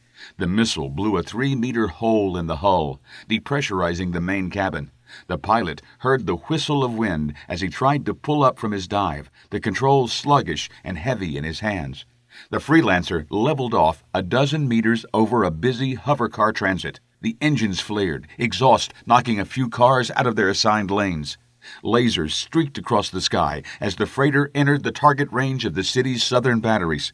Red laser bolts impacted the ship, jostling the ship in a continuous barrage. The pilot pulled the nose up, sending the freighter skyward and making it more of a target. Another volley of laser bolts, followed by a salvo of 4 missiles, robbed the freelancer of thrust. The ship reeled, stalling in midair, as red bolt after red bolt impacted the ship. A final missile streaked from a hidden weapons emplacement 10 kilometers away. The computer-controlled missile locked onto target, speeding skyward. The freighter sat, stalled, with engines toward the ground, suspended in midair. The missile covered the 10 kilometers in seconds, impacting the ship aft, right above the pair of dorsal engines. The missile detonated, rupturing the reactor core. The freelancer exploded in a flash of blinding light, scattering debris for a dozen kilometers in the grasslands south of the capital city. Chapter 26. Chaos gripped Haraz City. The freelancer roared overhead, missiles exploding against the freighter's shields. Sirens wailed. Aliens and humans paused their routines to look skyward, watching in horror the firefight above their heads. The flash of laser bolts and the zip of missiles overcame the initial shock, sending the residents scurrying for cover. Screams of terror and panic filled the city, reverberating off the tall glass and steel skyscrapers. Hovercars, their drivers distracted by the firefight, crashed into each other, creating more confusion and gridlock in the crowded city. Security forces scrambled. Fighters and pickets launched from the spaceport to pursue the freighter. TSA officers filled the streets in an attempt to protect key facilities. Financial institutions, government buildings, and key infrastructure, utilities, the top priority. Panicked crowds engulfed the officers, halting their advances. Humans and aliens filled doorways, alleys, and rushed hardened buildings. The peace enforcers found themselves swept along by the flow of the crowd seeking shelter against the raging firefight overhead. Jake and Angel ran for the guarded doors of Parliament as the first sirens filled the city. Among the first to arrive, they pushed their way through the growing throng of people. The crowd parted as security forces deployed out of the government building. Jake used his proximity to the entrance to get to the nearest guard and flash documents provided by Dawson. Jake and Angel were ushered inside. Seeing the two let in, the citizens rushed the gate. Jake watched as security lowered a metal gate from the ceiling, effectively locking him inside and the rest of the city out. The panicked crowd pushed against the blast-proof glass facade of the building, screaming. 4 TSA security officers stood at the entrance, each more interested in the crowd outside than the 2 humans with credentials in their midst. One guard, her visor open and hand resting on the grip of her rifle, turned to Jake and Angel. "Sir, madam," she said with a nod to each, "I am afraid you'll have to stay here until the incident is over." "What's going on?" Angel asked. She wore a red shirt with a black skirt that hung down to her ankles. Her dark hair was tied in a small ponytail that hung down past her shoulders. She gripped a small handbag in her hands as her eyes shifted nervously from the crowd to the TSA woman. "I'm not sure," the TSA officer replied. "Radio chatter indicates some kind of fugitive tried to escape the city in a stolen freighter." She pointed to a screen on the wall. Distant security cameras captured lasers and missiles pummeling a Trelinden freighter. The ship nosed up, hovering in a stall before additional impacts forced an explosion. Debris rained down as the screen went blank. Jake winced at the sight of his ship exploding. A resounding boom echoed through the city, sending already panicked citizens diving for cover. Shock waves from the Freelancer's explosion rocked the city, swaying the tallest buildings and shattering windows throughout the Metroplex. Everyone ducked as the shock wave washed over the Parliament building. The lights flickered twice before winking out. Emergency batteries actuated, providing minimal lighting in the foyer. 2 guards watched the crowd swelling against the gate, but the security structure held. One guard approached the security desk, flipped a few switches, and shook their armored head. "Comms and cameras are out," Jake thought the muffled voice male, possibly Hazmarah. "EMP?" The female TSA officer standing next to Jake shrugged. "At least the chemical backups are working," she said, pointing to the emergency lights. She turned and offered a reassuring smile to her 2 charges. "I think that it's over, but as you can see, the power has been compromised. Once it has been restored, you will be allowed to go to your offices." "Thank you," Jake said, reaching underneath the long trench coat he wore. He drew a pistol from his right hip, flicking off the safety as he raised the weapon. He fired as the pistol came even with the woman's chest. The TSA officer's eyes bulged as she saw the weapon and opened her mouth to yell. The stun bolt, delivered at near point-blank range, cut her warning short. She flew backwards, sliding several meters on the slick, waxed floor before stopping against the security checkpoint desk. Jake spun and dropped to his left knee as he acquired his next target. The closest TSA officer, a blue click with a confused expression, took the next blast. He folded as the electric current overloaded his system. Jake acquired his next target and tightened his finger on the trigger as Angel fired. The male human screamed as the stun bolt hit him in the groin. Jake shifted to the final officer. The 4th member of the checkpoint team was a small Traxilian. The small blue alien dove for cover behind a chair in the posh lobby, firing a shot blindly as she flew through the air. She landed on her shoulder and tried to roll to her feet. The waxed floor caused her to skid, and she slid into the wall head first. She slumped and lay on the floor, unmoving. Angel leapt over a chair, careful not to lose her balance on the waxed floor, and moved to the TSA officer's side. She removed the helmet and checked for a pulse. Finding it strong and steady, Angel stood and breathed a sigh of relief. She turned to Jake and nodded before firing a stun bolt into the sleeping officer. Jake offered her an inquiring look. "Just in case," she shrugged. Angel checked each officer in turn as she made her way back to Jake, finding each had a strong pulse. Jake holstered his pistol and checked his chrono. He expected to feel more anxious, but found a calm resolve embraced his body. "Ready?" Angel took a deep breath and exhaled slowly. She nodded. 3 stories up and 600 meters east, Jake recited, recalling the route from memory. "I hope Mark made it," Angel mused as the two started moving down the pristine corridor. "We'll find out soon enough," Jake nodded. Mark Dawson felt the impact of each missile and laser as he maneuvered the Freelancer across the Horazian sky. The tap into the city's security feed provided an exterior view of the ship, and he watched the impacts like an out-of-body experience. The controls grew sluggish, heavy in his hands as the freighter took damage. The system warned of another missile lock, and he watched the final missile strike the freighter. He threw his hands in the air as the controls went dead. He exhaled a long, ragged breath as he watched the debris rain down on the plains south of the city. He lowered his head, knowing he had completed his mission. The freighter exploded outside of the population center. He slid his chair from the remote control station on board his Scout and into the pilot's position. The Scout sat in low orbit, among a cluster of orbiting satellites that provided security and communication to the capital city. Dawson verified his position and tuned into the security traffic of the city. As expected, everything revolved around the destruction of the freighter, but he knew that would soon change. Once the alarms rang out in Parliament, the Freelancer would be forgotten, and he would begin Phase 2. He turned up the volume and sat back in his chair. All he had to do was wait, and then jam the system at the appropriate time. He sighed, exhaling slowly. Waiting was the hardest part, and he hated waiting. Lieutenant David Derez watched the freighter explosion from his fifth-floor vantage point of the Security Annex building.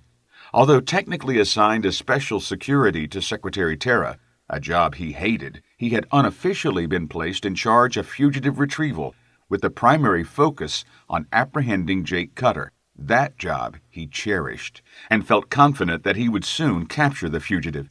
His brown eyes watched the debris fall with little interest. Would have. He shook his head, his brown, longer-than-regulation hair waving with the motion. "Something's not right," he muttered. He left the wall of windows and crossed the sparse office to his computer desk. He recalled the profile compiled on his target. He leaned forward, fists propping him up as he hovered over the desk. His eyes skimmed the screen, and he shook his head again. "Cutter is intelligent," he read. "Resourceful, blah, blah, blah, but not suicidal." He stood, brushing the hair from his eyes. He tapped the intercom on his desk as he grabbed his coat from the back of his chair. Sir? The intercom asked. "Prepare a shuttle," Derez ordered. "I need to get to the Parliament building." Sir, TSA Air Control has grounded all aircraft except for CAP, the voice responded. "I don't give a damn about combat air patrols," Derez announced harshly. "I want a shuttle on the roof in 5 minutes, or I'm throwing you off the roof. Understand?" Sir? The intercom gulped. "Give them my priority clearance code," the fugitive retrieval officer commanded. He opened a drawer and removed a belt with a holster and laser pistol. He strapped on the belt, tying the holster to his left leg. He removed the pistol, inspecting the weapon to ensure a full charge. He nodded as another thought struck him. "They had to have help," he said aloud. Sir? The intercom asked. Derez smiled, pounding his fist on the desk. "They had to have help," he repeated before addressing the intercom. "Have the CAP look for other craft in the vicinity. They are looking for a ship with remote capabilities, an interceptor, corvette, or—" He returned to the computer screen and read more details in Cutter's file. He stood straight, smiling. "Or a scout. Have the CAP check orbital ships as well." What are they looking for? The intercom voice inquired. "Traitors," Derez said, sliding the pistol back into its holster. "Now, where is my shuttle?" Jake and Angel had traversed almost a third of the ground floor of Parliament before finding a set of stairs to the second floor. The first floor typically served as a front for visitors, with posh furniture, rich tapestries, and famous works of art. They saw no one as they made their way along silent corridors. The lights flickered as they climbed the stairs to the second floor, and they hastened their ascent. Main power failed, leaving the chemical emergency lights the only source of illumination. The second floor, a place that few non-political entities ever saw, displayed even more opulence. Rare statues and archaeological relics from dead cultures added to the already aristocratic accommodations. Main power returned as they walked toward a second-floor checkpoint. Bright lights activated in sequence, lighting the corridor in a wave. Computers chirped and whirred as they rebooted. I'm sorry, sir. The TSA officer held up his left hand. Parliament is still on lockdown. You'll need to return to your offices. Jake stopped his forward momentum less than a meter from the outstretched hand. Angel arrested her movement, crossed her arms, and began tapping her foot impatiently. The officer lowered his hand, his right palm resting on the butt of the pistol holstered on his right hip. Two other checkpoint officers stood a few meters away, rifles cradled in their arms. The barricade consisted of 2 stations, one on either side of a metal gate, which divided the corridor. The guards spread out in a rough triangle around the gate. A walk-through weapons scanner sat between the stations, the only way through the barrier. A small green light indicated the machine was active. The officer's visor was down, but the nasal voice and squat armor led Jake to believe he was dealing with a Clando. Jake placed his arms on his hips in exasperation. "I thought the emergency was over," Jake inquired. A ship was destroyed, yes, the officer said. But we are still on lockdown until command is certain the threat has been neutralized and the power has been fully restored. Now please, sir, return to your office. Jake sighed. He had hoped to get a little further before running into another security detail. Every encounter and firefight reduced their chances of getting to the politicians' offices. His eyes studied the weapons scanner, and he shook his head. He also did not count on that kind of security this far into the building. "Of course," Jake said, taking a step back. "Do let me know when we're free to move about again." "Of course, sir," the TSA officer replied, relaxing his stance. His right hand dropped away from the butt of his weapon. Jake dropped his trench coat to the floor, revealing a dark suit and 2 pistols strapped to his waist. The Clando's armored helmet looked down and hesitated before reaching for the pistol. Jake's first shot hit the officer in the chest, stopping the alien's draw and propelling him backwards into the weapons scanner. The scanner emitted a high-pitched tone as it detected the Clando and its pistol. Jake ducked behind the checkpoint station as the other 2 TSA officers raised their weapons and fired. Bright red lasers flashed down the corridor, exploding against the barricade. Jake fired a couple of unaimed shots back at the guards, missing wide. Jake rose from cover, fired 2 shots, and ducked as a hail of return fire zipped overhead. He moved to the edge of the desk and repeated the maneuver with similar results. Angel entered the fray, springing to her feet from behind the left side barrier, 2 pistols out and ready.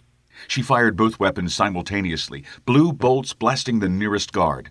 The double stun bolts lifted the officer into the air as electrical charges played across their armor. A reflexive trigger pull sent a red bolt into the ceiling.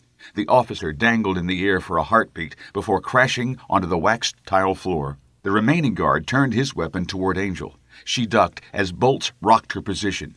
Jake, taking advantage of her distraction, rose from behind the barricade and fired. The TSA officer took the bolt on his left side, shaking as the electrical shocks shut down his body. He dropped his weapon as another bolt hit him in the chest.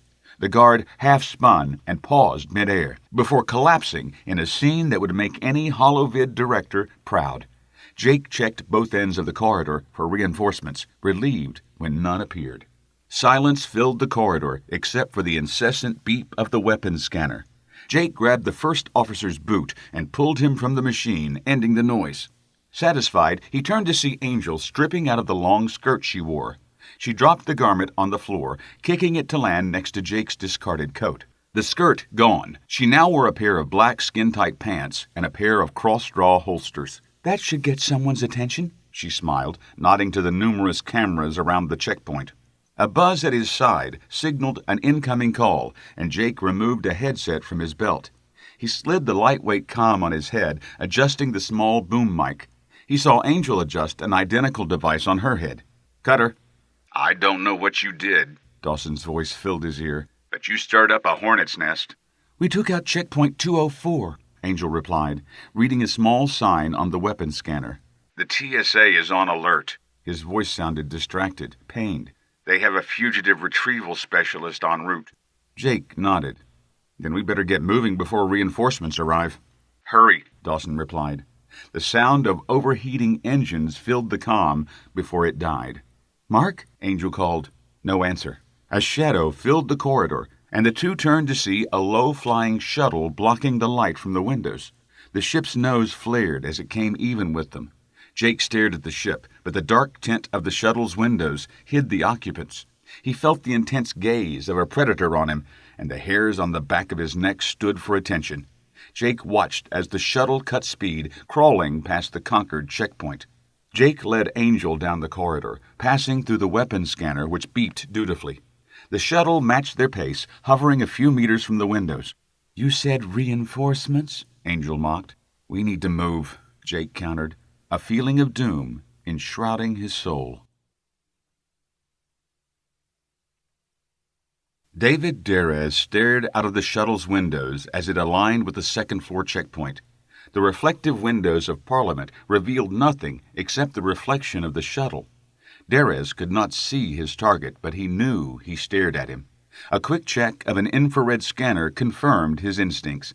He raised his hand, finger and thumb extended like a pistol. Bang. He turned to the pilot. "Get us up to the pad, now." The shuttle lifted into the clear sky and executed a tight loop that brought it in line with the landing pads on the roof. The craft touched down with barely a nudge, and the retrieval specialist released his harness. The hatch opened, and he descended the ramp into the bright sunshine of afternoon. A squad of armored guards met him at the base of the ramp. "Sir, they are on the second floor. We believe they are heading for level 3, the officer in charge, OIC, reported as Derez strode even with him. The OIC executed an about-face and matched the lieutenant's long stride, the rest of the squad filing in behind them. They entered the building, and Derez felt the cool shade wash over him, relief from the blazing sun. He nodded as the OIC finished his report. Derez abruptly stopped, and the OIC continued walking, only to backtrack to face the officer. "Secure Parliamentary Hall," Derez ordered. "I will go to the offices. With both ends of the corridor secure, we will have them in a crossfire." The officer saluted, turned, and ordered his team to move out. The armored squad double-timed it down the pristine corridor, passing priceless sculptures, paintings, and tapestries, their armor clanking as they ran. They disappeared around a distant corner, and Derez turned down a junction toward the parliamentarians' offices. Mark Dawson edged the nose of his scout toward the planet, watching the heat shields glow red. He felt the heat rise in the cockpit as turbulence buffeted the small ship. He pushed the control pad to the right, feeling the controls jerk in his hands as the scout skipped across the atmosphere. Lasers flashed past his canopy, and he pulled hard on the control yoke. The pursuing fighters roared past as the scout rebounded into space, out of danger for the moment. The trio of fighters slowed, making wide turns in the upper atmosphere. Dawson glanced at the rear screens and saw the fighters turn on his tail and immediately open fire. "Hurry," he said to Angel, ducking involuntarily as another volley of fire strafed his shields. The scout vibrated with each impact. He changed frequencies and tried to contact the TSA for the 4th time. "TSA fighters, this is the Scout Overwatch," Mark called. "Do you copy?" "Scout Overwatch," a voice answered in a less than friendly tone. "Power down your engines, now." "The last time I did, you opened fire on me." Dawson banked the ship to port around a collection of derelict space junk. "Fool me once." "You are aiding wanted fugitives, Lieutenant," the voice replied. "You are under arrest." Another volley of bolts hit the scout, the shields glowing with each impact. Dawson fought the controls. "Keep flying in circles," the voice said smugly. "I've got all day." Dawson ducked the scout under an orbiting dreadnought, rotated the ship, and skimmed the fuselage belly to belly. His sensors beeped, and he saw 2 additional fighters directly ahead, in addition to the 3 on his tail. "I'm doing what?" he asked. "You are aiding and abetting fugitives," the pilot repeated. No, Dawson exclaimed. "I'm cutting engines. Cease fire." He turned the Overwatch away from the dreadnought and powered down his engines. He kept his hand on the throttle, anticipating another barrage of laser fire, and relieved it never came. He watched as the lead fighter sped past, slowed, and maneuvered nose to the scout. The pilot flipped up his visor and stared into the larger vessel. With only meters separating the ships, Dawson knew he had nowhere left to run. "If you're not aiding the fugitives below," the pilot said, "then why did you run?" Mark shook his head, pointing at the pilot through his window. "You fired on me without provocation." He wondered if he could talk his way out of the predicament. Someone in orbit is jamming TSA transmissions to recall security forces to Parliament, the pilot said, pointing a gloved finger back at Dawson. and we found you in orbit in a ship designed for that very thing. "Well, it isn't me," Dawson stated. Lieutenant, The fighter pilot replied. you are the only scout in orbit. "Is the jamming still active?" Mark interjected. The pilot looked down at the readouts in his cramped cockpit. He raised his hand and tried to scratch his head, his helmet blocking the action. Yes? He looked up, confused. "Well, then it can't be me," Dawson explained. "A scout has to—" Be stationary to be effective. the fighter pilot concluded. He looked down again and flipped a switch. The scout's weapons lock indicator flashed green. Sorry, Lieutenant. The pilot said. He lowered his visor, and the fighter inverted, flying underneath the scout and disappearing from view. You may return to your duties. The comm went dead as all 5 fighters roared past, the light from the engines fading into the stars. Dawson slumped, breathing a long sigh of relief. That was close, he said, and set a course for a group of distant satellites. The flight took less than 5 minutes, and the scout assumed its original orbit. He checked the dials, ensuring the jammers he had placed on the orbital bodies still functioned. As he watched, the pre-programmed switches relayed the jamming signal from one satellite to another, masking their origin. "Try to track that down," he muttered. He opened a secure channel. "Angel?" "A little busy right now," came her terse reply. Laser fire filtered over the comm. "On 3rd level near Parliament Hall. Heavy resistance." Chapter 27. Angel and Jake left the checkpoint on Level 2 and crossed more than half of the remaining Parliament building. They moved quietly, encountering only minor resistance during the journey and leaving a handful of stunned TSA officers in their wake. Approaching footfalls encouraged them to bypass the first set of elevators and stairs they encountered. The pair continued to a second stairwell, well off the main traveled corridors.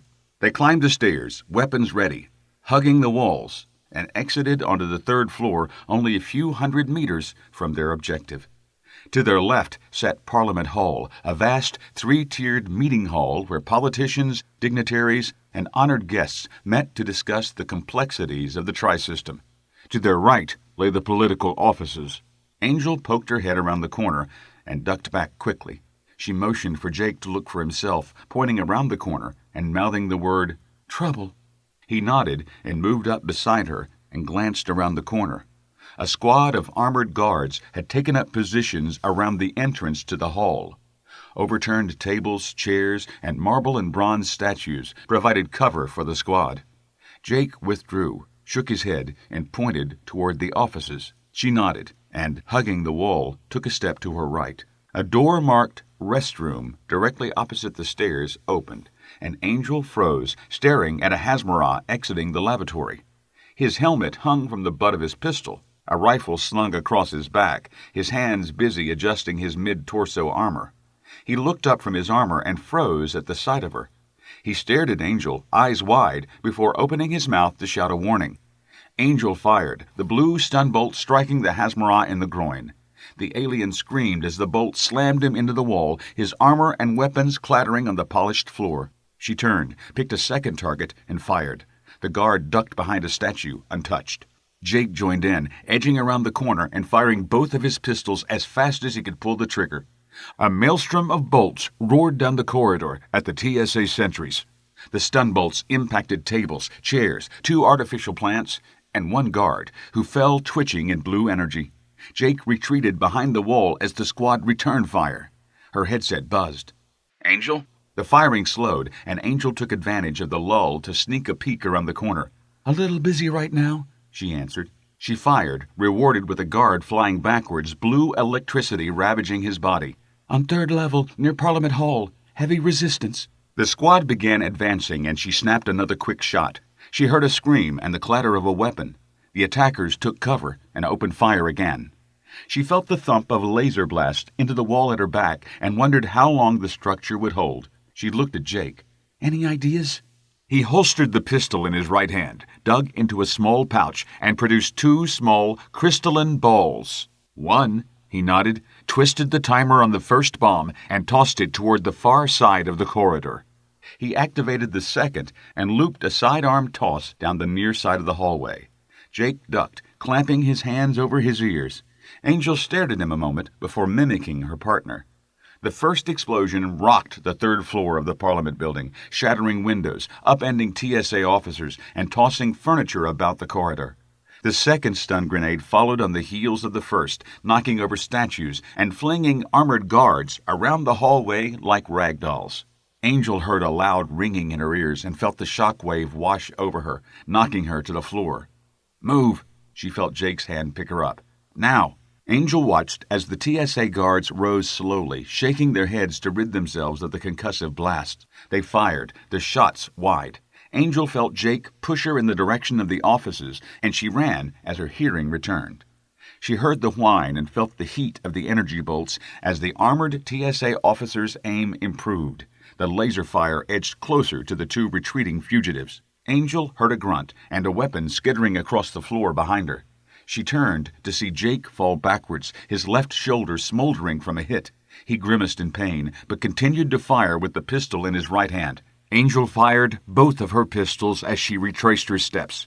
She holstered the pistol in her left hand and grabbed Jake by the collar. She grunted with exertion as she dragged him behind the cover of a statue. She glanced over her shoulder. They were only meters from the political offices. She fired again, hitting an armored trooper. The man fell, tripping his companion that followed. The firing lulled for a moment. "Go," Jake ordered.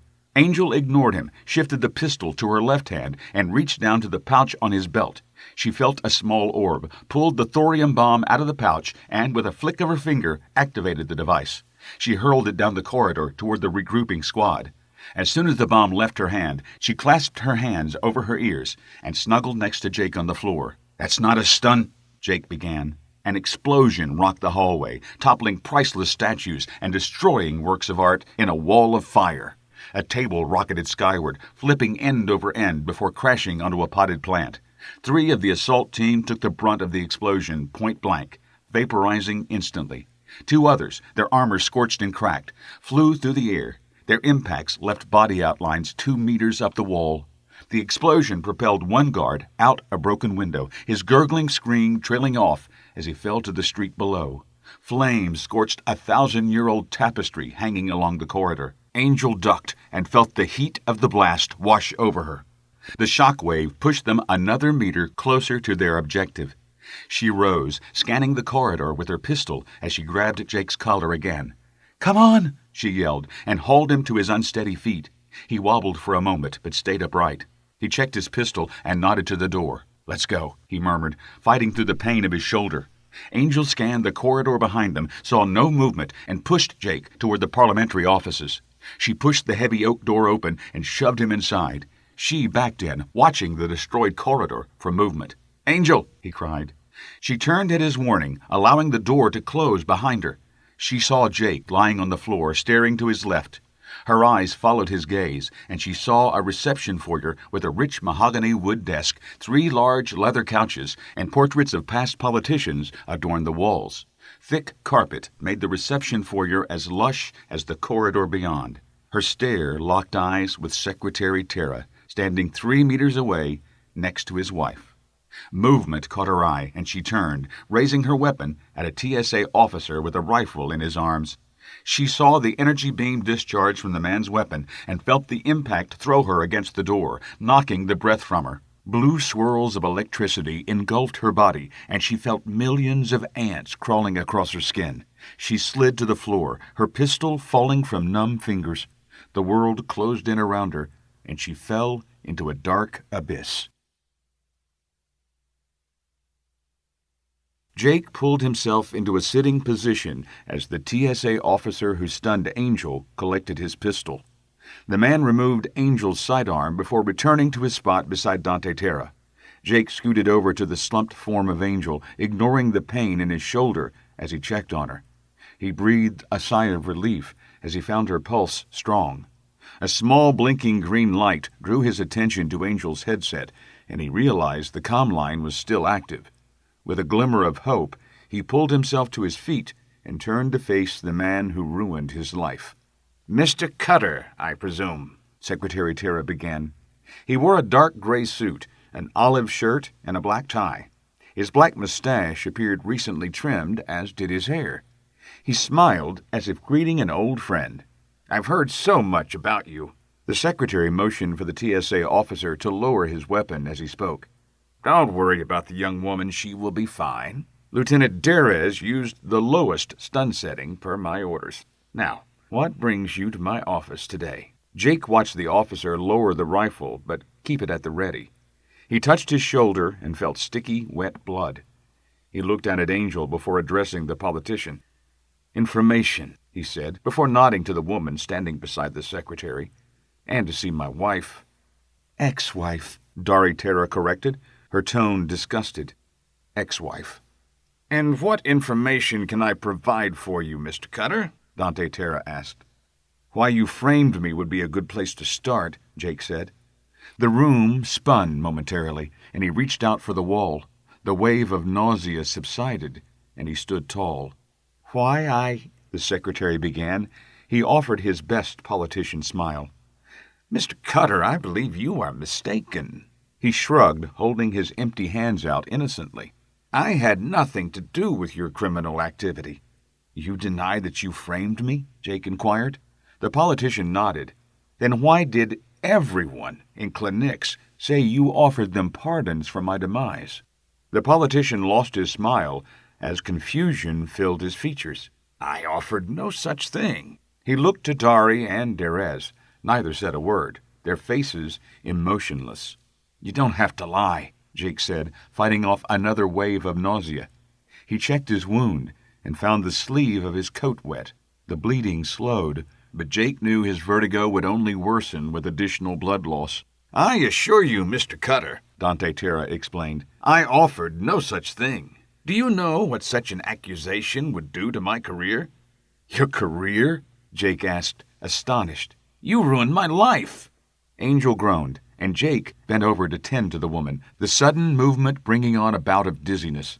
His vision narrowed, and he took several breaths until his eyesight returned to normal. "Angel," he croaked, shaking the woman lightly. "Angel?" She opened her eyes, blinking rapidly for several seconds.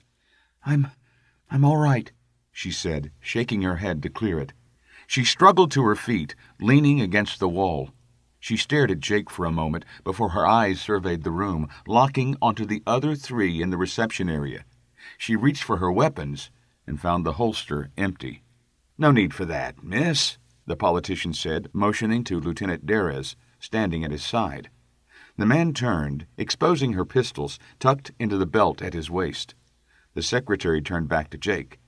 "Now, Mr. Cutter, I believe you accused me of ruining your life. I can assure you I had nothing to do with your descent into criminality."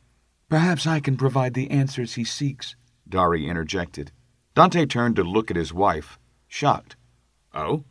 "Yes," she smiled before turning to Jake. "You may want to sit down for this."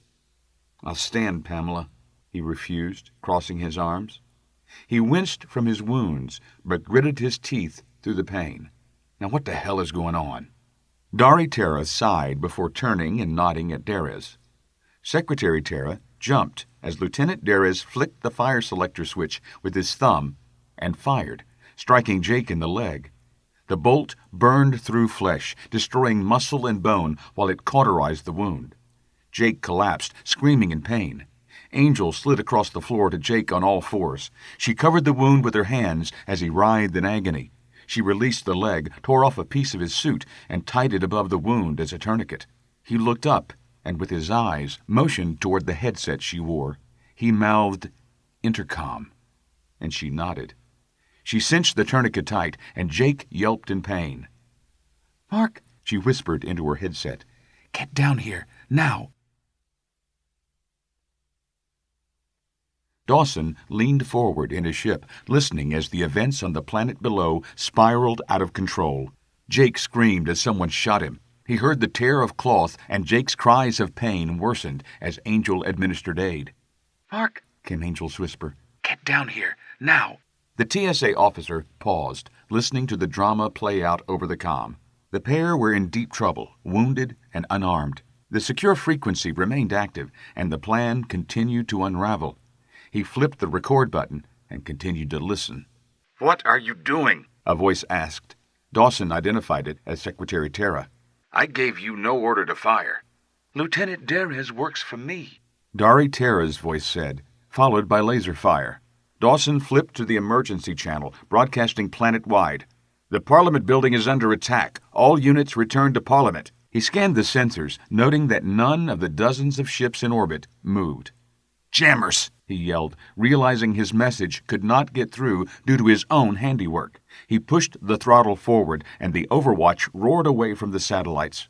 He flipped the cover off a red button to his right, jabbing the button without hesitation. The ring of jamming satellites exploded in succession, the shock wave scattering debris throughout planetary orbit. The Scout rocked as the waves overtook the ship, careening it toward the dreadnought he had skimmed earlier. Dawson tugged on the controls, righting the ship seconds before impact. He rotated the Scout, flying belly to belly underneath the dreadnought, and his shields flared as they scraped the shields of the larger ship. The Scout pulled away. The channels read clear, and Dawson tried his message again. "All units, this is Lieutenant Mark Dawson, fugitive retrieval. Parliament is under attack. All units converge and apprehend escaped prisoners. All units, Parliament is under attack." "What are you doing?" Secretary Terra demanded, staring at the officer. "I gave you no order to fire." "Lieutenant Darez works for me," Dari explained. She crossed the room and drew one of Angel's pistols from the officer's belt. Without preamble or warning, she shot her politician husband in the abdomen. The man collapsed next to a desk, grasping his stomach as he fell. He propped himself up, watching as a red stain spread across his gray suit. "What?" he cried. His breathing came in ragged gasps. "Why?" Angel looked away from the politician as she heard Dawson's transmitted message. Jake heard it too and turned to see Darez touching his ear. The lieutenant leaned forward and whispered into Dari Terra's ear. The woman nodded and turned to her ex-husband. "Jake, dear, the jammers you put in orbit have been destroyed," she mocked. She shook her head sadly. "Reinforcements are en route to secure this building and recapture you." She squatted a meter in front of Jake. She pointed to the bleeding politician. "Dante had nothing to do with this," she smiled. "I put the bounty on your head." The words hit Jake like a sack of bricks. He saw her laugh at his pain. He tried to speak, but the words would not come. "You want to know why?" she asked. Jake nodded blankly. "Simple. I wanted more from life than you could offer," she scoffed, then sneered at her ex-husband. Venom filled her voice. "I learned to hate you over the years. You were never home, and when you were, all you wanted to know is if I would fly around in that broken-down freighter." She paused before shaking her head. "I never had any intention of flying around in that dump of a freighter. I wanted out. Then I met Dante at a fundraiser. He was charming and gave me a taste of life I had only dreamed of." Dari's voice faded as she remembered and recited her path. "Dinner parties, influence, privilege. My biggest fear was you would return and ruin it all. Then I met the man who would become my mentor," she continued, a satisfied grin on her face. "He opened up other doors that Dante could not or would not open. Desmond told me that one day I could be chancellor, but warned me that your existence could destroy everything. The sergeant, the man who arrested you, remember him?" She paused as Jake numbly nodded. "He ran the security detail for Desmond. Desmond told me that he wanted a way back to Cla'nix to run a rather lucrative smuggling business, and I wanted you gone. For a small percentage of his profits, he vowed to make that happen." She stared down at Jake, disgust in her eyes. "Desmond got me close to Dante. The sergeant had you arrested," she continued. "I confessed to Dante that you were an abusive louse, and he made arrangements with your lawyer, the one you fired, remember?" Jake nodded. "I knew you would declare your innocence and protest any deal. I knew you, Jake. Once the trial was over, the sergeant escorted you to Cla'nix. Everyone won." "But the baby?" Jake asked. Dari threw her head back, laughing loudly. "There was no baby," She moved closer to her ex-husband, squatting to look him in the eye. I sat home, alone, for 8 years, wasting my life away, waiting on you to come home. I wanted you to feel what I felt, distraught, humiliated. She paused. Devastated and alone. I made up that story to haunt you in what I thought would be your final days. I had no idea you would find friends. She nodded toward Angel. Or learn how to fight, to survive. She laughed again. The ironic thing is, if you had shown those qualities to me then, we might still be married. This isn't you, Pamela, Jake croaked. No one could change this much in such a short time. Never underestimate a scorned woman. She stood and walked back to stand beside Derez. Dari faced Dante, still lying on the floor, and addressed him directly. With your death at the hands of my ex-husband, I will be positioned to take the next step. She paused. A content smile occupied her lips. The sympathy vote alone will propel me to the Senate. She pointed her pistol at the bleeding politician. He held up a bloody hand in protest, a look of terror on his face. He opened his mouth to scream. Tara shot him in the chest without a thought and tossed the weapon aside. She crossed her arms and turned to face Jake. She rubbed her chin thoughtfully. Now, which one of you dies first? Mark Dawson pushed the throttle forward and fought the bucking Scout as it raced across the cloudless sky. He watched as the capital city took shape on the distant horizon, the wagon wheel layout distinct against the surrounding green grasslands. The Scout Overwatch shuddered with atmospheric turbulence, and warning klaxons began sounding as the heat shields stressed.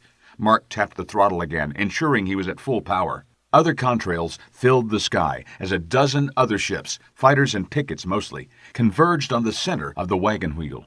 He heard the frantic voices of officers over the comm as they demanded more speed. Ground units informed command they were minutes away. Which one of you dies first? The secretary's widow asked. Stall her, Dawson commanded. I'm 2 minutes out. He ignored the computer warning that his approach vector and speed were inconsistent with a safe landing. The Parliament building loomed ahead, growing larger by the second. Dawson pulled back on the throttle, applying the retro boosters at full power. His harness retracted, holding him firmly in his chair as the ship bucked. The groan of metal filled the ship from the stress of the high-speed descent and braking maneuver. Why all of this trouble? He heard Jake ask through the comm. Why not just divorce me? The metal fatigue groan grew shrill, followed by the shearing of metal as the communications array ripped from the ship. His secure frequency died. Damn it! He yelled and pulled the nose of the Scout skyward, bringing the landing thrusters online. The Overwatch bucked, and more metal shrieked with strain. The ship shimmied as the port stabilizer ripped free. Warning lights flashed, and klaxons blared. The controls died, and he lost control. The Scout touched the pad on top of the building, skipped skyward, and plummeted back to the roof, crashing onto the top of Parliament. Why all of this trouble? Jake asked. Why not just divorce me? A divorce was too simple, Jake, she replied. With you around, you could still cause trouble. Desmond always said one wrong interview or spoken word can derail a campaign. So, you see, you had to go. Her voice turned cold. Besides, I learned to hate you over the years, and I wanted to see you abandoned, suffering, just like you left me. She shook her head, dismissing the conversation. Kill the girl first, she told Derez. Lieutenant Derez raised the rifle, his finger whitening on the trigger. The roar of engines filled the air, followed by a massive impact. The building shuddered, furniture toppled, and windows shattered from the collision. The TSA officer ducked as the ceiling cracked, raining dust and debris down on him. What the hell was that? Dari asked, shielding her eyes and face from the dust storm raining down. Reinforcements, Derez reported. A ship just landed upstairs, a scout. The ceiling groaned, and a section of the roof caved in behind them, filling the room with dust and smoke. Sunlight streamed through the hole, fighting through the dust to cast light on Jake and Angel. All four of them averted their eyes, coughing from the dusty haze in the room. Derez kept the rifle trained on the two fugitives. He placed his left hand on his headset, listening. Ground units have arrived, he reported. A dozen squads will be here any minute. Dari nodded. We're out of time, she said with a cough. She waved a hand at Jake and Angel. Kill them. Dawson groaned and shook his head to clear the fog. The ship lay in shambles around him. The controls took turns spitting sparks as several small fires burned, threatening to suffocate him with smoke. He tapped his harness release and felt the pressure release from his chest. He slumped, gasping for air in the thick smoke. He felt heat from behind him and turned to see the hatch to the main fuselage blocked by fire. He dropped to the floor and pounded the emergency exit button underneath his chair. The bottom hatch of the cockpit slid open, and he tumbled out, smacking the mangled tarmac hard. He lay there for a moment, listening to the hiss of the ship as it died. He climbed unsteadily to his feet, looking skyward as contrails filled the sky, converging on his location. Sirens filled the city, growing louder as the TSA reinforcements closed in on Parliament. He drew his weapon and staggered toward the landing pad entrance to the building. He heard the creak of the building and hurried off the roof. The initial impact point, weakened by the crashing Scout, dropped to the floor below. Dawson leaped over the hole, landing awkwardly, and felt his ankle give. He pushed the pain from his mind and hobbled through the main doors into the building. The elevators were non-functional, and he headed for the stairs. He took them two at a time. He stumbled and caught himself before tumbling down to the next level. Pain burned in his leg, and each step sent a shock through his system. He paused, staring at his ankle. Not broken, he mused, and continued down the stairs. Fire-scorched debris and bodies littered the floor. Overturned tables, broken windows, and laser impact points dominated Dawson's vision. He heard groans of the wounded, and the stench of charred flesh and burned walls assaulted his nostrils. He limped forward, heading for the office side of the wing as fast as he could. Echoing footfalls announced more reinforcements, and he turned to see a dozen armored officers exit the stairwell from the second floor. The squad formed into teams and ran toward the offices. He waved them forward. "Lieutenant Dawson, Special Activities Branch." Mark identified himself. "Get in there and secure those offices." The squad of troops flashed past, stacked up outside the reception area door, and breached the heavy oak door in seconds. Mark followed, limping despite the pain. He made it to the door as he heard a chorus of "Clear." He entered the reception area, his eyes scanning the room. Dari Terra sat on the floor, knees drawn to her chest and arms around her legs. She rocked back and forth, sobbing. A large TSA officer stood behind her, a rifle cradled in his arms. The woman's dress was torn, her hair disheveled. Dust covered everything. Secretary Terra lay nearby, blood slowly soaking the rich carpet from his wounds. Dawson's gaze continued around the room, resting on a spot to the left of the door. Jake and Angel lay dead, their bodies slumped against the wall, Angel's head resting on Jake's shoulder. Each sported a scorch mark in the center of their chest, courtesy of a single laser bolt. Dawson saw Jake also exhibited wounds to his shoulder and leg. He slowly rotated his head, staring at the lieutenant standing over Dari Terra. Rage replaced the grief, and he took a step toward the officer. The team leader of the reinforcements intervened, reporting to Dawson with a crisp salute. "Lieutenant Dawson?" he asked. Mark offered a nod. "Sir, it's over." Epilogue.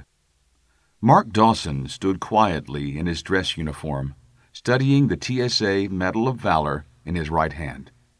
He rolled the medal over and back again, the medal reflecting the bright sunshine of Haraz. He stood on the bank of the river that ran along the edge of Haraz City. Behind him sat the debris of the demolished house that had once belonged to Jake Cutter and his wife, Pamela. Dawson closed his eyes, fighting back the tears. With his left hand, he pulled a necklace from underneath his dress shirt. Angel's necklace. Dawson rubbed the pendant of complex knots between his fingers, offering a silent prayer to his friends. The official report, filed by Lieutenant Junior Grade David Derez, told the tale of a pair of escaped convicts and their assassination of Secretary of Commerce Dante Terra. The two sacrificed a freighter to draw security forces away from Parliament. They then stormed the building, killing a squad of guards. the secretary, and attempted to kill the secretary's wife before Darez arrived and killed the fugitives.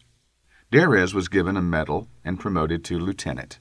The official report, filed by Lieutenant Junior Grade Mark Dawson, told of his finding the jammers, destroying them, and then sacrificing his own ship in an effort to save the secretary.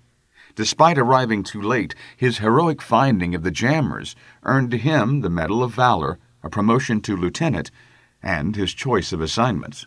Dawson shook his head, knowing both reports were not worth the electrons they were written with. He replaced the necklace, dropping it underneath his shirt, wishing that his ship had survived long enough to retrieve the recordings of Terra. Unfortunately, the ship and all of its contents were deemed a total loss. Nothing could be salvaged. He looked across the river and saw the image of Dari Terra on the hundreds of billboards throughout the city. He pulled a communicator from his belt and tuned it to the news frequency. "And my thanks to the brave men, women, and beings that came to my rescue," Dari Terra's voice said. The woman on the billboards was dressed in black, her left arm in a matching sling. Even at this distance, Mark saw that her hair and makeup were meticulous. "I pledged to carry on my late husband's work," she continued. "His Senate campaign will now become my campaign. I will run in his honor." Thunderous applause erupted from whatever group she addressed. She broke down, tears streaming down her face. "I know that's what he would have wanted." Dawson turned off the communicator, returning it to his belt. He pulled a crumpled piece of paper from his pocket. Smoothing it out, he read it again, wondering for the 1,000th time if he made the right decision. "Lieutenant Mark Dawson," the paper read, "you are hereby assigned to the Tri-System Authority Special Operations Command. Report immediately to Training Regiment Ritmar, Korien Sector." He crumpled the paper and placed it in his pocket again. He stared at the medal in his hand. "I swear that I will make this right," he said to the medal. "Your deaths will be avenged." He threw the medal into the flowing river, turned, and walked away. This has been Tri-System Authority Book 1, The Jake Cutter Conspiracy, written by R.Kyle Hanna, narrated by Rick McVey. Copyright 2018 by R.Kyle Hanna and Jumpmaster Press. Production copyright 2019 by R.Kyle Hanna and Jumpmaster Press.